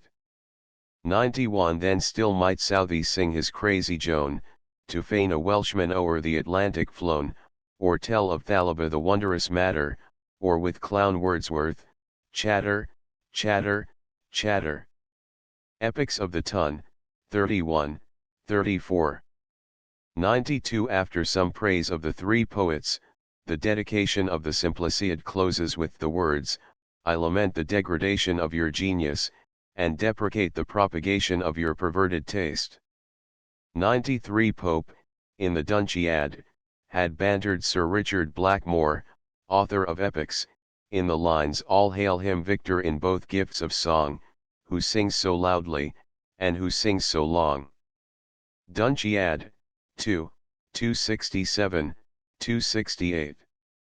The possibility that Byron may have had this passage in mind is increased by his note to his lines in English Bards, must he Southey be content to rival Sir Richard Blackmore in the quantity as well as the quality of his verse. 94 Simpliciad, 212 to 213. 95 It must be remembered, however, that practically every charge that Byron brings against the Lakists has a counterpart in Manse Simpliciad, printed only a year before Byron's poem. 96 Baviad, 248 to 261. 97 Letters, v. 590. 98 Letters, v. 539. 99 Letters, I. 104. 100 Matthias had asserted that Moore had neither scrupled nor blushed to depict, and to publish to the world, the arts of systematic seduction, and to thrust upon the nation the most open and unqualified blasphemy against the very code and volume of our religion, Pursuits of Literature, Preface to Dialogue 4. 101 Preface to Maviad, page 59, note. 102 See the account of this period in Thorndike's tragedy, chapter X 103 Byron may have taken a suggestion from some lines of Children of Apollo, but in his diction Reynolds grossly errs, for whether the love hero smiles or mourns, 'tis O and ah and O by turns. 104 Satires, 3, 197. 105 Dunciad, 4, 45 to 70. 106 Rossiad, 723 to 728. 107 The Man of Taste. 108 One line of Byron's attack, himself a living libel on mankind, recalls Murphy's address to Churchill, Thy looks a libel on the human race.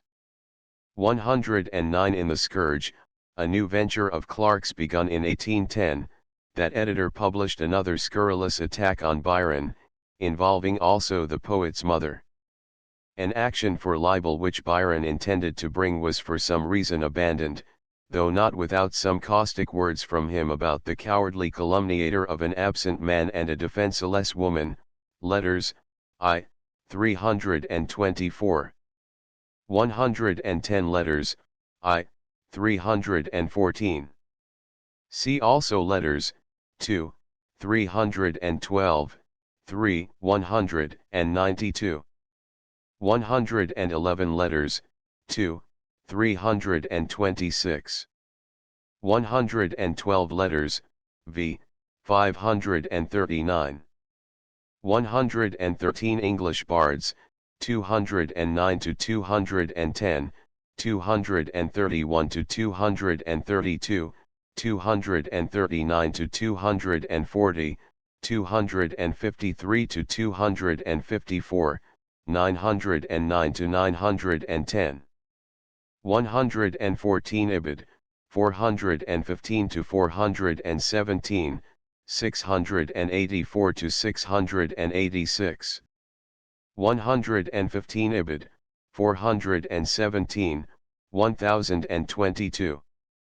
116 Ibid, 608 to 609, 624 to 625, 656 to 657. 117 letters, 2, 27. 118 Recollections of Lord Byron, page 31. 119 letters, 4, 488. 120 C. Pope and the Art of Satire, by G. K. Chesterton. 121 Corruption, 93 to 98. 122 English Bards, 841 to 848. 123 Poetry, I, 291. 124 Letters, 2, 330. 125 Letters, 2, 24. 126 Letters, 4, 425. 127 Letters, v. 221. 128 Letters, v. 245. 129 Letters, v. 255. 130 Letters, v. 77. 131 There have been many actual translations of the Ars Poetica into English. T. Drant published, in 1567, the first complete version.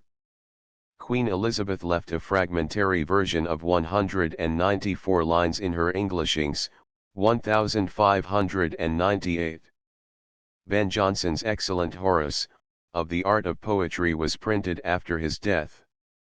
Of other translations, from that of Roscommon, 1680, in blank verse, to that of Howes, 1809, in heroic couplets, it is unnecessary to speak, except to say that they mount into the hundreds.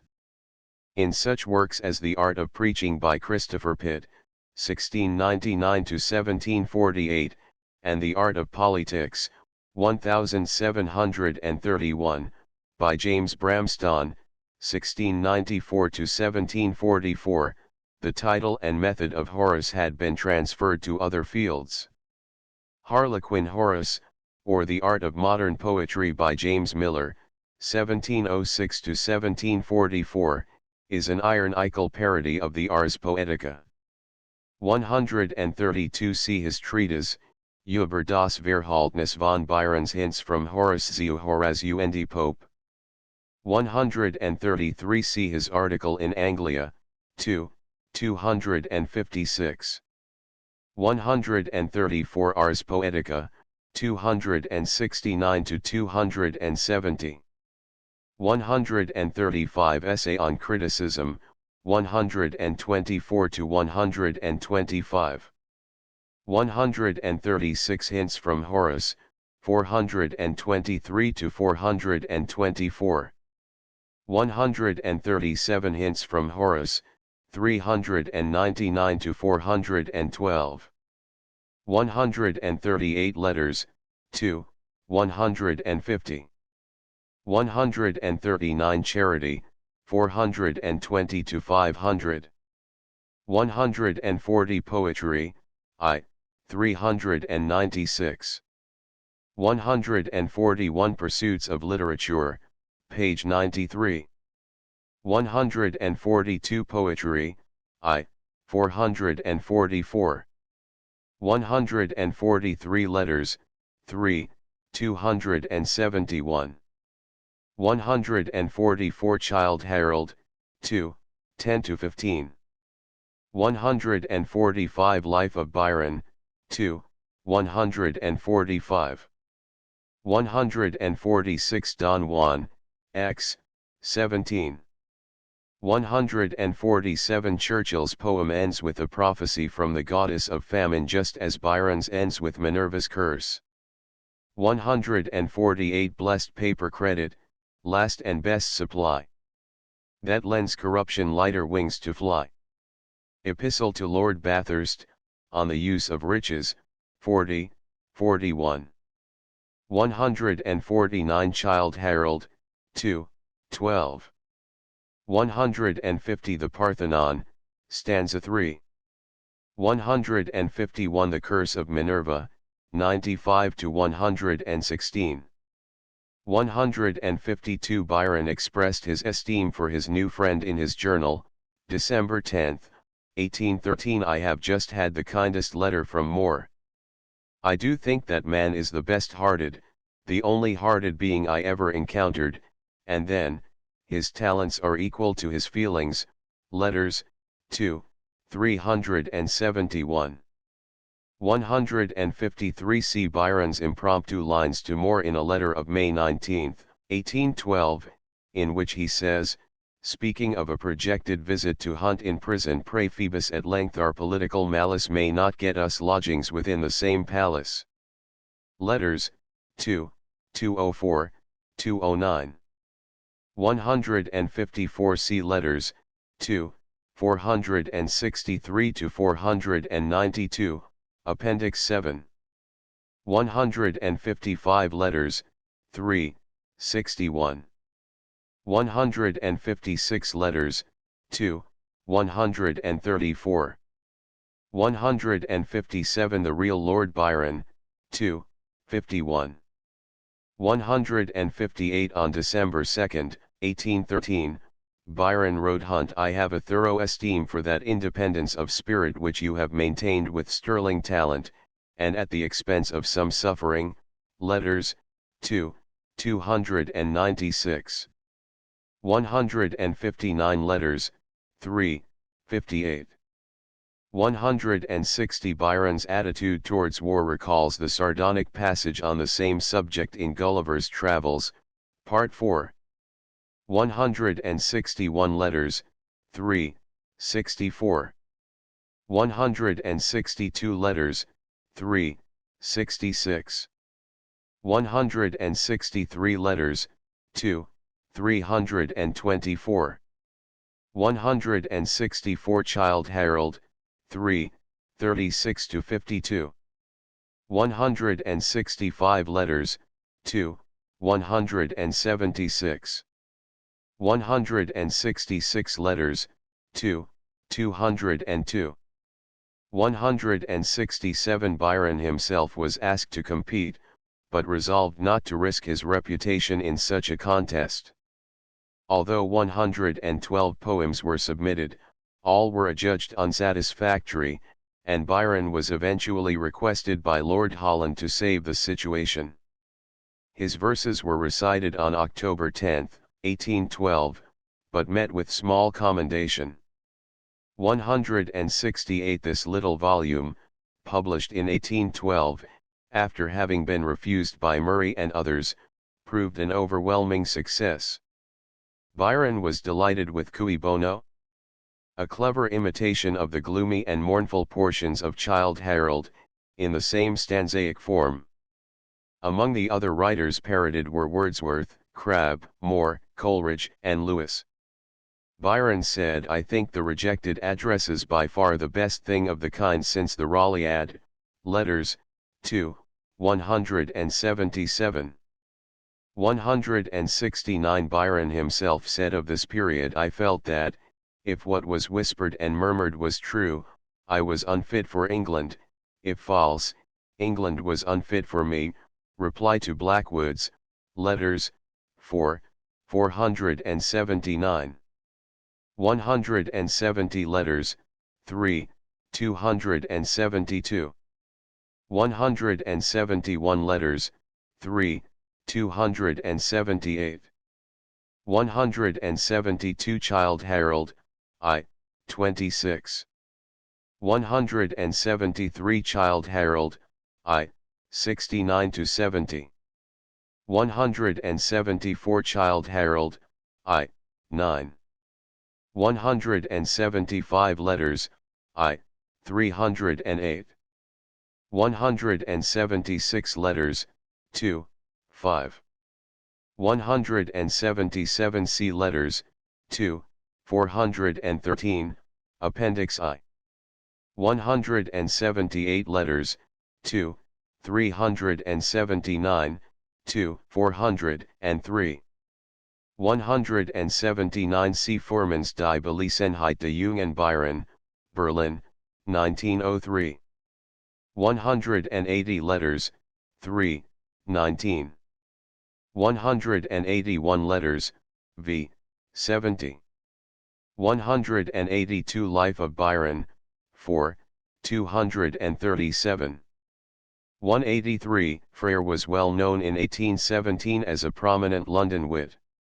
His career as a diplomat, which apparently promised him high preferment, had been cut short by some unlucky transactions leading to his being held partly responsible for the failure of the Peninsular Campaign, and he had been recalled in 1809 from his position as envoy to Ferdinand VII of Spain. The incident drew upon him Byron's lines on blundering Frere in some expunged stanzas of Childe Harold, I piqued by the action of the government and constitutionally inclined to inactivity. Frere had since led an indolent and self-indulgent existence as scholar and clubman. 184 Dr. Eichler finds that Frere drew something from Aristophanes and Cervantes, but more from Pulci, Berni, and Casti.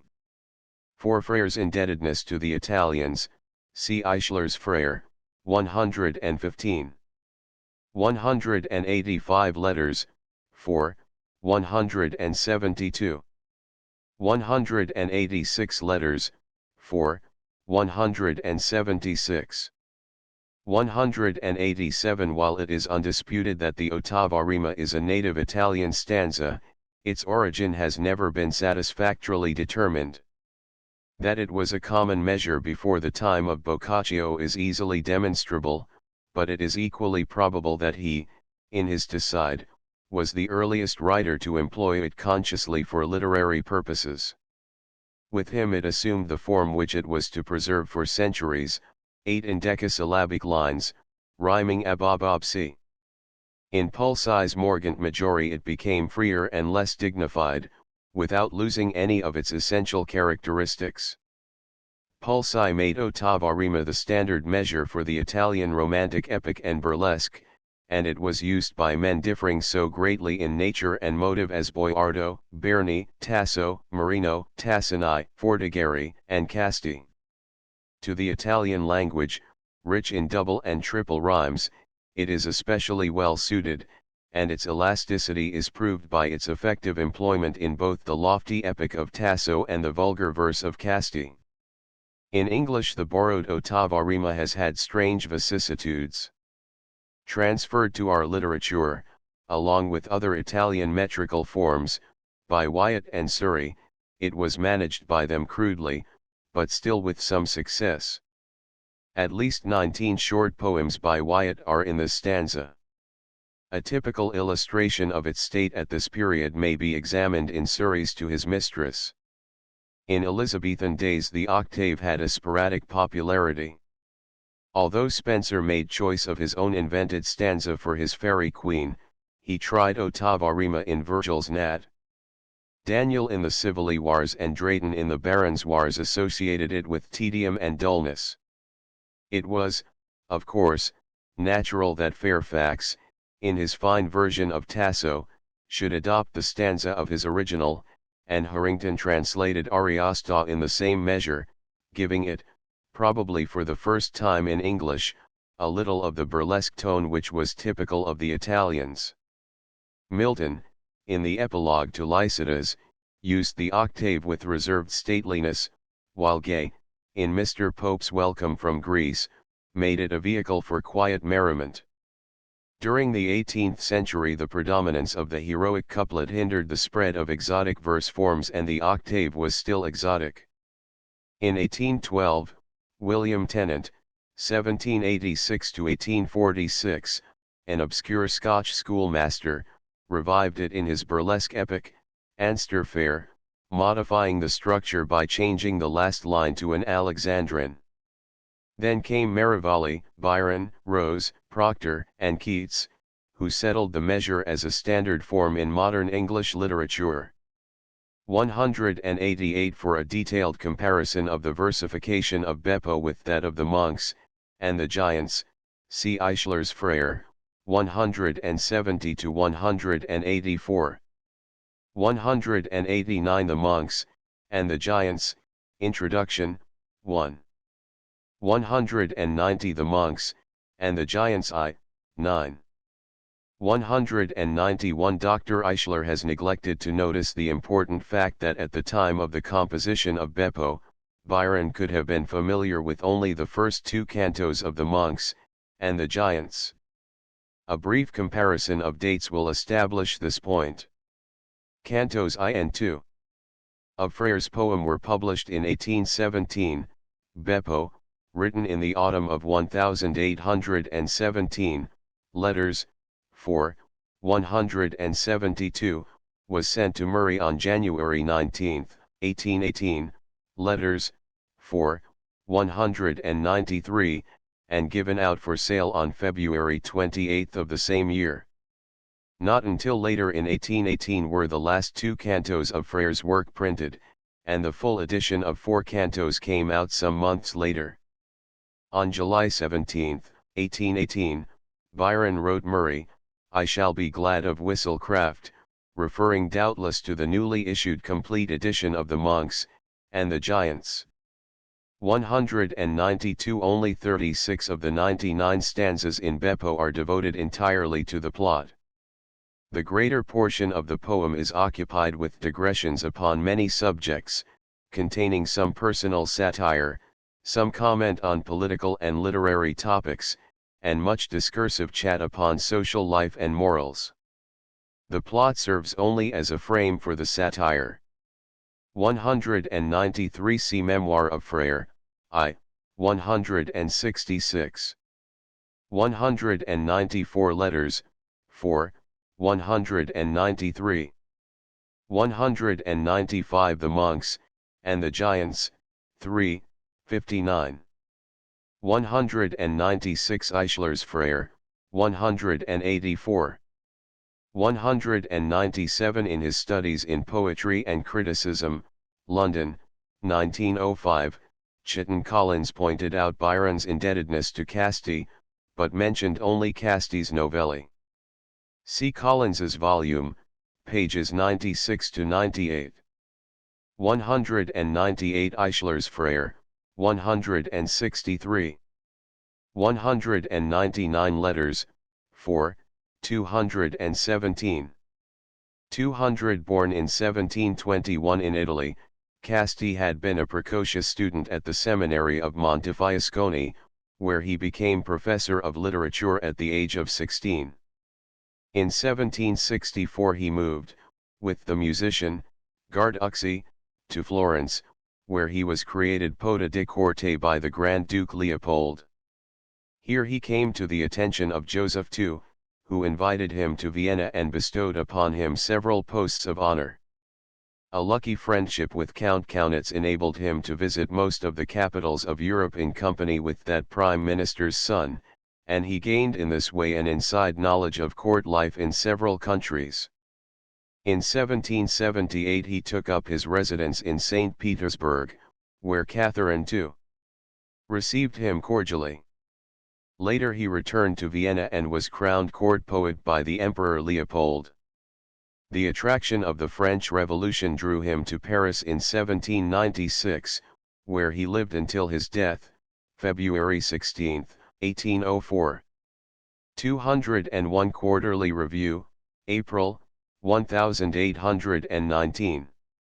202 Chitton Collins, however, makes the statement that Don Juan is full of reminiscences of the novelli, and points out definite parallelisms between Novella 4, La Diavolessa, and the plot of Don Juan. He adds, to Casti, then, undoubtedly belongs the honor of having suggested and furnished Byron with a model for Don Juan. Studies in Poetry and Criticism, pages 97, 98. It seems probable, however, that Byron took even more from Il Poema Tardaro than he did from the novelli. Casti's Gli Animali Parlanti and Il Poema Tardaro are not mentioned in Collins's study. 203. To this work Byron refers in a letter to Murray, March 25, 1818, Roses Animali I never saw till a few days ago, they are excellent. Letters, 4, 217. 204. Gli Animali Parlanti, 7, 6 ff. 205. Ibid, 3, 37. 206. Ibid, 3, 32. 207. Ibid, XX, 69. 208. Ibid, 14, 47, 17, 36, 56. 209. Gli Animali Parlanti, I, 52. 210. Don Juan, X, 25. 211. Gli Animali Parlanti, 18, 33.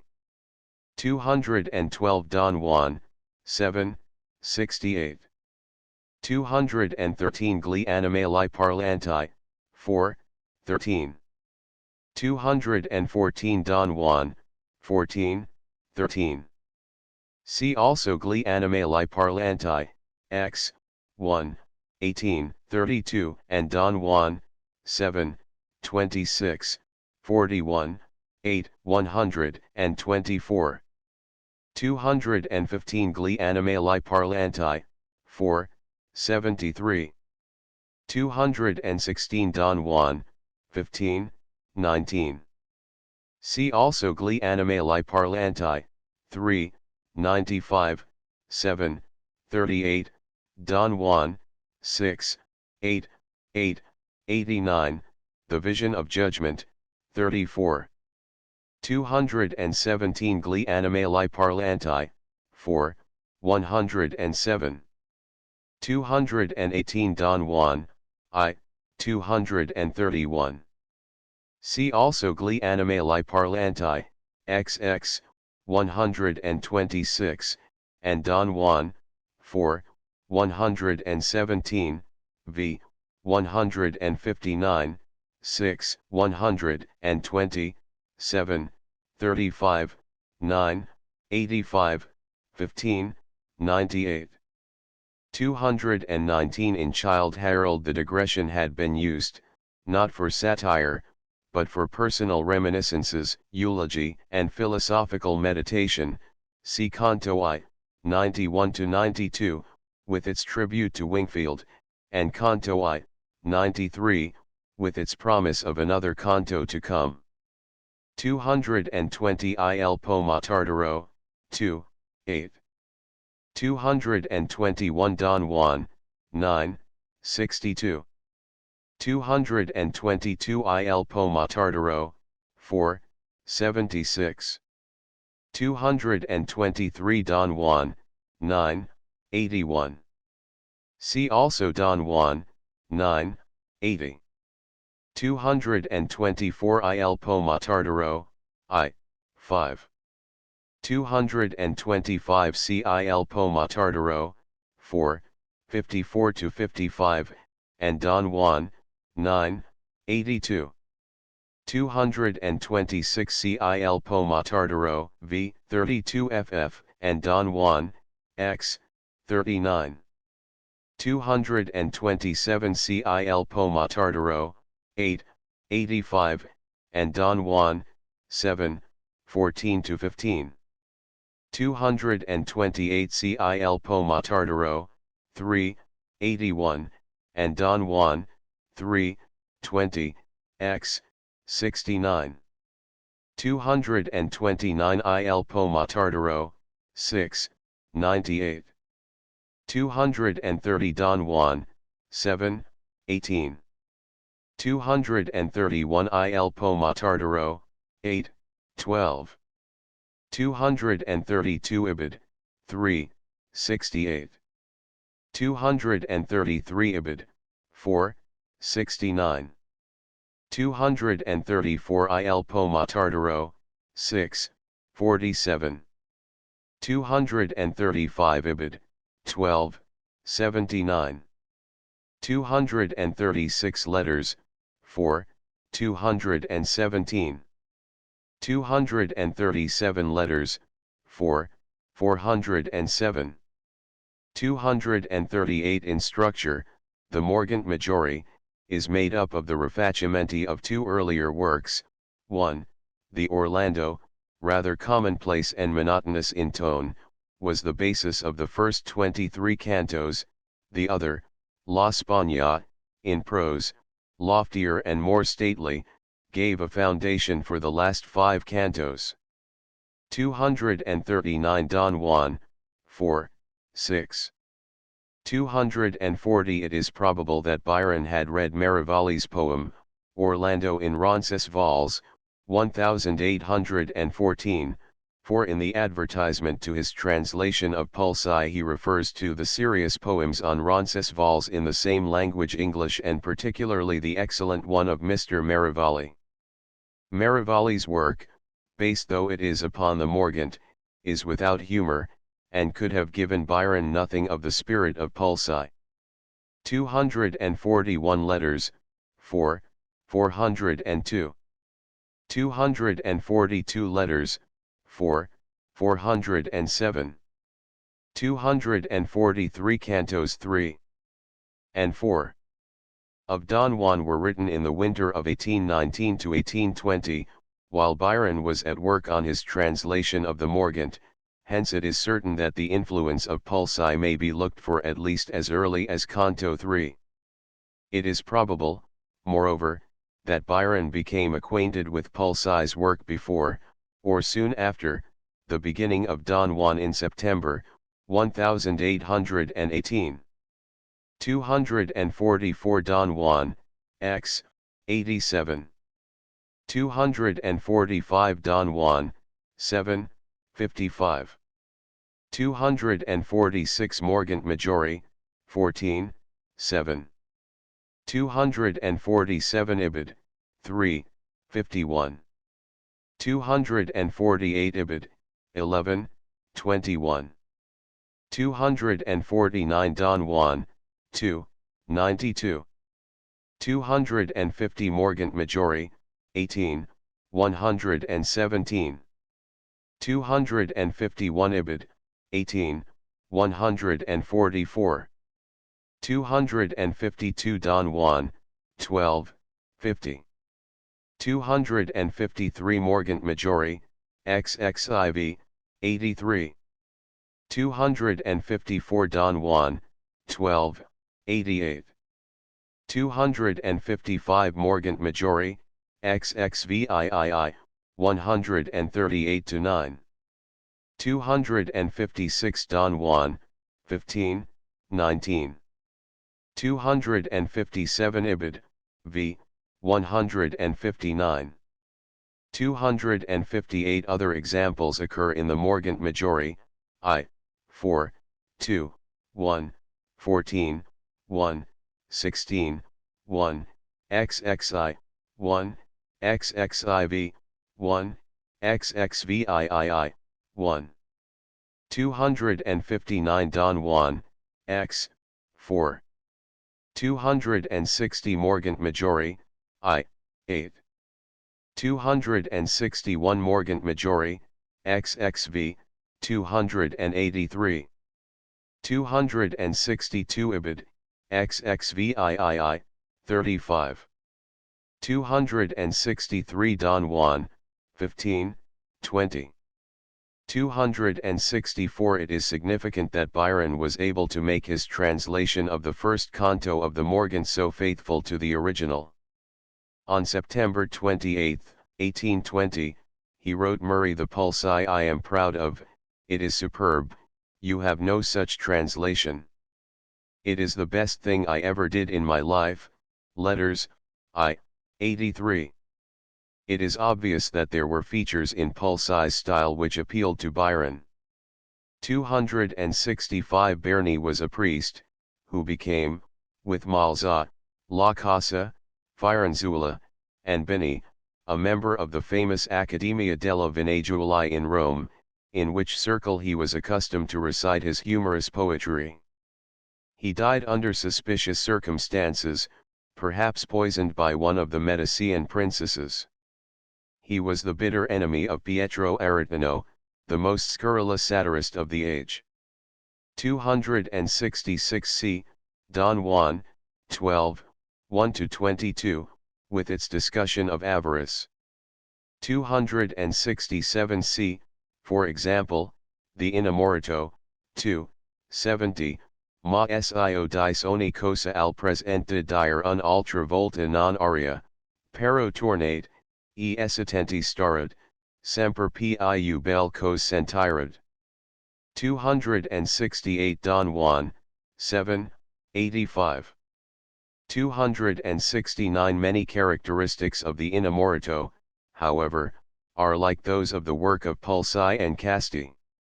There are the same equivocal allusions and obscenities, the same pervasive skepticism and pessimism, and the same colloquial style that are to be met with in the Morgant and the Novelli. Berni was perhaps greater as a craftsman and artist, but otherwise had the virtues and the faults of the other burlesque poets. 270 letters, 3, 444-445. 271 Buratti's career is treated at length in Vittorio Malamani's monograph, Il Principe dei Satirici Venziani, 1887. An edition of his poetry, in 2 volumes, was printed in 1864. 272 Buratti's afterlife brought him once into relation with Byron. On the birth of a son to Hoppner, the British consul at Venice, Byron presented the father with a short madrigal, his father's sense, his mother's grace, in him, I hope, will always fit so, with still to keep him in good case the health and appetite of Rizzo. The Count Rizzo Paterol, named in the last line, had the verses translated into several languages, in the Italian version changing the word appetite to buono more. This piece of vanity so excited the mirth of Buratti that he commemorated the affair in an epigram. Byron, however, seems to have paid no attention to the incident. 273 There is less of the mock heroic in Don Juan than is ordinarily supposed. It has little in common with the classical mock epic, represented in English by the Dunciad, the Scribleriad, and the Dispensary, poems which use the epic machinery of gods and goddesses, ridiculing the manner of the Greek and Roman epics through the method of parody. Don Juan, on the other hand, is unrelated to the work of either Homer or Virgil. Nor does it burlesque the Italian epics.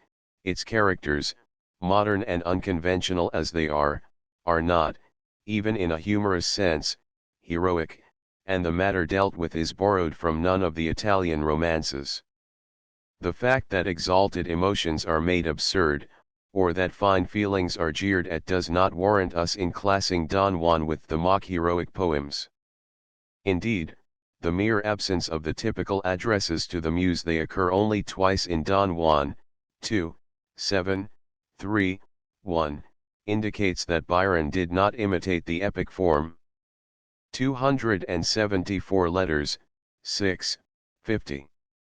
275 letters, 4, 217. 276 This poem Don Juan carries with it at once the stamp of originality and defiance of imitation. Shelley, Letter to Byron, October 21, 1821. 277 Don Juan, 2, 105, 2, 166, v. 4, 6, 5 to 6. 278 Ibid, v. 33 to 39. 279 Don Juan, 9, 41. 280 Letters, 4, 342. 281 Don Juan, I, 200. 282 Don Juan, 12, 55. 283 Letters, 4, 260. 284 Letters, 6, 155. 285 Don Juan, 14, 99. 286 It was begun at Venice, September 6, 1818, and the first two cantos were published anonymously, July 15, 1819, by Murray. Despite much hostile comment, and the reluctance and eventual refusal of Murray to print the work, Byron continued with his project, entrusting the publication of the poem, after Canto V, to John Hunt. Canto 16 was completed May 6, 1823, and appeared with Canto 15 on March 26, 1824. 14 stanzas of an unfinished Canto 17 were among his papers at the time of his death. 287 Beppo, 79. 288 Don Juan, 8, 135. 289 Childe Harold, 2, 74 to 76. 290 Ode to the French, 91 to 104. 291 Childe Harold, 4, 92. 292 Don Juan, 9, 24. 293 Don Juan, 8, 50. 294 Many details of Byron's satire may be traced to corresponding passages in the works of Moore, whose Fudge family in Paris, 1818, was familiar to him, and whose Fables for the Holy Alliance, 1823, many of which were written while the two poets were together in Venice, was dedicated to Byron. Moore denounced Castlereagh as a despot, a bigot, and a time-server, ridiculing him especially for the absurdity of his speeches, which were notorious for their mixed metaphors and poorly chosen phrasing. 295 Shelley in many short squibs, and particularly in The Mask of Anarchy, 1819, had assailed the ministry. He had compared Castlereagh and Sidmouth, the Home Secretary, to two vultures, sick for battle, and two vipers tangled into one, similes for two political characters of 1819.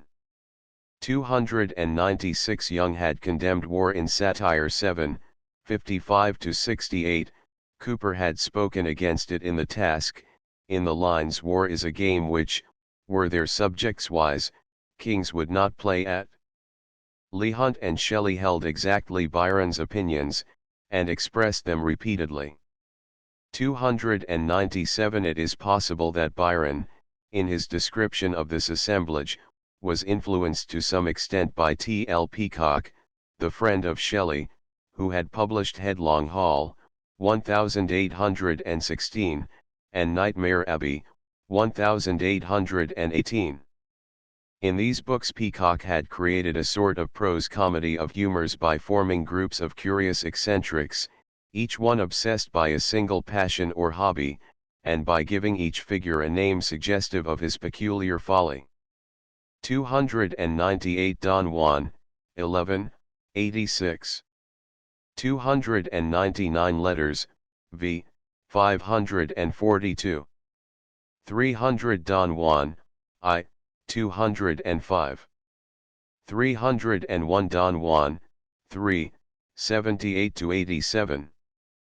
302 Don Juan, 3, 5. 303 Ibid, 3, 3.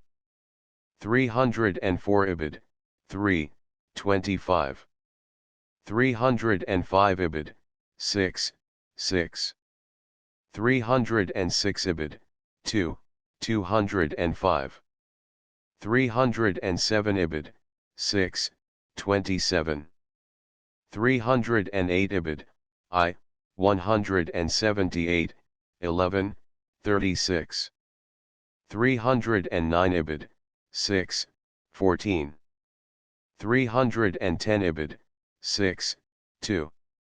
311 in Canto 2, the entire shipwreck episode is a symposium of accounts of other wrecks taken from Dalzell's shipwrecks and disasters at sea, 1812, remarkable shipwrecks, 1813, Bligh's A Narrative of the Mutiny of the Bounty, 1790, and the Narrative of the Honourable John Byron, 1768, the last named work being the story of the adventures of Byron's grandfather. His account of the siege and capture of Ismail in Cantos 7 and 8 is based, even, in minute details, on de Castelnau's essay sur l'histoire ancienne et moderne de la Nouvelle Russie. 312 Don Juan, 3, 101-109. 313 ibid, 2, 17-23. 314 ibid, 11, 10. 315 Byron attributed the unpopularity of Don Juan with the ladies, and particularly with the Countess Guicheli, to the fact that it is the wish of all women to exalt the sentiment of the passions, and to keep up the illusion which is their empire, and that the poem strips off this illusion, and laughs at that and most other things. Letters, v. 321. It was the opposition of the Countess which induced him to promise to leave off the work at the fifth canto, a pledge which he fortunately disregarded after keeping it for several months.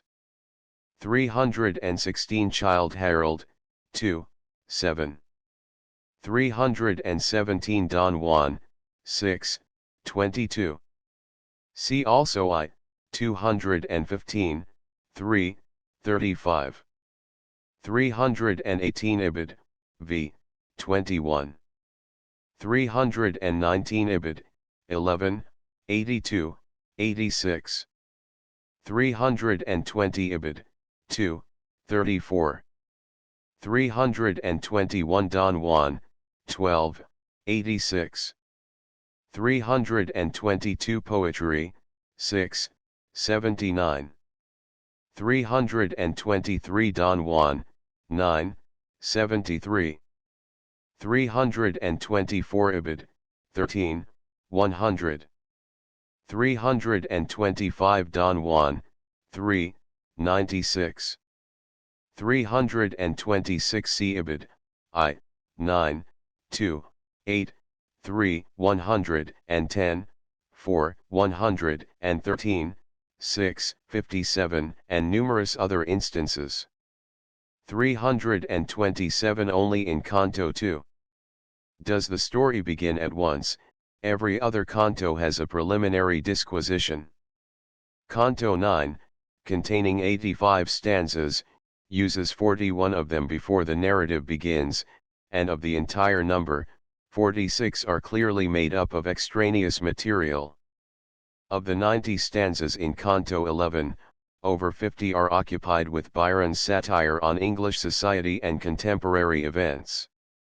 Canto 2 is, of course, filled largely with the shipwreck and the episode of Haiti, but in Canto 3, over 40 of the entire 111 stanzas are discursive, and many others are partly so.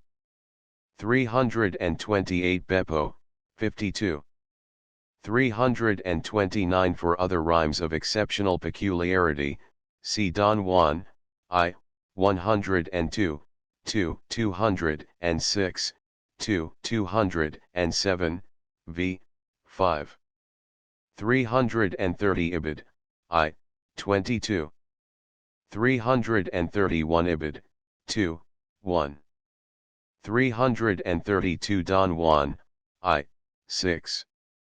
333 Ibid, 3, 111. 334 Ibid, 13, 94.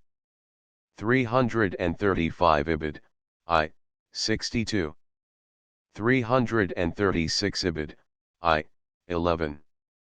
337 Ibid, 7, 15. 338 Ibid, 7, 3. 339 Ibid, 13, 8. 340 Ibid, 15, 91. 341 Ibid, 2, 207. 342 Ibid, v. 5. 343 Ibid, 14, I. See also I, 25, I, 67, 16, 4. 344 Ibid, I, 154, 2, 13, 22, 38. 345 A characteristic example is Ibid, 9, 34. 346 Don Juan, I, 123 to 124, v. 8 to 9, v.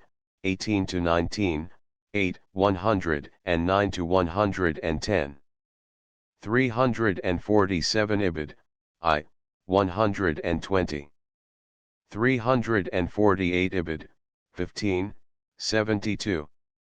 349 Ibid, 6, 64, 7, 21, 8, 30, 13, 75, 14, 29, 63, 16, 60, 94, 98. 350 Ibid, I, 34, 6, 47, 8, 32. 351 Ibid, 4, 42. 352 Ibid, 7, 27. 353 Don Juan, 11, 20. 354 Ibid, 3, 6. See also I, 63, 65, 72, 2, 172, 179, 9, 15, 59, 13, 6, 19. 355 Many imitations and parodies of Don Juan were printed during Byron's lifetime, and afterwards, among them were Canto 17. Of Don Juan, by one who desires to remain a very great unknown, 1832, Don Juan Jr., a poem, by Byron's Ghost, 1839, a sequel to Don Juan, 1843, the termination of the 16th canto of Lord Byron's Don Juan, 1864, by Harry W. Wetton. 356 Byron's influence upon the literature of the 19th century may be studied in Otto Wettigen's treatise Lord Byron's Einfluss auf die Europäischen Literatur der Neuzeit and in Richard Ackermann's Lord Byron, pages 158 to 182. Collins numbers among his disciples in Germany, Wilhelm Müller, Heine, von Platen, Adalbert Chamisso, Karl Lebrecht, Immermann, and Christian Grab, among his French imitators, Lamartine, Hugo, de la Vigne, and de Musset, among his followers in Russia, Paushkin and Lermontov. To these should be added Giovanni Burchett in Italy, and José de Espronceda in Spain. No other English poet, except Shakespeare, has impressed his personality so strongly upon foreign countries. 357 letters, 6, 377 to 399. 358 Thus in the Batrachomyomachia the elevated manner of epic poetry is used in depicting a warfare between frogs and mice, while in Voltaire's La Pucelle, the French national heroine is made to behave like a daughter of the streets. 359. Some examples of the parody are The Splendid Shilling, 1701, by John Phillips, 1676–1709, The Pipe of Tobacco, 1734, by Isaac Hawkins Brown, 1760, Probationary Odes, Rejected Addresses, and Swinburne's Heptalogia. 360. The travesty flourished especially during the 17th century in the work of Paul Scarron, 1610–1660, and his followers in France, and of Charles Cotton, 1630–1687, John Phillips, 1631–1706, and Samuel Butler, 1612–1680, in England. During this period Virgil and Ovid were popular subjects for travesty.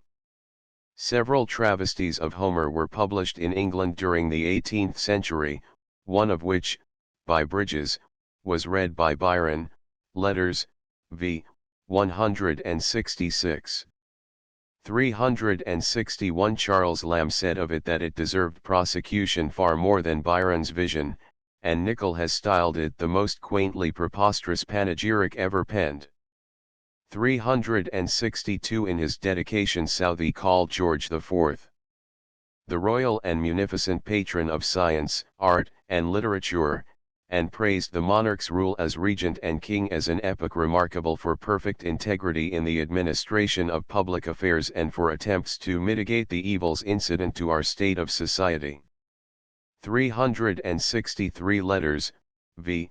387.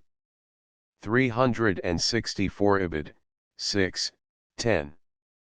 365. Ibid, 6, 93. 366. Letters, 6, 129. 367. Ibid, 6, 159. 368. In the only public retort which Southey undertook, a letter to the Courier, December 8, 1824, he could do little more than make charges of misrepresentation, and repeat his accusation that Byron was one who played the monster in literature, and aimed his blows at women. Southey unwittingly had engaged with too powerful an antagonist, and only his want of a sense of humor kept him from appreciating the fact. 369. Letters, v. 385. 370. The recurrence in the Vision of many familiar devices of Don Juan reminds us that the vision marks Byron's resumption of the ottava rima, which he had left off on December 27, 1820, at the completion of Don Juan, Canto V, because of the request of the Countess Guiccioli that he discontinue the work. In the meantime he turned his attention to the drama, and Cain, the two Foscari, and Sardanapalus were published in December, 1821. The Vision then was his only work in the octave stanza between December 27, 1820, and June, 1822, when he began Canto 6. Of Don Juan. 371. Byron had finished his translation of the first canto of the Morgant in February, 1820. 372. The Vision of Judgment, 25. 373. Morgant Majori, XXVI, 91. 374. History of English Poetry, v. 250. 375. The Vision of Judgment, 92.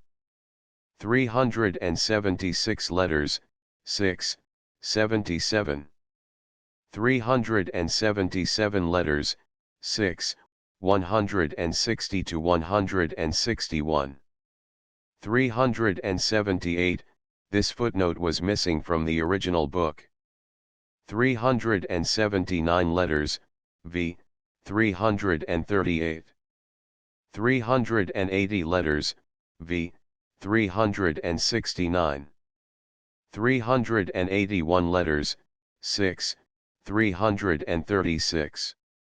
Index Ackerman, Richard, 186, note, Age of Bronze, the, 4, 6, 8, 53, 202 to 207.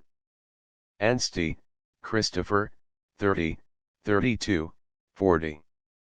Anti-Jacobin, 30 to 33, 37, 59, 61, 64, 85. Barrett, E.S., 36, 40. Beecher, Reverend J.T., 39, 45, 48. Beppo, 6, 7, 8, 93, 113 to 127, 129 to 131, 144, 145, 161, 163, 182. Berni, Francesco, 8, 118, note, 121, note, 127, 144, 155 to 157,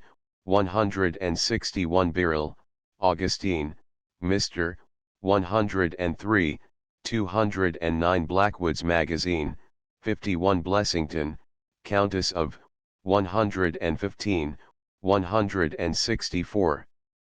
Blues, the, 207 to 209. Bowles, Reverend Samuel, 62 to 63. Brougham, Lord, 48, 167. Burns, Robert, 29. Butler, Samuel, 11, 16, 122, 182. Butler, Dr., 40 to 41. Bertie, 157 to 159. Byron, Lady, 107 to 110, 175 to 176. Byron, Lord, place among English satirists, 7, divisions of his satire, 8 to 9, early satiric verse, 39 to 47, position in 1798, travels in Spain and Greece, 77, life in London, 94, his political beliefs, 95, 143, 168 to 172, 204, life in Italy, 115 to 116, death and burial, 208, influence, 185, 186, note, Canning, George. 31, 32, 34, 35, 40, 203, 204. Carlyle, Lord, 43, note, 66 to 67. Casti, Giambattista, 8, 117, 118 to 119, 127 to 144, 161, 162, 181. Castlereagh, Lord, 102, 170 to 171. Chesterton, G.K., 14. Childe Harold, 6, 7, 77, 78, 110 to 111, 122, 136, note, Churchill, Charles, 3, 21 to 22, 25, Apology addressed to the critical reviewers, 56 to 58, Prophecy of Famine, 66, 88 to 89. Clark, Hewson, 67. Claremont, Mrs., 108 to 109, 215. Cleveland, John, 11, 88. Coleridge, St., 60 to 62, 63, 84, 173. Collins, J.C., 127, note, 129, note.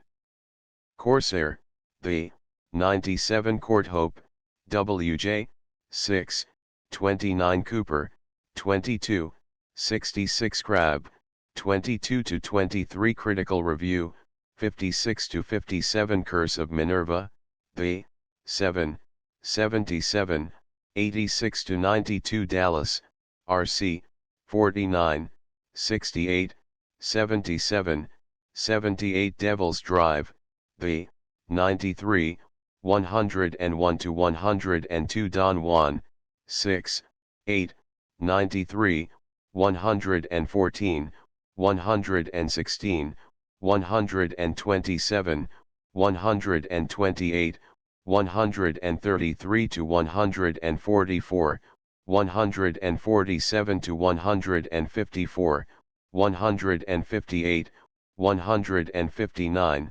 161, 162, 163 to 187, 198, 208, 216 Dryden, 3, 7, 11 to 13, 14, 15, 17, 37, 52, Comparison of Absalom and Achitophel and the Vision of Judgment, 198 to 199, 210, 211, 212 Edinburgh Review, 48 to 58 English Bards, and Scotch Reviewers, 7 to 8, 33, 36, 37. 38, 47, 48 to 76, 79, 92, 95, 112, 162, 167, 169, 174, 187, 201, 215 Fortigary, 160 Frere, J.H., 31, 118, Note, The Monks, and the Giants, 117 to 127, Fugitive Pieces, 39, 41, 42 George III, 34, 94, 190, 191, 192, 193, 195, 196, 200 George IV, 94, 96 to 98, 100, 105, 171 Jower, The, 7, 94 Gifford, 8, 10, 23 to 25, 29, 31, 40, 42, 47, 50, 53, 54, 65, Comparison of Gifford and Byron, 71 to 73, 74, 85, 93, 113, 170, 213 Goethe, 195 Goldsmith, 20, 30, Note, Geacheli, Countess, 116, 174, 177, Note, Hamilton.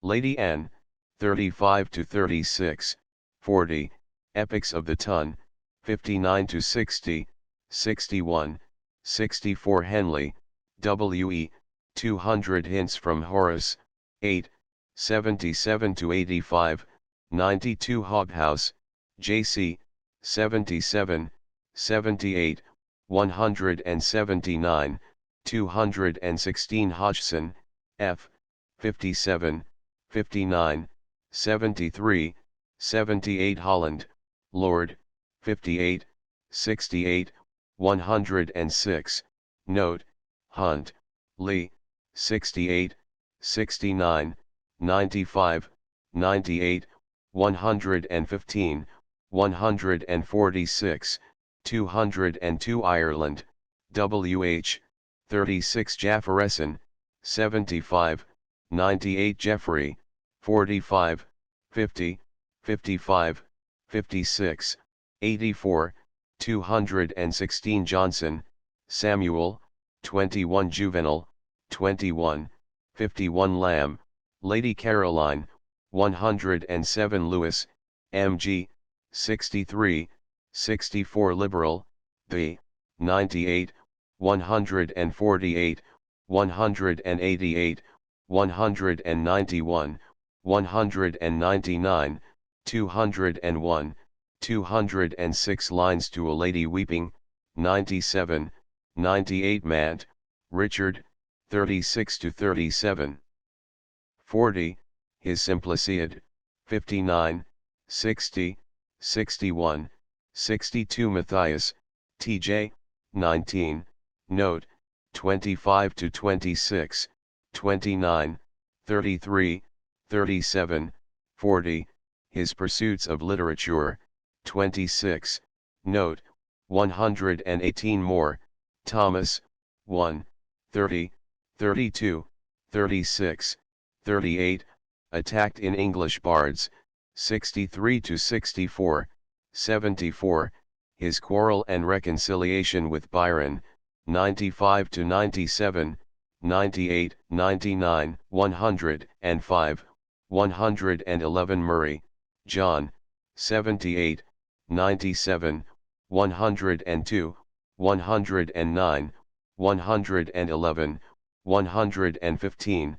118, 147, 154, note, 164, 165, 166, note, 175, 179, 191, 200 Ottavarima, 9, 114, 120 to 121, note, Byron's management of, 122, 161, 181, 202 parody, 5, 32, 189 and note Peacock, TL, 172.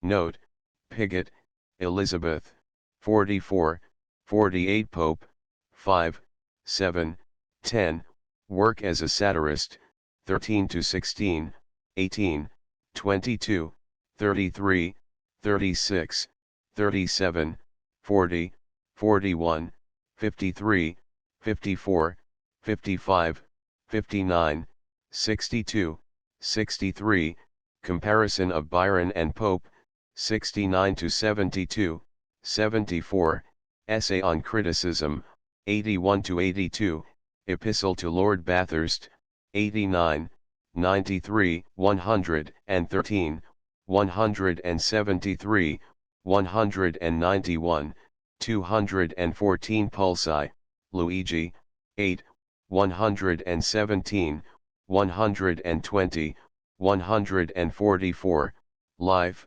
and Influence on Byron, 145 to 155, 156, 161, 196 to 197, 199 Rejected Addresses, 28, note, 106 to 107 and note Raleigh ad, 27 to 28, 32, 40 Satire, 2 to 5 Scott, Walter, Sir, 5, 59 to 60 and note, 98 Shelley, 38, 171, note, 178, 188. Sketch, A, 93, 108 to 109 Southey, 60 to 62, 84, 173, Byron's Quarrel with Him, 188, ff, His Vision of Judgment, 190 to 191 Swift, 16 to 17, 27, 122, 182 Swinburne, 200 Travesty, 5, 189 and note Trelawney, 17, note, 115, 182 Vision of Judgment, the, 7, 8, 114, 116, 162, 188 to 201 Waltz, the, 6, 7, 8, 65, 93, 103 to 106 Windsor Poetics, 93, 99 Wordsworth, 34, 36, 60 to 62, 71, 84, 174, 208 Young, 16, 20, 28. Vita Claude Moore Fuess, the author of this dissertation, was born at Waterville, New York, January 12, 1885, and prepared for college at the Waterville High School, graduating in 1901. He took the full course of 4 years at Amherst College, graduating with the degree of BA in 1905. During 1905 to 1907, he was in residence at Columbia University, where he took courses in English and comparative literature under professors G. R. Carpenter, W. A. Nielsen, W. P. Trant, J. B. Fletcher, J. E. Spingarn, Brander Matthews, J. W. Cunliffe, G. P. Krapp, and W. W. Lawrence. He received the degree of M.A. from Columbia in 1906, and in 1906-07 was University Fellow in English and editor of the English Graduate Record. In 1907-08, he was head of the Department of English in George School, PA, and from 1908-10 was instructor in English at Phillips Academy, Andover, Massachusetts, studying abroad at Oxford during the summer of 1910. After a third year of residence at Columbia in 1910-11, he returned to Phillips Academy, where he is at present instructor in English. Transcribers' notes punctuation, hyphenation, and spelling were made consistent when a predominant preference was found in the original book, otherwise they were not changed. Simple typographical errors were corrected, unbalanced quotation marks were remedied when the change was obvious, and otherwise left unbalanced. Footnotes, originally at the bottoms of the pages that referenced them, have been collected, sequentially renumbered, and placed just before the index. Footnote 378, referenced on page 204, was missing from the original book. End of the Project Gutenberg ebook. Lord Byron as a Satirist in Verse. Updated editions will replace the previous one. The old editions will be renamed. Creating the works from print editions not protected by U.S. copyright law means that no one owns a United States copyright in these works, so the Foundation, and you, can copy and distribute it in the United States without permission and without paying copyright royalties. Special rules, set forth in the general terms of use part of this license, apply to copying and distributing Project Gutenberg trademark electronic works to protect the Project Gutenberg trademark concept and trademark. Project Gutenberg is a registered trademark, and may not be used if you charge for an ebook, except by following the terms of the trademark license, including paying royalties for use of the Project Gutenberg trademark. If you do not charge anything for copies of this ebook, complying with the trademark license is very easy. You may use this ebook for nearly any purpose, such as creation of derivative works, reports, performances, and research. Project Gutenberg ebooks may be modified and printed and given away. You may do practically anything in the United States with ebooks not protected by U.S. copyright law. Redistribution is subject to the trademark license, especially commercial redistribution. Start, full license. The full Project Gutenberg license. Please read this before you distribute or use this work to protect the Project Gutenberg trademark mission of promoting the free distribution of electronic works, by using or distributing this work, or any other work associated in any way with the phrase Project Gutenberg. You agree to comply with all the terms of the full Project Gutenberg trademark license available with this file or online at www.gutenberg.org/license. Section 1. General Terms of Use and Redistributing Project Gutenberg Trademark Electronic Works 1.a.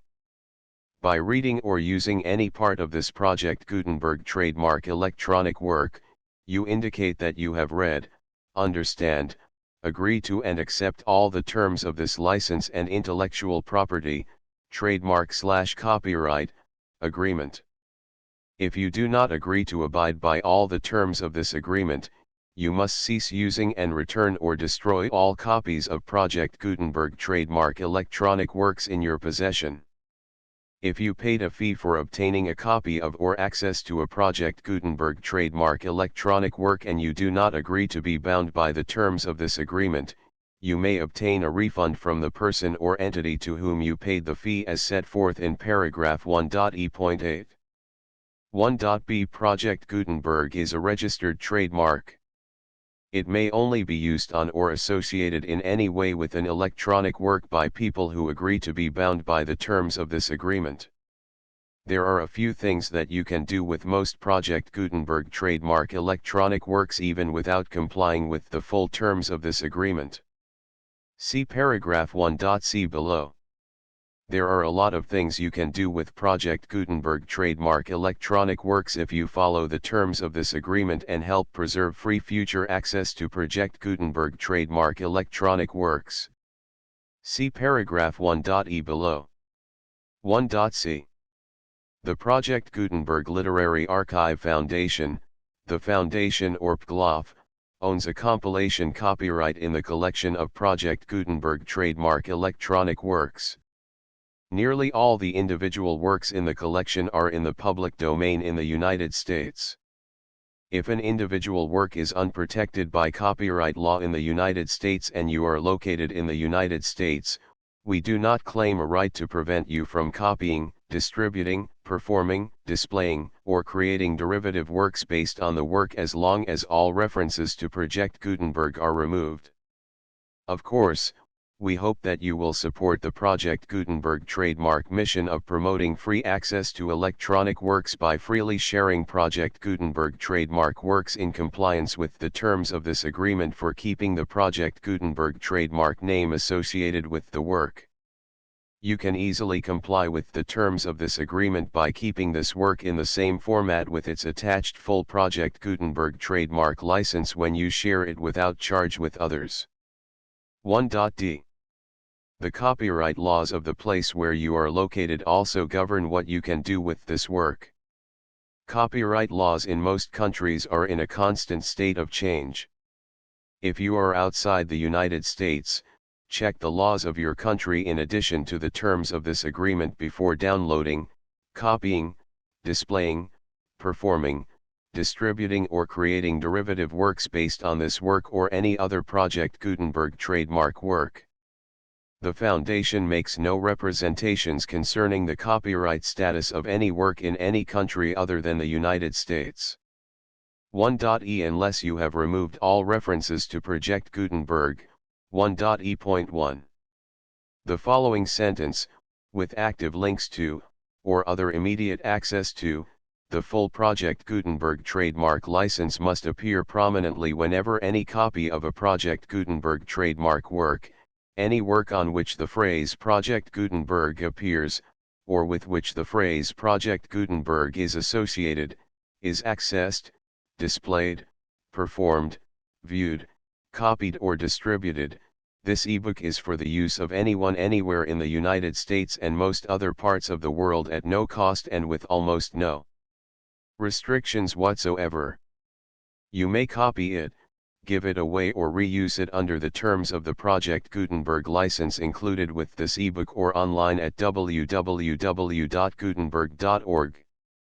If you are not located in the United States, you will have to check the laws of the country where you are located before using this ebook. 1.e.2. If an individual Project Gutenberg trademark electronic work is derived from texts not protected by U.S. copyright law, does not contain a notice indicating that it is posted with permission of the copyright holder, the work can be copied and distributed to anyone in the United States without paying any fees or charges.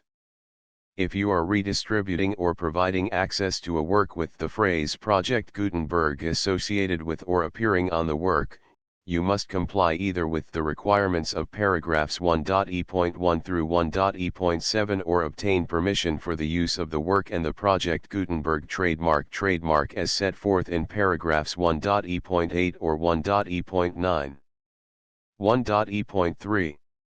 If an individual Project Gutenberg trademark electronic work is posted with the permission of the copyright holder, your use and distribution must comply with both paragraphs 1.e.1 through 1.e.7 and any additional terms imposed by the copyright holder. Additional terms will be linked to the Project Gutenberg trademark license for all works posted with the permission of the copyright holder found at the beginning of this work. 1.e.4. Do not unlink or detach or remove the full Project Gutenberg trademark license terms from this work, or any files containing a part of this work or any other work associated with Project Gutenberg trademark. 1.e.5. Do not copy, display, perform, distribute or redistribute this electronic work, or any part of this electronic work, without prominently displaying the sentence set forth in paragraph 1.e.1 with active links or immediate access to the full terms of the Project Gutenberg trademark license. 1.e.6. You may convert to and distribute this work in any binary, compressed, marked up, non-proprietary or proprietary form, including any word processing or hypertext form. However, if you provide access to or distribute copies of a Project Gutenberg trademark work in a format other than plain vanilla ASCII or other format used in the official version posted on the official Project Gutenberg trademark website, www.gutenberg.org, you must, at no additional cost, fee, or expense to the user, provide a copy, a means of exporting a copy, or a means of obtaining a copy upon request, of the work in its original plain vanilla ASCII or other form. Any alternate format must include the full Project Gutenberg trademark license as specified in paragraph 1.e.1. 1.e.7.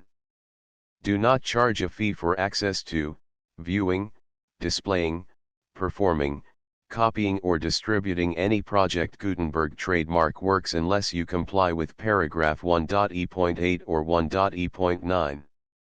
1.e.8.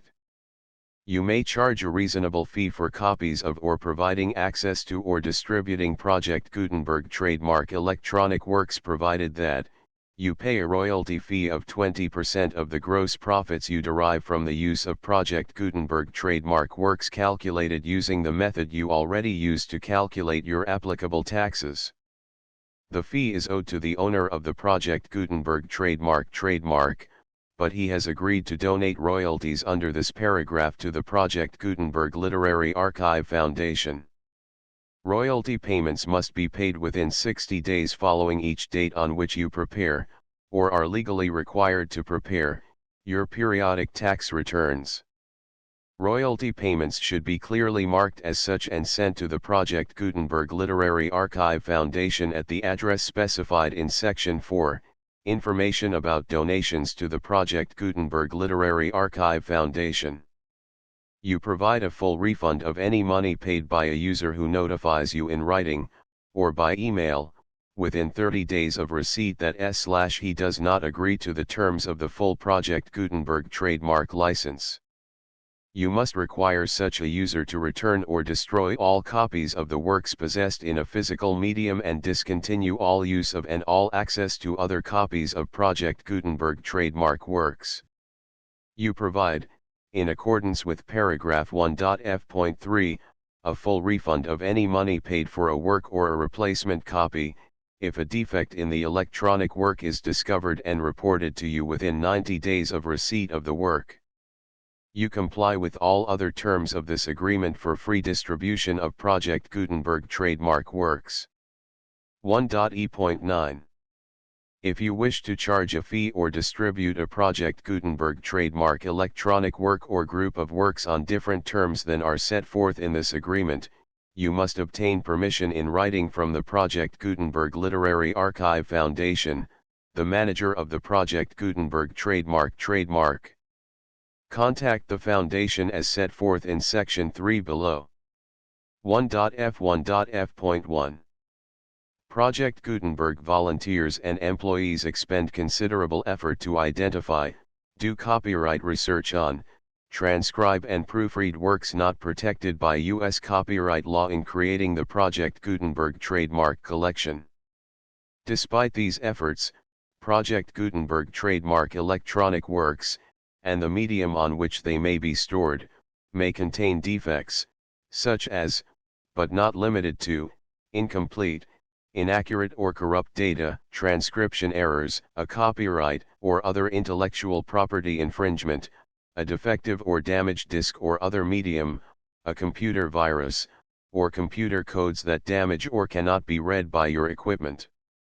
1.f.2 Limited warranty, disclaimer of damages, except for the right of replacement or refund described in paragraph 1.f.3, the Project Gutenberg Literary Archive Foundation, the owner of the Project Gutenberg trademark, and any other party distributing a Project Gutenberg trademark electronic work under this agreement, disclaim all liability to you for damages, costs, and expenses, including legal fees. You agree that you have no remedies for negligence, strict liability, breach of warranty or breach of contract except those provided in paragraph 1.f.3. You agree that the Foundation, the trademark owner, and any distributor under this agreement will not be liable to you for actual, direct, indirect, consequential, punitive, or incidental damages even if you give notice of the possibility of such damage. 1.f.3 Limited right of replacement or refund. If you discover a defect in this electronic work within 90 days of receiving it, you can receive a refund of the money, if any, you paid for it by sending a written explanation to the person you received the work from. If you received the work on a physical medium, you must return the medium with your written explanation. The person or entity that provided you with the defective work may elect to provide a replacement copy in lieu of a refund. If you received the work electronically, the person or entity providing it to you may choose to give you a second opportunity to receive the work electronically in lieu of a refund. If the second copy is also defective, you may demand a refund in writing without further opportunities to fix the problem. 1.f.4 Except for the limited right of replacement or refund set forth in paragraph 1.f.3, this work is provided to you as is, with no other warranties of any kind, express or implied, including but not limited to warranties of merchantability or fitness for any purpose. 1.f.5 Some states do not allow disclaimers of certain implied warranties or the exclusion or limitation of certain types of damages. If any disclaimer or limitation set forth in this agreement violates the law of the state applicable to this agreement, the agreement shall be interpreted to make the maximum disclaimer or limitation permitted by the applicable state law.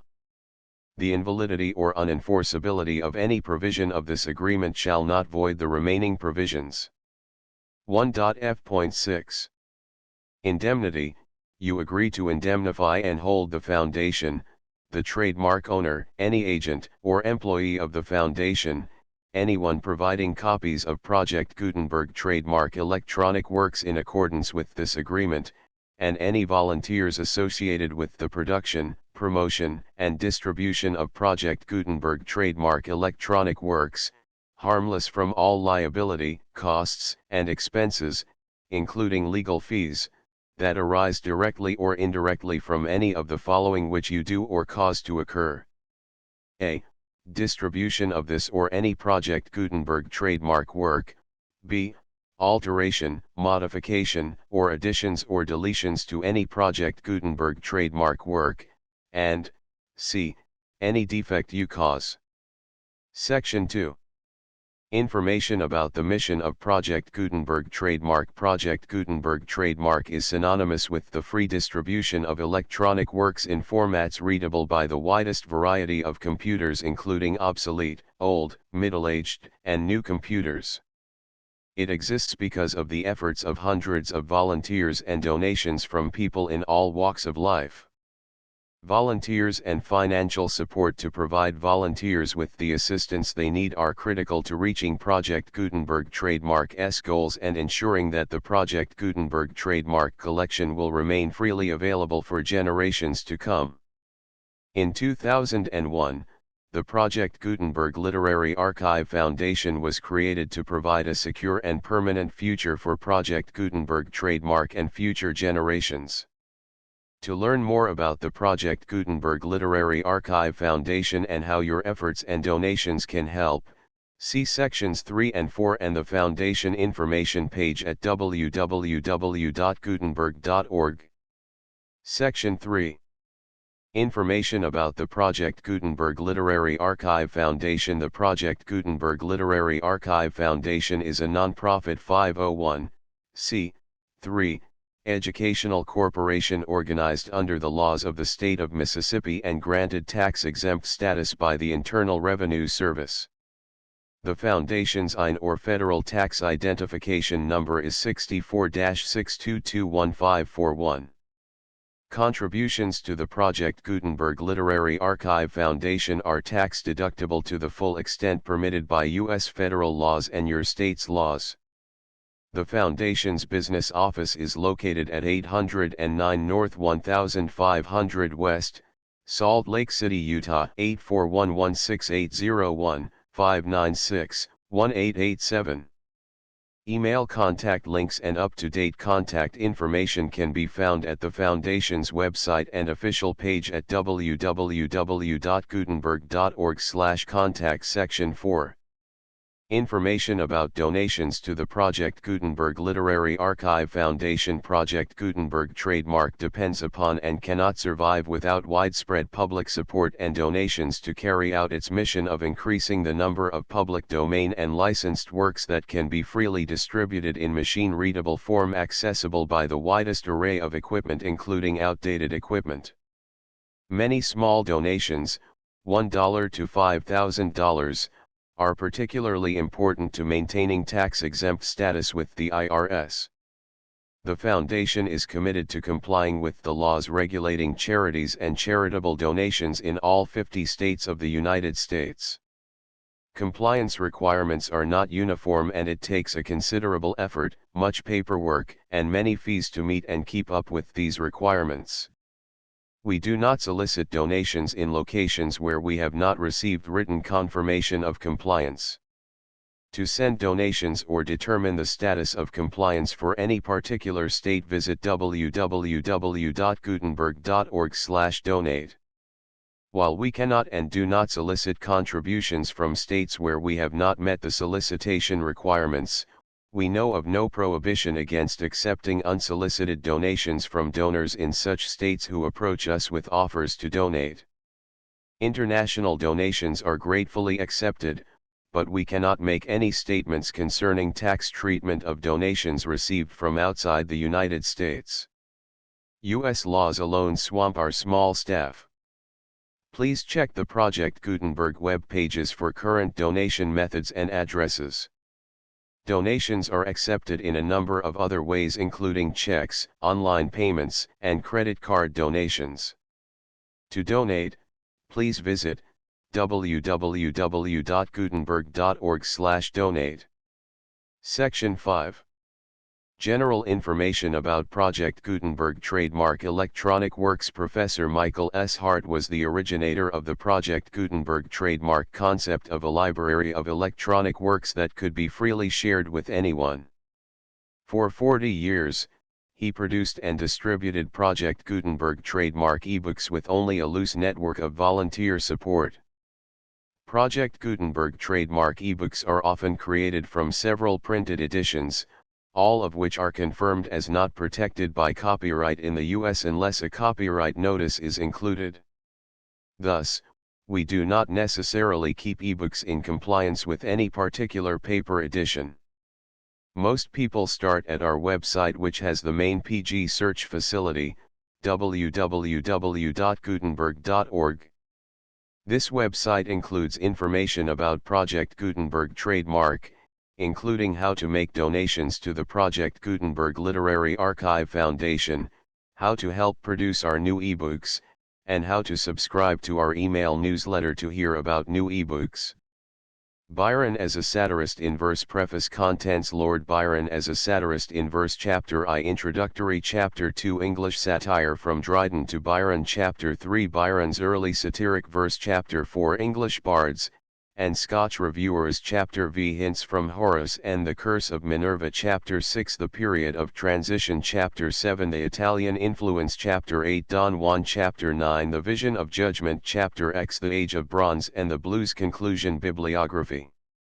Footnotes. Index Vita. Transcribers. Notes. The full Project Gutenberg license 911-345-678-910-11-12-13-14-15-16-17-18-19-20-23-34-35-36-37-38-39-40-41-42-43-44-45 46, 47, 48, 49, 50, 51, 52, 53, 54, 55, 56, 57, 58, 59, 60, 61, 62, 63, 64, 65, 66, 67, 68, 69, 70, 71, 72, 73, 74, 75, 76, 77, 78, 79, 80, 81, 82, 83, 84, 85, 86, 87, 88, 89, 90, 91, 92, 93, 94, 95, 96, 97, 98, 99, 100, 101, 102, 103, 104, 105, 106, 107, 108, 109, 110, 111, 112, 113, 114, 115, 116, 117, 118, 119, 120, 121, 122, 123, 124, 125, 126, 127, 128, 129, 130, 131, 132.